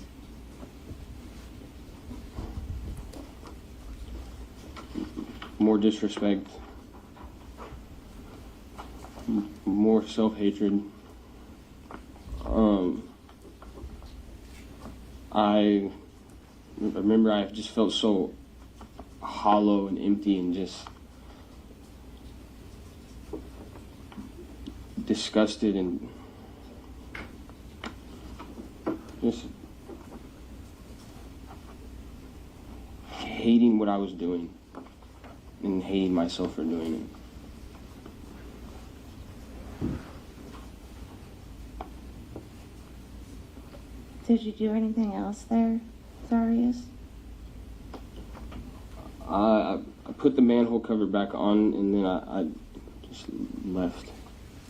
Did you put pillows down? Oh, yes, ma'am. Sorry. In the trash can, there was soiled bedding, had blood and stuff like that on it. And I put those down the cistern as well.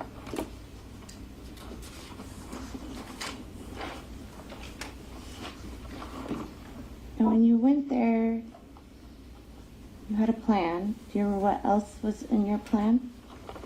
Yes, ma'am. I brought along a gas tank I was gonna burn the bedding, but I decided not to. I just decided to put everything down the cistern.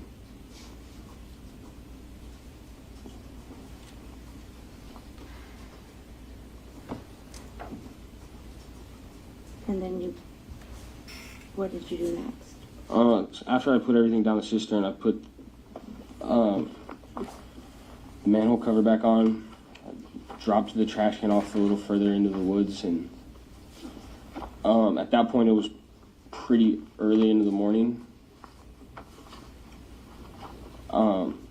I showered after returning to my apartment and went to work the next day.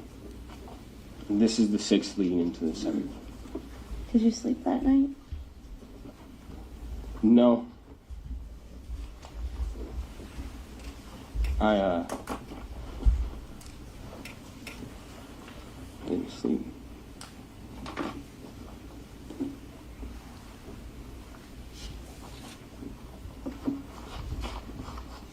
And how did it feel going to work knowing everything that you had done?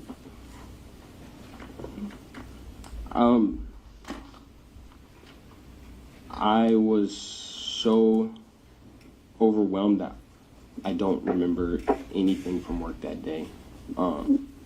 I just remember feeling just so alone and like by myself.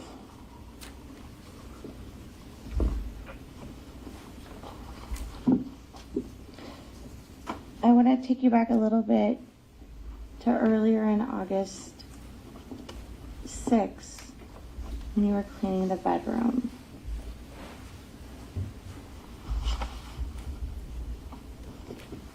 Did you clean the mattress? Yes, ma'am. And what did you do when you were done? Cleaning the mattress? Yes.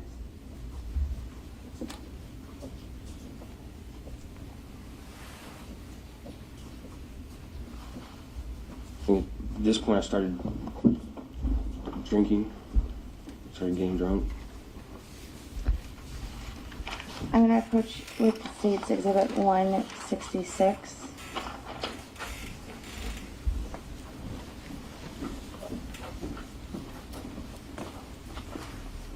Do you recognize State's Exhibit 166? Yes, ma'am, I do.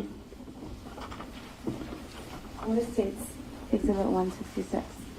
It's a picture of it was a picture of our mattress. What direction is it? It's facing upside down.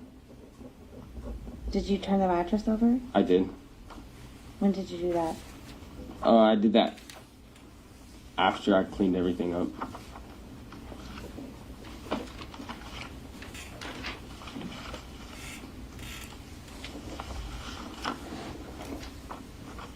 After you went to work on August 7th, what's the next thing you remember?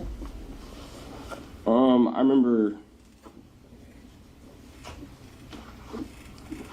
calling Marie and telling her what had happened.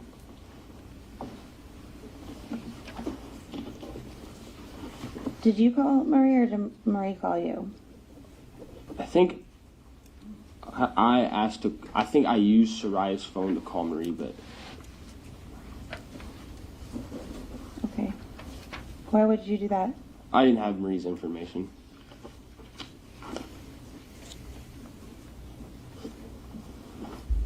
And let's talk about some of the decisions and things you did on August 7th. Did you talk to Marie? Yes, ma'am. Did you tell Marie the truth? I did not. Why? Because at this point,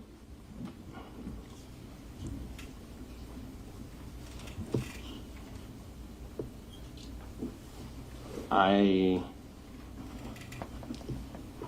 wanted to follow what I was already committed to. And were you scared at this point? Fear is something that is a constant during this whole experience. So yes.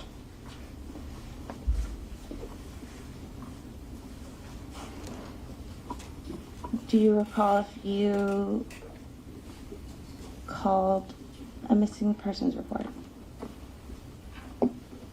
I didn't. Were you with someone else when they did? I was. And did you participate in the phone call? I did. Okay. And then do you recall if you spoke to a police officer and provided a missing persons report? I did. And you didn't ask for help at that time? No, ma'am. You lied. I did. Do you remember if you ever called Soraya's mom? Yes, ma'am. After we made the missing persons report is when I decided to call Soraya's mom. How did that phone call feel?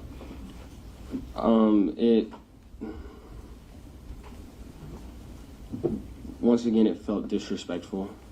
Why? Because I knew that her mom was going to fly halfway across the country to help with a missing persons case that I knew wasn't missing. But you made the call anyway. I did. And you didn't tell the truth in that call. I did not.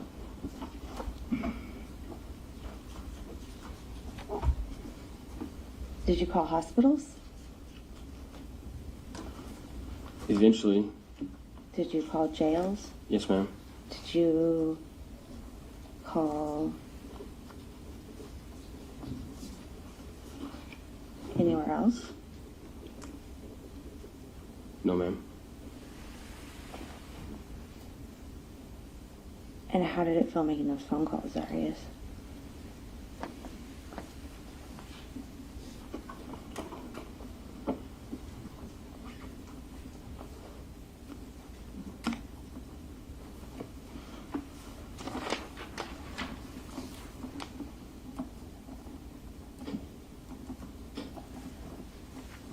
Just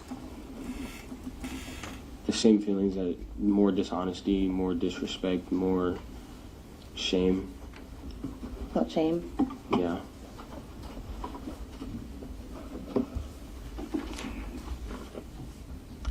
Did you participate in a search party? I did. How did that feel? It felt incredibly dishonest and disrespectful.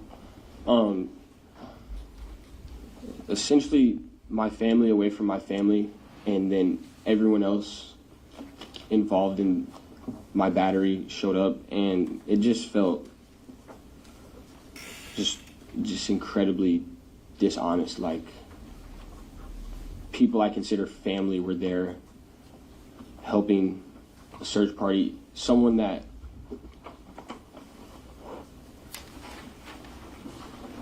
a lot of people that normally aren't emotional were showing me support. They were just showing me a lot of love for what was going on. Did you feel like you were betraying people? Yeah, I felt like I was betraying my gun section, my sergeants, my just everyone. But you participated in it. I did.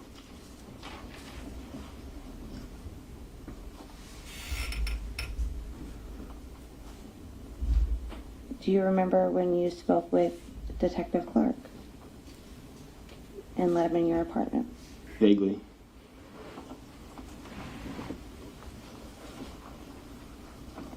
Did you tell Detective Clark the truth when you were speaking with him at your apartment? I did not. Why not?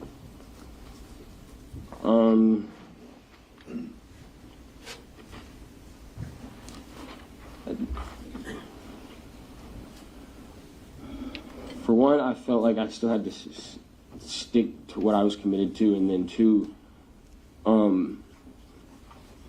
he's a detective, so I just didn't feel like telling him the truth. Did you feel that if you told Detective Clark the truth? Sustained.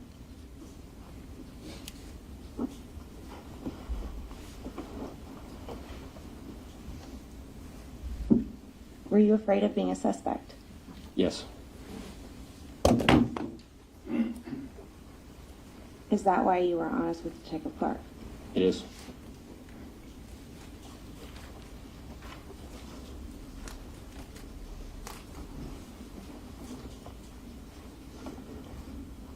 And you talked to multiple police. Yes, ma'am. When you were speaking with them, were you afraid that you'd be viewed as a suspect? Yes, ma'am. And is that why you were not truthful with them? Yes, ma'am.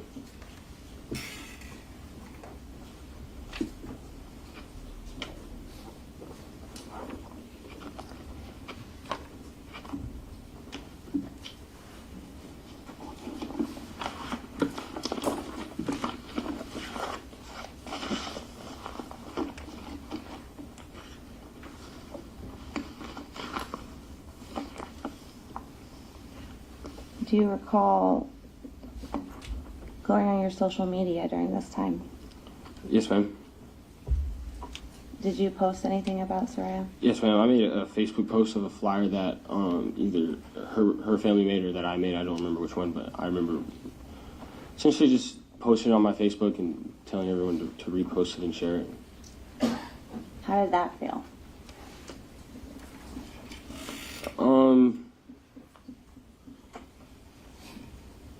Misleading, disrespectful. I felt like I was essentially leading the whole world on to something that wasn't the truth. I want to talk about State's Exhibit 132 and 133. If I may approach? Yes.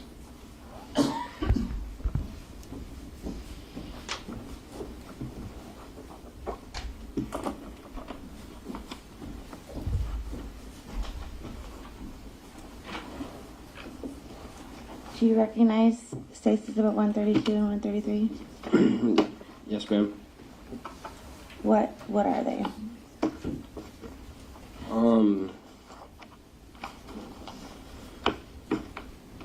It's a suicide note.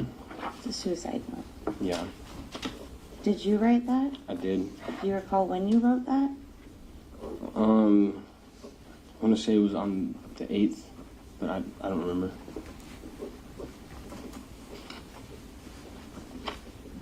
What thoughts were going through your head when you wrote that? I felt alone. I felt like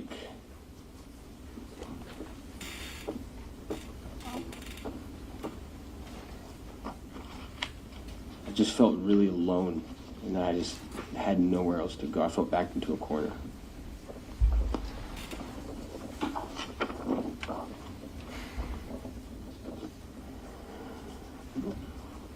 Did you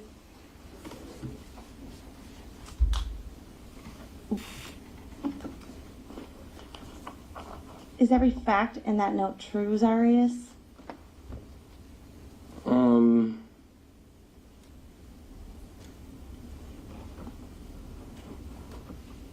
I'm not sure there's any facts in this note. Did you talk about Soraya in that letter? I did. Is there a reason why where she is not included in that note?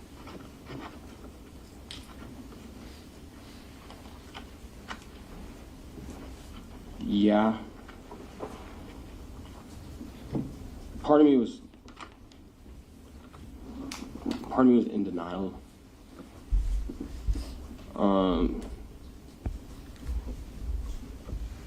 I thought that even if I knew where she was, but I just thought that maybe I would just felt a lot of in denial. Do you remember where you were when you wrote that note? Yeah, I was sitting on my couch. I'm going to approach with what's been admitted as State's Exhibit 136.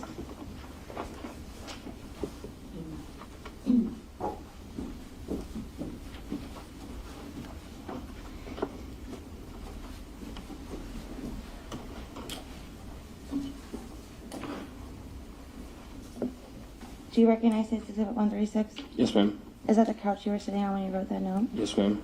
What's in the couch? It's a gun. Was that gun next to you when you wrote that suicide note? Yes, ma'am. But you didn't go through with that. Why not?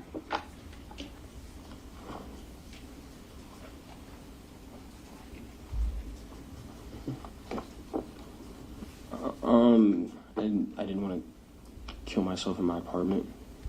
Okay. Did you have a plan about what you would do with your dogs? Yeah.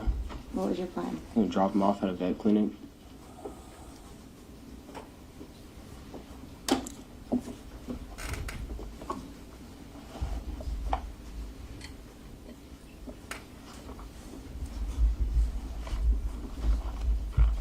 Do you recall everything that you did between the time that you woke up and found your wife deceased in your bed and the time she was found where you left her. I do not. I want to talk to you about some of the things we've heard in this trial about what you were doing on your phone. Yes, ma'am.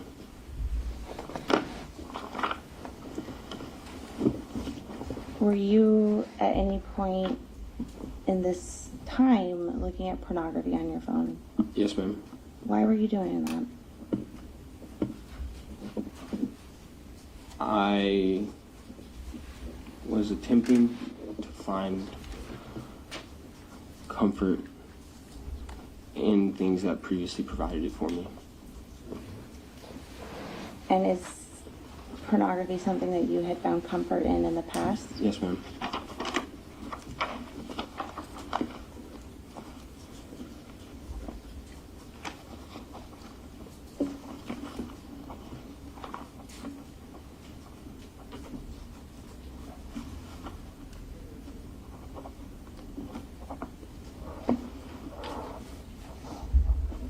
Is alcohol something you had found comfort in the past?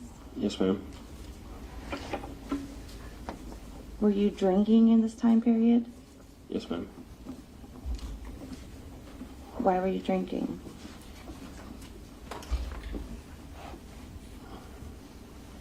I just did not want to be sober. Was the drinking in this time period to you the same as the drinking that you did on your 21st birthday? No. How is it different? The drinking I did to celebrate my 21st birthday was celebratory. And this drinking was more to drown.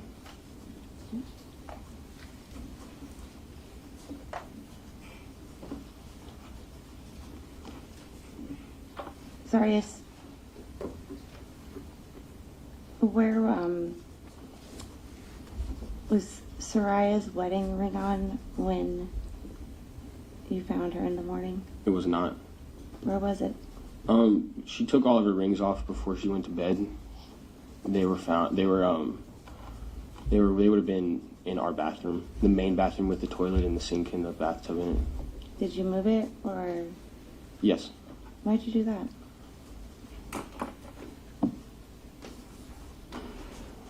I didn't feel like I deserved it. Didn't feel like I deserved to have the ring in my possession. So where'd you take it? Initially, I was gonna give it to her mom, but I didn't have a chance. I just put both rings in my pocket, and it's where they're at.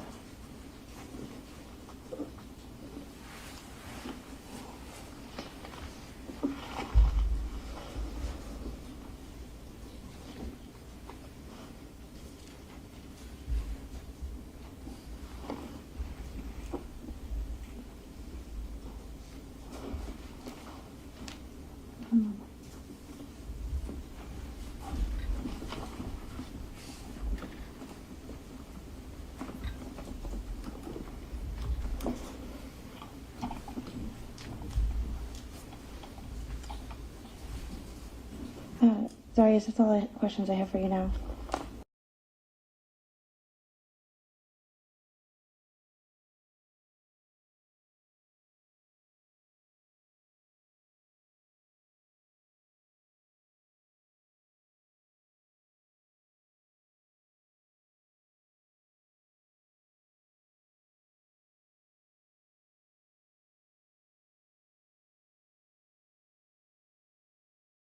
All right, and that was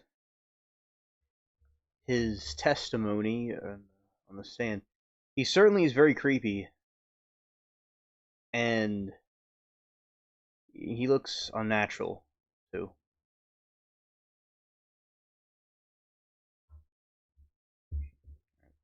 So that was him, and a lot of times with these defendants, they are out for themselves.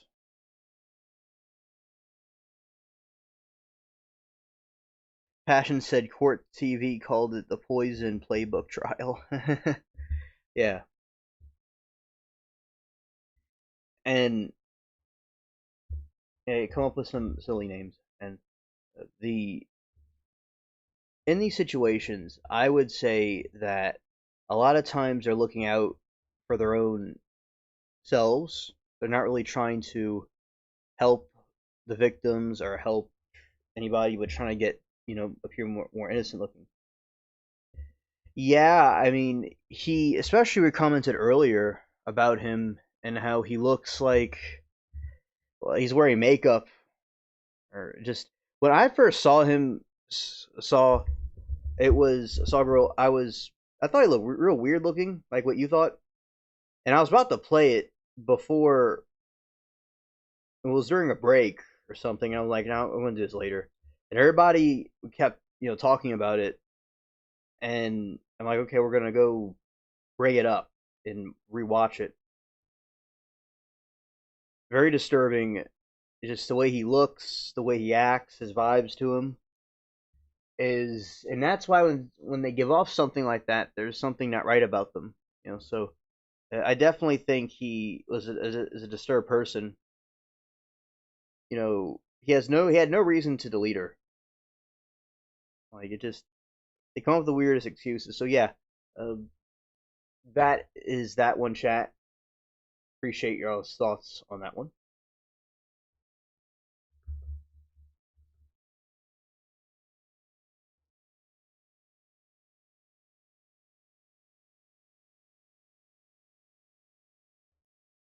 Yeah, that's another thing about him is that he had no tears and no signs of regret. He seemed freaked out for himself and what people would his relatives would think of him.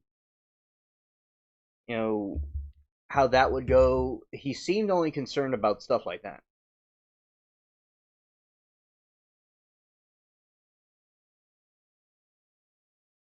My pleasure, Saul. Is glad to play it, and also, I mean, it was so crazy how he could sit there calmly and talk about these things in the way he was talking about them.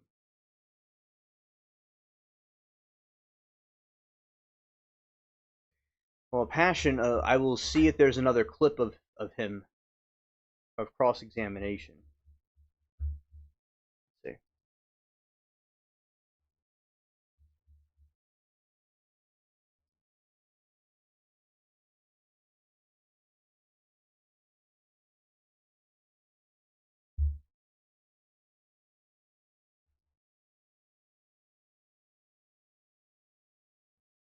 That was the complete testimony,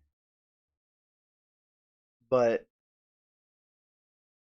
see if there's another part of it that they're talking about where there's like a cross examination of him.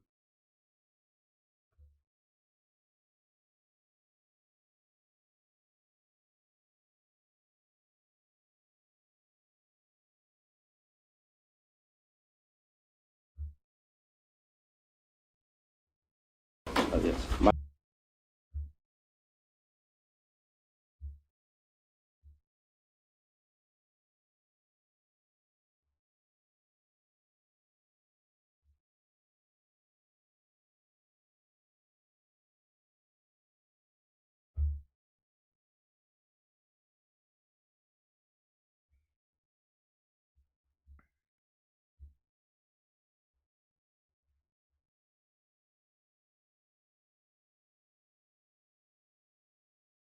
So that seems to be the clip. There's parts of the clip that were split up in different pieces, but that seems to be it. Of course, unless there's something else I'm not aware of, but we'll see what we can find. Maybe he'll be on the stand tomorrow. There's another scene from the trial that I'll play for y'all.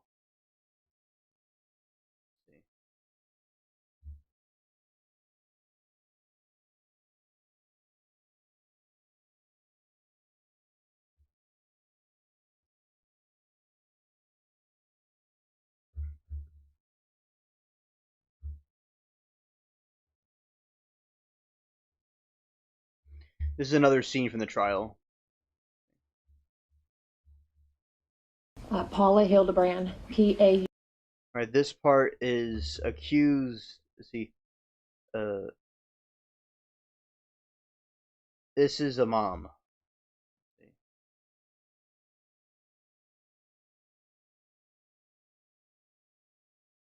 The adoptive mother says details about him.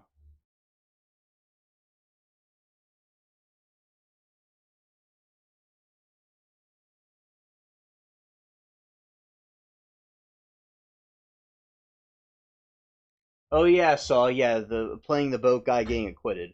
Okay. Yeah. Okay. We'll play that after this.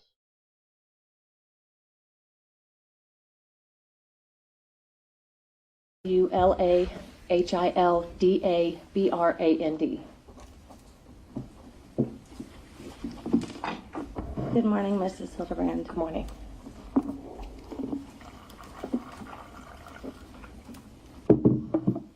Mrs. Hildebrand, do you know Zarius Hildebrand? Yes, ma'am. And how do you know Zarius? I am his mother. And when you say you're his mother, can you tell us when you met Zarius? I met Zarius when he was 6 years old. How did you come to meet him? He came to our home as a foster placement, and we ultimately adopted. And how old was Zarius when you adopted him? 8. Did you raise Zarius? Yes.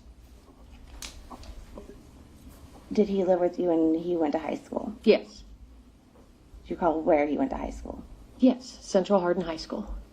How old was he when he graduated from high school? 17. Did he live with you after he graduated? He did. And did he ever move out? He moved out for a brief time, roughly about 3 months. When he was out, how old? It would have been I believe that summer after graduation, maybe the next summer. He was 18, so it was the next summer. And so it sounds like he moved out and then came back. He did. Did he move out? How long did he live with you when he came back? When he came back, it was probably 3 or 4 months before he entered the military. Okay. And during that time, what part of the country were you living in? We live in Kentucky. Okay. And how old was Zarius when he joined the military? He would have been 21. And 20? Fair to say he didn't live with you once he joined the military? He was 19, sorry. It was in 2021 when he joined the military. Thank you. And when he joined the military, did he live with you during that time? No, well, until he left to go to basic training in September. September of what year? 2021. Did you stay in contact with Zarius? Yes. After he joined the military? Yes, as much as we could. He couldn't call as often in basic or AIT, but when he could call, he would call. Do you recall where Zarius was living in, for example, November of 2021? He was still at Fort Sill, Oklahoma, because he graduated basic right before Thanksgiving of that year. And did you speak to him, how often did you speak to him between the time period of, say, November 2021 up to his 21st birthday? After he got out of AIT, I can easily say at least weekly. And do you recall if he moved to Alaska at some point? He did. I don't remember the exact time. It was after he got out of AIT. That's where his orders were. And did you stay in touch with him when he lived in Alaska? Yes, ma'am.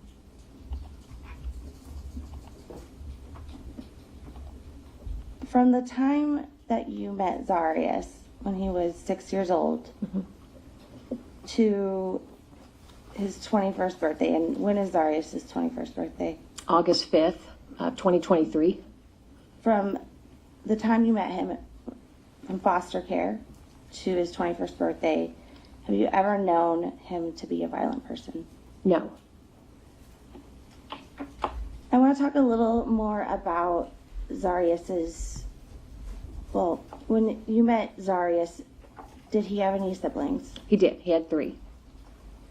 Was he the oldest, middle, younger? Of that group, he was the middle. And did he have who are his younger siblings? His younger siblings are Olivia and Michael, who we call MJ. How old was MJ when you met him?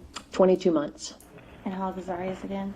To satisfy the lesser included murder in the second degree. What can you tell me about the relationship between MJ and Zarius as they grew up?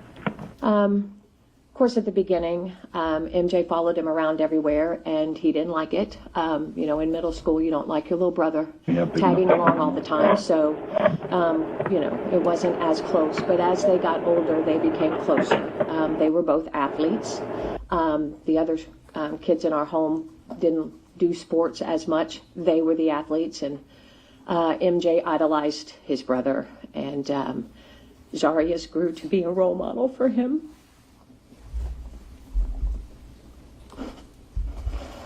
Can you tell me what role model meant from what you observed? MJ wanted to live his life like Zarius. Was Zarius, as a matter of habit, emotionally protective of MJ? Yes, as they got older, of course, he was. He was emotionally protective of all of us. Twice a year. Thank you, ma'am. I don't have any further questions. Okay.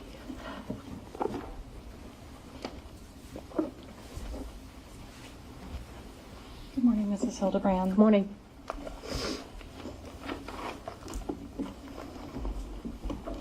So the defendant is your son, correct? Correct. And you met Soraya Hildebrand. I did. What did you think of her? Oh, I loved her. She was a beautiful person, inside and out. Yeah. And did you meet her in person? I did. When they got married, he brought her to our house before they went to Utah to be married, and she spent about 4 to 5 days with us. Did she seem happy? Yes. She seemed like a sweet girl. Oh yes, absolutely. She was a dog person, and we're dog people, so we immediately hit it right off. And then you weren't in Alaska in August of 2023, correct? I was not. You've never been to Alaska before this? Oh no, I did visit. Okay. I visited Zarius and Soraya in June of 2023. How was Soraya then? Wonderful.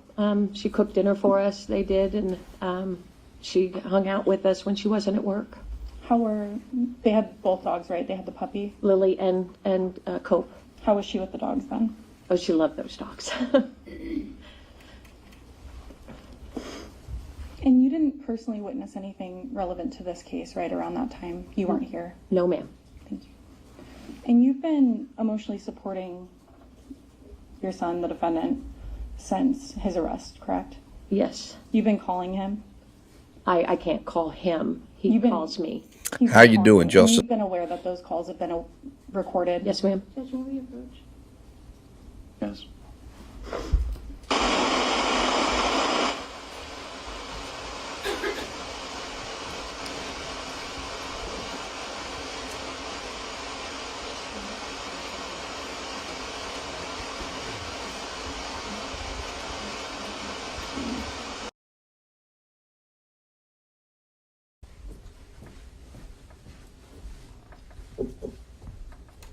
So you were aware that those calls were recorded? Yes. Zarius repeatedly asked you not to visit him or come to Alaska, right? Yes. And he repeatedly asked you not to come to this trial? He did. And when were you told that they wanted you here? Last Monday evening. And has it been difficult for you to come here and testify? Yes. And then since his arrest and all those calls that you've had with him, he never once talked to you about missing or loving Soraya Hildebrand, did he? No. Thank you, ma'am. Thank you for your time. Can you read your?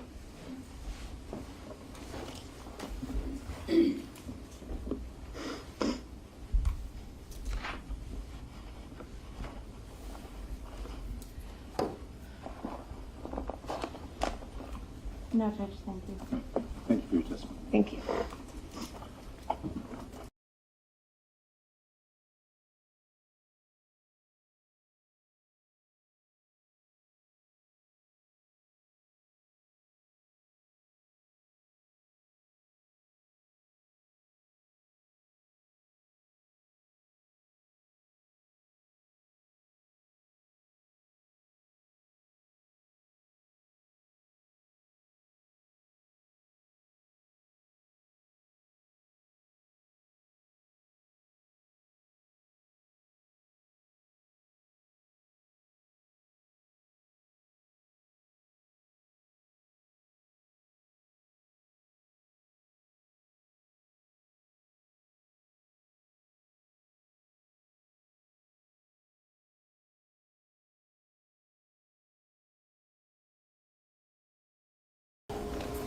Zarius, where did you wake up on the morning of August 6th, 2023? I woke up in my bed.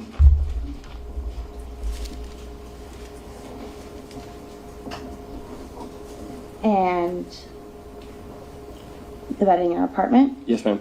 Okay. Do you recall where your phone was? No. Do you recall where Soraya was? She was lying next to me. Do you recall what you were wearing? I knew I was wearing boxers, but no. Did you look for your phone when you woke up? I did. That was kind of the first thing I did. How did you feel in the morning? Hungover times 100. Still a little drunk from the night before. How'd your head feel? Felt like it was getting split in two.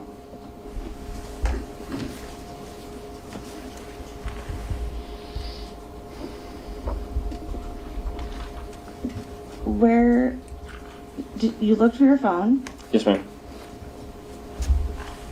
And it wasn't where you normally have it. Yes, ma'am. What did you do next? I began looking for my phone by calling myself off of my wife's phone. Okay. I'm gonna show you State's Exhibit 292. Yes, ma'am.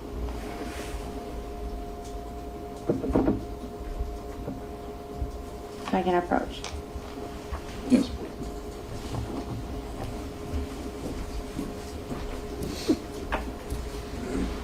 Do you recognize State's Exhibit 292? Yes, ma'am, I do. What is that a screenshot of? That's a screenshot of the 2 calls I placed to my phone off of Soraya's phone. And where did you go? Did you hear your phone? I heard it buzzing, but the ringer wasn't on. Okay, so it was on vibrate? Yes, ma'am. And could you hear where it was coming from? Vaguely. Did you start looking around the apartment for it? Yes, ma'am.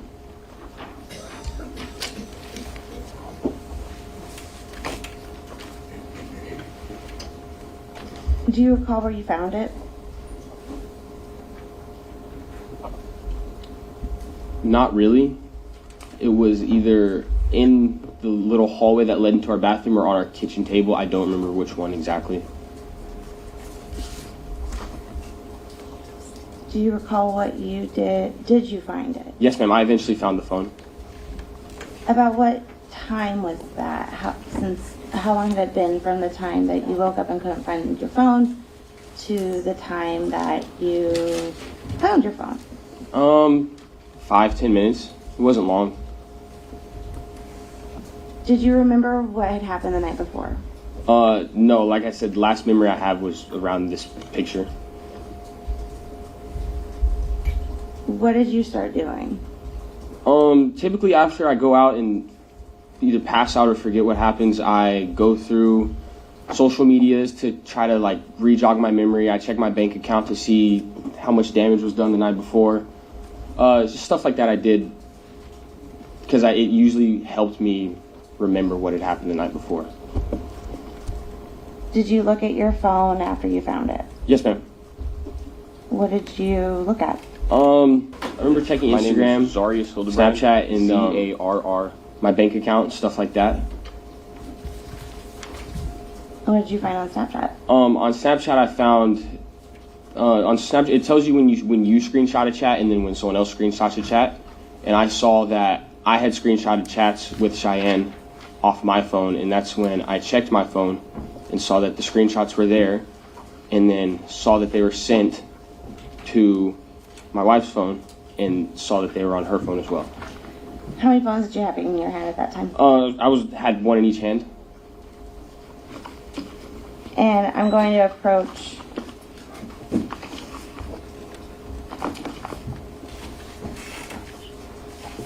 with what's been marked as State's Exhibit 301 through State's Exhibit 310.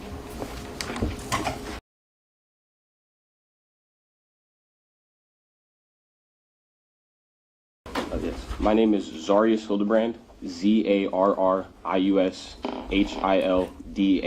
HILDABRAND. Good morning, Mr. Hildebrand. Good morning.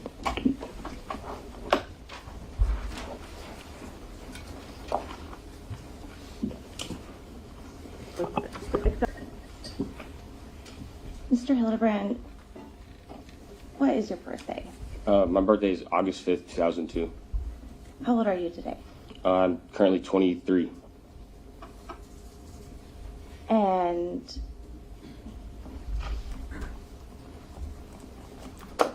when was your 21st birthday? My 21st birthday would have been August 5th, 2003.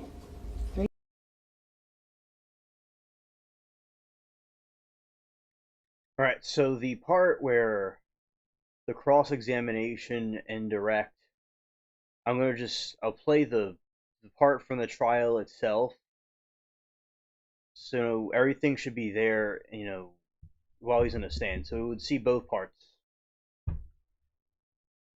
Cause they have this type of video right here, and I don't know if it shows, it shows just, like the prosecutor talking to him.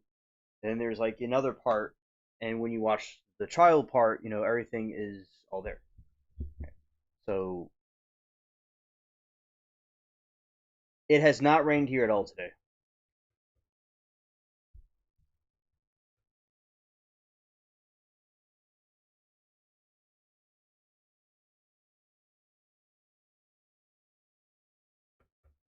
Okay.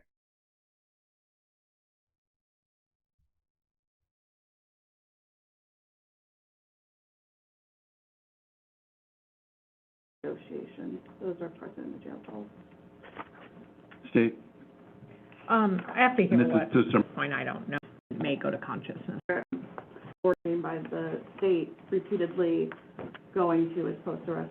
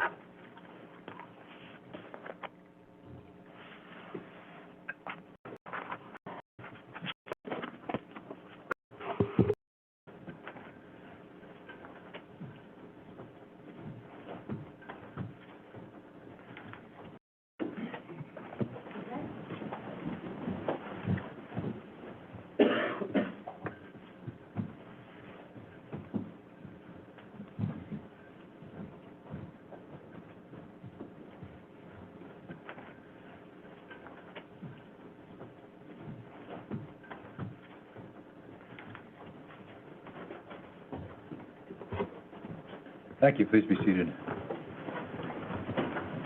Mr. Hildebrand, if you remain standing, please, and raise your right hand. solemnly swear or affirm that the testimony you're going to put down before the court will be the truth, the whole truth, and nothing but the truth? I do. Thank you, Ms. and please state your name and spell it. Yes. My name is Zarius Hildebrand, ZARRIUSHILDABRAND. Good morning, Mr. Hildebrand. Good morning.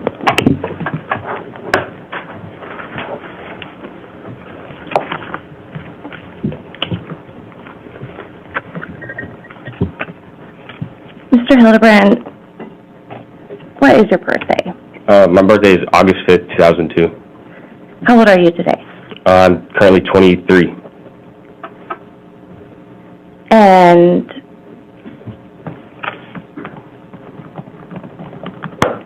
when was your 21st birthday? My 21st birthday would have been August 5th, 2003. 3? Sorry, 2023. Mr. Hildebrand, where were you born? I was born in Elizabethtown, Kentucky. And do you have any brothers? Yeah. Do you have adopted brothers or blood brothers or both? I have both. How old were you when you were adopted? When I was adopted, I was 6, but I went to foster. Or when I was adopted, I was 8, but I went to foster care when I was 6. And when you went to foster care, did you have did you have blood brothers with you? Yes. What were their names? Denente and MJ. And did you have a little sister? Yes, And were they brought into your foster home with you? they were. And did they go to your adoptive parents' home with you? They did. And then you said you also have some adopted brothers. Can you tell us about them? Yes, they were my 2 older brothers, Caleb and Bradley. And did you grow up with them? Bradley not so much, and then Caleb was there every other weekend, so. And can you tell me, did you grow up with MJ? I did. What was your first memory of MJ? Just him being a little brother. Okay. Can you tell me do you remember much about your life before you went into foster care? Bits and pieces, but most of my memories didn't really start till after I was adopted. Okay. Do you recall if you've ever, before you went into foster care, what do you remember about your biological mom? Not a lot. Kind of a ghost-type presence. Like, I knew she was there, but I don't ever remember physically seeing her. Do you recall if you ever got in the way between your mom and MJ somehow? Not my mom and MJ, but my mom's boyfriends. I took a butt whooping for my little brother at one point. How old were you when that happened? 4 or 5. He was still a baby when I did that. And when you went to your mother Paula's home, how did your relationship with MJ develop? I saw him as an annoying little brother until he got about 6th grade, and that's when he started to get active in sports and start growing up, and that's when I kind of realized that I wanted to be the older brother for him that I didn't have. What do you mean by that? So my older brother we're very different, and me and MJ were very much more alike, and I wanted to kind of help guide him to make sure that he did everything the right way. And how far behind in school was MJ from you? 4 years, 5 years. Do you remember where you went to high school? I went to Central Hardin High School. What year did you graduate? 2020. Did you get to walk for your graduation, or was it during COVID? It was a soft walk, but I did walk across the stage for my graduation. And What did you do after you graduated from high school? After I graduated high school, I worked a little bit. Worked at a Ford dealership for a little bit, and then I moved away, worked at a factory, and then came back home and realized that that's when I wanted to join the Army. How old were you when you joined the Army? I was 19.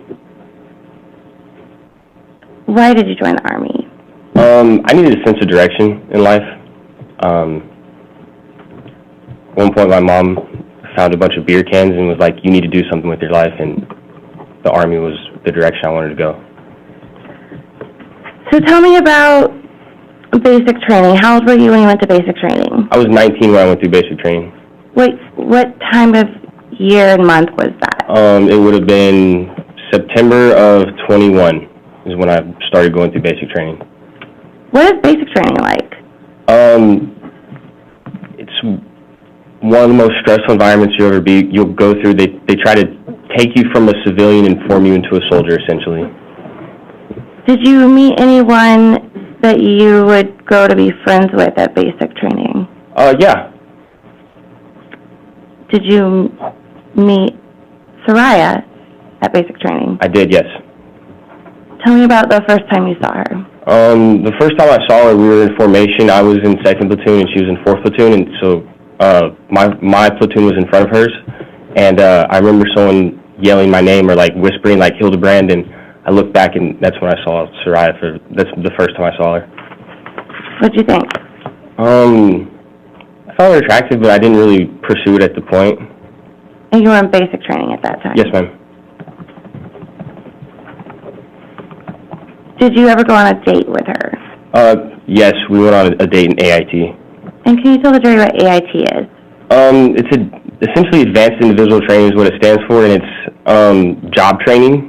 So, like, I was a 13 Bravo, and my AIT taught me how to do that. What is that? 13 Bravo is just a cannon crew member. Cannon crew member. Cannon crew member. Yes, ma'am. How big of a cannon? I was on the 777, so it's a 155 millimeter round. The best way to describe it is just massive. It's a massive piece. So tell us about this first date when you were in AIT.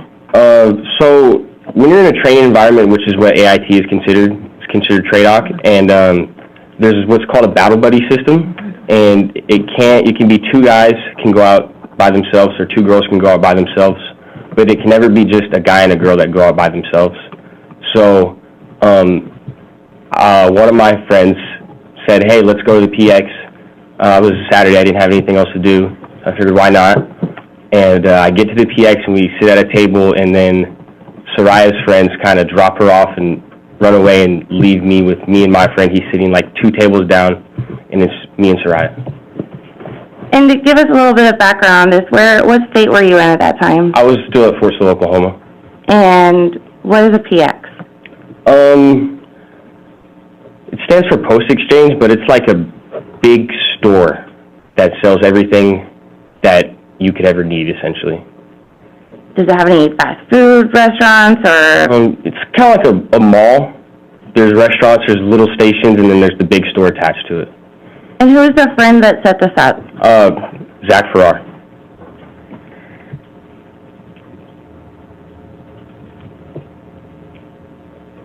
How long were you at AIT? A couple months. My AIT was only 5 weeks, but I was a holdover for airborne school, so that took a little bit and took a while for me to go to airborne school. And how long were you in airborne school? Once again, probably about 5 weeks. I was a holdover because after I graduated, I had to get all my stuff situated so that I can come up to Alaska. When did you find out you were moving to Alaska? After I got my airborne orders, I didn't want to go to the duty station I was initially supposed to go to, so I picked up an airborne contract, thinking I would go somewhere else, and I ended up coming to Alaska instead. Do you remember the month and year you came to Alaska? March, April of 22. Were you still dating Soraya at that time? I was. When did you decide you wanted to marry Soraya? Say when she first came up here, she came and visited me on my first block leave, which was in June of 22, and that's pretty much when I decided, like, I wanted to marry her. Where did you get married? We got married in Utah. Who was there? Her mom, her stepdad at the time, her grandparents, and then one of her friends was there as well. And what day did you get married? December 29th. Did Soraya live in Alaska when you got married? No, she still lived in Utah, but then ended up moving to Alaska. When did she move? She came up here in January and February of 2023. Were you living in the barracks? From the point to where I initially came up here to when I cleared the barracks, yeah, I was living in the barracks. Did Soraya live with you in the barracks? No, we had an apartment off post when she moved up here. When did you move to that apartment? It would have been late January, early February of 2023. Do you recall the address of that apartment? 5210 Mockingbird Drive, and it was apartment number 13. Darius, I want to talk a little bit more about some of your background information, specifically relating to alcohol. How old were you the first time you had alcohol? 14 through 16, one of those early years. And how would you get it? Initially I would, sneak a beer here and there from my parents. And then, later on when I was about 16, I had a friend's mom who would buy us alcohol, and she would essentially let us drink at their place because she wanted us to be in a safe environment. She knew we were high school kids, we were going to drink anyways, and she just wanted us to be safe and in a healthy environment to where we weren't, it was controlled, essentially. Did you keep drinking after you graduated from high school? Yes, I did. And had you ever drunk to the point where you didn't remember what happened the night before, prior to your 21st birthday? Once or twice, yeah, maybe more than that, but yes. And how old were you when that happened? I'd say the first time that happened, I was 18 or 19, and maybe happened once or twice a year until my 21st birthday. Was Soraya older than you? She was. She was older than me by 1 year, 1 month, and 1 day.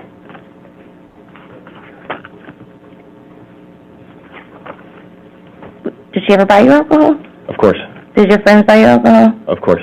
Did your colleagues in the Army buy you alcohol? Yes. When you drink heavily, you said sometimes you've blacked out. You recall that? Yes. Or you recall waking up and not knowing what happened? Yes. Would you ever watch videos of yourself doing things you don't remember doing? Occasionally, yes. I would typically go through my phone after a night where I didn't remember what happened, and that's usually what my routine was. And did you ever, besides blackout drinking, when you drink a lot, what would normally happen? Usually find somewhere to go to sleep. Have you ever slept hard through something while you were drinking? Yeah, when I decide I want to lay down, pretty much the only thing that's going to wake me up is myself. I will wake up when I want to.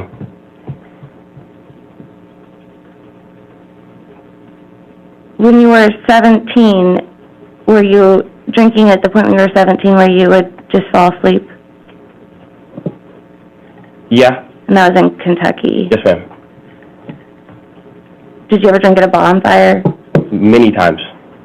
Do you recall if you ever slept through anything loud when you were at a bonfire in Kentucky? Yes, naturally bonfires are loud, and people were throwing beer cans in the fire and it was making popping noises, and I slept through that.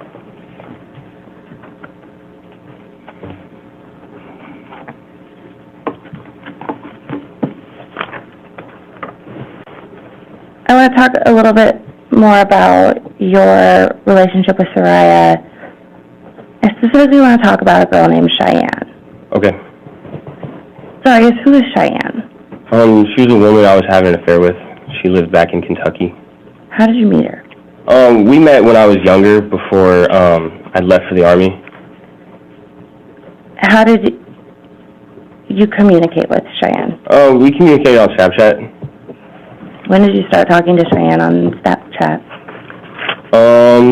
Initially, probably around 2020. And then we kind of fell off and then reconnected in 2023. What month? Did we reconnect? Yes. March, April. When you were married to Soraya, correct? Yes, ma'am. Did you ever have a conversation, or were you ever confronted about Cheyenne by Soraya? No. Were there other girls besides Cheyenne? Just once, yes. Did Soraya ever confront you with suspicions that you were cheating on her? Yes. And when was that? That would have been around April or May of 2023. How can you remember that date? How? Yes. I tend to use when I go out to the field to kind of date my years, and we had just recently came back from the field. So when did you go to the field last in 2023? July of 2023. And before the July 2023 field training, when was the time that you'd been out before that? February into March of 2023 was a pretty big training exercise. How many weeks was it? 5. Where was it? It was, I'm going to say Fairbanks because I don't really know the interior very well, but it was, I remember my phone locating it at the North Pole. Did you take your phone with you to the training? I had it on me, but like once it's called going into the box, the phones were kind of left off because it was a very serious training. And did Soraya confront you about her suspicions of cheating after your February-March field training in Fairbanks? She did.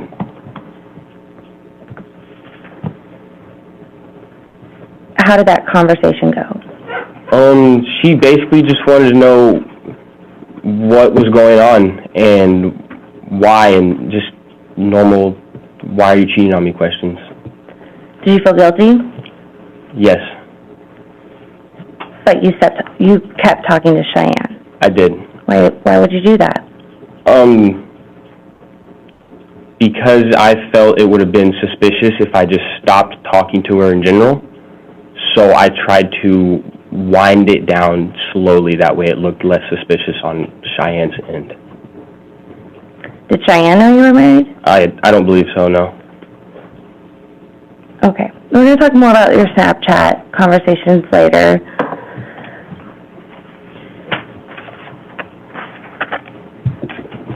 I want to talk a little more about your phone. Okay. What kind of phone did you have back in August of 2023? I believe it was an iPhone 12 or 13. I can't tell you exactly what model. How long had you had it? Maybe a year. I think I got a new phone when I moved up to the state of Alaska, so around a year. What was your relationship like with your phone, Zarius? Pretty much always on me. It's a way to communicate in the Army, so you kind of have to have it always on you. I just do what everyone else does on their phone, Instagram, TikTok, Facebook Marketplace, stuff like that. By the time you were living in your Mockingbird apartment, where would you keep your phone as a matter of having to sleep? It would have been right next to me on the ground. That's where we charged our phones. It was right next to the bed, so it would have been right there. Do you recall if your phone had a password? Yes. Do you recall if anyone else had the password to your phone? Yes. Who else had your My wife, Soraya, had my password. Your phone was always with you, though. Is that fair to say? Yeah. Okay. I want to talk a little bit more about some of the things in your apartment. Did you have firearms in the Mockingbird apartment? Yes, ma'am, we did.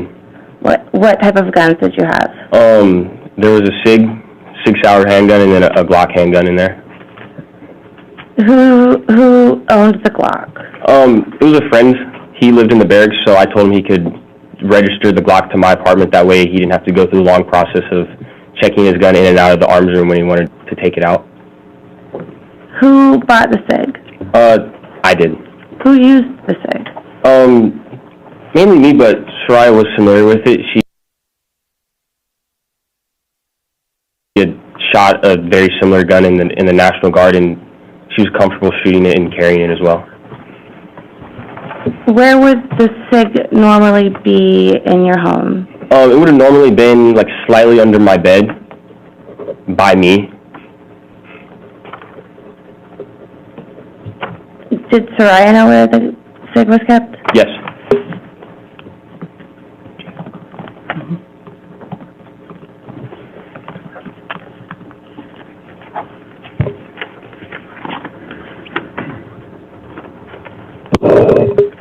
Blaise, I want to talk to you a little more now about your 21st birthday.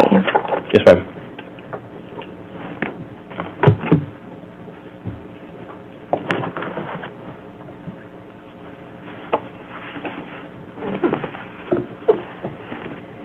Were you excited to turn 21? Yes. Why?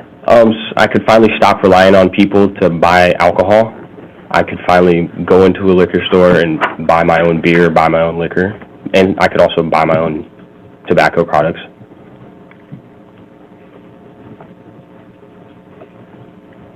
Your memory of August 5th, 2023, your 21st birthday, do you remember everything that happened that day? No. Okay. I want to talk to you a little bit about your memory the following days. Do you remember everything that happened from August 6th, 23 to August 11th, 2023? I do not. We saw in the course of this trial, we've seen cell phone records, for example. Does your memory work like a cell phone? Can you remember everything verbatim like a phone? No, ma'am. Okay. And the time from the morning of August 6, 2023 to August 11, 2023,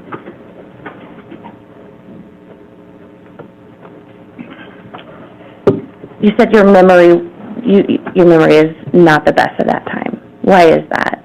I was going through a lot of stress and processing a lot of different emotions, and it just all kind of felt like one really long day.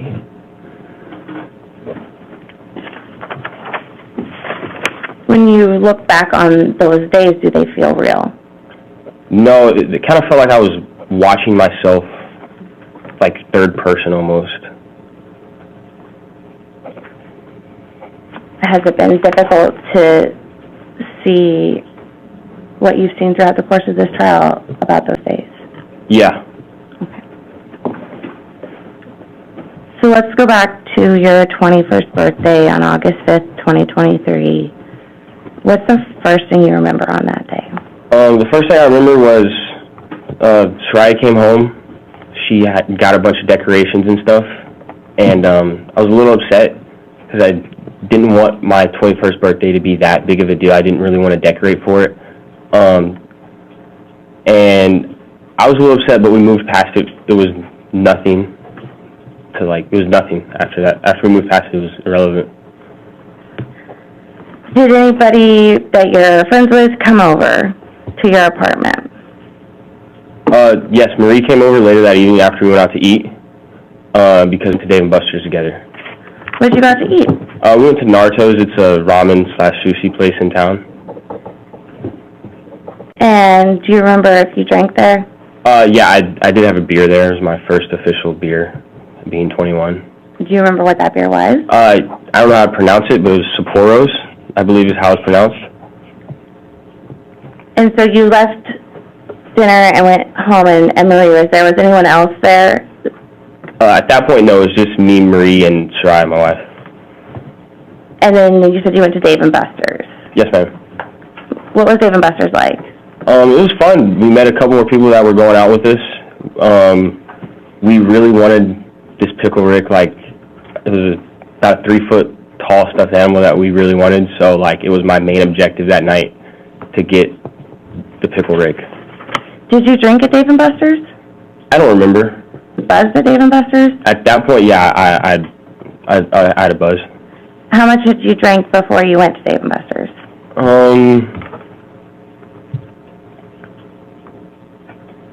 Maybe 5 or 6 beers. Where did you go after Dave & Buster's? After Dave & Buster's, we then went back to our apartment, did an outfit change, and waited for a couple other people to come over.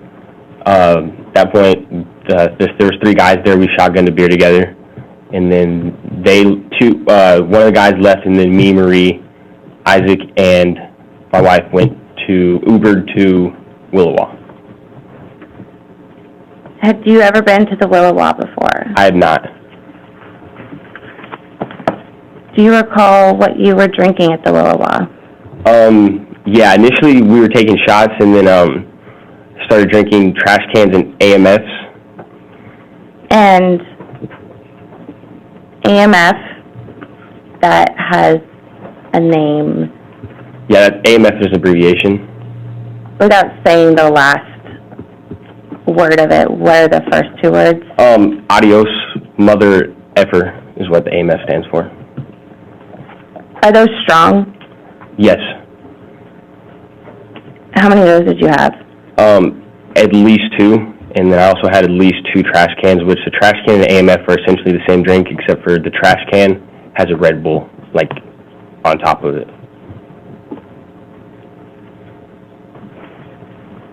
And you were doing shots? Yes, before I started drinking mixed drinks, we were taking shots. How many shots did you do? At least 4. It was probably more than that, though. Do you remember what time you got to the Willowa? No, at that point I was somewhere in between buzzed and drunk, so I didn't really check my phone frequently throughout the night.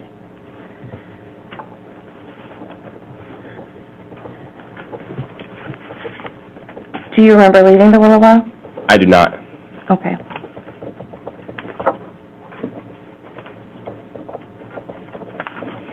Mr. Hildebrand, we're gonna put on the screen, I'm gonna have to turn on the...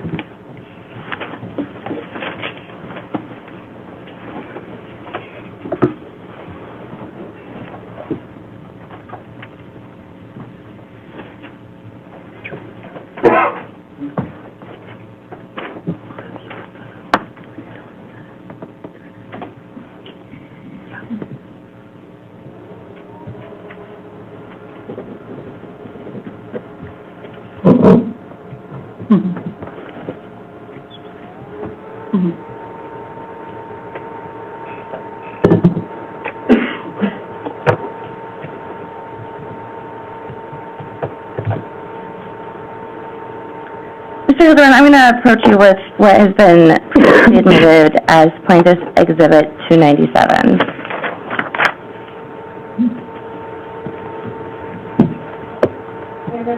Yes.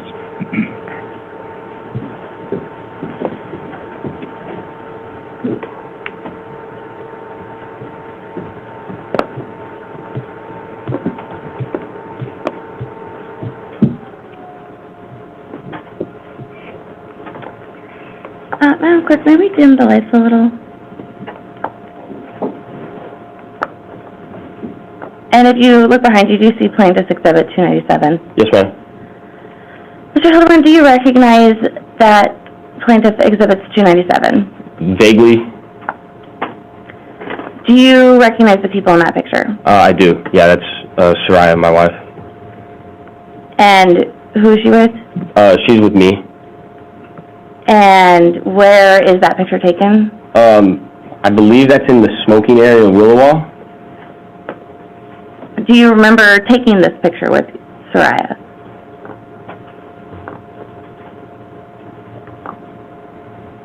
Kind of.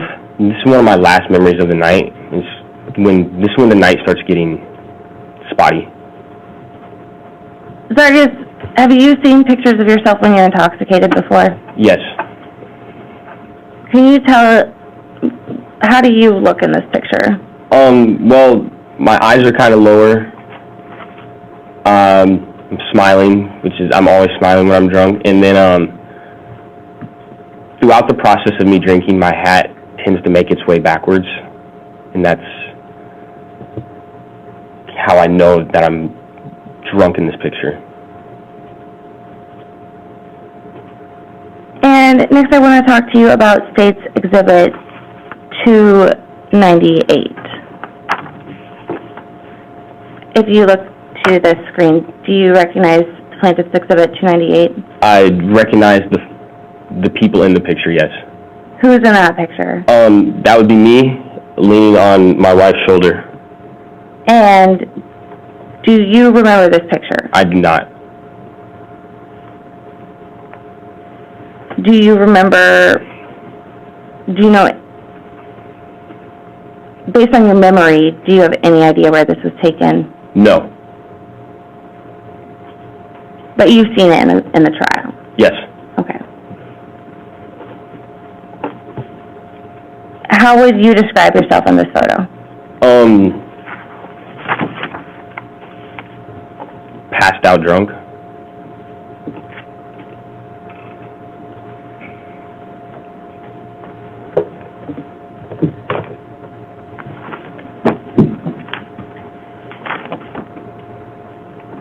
I want to talk now about where you lived. You said you lived in an apartment, on Mockingbird Drive, apartment 13? Yes, ma'am. And you've seen in the course of this trial, have you seen Plaintiff Exhibit 17?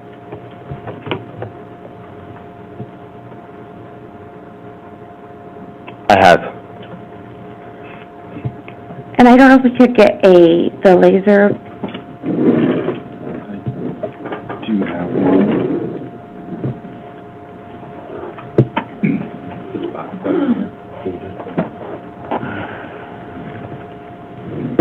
Can you show the jury with the laser pointer on the screen where your apartment was in Plaintiff Exhibit 17?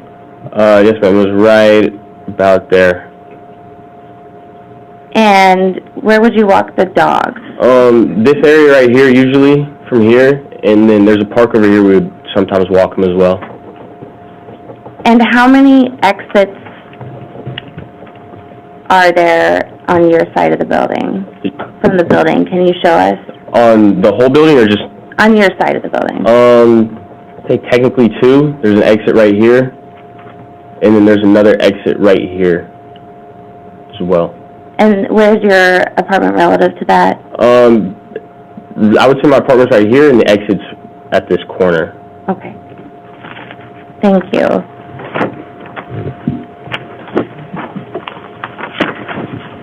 I have another question that's just to clear something up. You've seen Plaintiff's Exhibit 335? I have, yes. Do you know who that is? Yes. Who's that? That's just someone I was in the basic training and then AIT with as well. Okay. Did you have any reason to suspect any sorts of affairs or anything like that with this person? No, that was one of my friends. Okay. And Plaintiff's Exhibit 98? Do you recognize that? Yes, ma'am. What is that? That'd be the Glock that I kept at my apartment for my friend. Thank you. I want to talk a little bit about your apartment and where you lived. And while I do that, I want,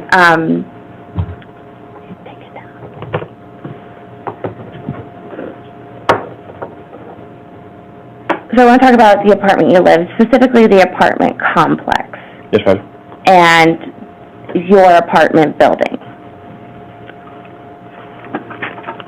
And while we do that, would it be helpful for you, when we're talking about your apartment, to have a diagram of it? Yes, ma'am. Okay. Do you recall the layout of your apartment? Yes, ma'am. Judge, if I can approach with... Are you wanting him to sketch out the layout? Yes, Judge. Do you have an easel? Yes, Judge. I think. Right.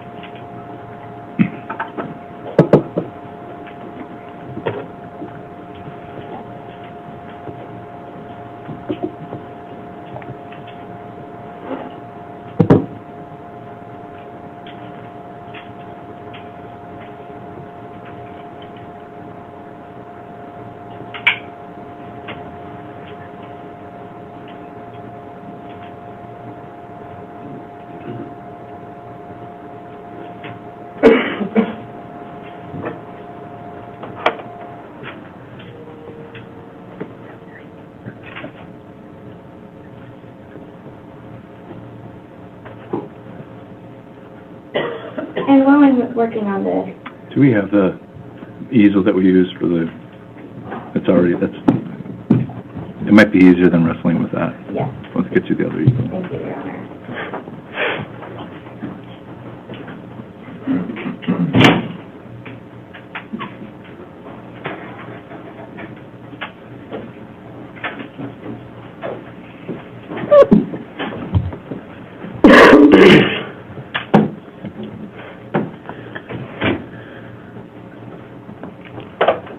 Thank you, Madam Clerk.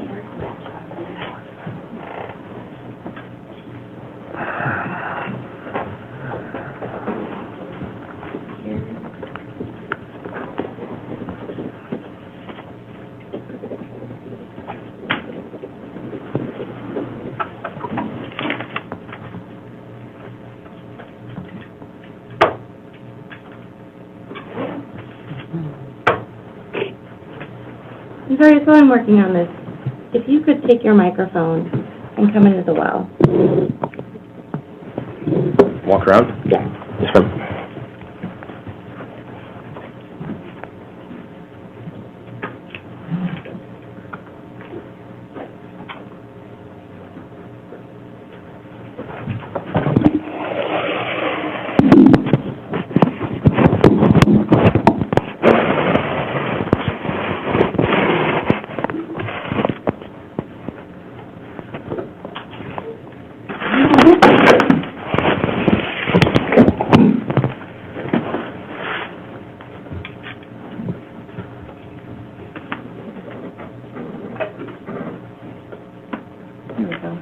Sorry for the marker. Yes, ma'am.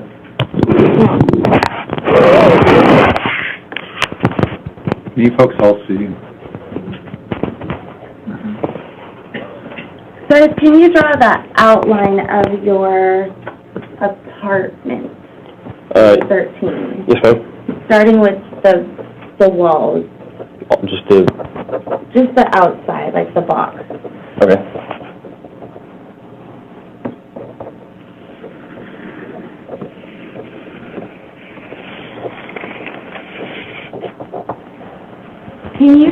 Can you draw where the front door is? Yes, ma'am.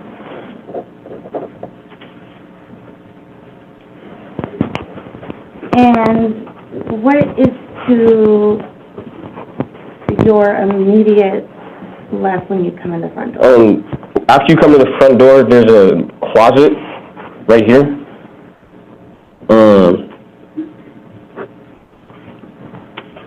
The little closet, it's just coats and shoes. Where's the kitchen? The kitchen is down the hallway over here in this corner right here. Where is the dining room? Directly next to the kitchen. That wouldn't really consider a dining room. We just had a kitchen table right here, or a dining room table, I would say. Where's the living room? The living room's over here. You want to draw it? Okay. Like here. Sorry, the proportions aren't really the best, but say that's the living room. Where was your bedroom? My bedroom would have been over here.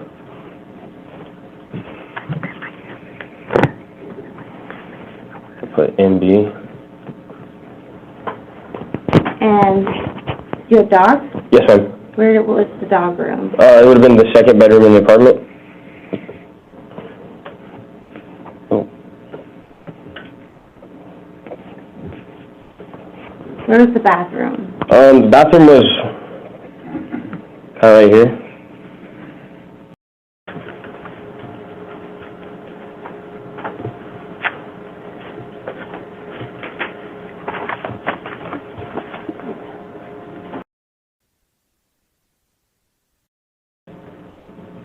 Do you recall if you went to Brown Jug?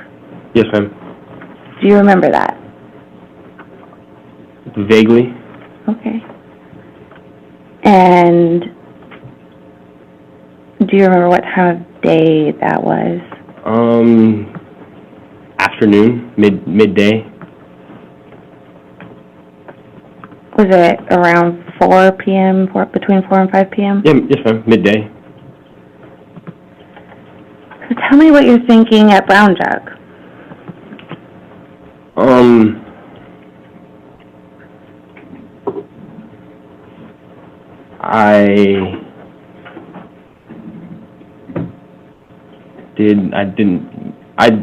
I didn't want to be sober. Why? Because I knew what was to come. You knew what was to come, so had you made a plan by that point? Not directly, but it was starting to come together. And what was the plan you were thinking about?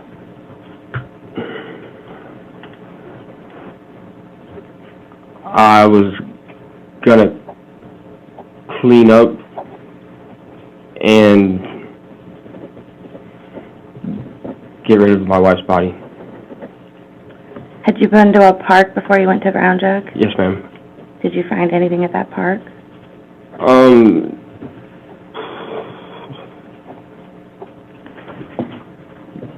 Not the first one, but I visited 2 parks that day. And what did you find at the second park?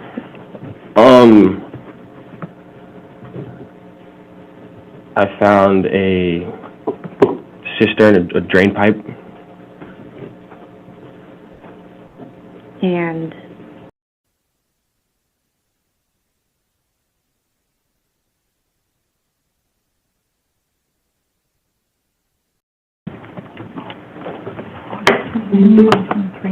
January 15th, 2025.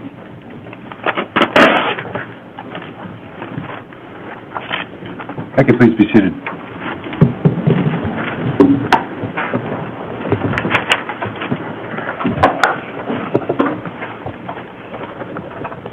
Counsel?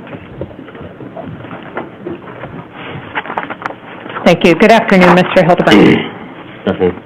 I want to start by talking about Soraya.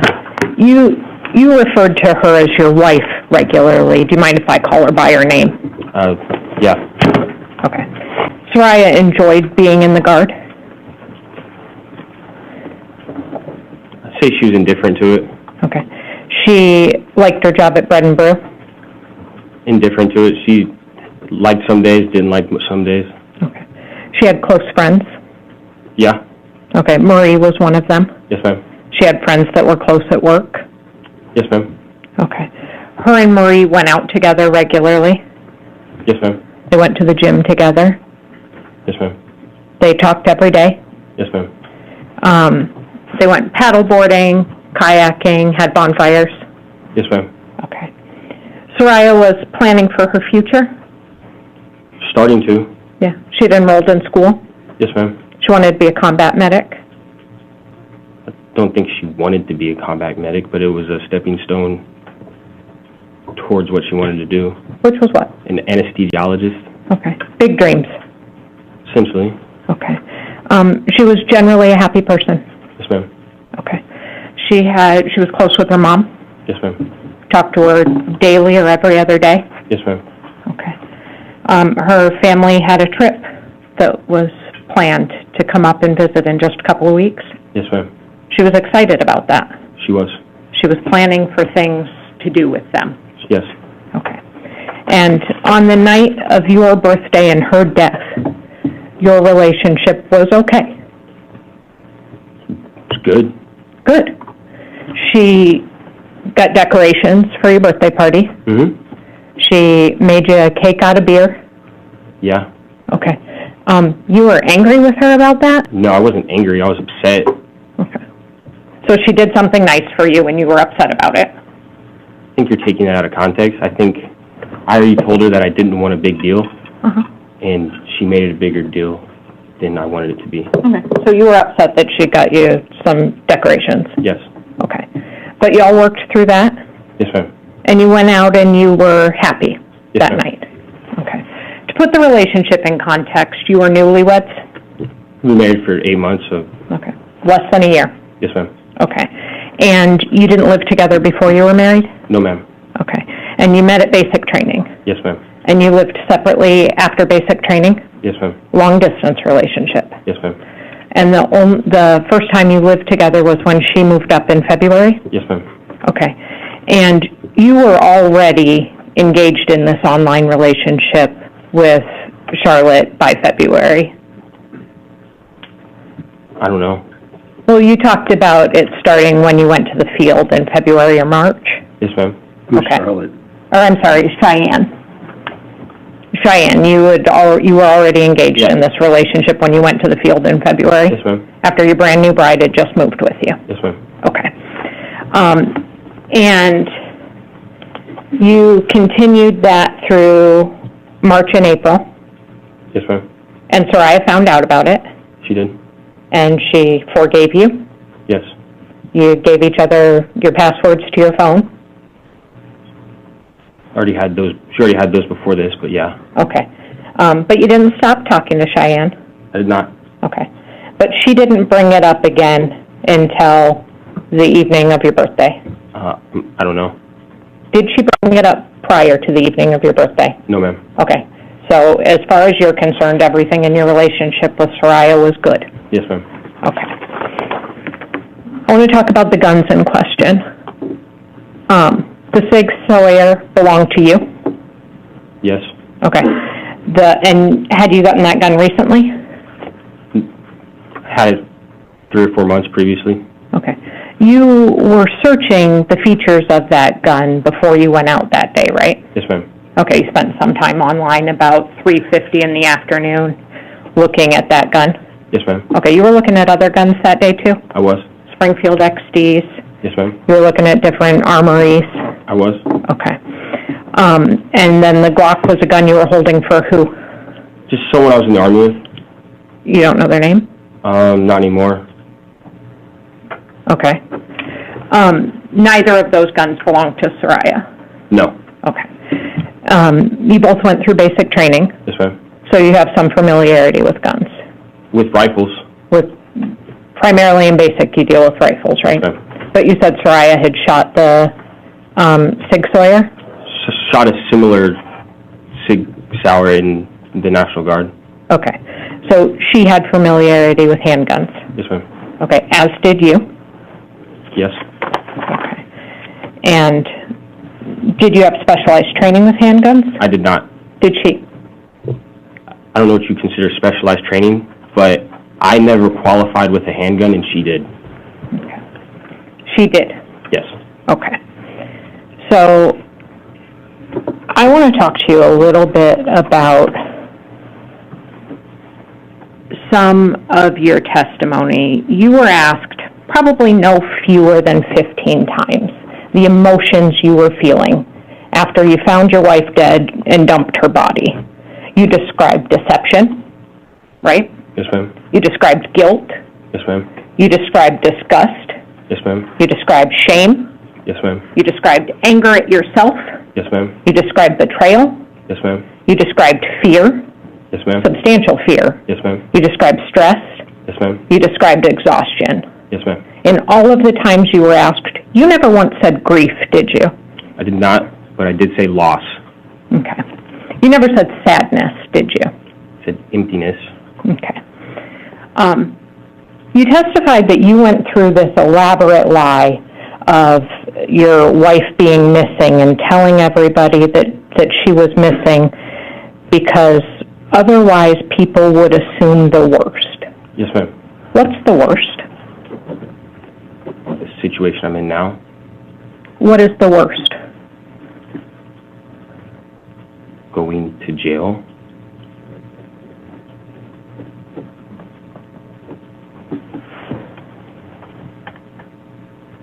They would assume that you murdered your wife. Yes. Okay. And you have testified that after you were at Willowa, essentially, you have no memory of the evening. Yes. Okay. That gun's a loud gun to shoot? Say again? That gun is a loud gun to shoot? I mean, relatively to a normal person, yes. Okay.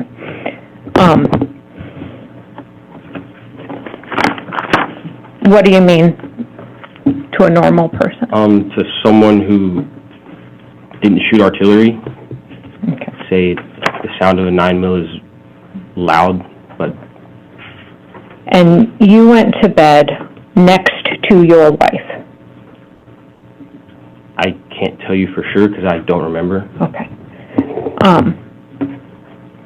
And you have no idea what happened until the next morning? Yes, ma'am. Despite the neighbor 80 feet away hearing that weapon? Objection argument is overruled. Okay. How do you know, sir, that she didn't confront you with those Instagram and Snapchat messages, and you didn't put the gun to her head and tell her you were going to kill her? How do you know that you didn't pull the trigger? I don't. Okay. We're going to kill her, Snapchat messages, and you didn't put the gun to her head and tell her you were going to kill her. How do you know that you didn't pull the trigger? I don't. Okay. You don't know. No, ma'am. You want the jury to believe that she did this to herself? objection. Overruled. It's not up to me what the jury believes. Okay. Despite the fact that she was otherwise happy in your marriage, yes? Yes. And planning for her future Yes. and your future, Yeah. and tried to have a good evening with you on your birthday, Mm-hmm. and had forgiven you for text message infidelity in the past, right? Yeah. Okay. So you don't know that you didn't kill her. So, can you restate that question? You don't know that you didn't kill her.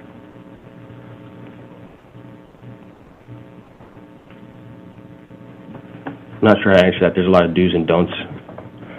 It's just a complicated. Do you know if you pulled the trigger, sir? I do not. Okay. That night, Soraya wasn't drunk? I don't remember much from that night. Okay. Would you agree that up until the part you can remember, she was the least drunk of your group?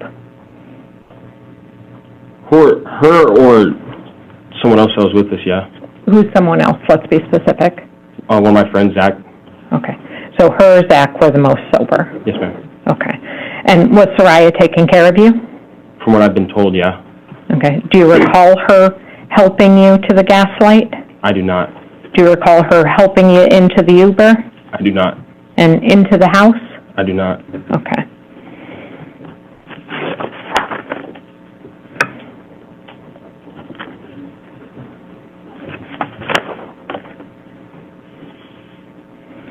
You kept that gun loaded Yes, ma'am. with a bullet in the chamber? I did. Okay. What do you have to do to fire it? Take the safety off and pull the trigger. How do you take the safety off? The thumb switch. And pull the trigger? Yes, ma'am. Once? So I want to get to, because you don't remember anything about her death, I want to get to the morning when you wake up. Okay. You were soaked in blood? I was not.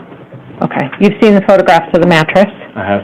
And you were laying in bed with her? Yes, ma'am. Okay. You didn't call 911? Correct. You didn't take life-saving measures? No, I did not. Okay.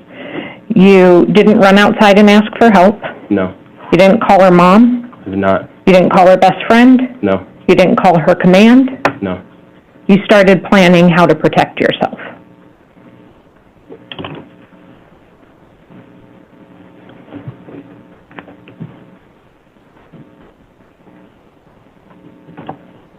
I wouldn't phrase it that way, but Okay. You started planning how to dispose of her body? I started planning on what I was going to do next. Okay. And the first thing you did is you went to the Alaska Bush Company homepage, right? I don't remember doing that, but Were you looking for a potential other alibi or excuse? Some other thing you could blame her death on? I can't tell you what was going through my mind because I don't really remember looking that up. You mapped to the Castle Mega Store Mm-hmm. before you texted her into work? Yes, ma'am. Why'd you do that? Can't really tell you because I don't remember. Okay.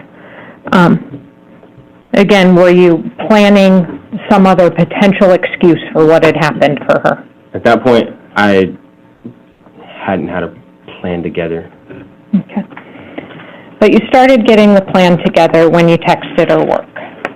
Yes, ma'am. And you texted Nadia Jones, her immediate manager, Yes, ma'am. and you told her that she had food poisoning. You texted her as Soraya, Yes, ma'am. and you told her that she had food poisoning I did. and that she wouldn't be into work today. Yes, ma'am. And she told you to call Craig or message Craig? Believe so. Okay. And you didn't know that Soraya had Craig's number saved in her phone under a different name? Did not. Okay, so you didn't call or text Craig? Right? Okay. What was the first thing you did to clean up her body?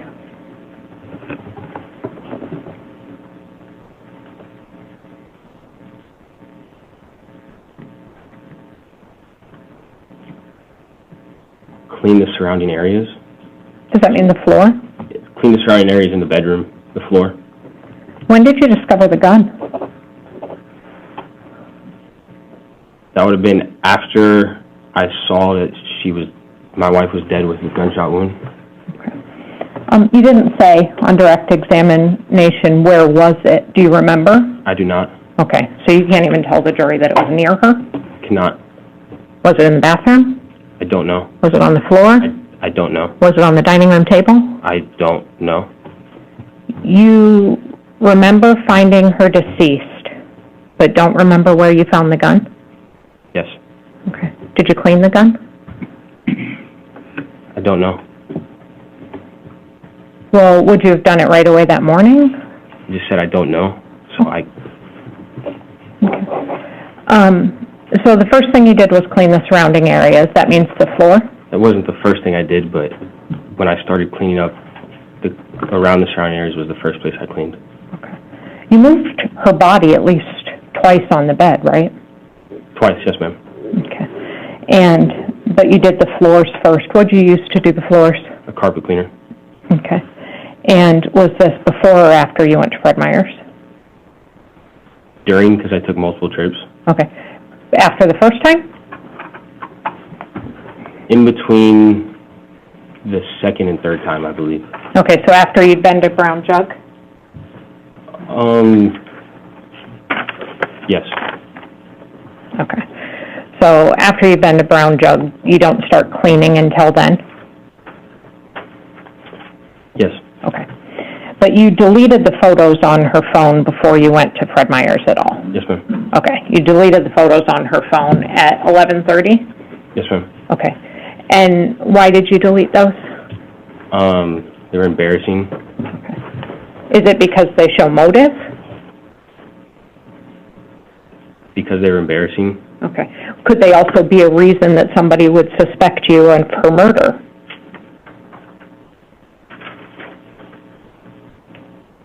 I don't know. That's not what you were thinking? I was thinking these are embarrassing pictures. I wasn't thinking that. And that's the thought you had before you even started cleaning up the body? That's the thought I had after.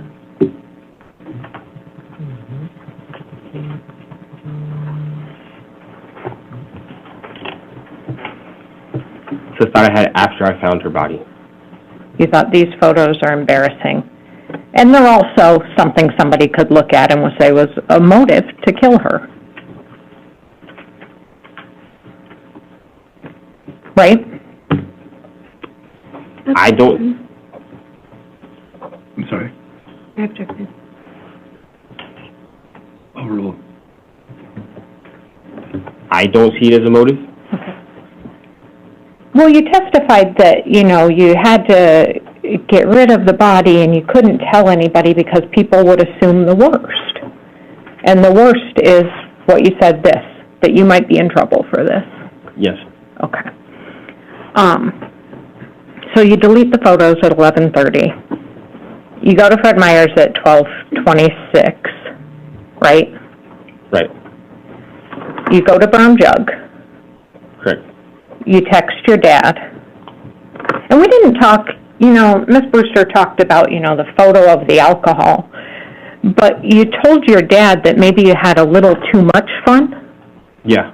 We asked a lot about what's going through your mind. What's going through your mind when you tell your dad that maybe you had a little too much fun last night? I just drank way too much. Okay. Your parents have always been loving and supportive? Yeah.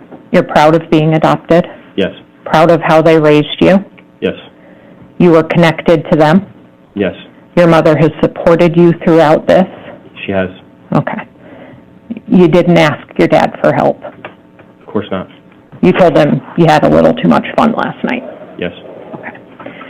So then, after Brown Jug, it sounds like that's when you started cleaning up the surrounding area? Yes, ma'am. Okay. And you did the carpet. What else did you clean then? The carpet. And then after I retrieved the trash can, I moved my wife's body into the trash can and started cleaning the bed. Okay, I'm not to the trash can quite yet. I want to know, after Brown Jug, did you pour yourself a drink immediately? I don't remember. Did you drink? You said you wanted to numb things. Did you drink while you were cleaning up? Yes. Okay, because we saw the picture with your dad. You sent your dad already had ice in the cup, right? Yes, ma'am. Okay. I presume you start drinking then? Can't say. Okay. So, if you pour yourself a drink, where is Soraya's body while you're having a sip of that Four Roses? Either in the bedroom or in the trash can. Okay. Is it fair to believe that you began drinking when you texted your dad that picture with the ice in the cup? I don't know. Or was that just for show? Just for show, I believe, but Okay. I don't know. Just making, the lie more elaborate? I wouldn't consider it that. More believable? No. No. It's fair to assume if you put the ice in the cup, you mean to pour a drink and drink. And you hadn't bought the trash can yet, right? Correct. So where is Soraya's body when you're sitting and sipping on your Four Roses? If I would have sat down and drank, it would have been in the bedroom still, but I don't remember sitting down and drinking the Four Roses. Okay. Well, you testified on direct that you drank to numb. Yes. When did you drink? Throughout this whole process. Okay. So while her body's still on the bed? Yes, ma'am. Okay. And so you clean the floors, then describe for the jury, with as much detail as you can, how you moved her body.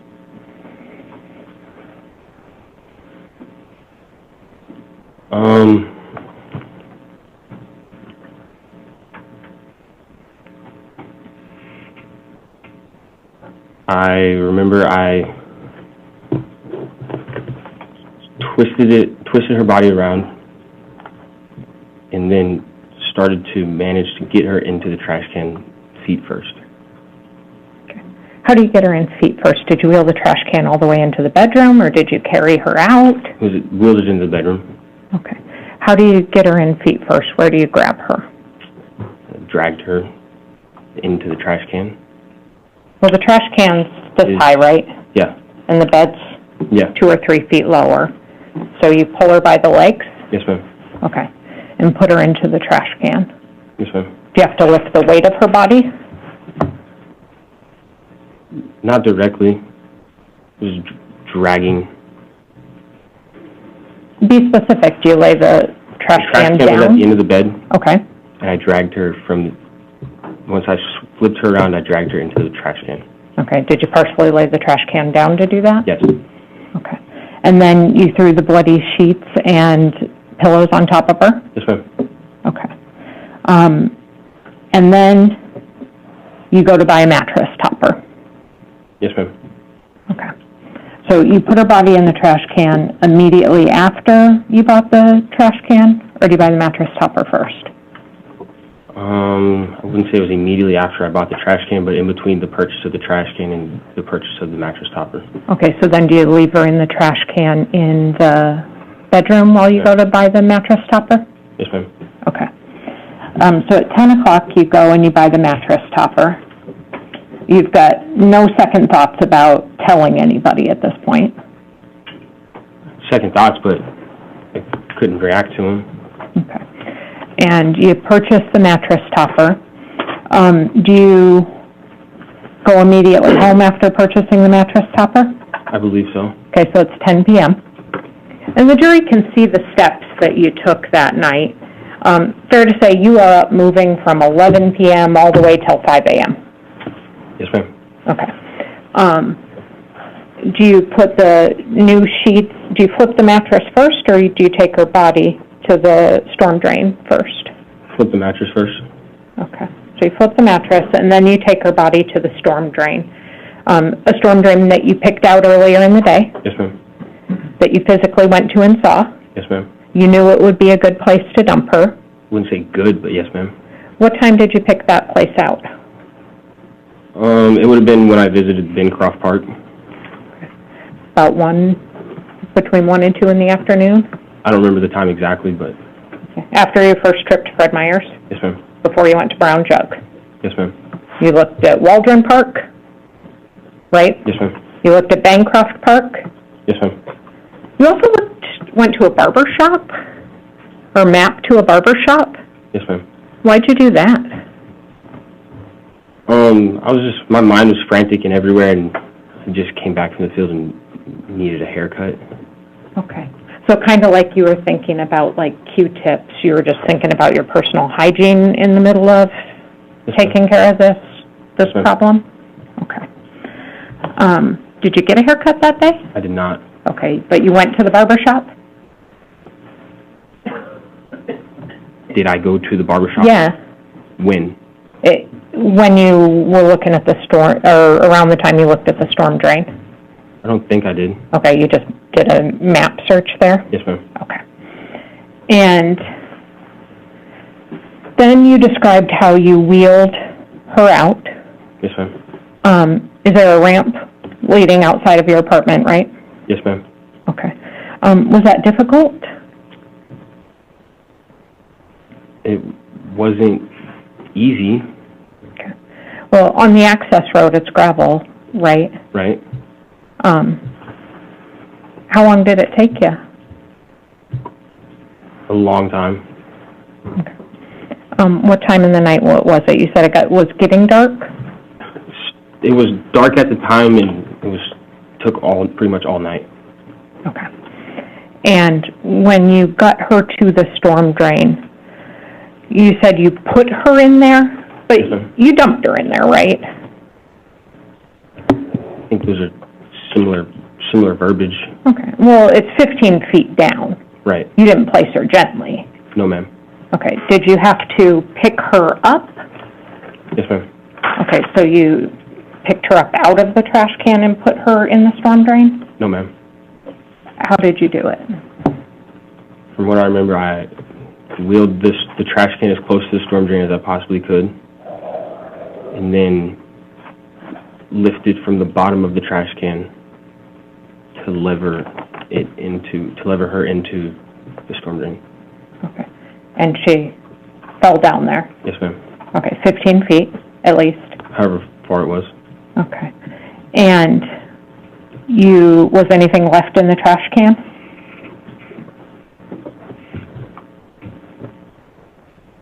I took in the bed sheets out and the pillows out before I dumped my wife into the storm drain. Okay.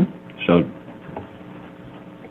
And when you dumped Soraya in the storm drain, you put the pillows and the bed sheets on top of her? Yes, ma'am. Was that to hide her or just to get rid of the bedding or both?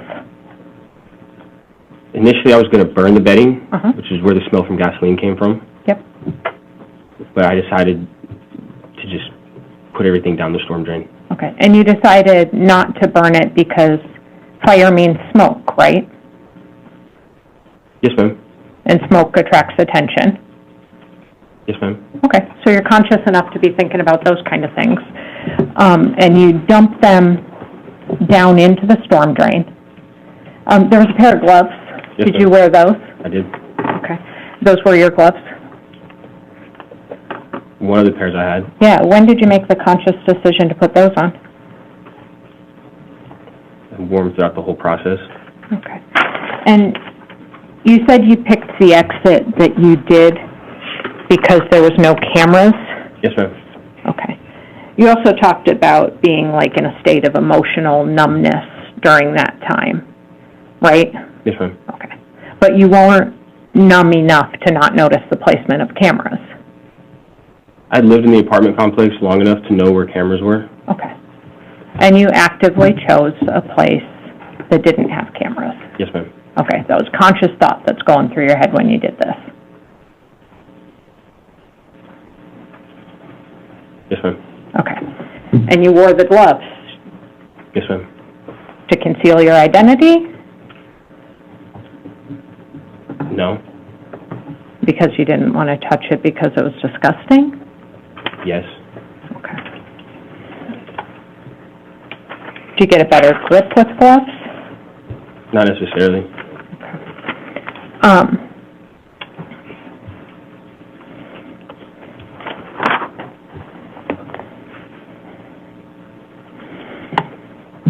And then after you dumped Soraya down the storm drain, you did some online shopping, right? I don't remember, but that's what my phone records say. Okay. You looked at Patagonia. Yes, ma'am. You looked at some other outdoor gear brands. Yes, ma'am. Okay. You said you showered. Yes, ma'am. Okay. And then you went to work the next day. Yes, ma'am. Okay. Do you remember having kind of a lively group chat discussion about whether there would be PT that morning? I do not. Okay. Did you have PT that morning? I don't remember. Okay. But you went to work. Yes, ma'am. And you acted like everything was normal. I did. Okay. And there was some discussion about whether you called Marie or whether she called you. But she'd been trying to get a hold of Soraya all day, right? Yes, ma'am. And you had Soraya's phone. I did. And you lied to Marie. Yes, ma'am. You gave her a thumbs up that everything was good. Yes, ma'am. Okay. And you told Marie a very calculated lie. Yes, ma'am. You told Marie that Soraya left for work. Yes, ma'am. She left for work at 10 a.m. Yes, ma'am. She was wearing all black. Yes, ma'am. She took her purse with her. Yes, ma'am. She left her phone. Yes, ma'am. And you hadn't seen her since. Yes, ma'am. And Marie was upset, right? Yes, ma'am. She was upset that you hadn't told her Told her. that Soraya was missing. Yes, ma'am. Okay. And she encouraged you to call the police. Yes, ma'am. Okay. And when you called the police, Marie called the police first, right? Yes, ma'am. And the 911 dispatcher said, "Why are you calling? Why isn't her husband talking to me?" Yes, ma'am. Okay. And then you told them the same calculated lie. I did. Okay. That she left for work at 10 a.m., right? Yes, ma'am. She was wearing all black. Yes, ma'am. That she left her phone. Yes, ma'am. She had her purse and her wallet with her. Yes, ma'am. Okay. And you said you did that because you wanted to follow what you had already committed to. Yes, ma'am. Okay. and that you were having constant fear at this point. Yes, ma'am. Fear that you're going to get caught. Yes, ma'am. Okay. And you participated in a search party Yes, for her? Well, first you called Meredith. Yes, ma'am. You told Meredith the same calculated lie. I did. You coordinated her making a flyer. Yes, ma'am. You posted that on your social media. Yes, ma'am. You participated in a search party. Yes, ma'am. You got your command involved. Yes, ma'am. You're getting indignant with people on social media when they accuse you of being disingenuous. Yes, ma'am. Okay. And you said during that time you felt dishonest and disrespectful. Yes, ma'am. Okay. That search party went right past the drain, right? Yes, ma'am. Were you with Meredith and Brittany when they went by the drain? I don't know. Okay. Do you recall diverting them from that area? I don't know. Okay. Do you recall lying to Detective Clark about trying to put Soraya on the other side of the park, essentially? Yes, ma'am. Okay. Again, because you had to stick to that commitment that you'd made to this lie? Yes, ma'am. Okay. Big on commitments, right? Sure. Okay. You were afraid of being a suspect, Yes, ma'am. and you lied to protect yourself.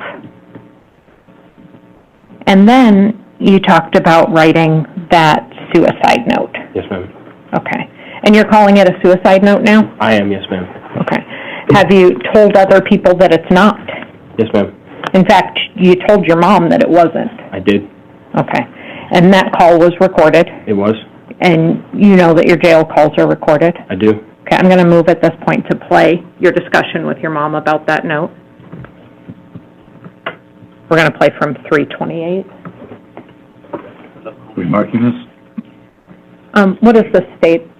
No, we'll just play it into the record as long as we put it near the audio. It's fine.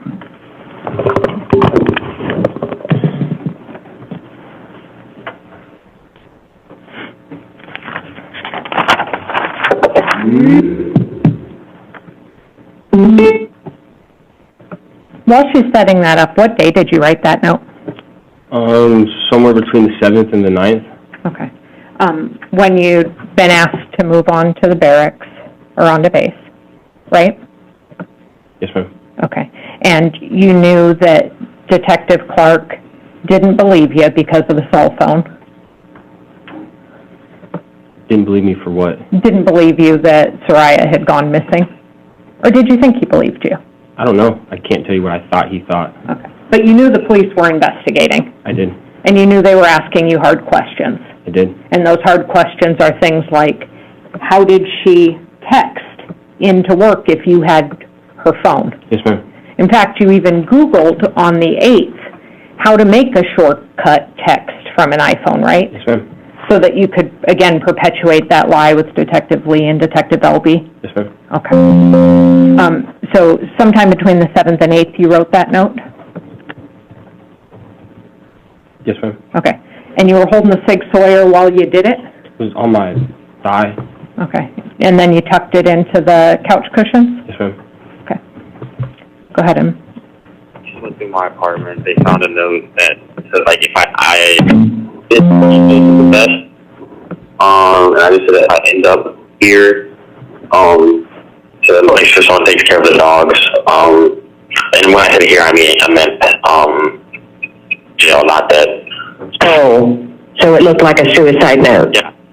I told all the clinicians that, and they asked me every day, or for a while they asked me every day if I wanted to harm myself or anything. I told them no, because I didn't. Good.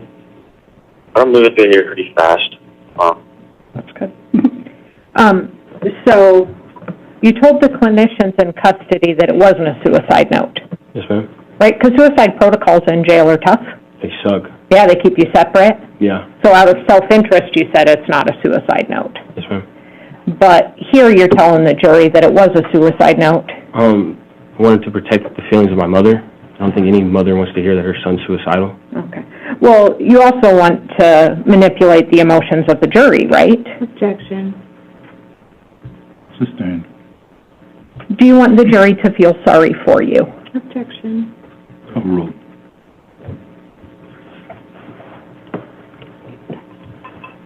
I want the jury to use... No, I don't want the jury to feel sorry for me. Okay. It's not their job. Have you ever told your mom you were going to work your magic on the jury? Briefly, yes. Yeah, what did you mean by that?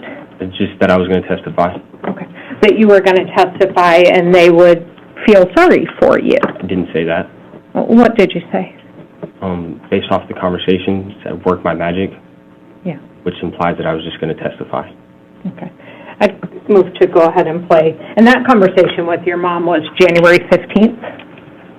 Do you recall? I don't remember the conversation, but I've seen the text. Okay. I'd move to play that conversation, Judge, starting at 4:04. Go ahead. Does Lars think you have a good chance if you go to trial? Nope, not really. Oh. So. Oh, okay. Yeah. 20% chance. And that's if I can get on the fucking stand and tell a testimony, and you know, that's if I can get on the stand and, I don't want to say work my magic, but. I know what you mean. You know what I mean? Make the jury, yeah. You know? Feel for you, I know. My eyes to do what I've been doing my whole life, essentially, but I don't know if I can do that with this, so. Yeah, I know. That's the biggest problem. Sure. But how's it doing? So when you said, do what I've been doing my whole life. Talking. Yeah. Talking. Yes. Talking about your experience in foster care. That's something I talk about a lot. Okay. Well, you said you're really proud of it. Just because I'm proud of it doesn't mean I talk Okay. about It has it a lot. nothing to do with Soraya's murder, right? What has nothing to do with her murder? Your experience in foster care. Or your experience being adopted. Objection. Overruled. No.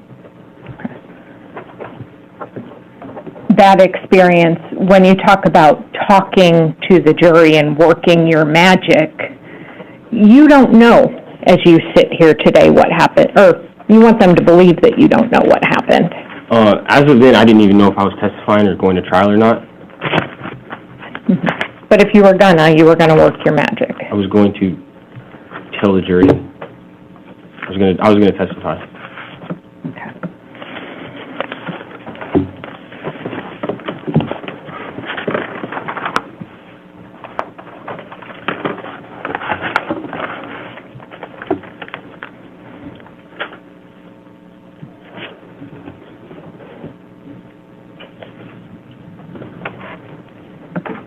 I just want to clear up just a handful of things. You don't remember where you found the gun? No, ma'am. You don't recall if you cleaned it or not? Yes, ma'am. Or did you clean it? I don't recall if I cleaned it or not. Okay. You have no memory after you were at Willowa? No, ma'am, none. Soraya was not suicidal. She was not. She was preparing for her future. Yes, ma'am. She was happy in general. Yes, ma'am. Your relationship was good. It was. She had overcome you texting Cheyenne in the past. Yes, ma'am. And you lied to every single person about this up and until this trial. Yes, ma'am. And you told your mom that you were going to testify and work your magic. Yes, ma'am. Okay. I think that's all I have. Thank you. Thank you. Detroit?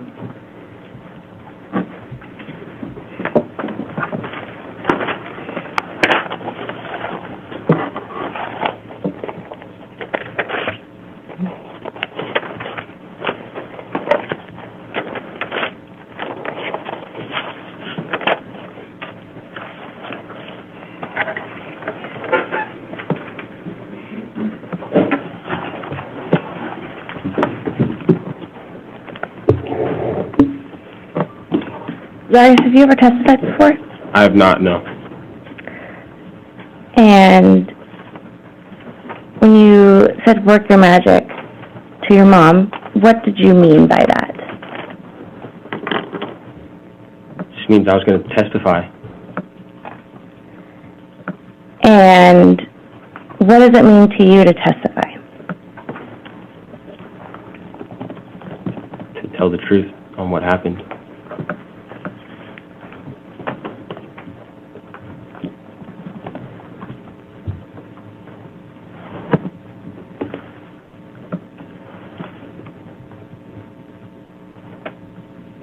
Are you testifying today for the jury? No, ma'am. Who are you testifying for? Testifying for myself. And tell me about that.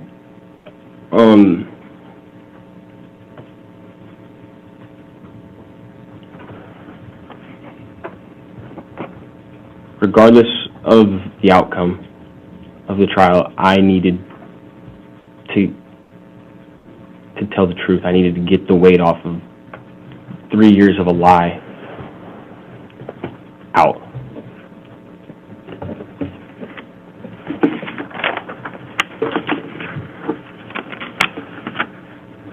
You talked with Ms. Dunlop about Soraya being qualified with a handgun. Yes, ma'am. What does being qualified mean? When you go through a range in the Army or in the National Guard, you have to shoot above a certain amount of number to be considered qualified, and there's different levels of qualifications. Okay. And you were not qualified. No, ma'am, I was not. Do you know what level of qualification Soraya had? Usually they push for the second level of qualification. I don't know what it was. I know there's expert marksman, and I forget what the other one is, but usually when you qualify, they want you to be somewhere in the middle. And is that your ability to, is it like a target to distance type? I don't know what the pistol qualification looks like, but for the rifle qualification, you go through different stances, reloads, and different distances. Okay. You talked a little bit about the 6-hour that was in your apartment. Did you buy that gun? Did Soraya ever use it? Yes, ma'am. And where did you normally keep it? Right next to the bed. Was it next to it, under it, above it? Slightly under. Did you, as a matter of habit, keep the safety on? If I was in the house, the safety was off, but if we were out hiking, the safety would have been on. Why did you keep the safety off in the house? Just because I've heard stories of people getting their doors kicked in or getting robbed, and they go to shoot the person that's robbing them, and they forget to take their safety off in the fear, and it goes the wrong way.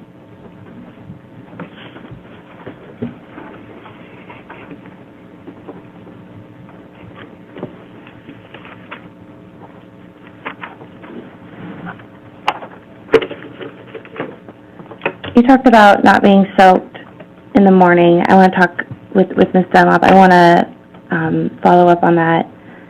When you woke up, what were you wearing? Just a pair of boxers. Where were your pants? They were in the little entry hallway that goes from our bedroom to the bathroom. Was there anything on your pants? Yes, ma'am. What was on your pants? Urine. And was there anything on your boxers? They were dark colored, but they felt wet. And do you recall if you ever had any blood on you? Not directly on me, no. When you were cleaning, did you get blood on you? No, ma'am. Okay. You talked about with Ms. Dunlop not asking for help. Yes, ma'am. Why didn't you ask for help? I felt like there was no one that could help me.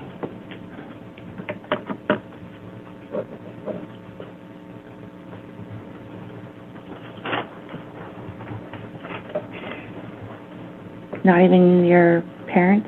No, ma'am. And you were close to your parents? Yeah.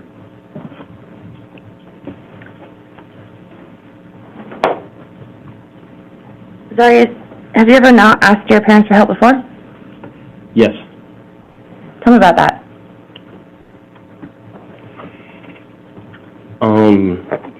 Just with like normal stuff, you know, like I don't want my mom knowing I'm in financial trouble or knowing that I'm getting speeding tickets, getting pulled over, stuff like that. Zarius, have you ever been in a car accident?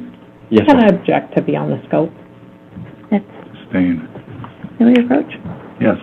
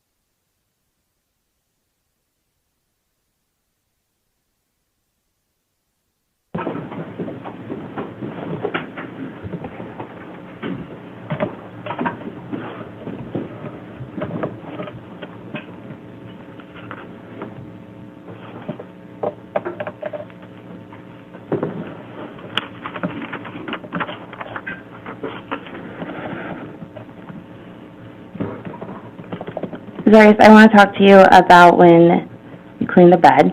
Yes, ma'am. You spoke with Ms. Dunlop about that. You've seen the pictures in this case of the bed. Yes, ma'am. Do you recall if there was anything different before or after?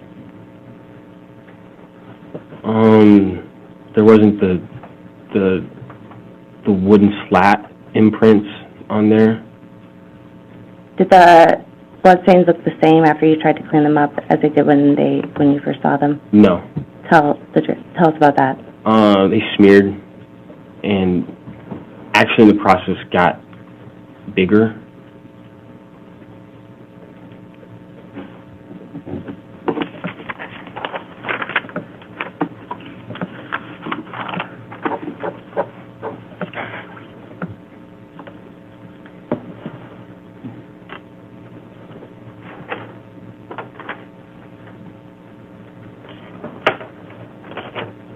We heard you tell your mom the note that you wrote was not a suicide note. Yes, ma'am.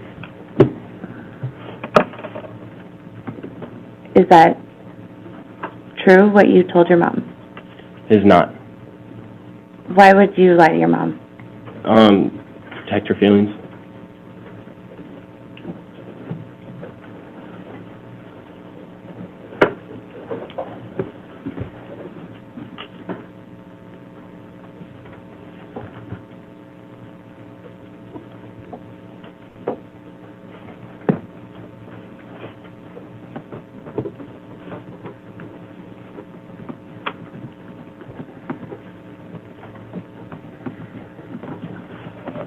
One second.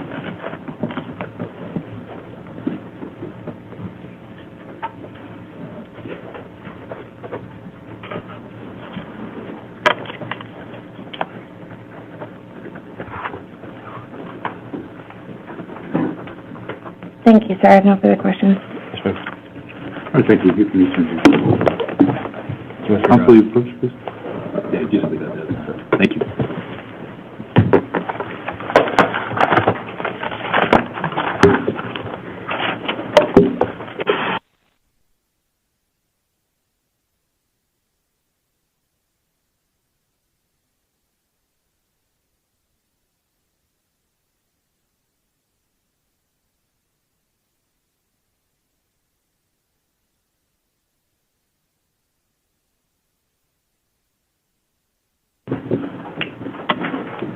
Actually, no, go ahead.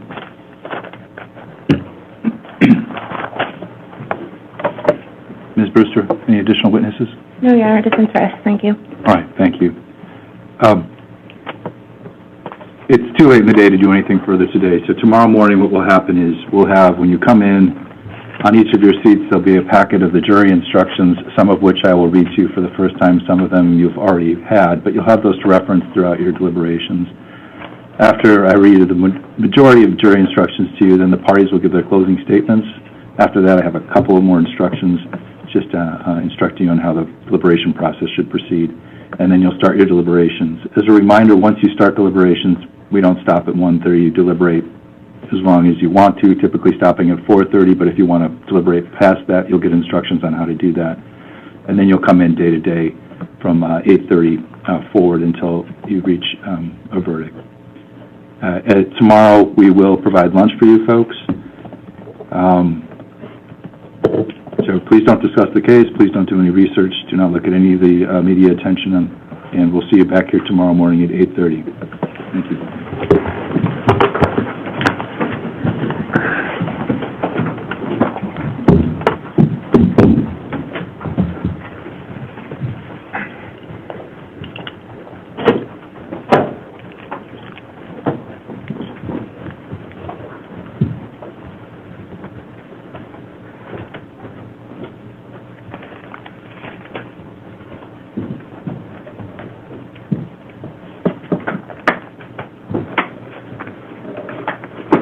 Thank you. Please be seated.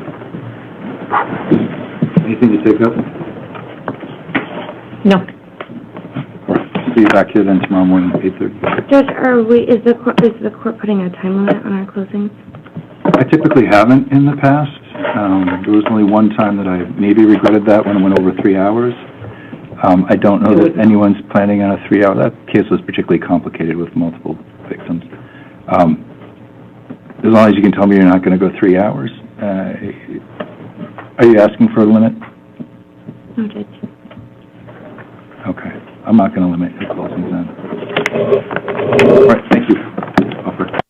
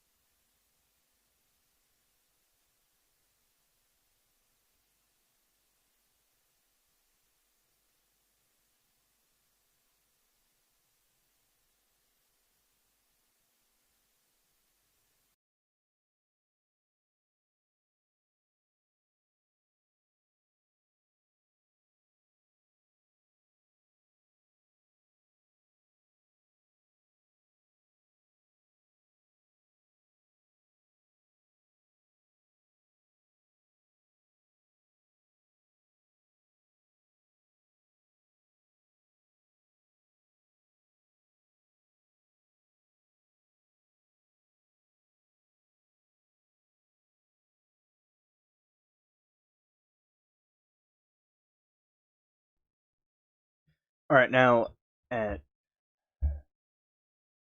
at this point, we finished the his testimony and his cross examination. We're able to see both parts of it in the Alaska trial.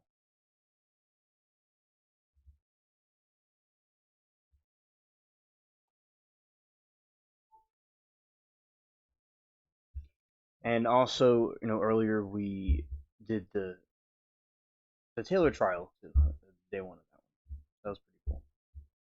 Yeah, so I believe that he's guilty, and he made himself look really bad on the stand. He basically foiled his own case.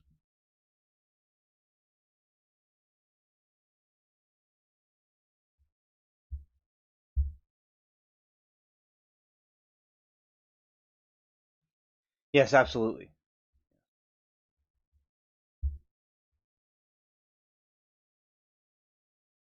But yes, Passion, and it was quite interesting to find.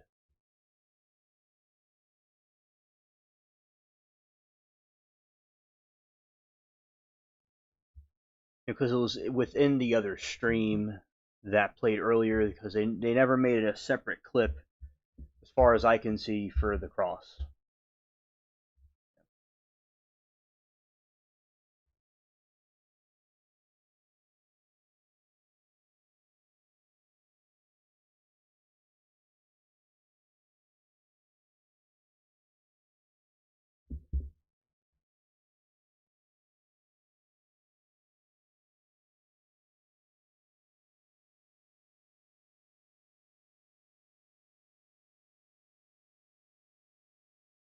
Sauce says he looked self-centered, narcissistic personality. Oh yeah, definitely was into himself.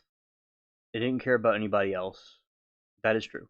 He was into what he could get out of the situation and trying to get himself out of it.